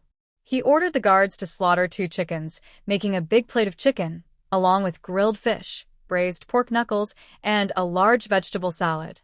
Su Yunxi helped Ye review her lessons over the past few days. Yu-chen brought over sliced watermelon, placing it within her reach, then silently left. At dinner, Grandpa rarely brought out his special white wine. The men toasted each other, creating a lively atmosphere. Su Yunxi sat with Yeye, Aunt Zhang, and a small table to eat. Yu-chen's gaze often drifted toward them. Even if his wife ignored him, just being in the same room made him feel safe. After dinner, Aunt Zhang prepared 2 rooms for Su Qing'an and Lu Hongfei. Lu Hongfei's room was big enough for 2 people. After settling Grandpa to rest, finishing his chores, washing up and cleaning, Su Yunxi turned off the lights and went to sleep. Su Qing'an saw the sudden darkening in Yu-chen's eyes. Lu Hongfei sighed, feeling his sister was being too much. Soon you'll go back to sleep. She can't possibly kick you out. Yeah, men should be a bit braver. If you make a mistake, admit it. If she doesn't forgive you, keep trying. It's not shameful to humble yourself for your wife. Lu Hongfei spoke reluctantly. He could never love someone as deeply as He Yuchen did. One wrong move, and everything could fall apart. Hearing the door open and close, along with steady footsteps, woke Su Yunxi from her restless sleep. She was annoyed. The door was broken today, and she couldn't fix it. "Don't come over. Go squeeze with them and sleep," she said coldly, her voice soft and half asleep. "I'm not going anywhere." He Yuchen, a bit drunk, was bold and stubborn, walking toward the bed like a spoiled child. Su Yunxi was frightened and immediately sat up. "If you come any closer, I'll sleep with Aunt Zhang." That one sentence made He Yuchen freeze. If his wife left this room, he'd lose face and upset her even more. There was no way to smooth things over. "I won't sleep with anyone else," He Yuchen said, cautious after a past experience. No matter if they were men or women, no one could get close to him. His wife's hair was the only thing he cared about. Seeing he couldn't be driven away, and not wanting to argue late at night and wake Grandpa, she took a blanket, pillow, and quilt and went downstairs to sleep on the floor. He Yuchen had spent 10 years in the army, rough and tough. After experiencing life with a wife and loving a girl he'd cared for over 10 years, that happiness was hard to describe. He grinned and muttered, "Is this my dear little one? So cruel." He happily spread the blanket by the bed, content just to be close to his wife, even if he had to sleep at her feet. Su Yunxi ignored him and went to bed to sleep. She knew this clever man wouldn't do anything serious. He was just testing her limits. He thought he would have trouble sleeping from excitement, but after days of exhaustion and being near his wife, he fell asleep in less than 3 minutes. Listening to his snoring, Su Yunxi felt a bit speechless. If she couldn't sleep, life still had to go on. She decided to take things step by step. When He Yuchen turned over and woke up, his tiredness disappeared instantly. Smelling the familiar warm scent, he felt calm. He opened his eyes and saw his wife was no longer in bed. He quickly got up, folded the blanket, stretched his waist, and moved his joints before heading out to wash up. Lu Hongfei looked at the refreshed Yuchen and teased, "Feeling like new again? Last night was quiet, huh? You're surprisingly gentle. Get lost." Yuchen snapped, turning his face away. "Don't bother me now. I can't cheer her up easily." Su Yunxi really doesn't know how lucky she is.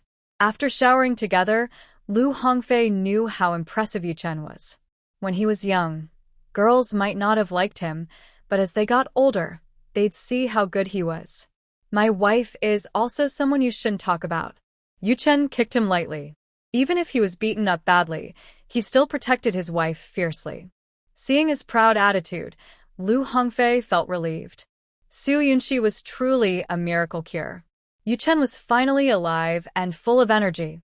Su Qing'an played with Yaya's building blocks, listening as she said everyone in her class liked her aunt, and she had become the favorite among her classmates. Su Yunxi helped in the kitchen. Since her brother was back, she made a hearty breakfast. Shrimp dumplings, soup dumplings, congee with small fish, chicken feet, milk, and eggs. Everyone sat together to eat.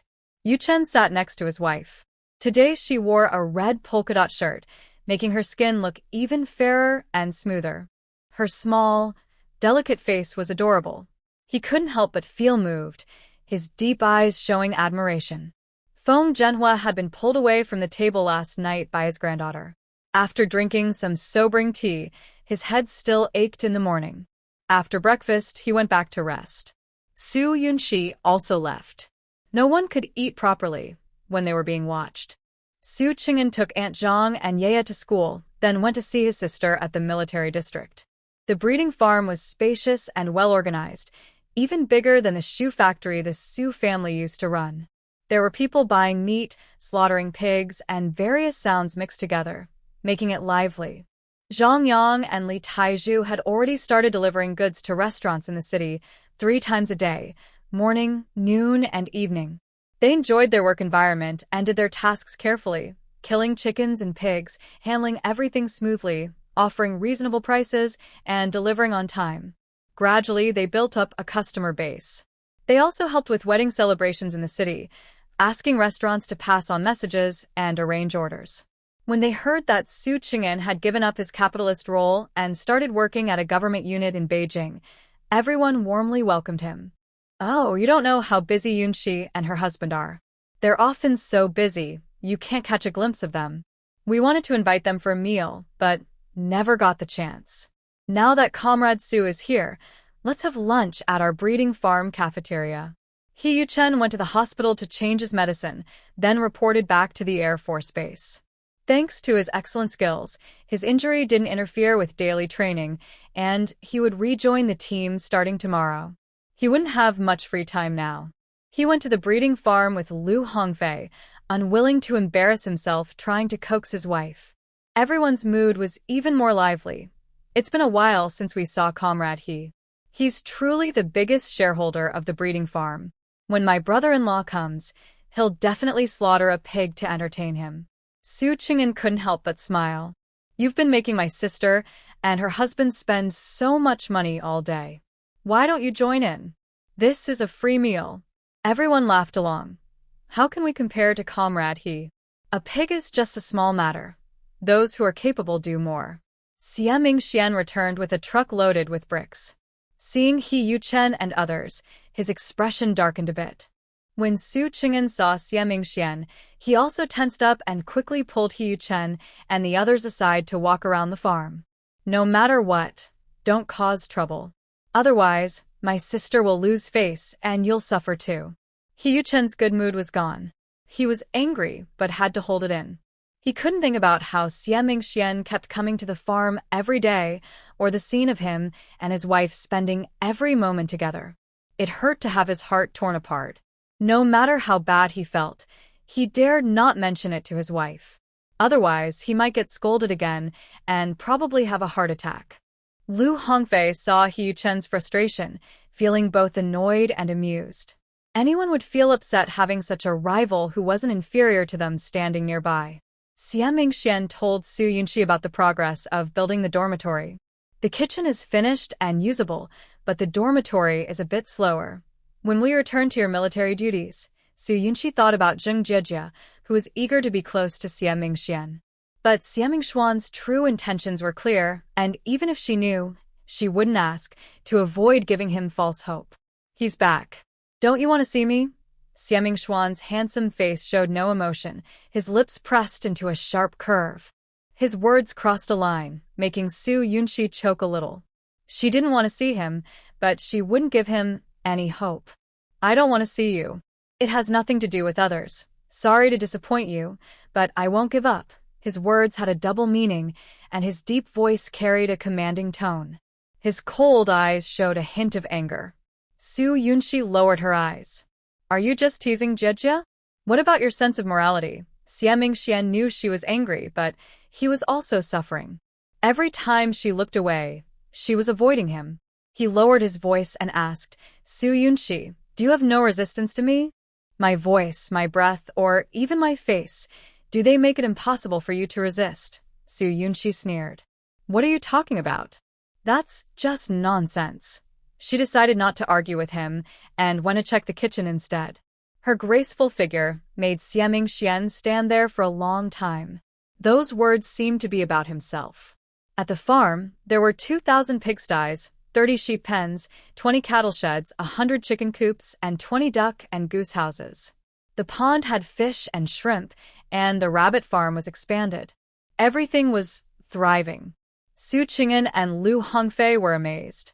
After walking around for over an hour, they had only seen a rough overview. Cheng'an, let's slaughter a sheep and have it for dinner, Lu Hongfei said, feeling comfortable with Su Ching'an. They were about the same age, and calling him bro felt a bit dull. Yuchen is a major shareholder, so he probably won't mind if we have a sheep. Su Ching'an was used to eating beef and lamb in Beituan. In Jing City, food was plentiful, but he still missed his sister's cooking. Hege Yuchen had no interest in what they ate. Let them do as they pleased, and he would settle the bill. They caught a sheep weighing about 80 or 90 jin, and the kitchen staff helped slaughter and prepare it. The people at the farm helped prepare a feast. They roasted 2 lamb front legs, made lamb skewers and a lamb rib roast, and also cooked braised lamb ribs, spicy marinated lamb head, mix lamb stomach and tongue, and stir-fried lamb liver with pickled peppers. The main dish was lamb meat and onion dumplings. Su Yunxi went to her painting class to pick up Ye and Aunt Zhang. Over 40 people sat at 4 tables, enjoying a lively lunch together. He Yuchen and Xie Mingxian sat at different tables. At this moment, they put aside personal grudges and joined everyone in having fun, even if it meant making a fool of themselves. Everyone was happy about the farm's progress.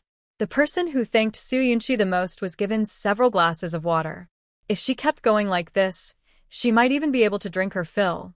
"You all are following the farm's rules. That's the best support for us," she said. He Yuchen took the water cup from his wife and replaced it with a plate of roasted lean meat, showing he knew exactly what she liked. People joked, "Comrade, he looks easygoing, but he really cares about his wife." He Yuchen calmly replied, "We've been childhood sweethearts for 14 years. Of course I cherish her like a treasure." He was naturally carefree and bold, speaking and acting without hesitation, which made others feel a bit embarrassed. In this kind of setting, Su Yunxi couldn't keep a cold face. She sat for a while, ate a few bites, then used Ye's nap as an excuse to leave with Aunt Zhang and the others. He Yuchen felt a little disappointed but quickly adjusted his mood to deal with everyone. He would not let anyone see that their marriage was having problems. Xie Mingxian saw clearly that Su Yunxi had developed a distance from He Yuchen. Their relationship was in danger. He Yuchen tried hard to fix it, but it wasn't working well. "Yuchen, what if I set up a farm in the military district in Beijing, using the same method?" Lu Hongfei was thinking. Making money wasn't the main point. At least he would have something to do, and could help improve his family's reputation. "Ask my wife. I only provided the money for the farm. She's the one managing and running it," He Yuchen said. He Yuchen only initially expressed his support. The rest was all his wife's hard work. He didn't know how much effort she had put in to make the farm what it was today. He couldn't help but wonder if his love was a bit shallow. If they had a deeper bond, his wife probably wouldn't leave him easily. He needed to think carefully about this. On the way back, He Yuchen took the 2 specially reserved lamb hind legs to his grandfather's house. Su Yunxi was teaching Ye to read poetry and recognize characters. When she saw her husband and others returning, she ran over like a little swallow. Children and parents have a natural bond. Even if they're apart for a while, it doesn't really matter. Thinking about her health, Su Yunxi silently sighed. "Does your stomach hurt?" He Yuchen entered the room and saw his wife touching her belly, lost in thought. His heart also tightened. "No, I was just thinking about what the doctor said." Su Yunxi suddenly felt that hiding it from him was pointless. It was better to tell him. She said, "The doctor said I have a cold, and if I don't take good care of myself, I might never get pregnant." In her past life, when that child was lost, she was very sad. Xie Mingxian quietly stayed with her and never mentioned having children again. But Xie's parents were persistent and even found a suitable girl for him, trying to secretly arrange a marriage. Xie Mingxian, being in high position, wouldn't get involved in trouble. Besides, he might have already fallen for Su Yunqing, so he wouldn't settle for less. Men are often the same. Even if their hearts aren't in it, they can still act intimate every night. Tise. Seeing her sad expression, He Yuchen's heart ached. He wanted to hold her and comfort her. The familiar scent surrounded him. He restrained himself, afraid that if he got closer, he might upset her again. "If you want children, we can adopt. If you don't want children, we're fine, just the 2 of us." Su Yunxi's expression turned cold. "I won't raise someone else's child, especially a love child. I only have you. Don't think nonsense." There will never be a love child. He Yuchen felt frustrated. In his wife's eyes, he had already become a flirtatious fool. It was really unfair. Su Yunxi was a bit annoyed. She didn't need He Yuchen's promises, nor did she want this marriage to delay his future. He Yuchen continued to coax her. "The doctor only said that poor health could affect pregnancy. We'll take good care of ourselves. If I need to take any medicine, I'll do it. Just tell me when you want to try." He looked like he was willing to do anything she asked. "Get lost." Su Yunxi couldn't take it anymore. She grabbed a feather duster and shoot him out. Does he think he can get into her bed? Dream on. Yuchen's arms were lightly hit twice, but he felt relaxed. His wife was willing to touch him again. Leaving behind Lu Hongfei, who looked like a fool, he quickly drove back to the military district. He went to the clinic to ask the doctor in detail about his wife's health and how to take care of her. The initial advice was to have once a week because poor blood flow made it uncomfortable for her. Comrade Su's cold condition can be checked after 2 months of treatment. Based on her recovery, they can increase the frequency of intimacy. Balancing yin and yang also benefits mental and physical health. My wife is delicate and sensitive, and her private parts are shallow. I try to be patient, afraid that being too rough might make her uncomfortable. Seeing her frown makes me feel sad. Now that we understand the cause, once she recovers, she probably won't resist my affection anymore. After studying for over 2 hours, I cooked fish maw at home and took it to the Feng family. Seeing me sweaty and eager, Su Yunxi didn't appreciate it. During dinner, she served food to her grandfather and little niece. Maybe you should find someone else to like. Lu Hongfei's blood pressure couldn't handle it. He wondered how He Yuchen, who has a bad temper, could tolerate it. She doesn't like to eat it. Next time, I'll make something else. This won't affect our relationship, right? He Yuchen finally fought for not divorcing. He wouldn't let silly words ruin his confidence. Lu Hongfei didn't bother to reply. There are many girls like Su Yunxi in Jing City, but they are not worth the effort. Now, he wishes he could take out his heart, but she doesn't want it. If Yuchen had a setback, it would be understandable after so many years of longing. But what about Xieming Xian? He's not stupid. He also can't forget Su Yunxi. It's clear that Su Yunxi has some tricks, playing hard to get very skillfully. Miss your parents and sister-in-law? Grandfather sent a big bag of dried vegetables. You won't have to worry about food. Everything is arranged. With Commissar Wu around, there won't be any trouble. Su Yunxi watched her brother staring at the dried vegetables drying in the yard and comforted him. Wu Guoqiang has received many favors and will definitely take good care of the Su family. I know you're doing things properly. I'm not worried about the family. Today at the military district, I heard some bad rumors about Su Yunqing. Sister, I'm not forcing you. If your marriage has problems, it will affect grandfather's reputation. He's lived most of his life caring about face. Su Qing'an saw that his sister almost ignored He Yuchen. He Yuchen, on the other hand, was as usual, showing kindness to his sister. Once the misunderstanding was cleared up, there was no need to hold on to it and let it affect their marriage. Brother, I know what to do. Su Yunxi knew that He Yuchen brought her brother back and was trying to persuade her. She had not completely divorced, but she had already given in. No matter how much she compromised, she felt wronged and just wanted to escape this relationship. Regardless of how others handled it, she would stick to her decision. Even if she didn't want this man anymore, she wouldn't hurt herself. He Yuchen laid out a bed on the ground, sat cross-legged, and read a book. He turned his head to watch his wife go inside. Her fair face caught his eye, and he couldn't help but feel moved. She didn't need to do anything, just standing there made him want to hug and kiss her. Su Yunxi ignored his intense gaze, but during intimacy, she was suddenly embraced tightly by 2 strong arms around her waist. Wife, I really know I was wrong. Please forgive me. He Yuchen couldn't stand being ignored. Even if she scolded or hit him, it was better than being ignored. Smelling her captivating scent, he felt incredibly happy. His body trembled uncontrollably, every cell craving her. His strong physical reaction was beyond his control. This nearly 2-meter-tall man acted like a child, clinging tightly to her, afraid she would leave, trying to make her change her mind. Su Yunxi's voice was calm. Did you not understand the condition I mentioned about divorce? He Yuchen froze instantly. She was reminding him that if they didn't divorce, their relationship would continue without real commitment. His gaze stayed on her delicate face. Suddenly, he felt a sharp pain in his heart. His obsidian-like eyes were covered with a terrifying coldness, and his smile was lazy yet dangerous. Who dares to compete with me? I will make him regret living. As long as I am breathing, you will never have the heart to find another man. Su Yunxi saw his other side and was not afraid. Let go. I want to sleep. Yuchen's high nose rubbed affectionately against her soft belly. He felt he was suffering too much. After only 2 months of marriage, they had only been intimate twice, and one of those was somewhat rushed, the other was more complete. In Bedouin, they had only been intimate half a time, mainly based on her feelings. Even if their physical connection was not fully satisfied, he loved her madly. His love made her feel uncomfortable, like being stabbed with a knife. The doctor said that balancing yin and yang is good for health.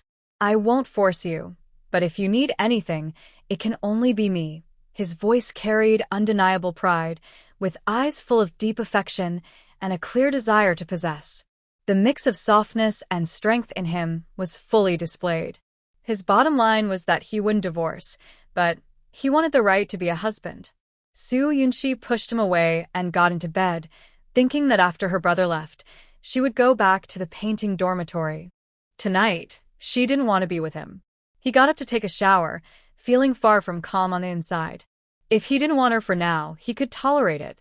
But no man could truly endure never wanting her. After tossing for over an hour, he returned to the room, where his wife was already asleep. He tiptoed to the bed, his heart pounding nervously, afraid she would wake up if she turned to face him. Once his breathing steadied, he slowly got into bed, leaned close to his beloved girl's cheek, and gave her a gentle kiss. That brief moment of happiness made up for the days of frustration. Even if she ignored him coldly, he found joy in it. At breakfast the next morning, as he turned his head, he quickly placed something around his wife's neck. Su Yunxi almost choked, put down her chopsticks, and looked at it. It was a small, green, round talisman about the size of a 1 yuan coin, decorated with a circle of tiny diamonds. I don't want it. It's in the way, she said. Just as she was about to take it off, he stopped her. The talisman has meaning. It's meant to keep you safe and happy. You can't take it off. Su Yunxi's fair face immediately turned red with anger. If she hadn't been surrounded by everyone, she wouldn't want to wear it. He looked at Su Qing'an. Brother, this is Yuqing's heartfelt gift. Just wear it, he said. Gold is valuable, but jade is priceless. Su Qing'an knew that their grandmother had given Yunxi many fine jades, but unfortunately, they had all been taken. The jade pendant was worth at least 5 figures. Even her grandfather said, "It's a good symbol. Don't take it off." Feng Zhenhua could see that Yunxi and Yuqing were having a small disagreement. Everyone had been young once. Yuqing was patient enough to coax her, and that was enough. Su Yunxi had no choice but to keep wearing it. After breakfast, everyone went their separate ways. Yuqing returned to the Air Force Base to report, while Yunxi stayed in the dorm to work on her paintings. Su Qing'an saw Ye off and then wandered around with Lu Hongfei, buying train tickets for tomorrow.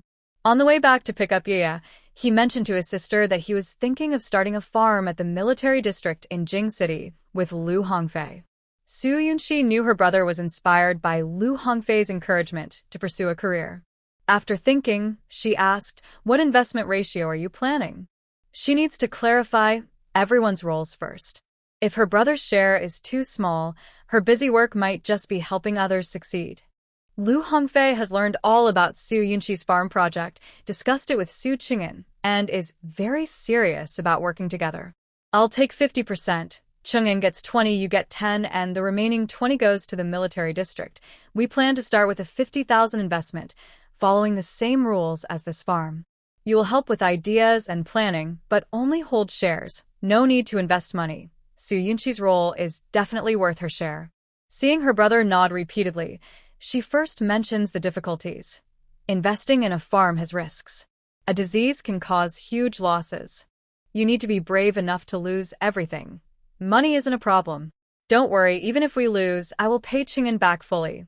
Even if Lu Hongfei loses all his money, he has no pressure. If Chung'an disagrees, he is an adult and must accept the consequences of his choices. Investing isn't just your decision. Since we're doing this together, I will share the risks if I invest. The 10,000 yuan savings bond from her sister is like a loan. When they make money, she will pay it back double. Seeing their firm attitude, Su Yunxi talked about the initial work. First, Go back and ask the military district for cooperation. Once approved, tell me the scale of the farm, and I will design the layout and handle buying poultry and livestock. The farm must have good ventilation, drainage, and hygiene. Veterinarians need to stay on site regularly. Following the Guangzhou Military District's procedures, she made a detailed plan. This way, when they talk to the military district, everything about the cooperation is clear. The three of them shared ideas to improve the farm's construction and growth. The two took the plan back to Beijing. Since the distance isn't far, meeting became easier. When they parted, no one felt sad. After the grandson left, Feng Zhenhua mentioned, Yu Chen was hurt because of you. You should stay in the family residence to take care of him. Su Yunqi knew that Yu Chen hurt himself, so she would feel guilty. She quickly defended herself.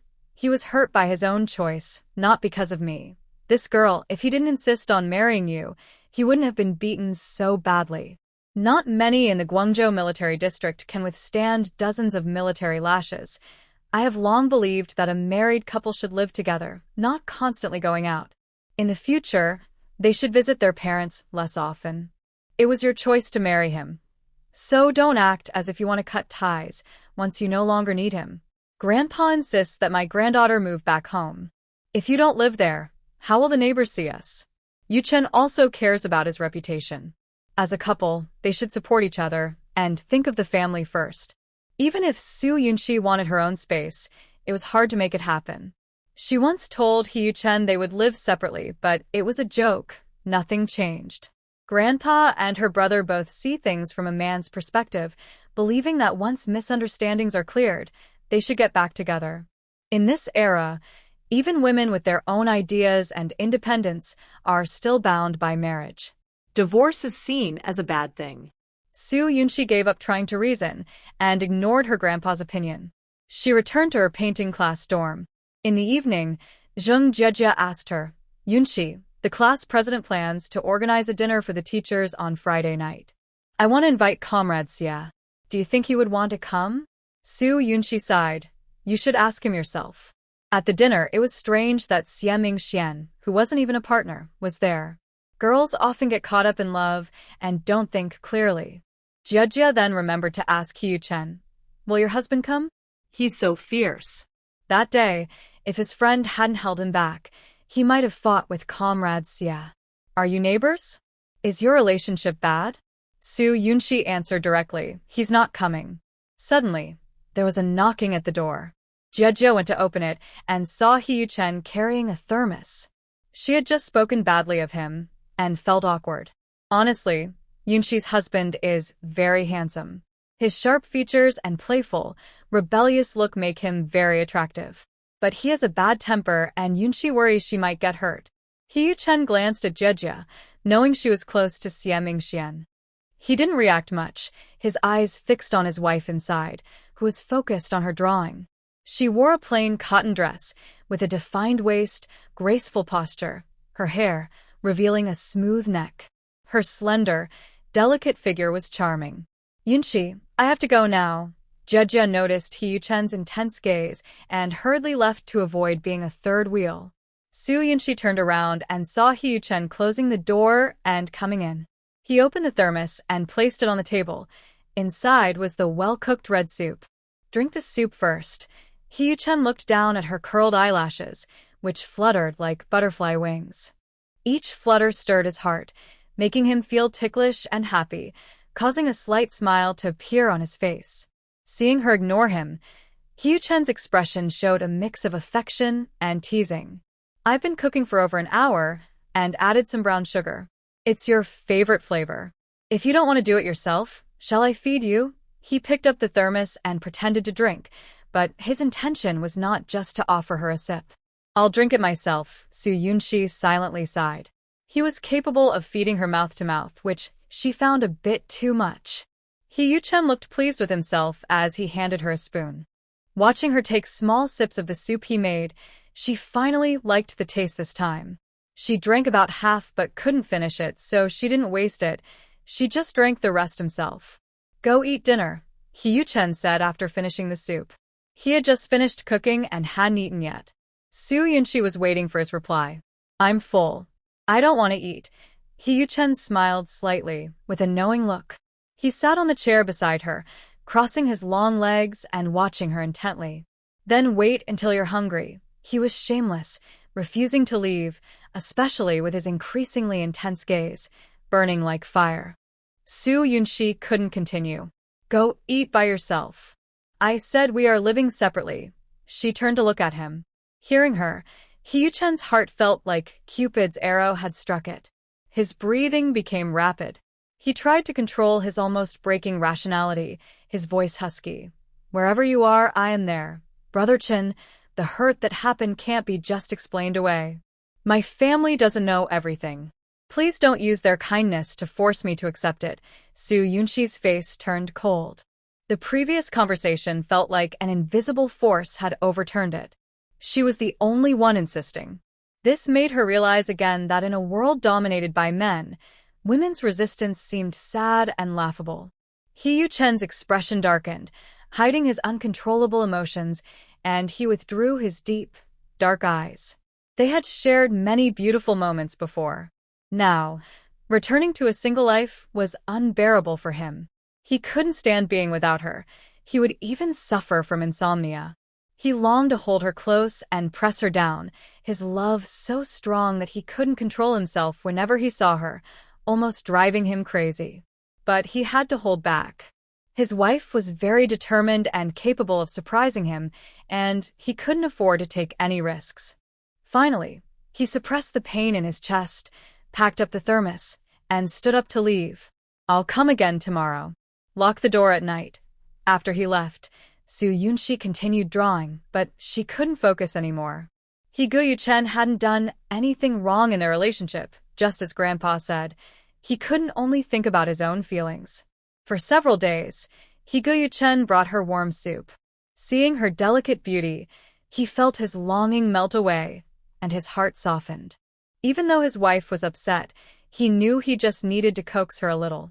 That day, Hee-yu-chen came to deliver soup and was stopped at the staircase by a young woman. Zhuang Xiaoding had dressed in a new dress, looking shy and sweet. Comrade He, I am Su Yunshi's colleague. Thank you for coming back and forth in this hot weather. I was just about to go upstairs and bring this to her. She had observed for a few days that Su Yunshi's husband usually came at this time to deliver soup. Seeing how delicate Su Yunshi was and how handsome the man was, she couldn't help feeling both jealous and resentful that he was so willing to be at her beck and call. Hee-yu-chen lazily glanced at her with impatience.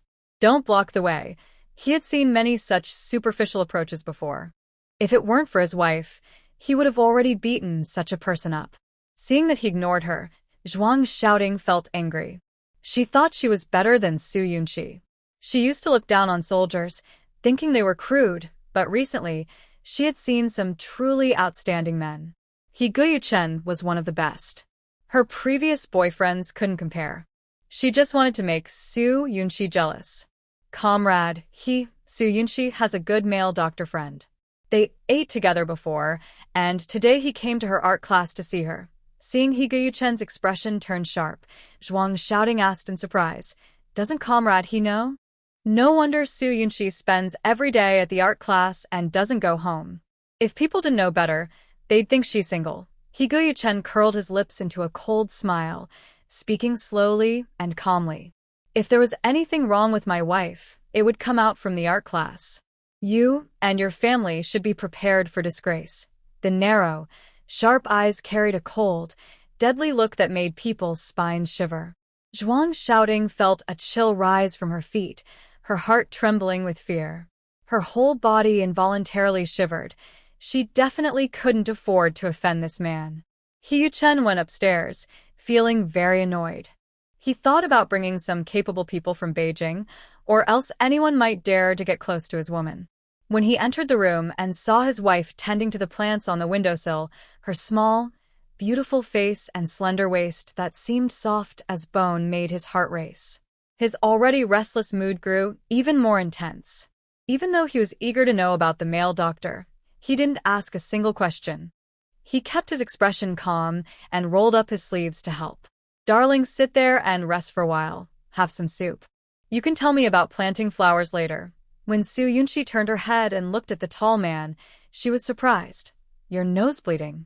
Su Yunshi hurriedly made Hyu Chen lie on the bed, took a handkerchief to cover his nose, and was speechless for a moment. Even Hyu Chen, with his thick skin, felt a bit embarrassed. He was young and full of energy, and just seeing his wife made him react. He quickly pulled a blanket to cover himself. Noticing her expression, he didn't seem to dislike her. He took a damp towel to wipe away the blood and stuffed soft tissue into his nose. Even though his wife always looked cold toward him, his subconscious actions couldn't be hidden. Feeling her concern, Hyu Chen was very happy inside. Secretly, he reached out his arm to hug her waist. Su Yunshi slapped his big hand away. "Behave or go back." Hyu Chen couldn't help but behave. Lying on his wife's soft, fragrant bed, he felt like he was floating on clouds, openly smelling her unique scent. In the end, he was sent back to the military area to sleep, holding a pillow with her scent as comfort. Her attitude changed from initial resistance to now being peaceful. At least she no longer looked cold. Whenever she had free time, Su Yunshi would visit the military farm, bringing some livestock and feed to ensure a steady supply. While teaching, she also built good relationships with the students' parents. Lu Hongfei was very proactive. The Beijing military district agreed to cooperate on the farm. He called Feng's family to explain the situation, and if convenient, he would visit to see the place in detail. Su Yunshi agreed. "Okay, I'll take the train after class tomorrow." Feng Zhenhua saw his granddaughter hang up the phone and immediately issued an order. "Tonight, you must go back to the family residence." How can a daughter-in-law be out every day? Rumors are spreading wildly. How can Yu Chen get along in the military district? It's because he's been too spoiled by you. Grandpa, please calm down. I have a painting class dinner tonight. I'll go back to the family residence after I return from Beijing.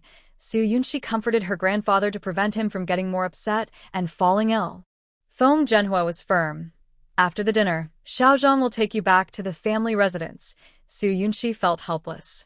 No matter how many reasons she had, she couldn't convince her stubborn grandfather. First, she bought a train ticket at the station, then went shopping with Zheng Jiejie for clothes.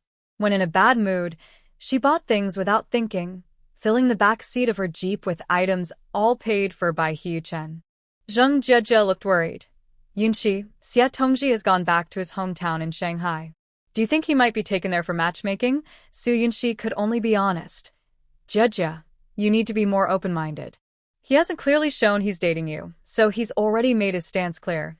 Jiejie didn't like hearing that. That's not fair. Xie Tongji has never been in a relationship. Being responsible is important. She was increasingly interested in Xie Mingxian, often smiling foolishly when thinking about him.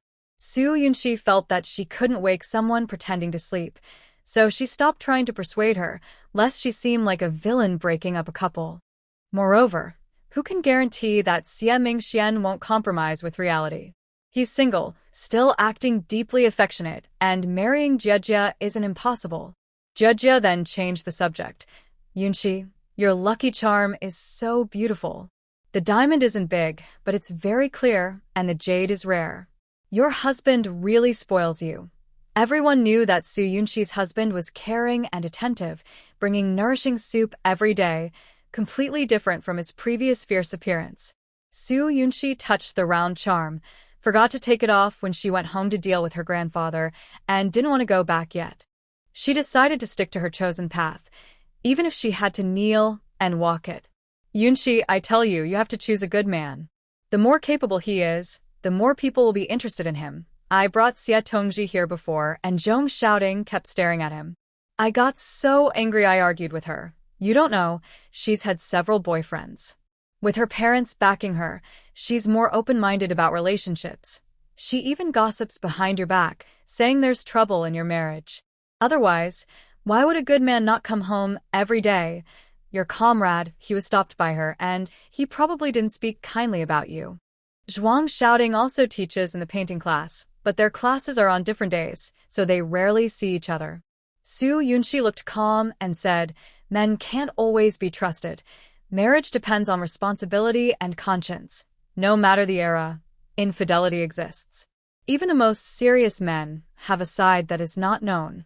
Moreover, Hyuchen is not a proper man. Zheng Jieji confidently said, Comrade Xie is definitely responsible and conscientious. He would never be tempted by bad women, Su Yunxi responded with a gentle smile. People's hearts can change easily. Girls never know if they are marrying a good person or a bad one. Even after 20 years, someone might suddenly change, catching others off guard and causing great pain. That evening, everyone went to a state-run restaurant. There were 8 teachers in the painting class, 12 life teachers, and Vice President Deng Liang of the Artists Association. They sat at 2 tables, mixing men and women. Deng Liang, as the leader, gave some encouragement, then everyone ate and talked about their views on work. When it was Zhuang Xiaoting's turn, she bluntly said, Some teachers lack awareness. They keep asking their husbands to come to the dorms, which affects others. Zhuang Xiaoting couldn't understand. The Su family was labeled as capitalists, so why were these people still circling around Su Yunxi? Her words were pointed, and everyone knew who she was talking about. Su Yunxi didn't even look at her. She calmly said, When did it become your place to boss around the dorms? Do you even see your own position clearly? Zheng Jieji also questioned, Zhuang Xiaoting, you don't live in the dorms. What do you mean by saying that? Other teachers also expressed their displeasure. Exactly. Those of us who live in the dorms have no problem. It's just you who causes trouble. Everyone in the dorms has friends or family visiting. What does it have to do with you? Zhuang Xiaoting. Moreover, Su Yunxi agreed to teach, and the vice president arranged the 3rd-floor apartment for everyone to stay in. Without her approval, they wouldn't have this treatment. Even if their husbands came every day or they stayed overnight, it wouldn't matter. Zhuang Xiaoting's face turned red with anger.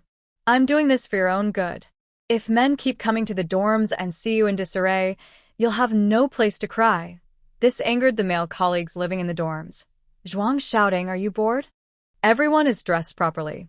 Which one of us is in disarray that you saw? Stop stirring trouble. Zhuang Xiaoting was so angry she almost dropped her chopsticks.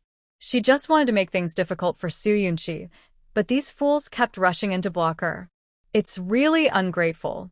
Some people never go home and insist on staying in the dorm. Shouting, Vice President Deng Liang looked displeased and spoke seriously.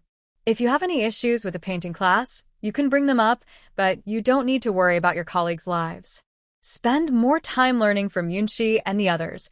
Prepare your lessons carefully every day and try to make the children like it and the parents happy.